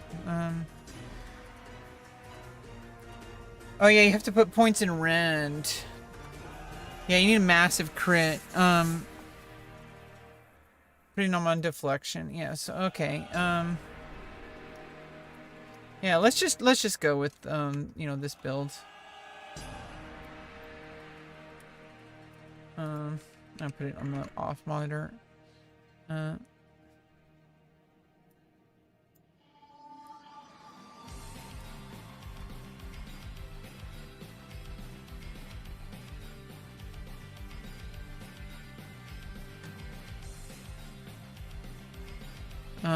Yeah, so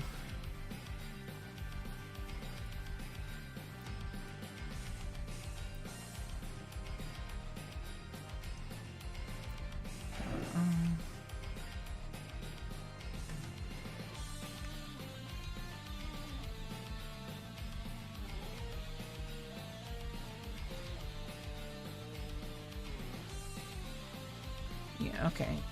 Let's go. Okay, we're going deep prot for our tanking. Oh, okay. 1, 2, 3, 4, 5. 1, 2, 3, 4, 5. 2, 1. 1 out of 3 and improved shield block. Where is this? Okay, do a reduces cooldown taunt. Where is one-handed weapon?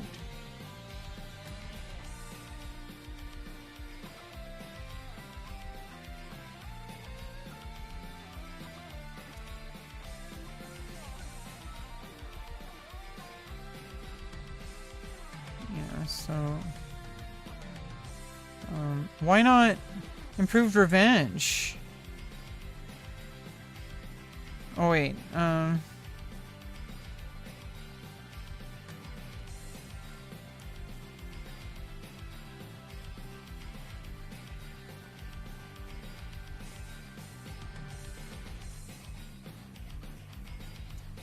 you know, I think that's for Season of Mastery anyway, that guide. WoW Classic. Ideal Deep Prot Talents for Fresh, level 60.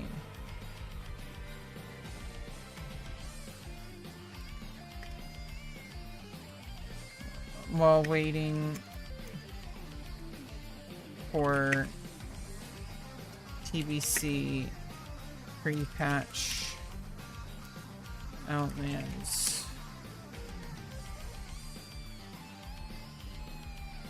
Deep port.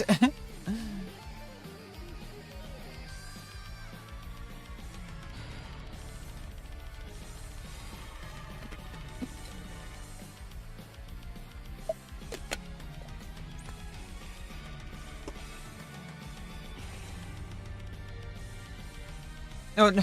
Deep port mage. I meant deep prot war.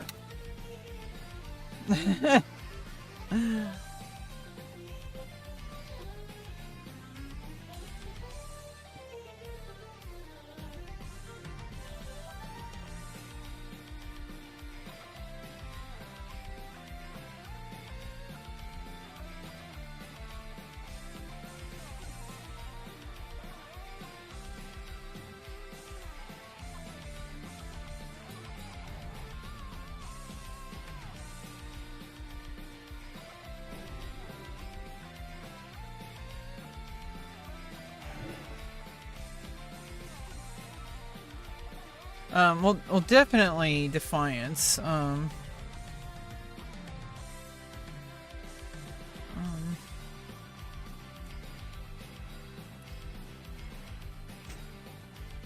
have shitty weapons. I need to get like Iron Foe or something. I got Thrash Blade with Crusader.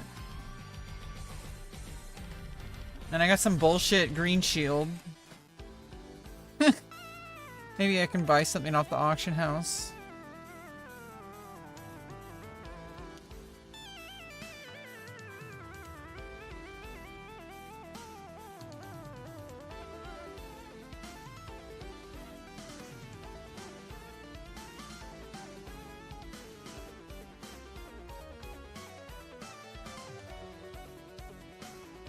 Yeah, so definitely want tactical mastery. Like getting impale, like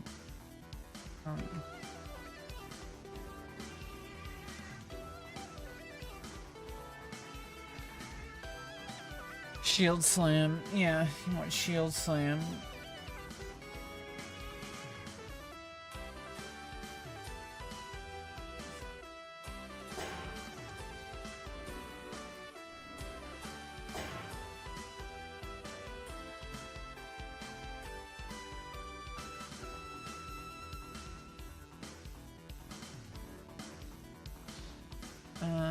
Okay, early raise while waiting for the DPC revenge, deep protection build, certain builds 14,532 or 11,535. Survivability and steady threat generation. You look like such a good person. Oh, well, thanks, Stannis. Let's see. Well, cruelty, it's like the only reason you go in for it. What's the advanced talents? Oh, wait. Okay,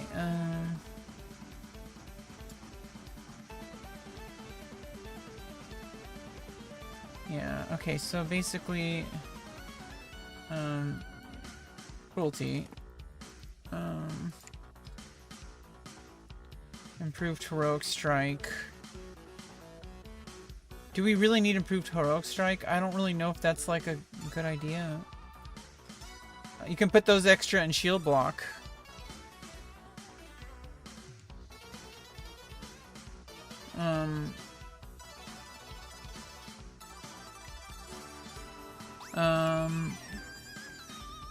Yeah.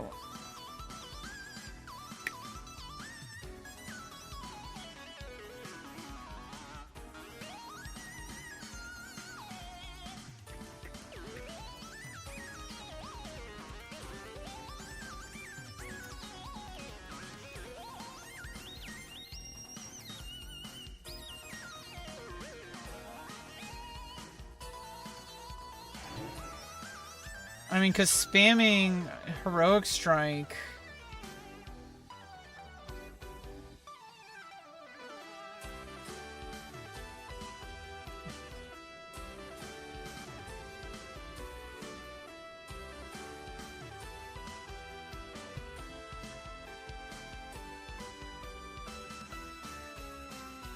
Yeah, a 5 in toughness for sure. Last stand. Yeah, you need last stand. I already got that. Yeah, definitely improve blood rage.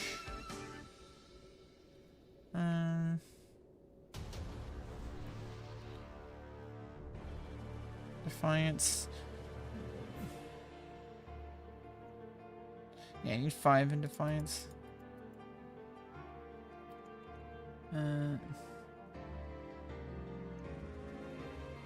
Improve revenge. Concussive blow.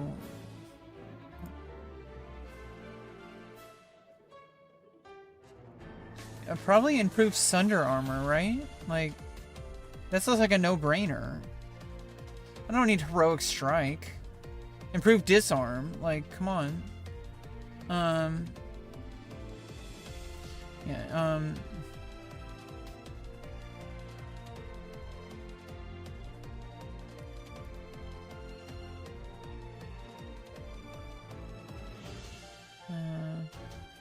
where's concussive blow?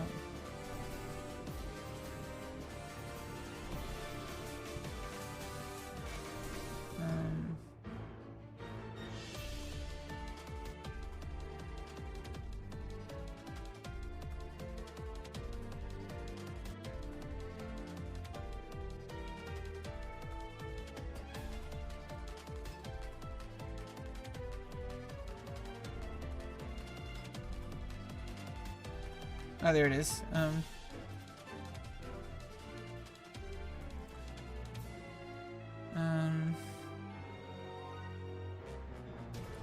One-handed shield spec, and then shield slam.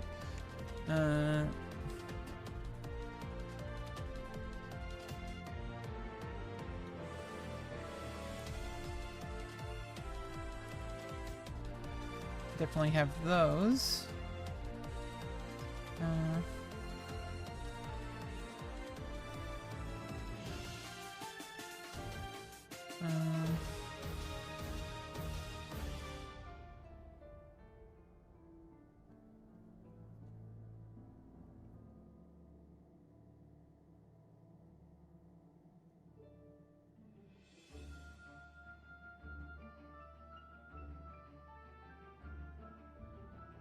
Okay, I can get 100% of the time with bosses. What you actually need is the ability to block 2 attacks in 5 seconds. Which doesn't help because shield block gets consumed by charges, not duration.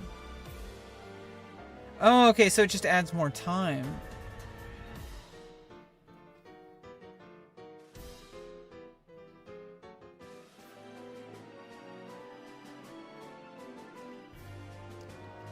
But either way, and there might be something. Okay, so like okay, Defiance. Okay,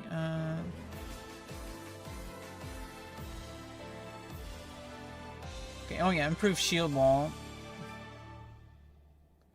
That's just required. Improve taunt, one hit shield slam. Then we get into, I gotta get my arms talents. We need anger management.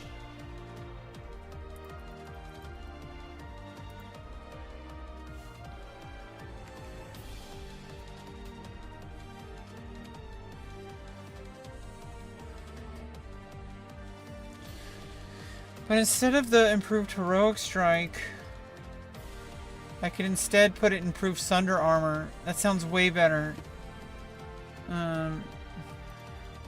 Improved sunder armor seems way better. Yeah, that's like way better. I'm doing raised. I'm doing improved sunder. Like that's just way better.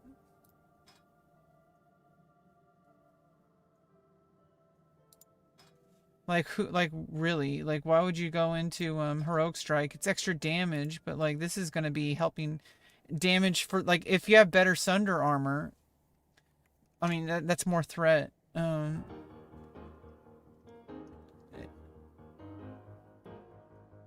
it reduces the cost. Oh, it doesn't increase the quality. It lowers the cost by 1 rage point.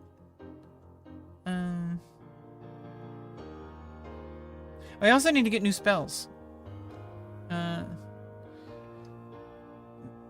Improve Sunder as a race cost by 1 point. Stopping rage generation.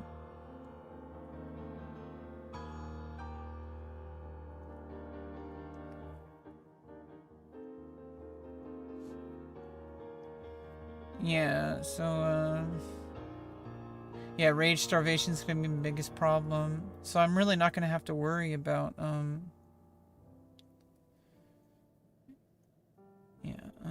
improve sunder.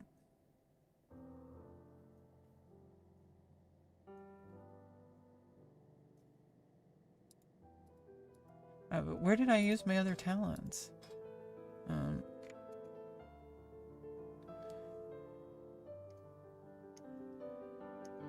Did I accidentally use too many in the arms? I mean, this should be fine. I mean, we're gonna get a free reset in a couple days. We're gonna fix it then. We have and there's a new talent balance. So, it's not really gonna matter. This is only for when I'm tanking dungeons too. Now for, yeah, we already got my arms. Let's just not worry about that. Let's stick on arms for most things. While we're farming and shit, or for DPS. Okay, so Hey there. warrior training. Okay, let's see. We definitely got new mortal strike. Overpower red cleave. Okay, yeah, there we go. See you around. Yeah, there we go. Now we got all of our spells. Cool, cool, cool. And let's see, Neat Dreams. You're level 5. You in Goldshire yet?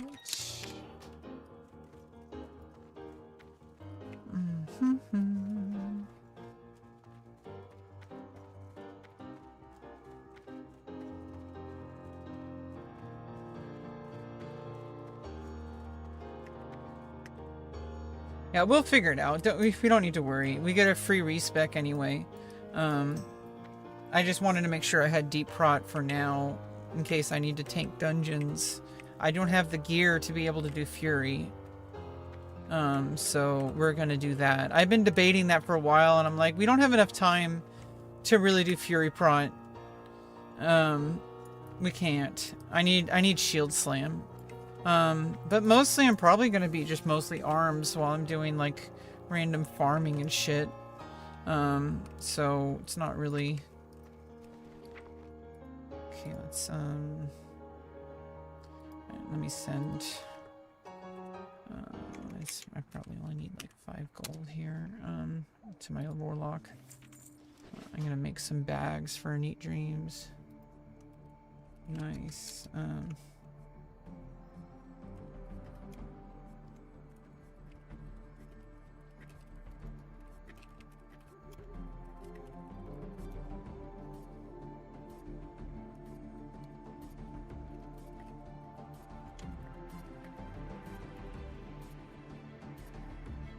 Okay, switching over to Warlock.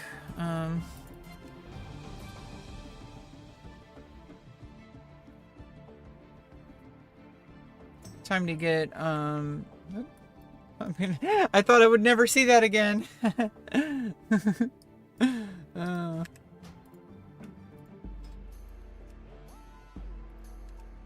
Yeah, that leveling bar. Oh, I also, undock window here. But I got the pet. That's like also a thing. Yeah, that's kind of an issue.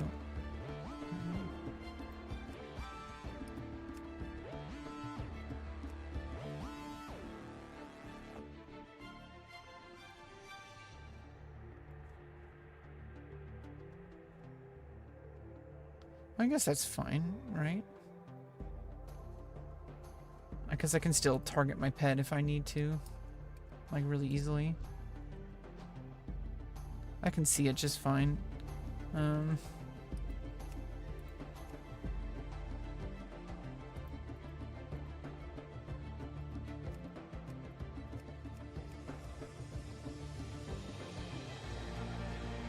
guess train skills on.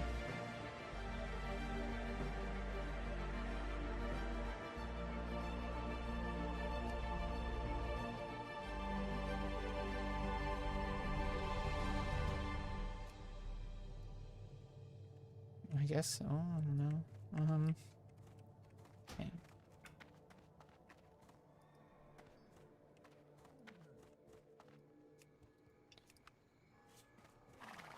Okay, I should be able to make yeah.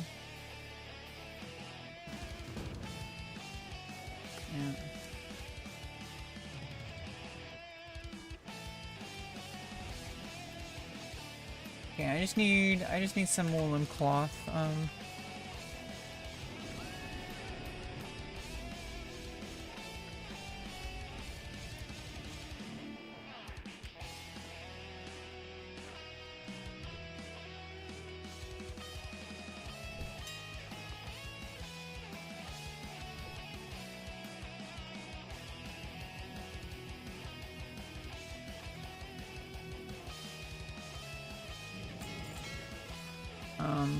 How much do I need?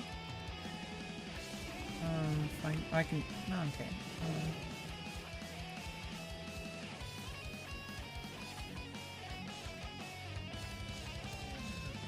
We'll figure it out.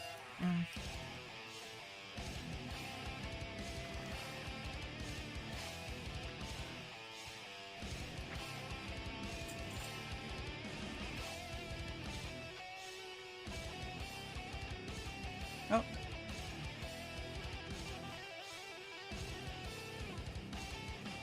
Okay, I need 3, so 3 times 4 is 12.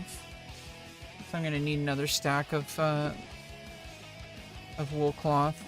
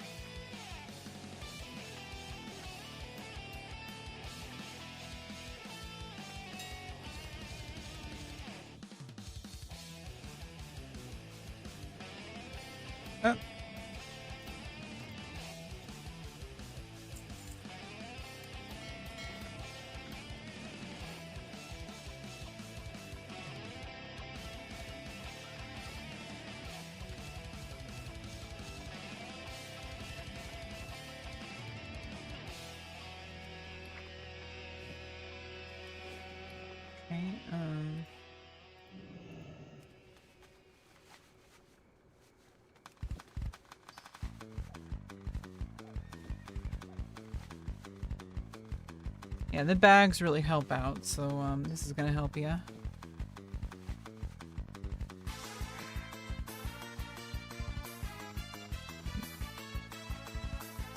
May as well make the rest of those bolts.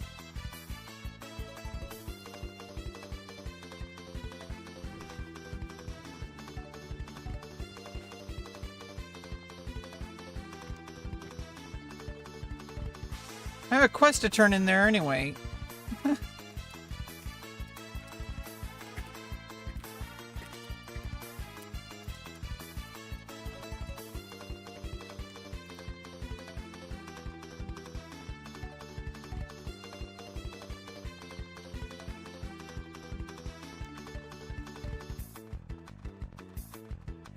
Oh yeah, in the Burning Crusade, you're gonna get your mount at level 30.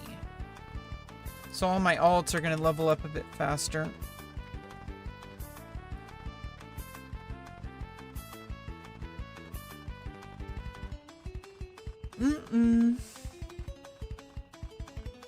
Damn, we've had a pretty full day. It's been 9 hours. Oh, Nefarian. Let's get it.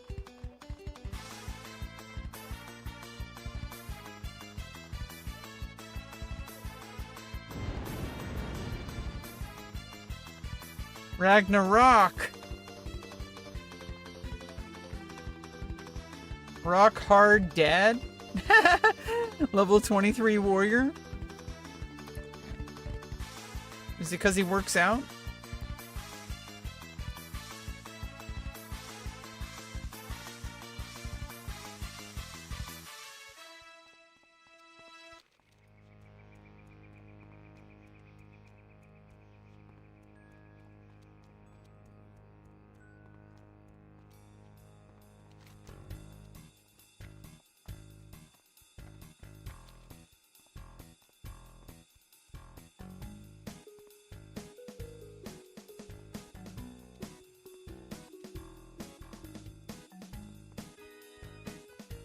I can't believe it. I finally got level 60. That's crazy. That's crazy. It's not that crazy, but but it's pretty cool. It's pretty cool. Finally max level. And then they're releasing the Burning Crusade, and I'm gonna have to get to level 70. You know. You know.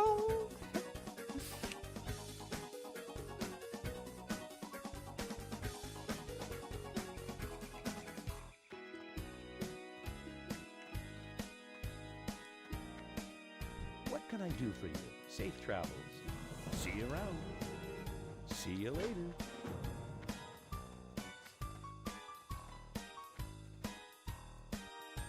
Sleep drugs.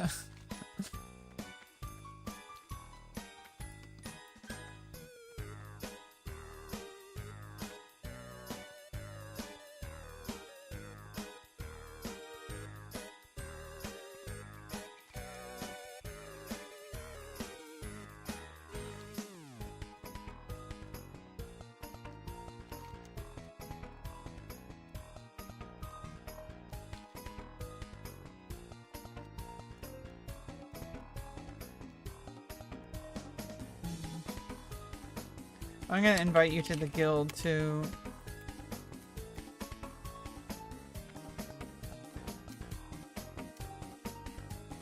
Oh, I don't have to print. I have to do that on my warrior.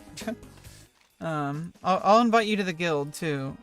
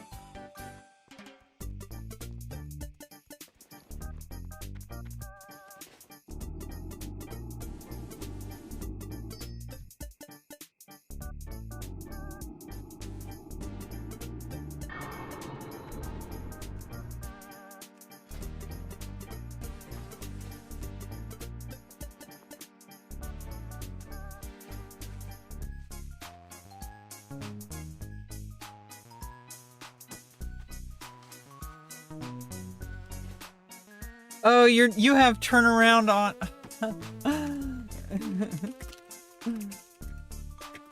Yeah, you want to change key bindings. WASD, A and D should be strafe, not turn.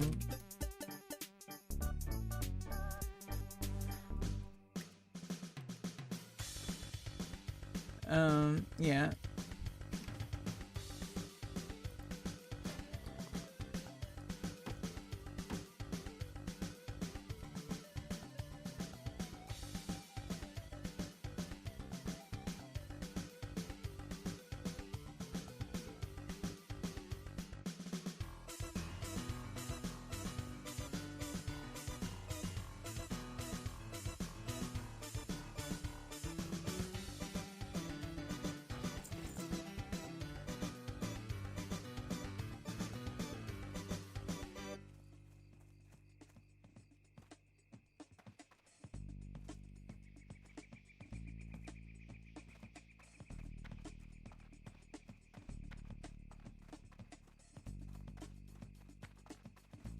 Yeah, you want to be able to strafe. Yeah, most people have it like this. They have to move around like...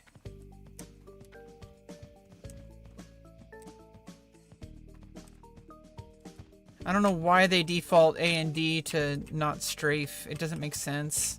Like literally every video game in the world that uses WASD is like, come on.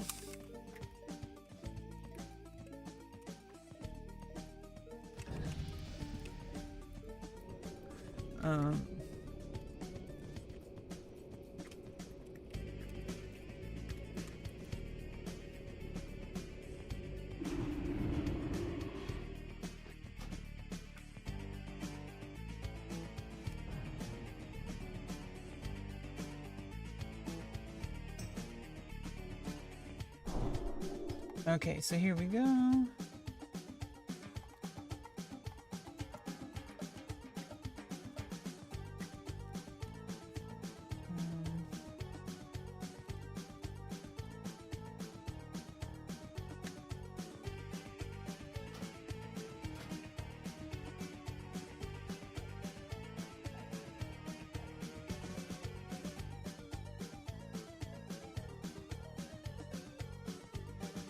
This is gonna be a this next like year and a half or so. Burning Crusade. We got a new roster of people coming in. There's new players coming in all the time. There's gonna be more and more new players coming in. It's gonna be exciting. There's gonna be lots of gold to be made. There's gonna be great gear to do. There's gonna be nice PvP arenas. There's gonna be raid grinding. We're gonna have plenty of stuff to do. Don't ever worry about that. Don't ever worry about that. Okay, so you know, we're just getting started, okay? We're just getting started.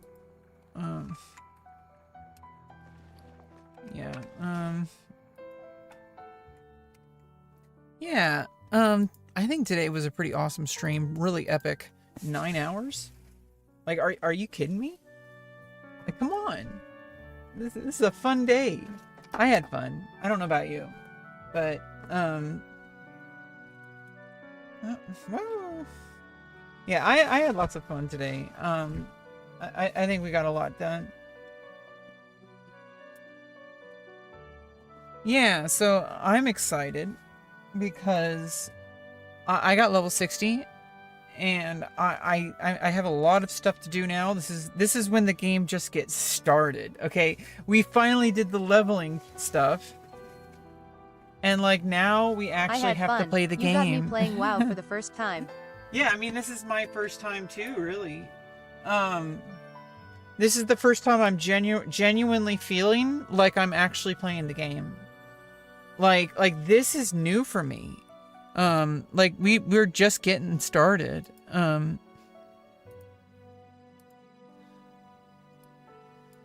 Yeah, so like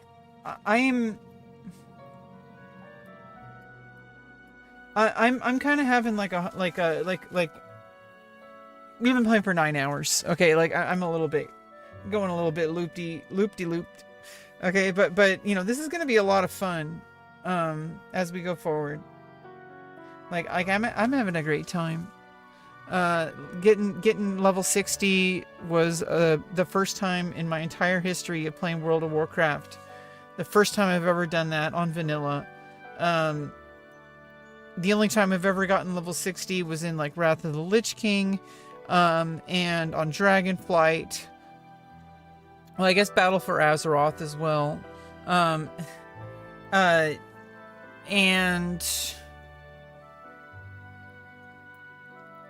Miss Pandaria on my Blood Knight.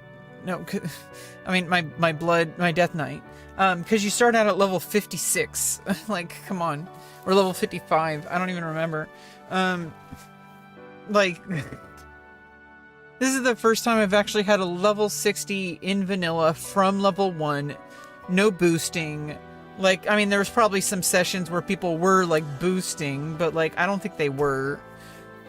Those were very rare. And it wasn't, like, boosting. It was, like, some high level helping out their guild mate, you know. That's normal. I'm really happy. Finally level 60. Even if I never played World of Warcraft again for the rest of my life, I always will forever have a level 60. And I have that clip with the music that I wanted to be playing while I got level 60. Like that's epic. I have that clip now forever. And I'm gonna have to, you know, get level 70 when the Burning Crusade comes out. And then there's gonna be the level 80 when Wrath of the Lich King comes out. Then 85, and then 90 again, and then we're gonna go, I think it goes straight to 100, and then 110? I don't even know how it works when you get to Legion. Either way, thanks everybody for being here. Thanks Neat Dreams for your support. Glad you're enjoying the game. I hope you stick around. I am here to help. Send me a message anytime. I encourage you to try stuff on your own. I just gave you 4 bags and 5 gold. You should be good for quite a while. Level 16, when you get closer to level 14, like keep going if you want to keep playing, but like if you get close to level 14, send me a DM. I'll see it on the Battle.net app, or next time I log in, and send me a DM and I will Thank you so much. switch over to my mage and we can level together. And we can do it off stream or on stream, whatever. I like to play the game. I love this game. It's not like, this is the first time in a long time where I've connected a game outside of streaming. Like this feels like the stream is like the stream is accommodating the game, not the other way around. Like it feels like I'm streaming and I'm just adding on the game to it. Like this is the first time in a very long time that I've truly felt this about a video game. This is rare for me. Most of the time I've always felt like I was just, you know, coping or like using it as like a distraction. This is the first time, and I think like in 15 years, that I've genuinely felt joy while playing a game. And I'm all for it. I'm glad that you're joining me on this journey. So till next time, Rebecca signing out. For the Alliance.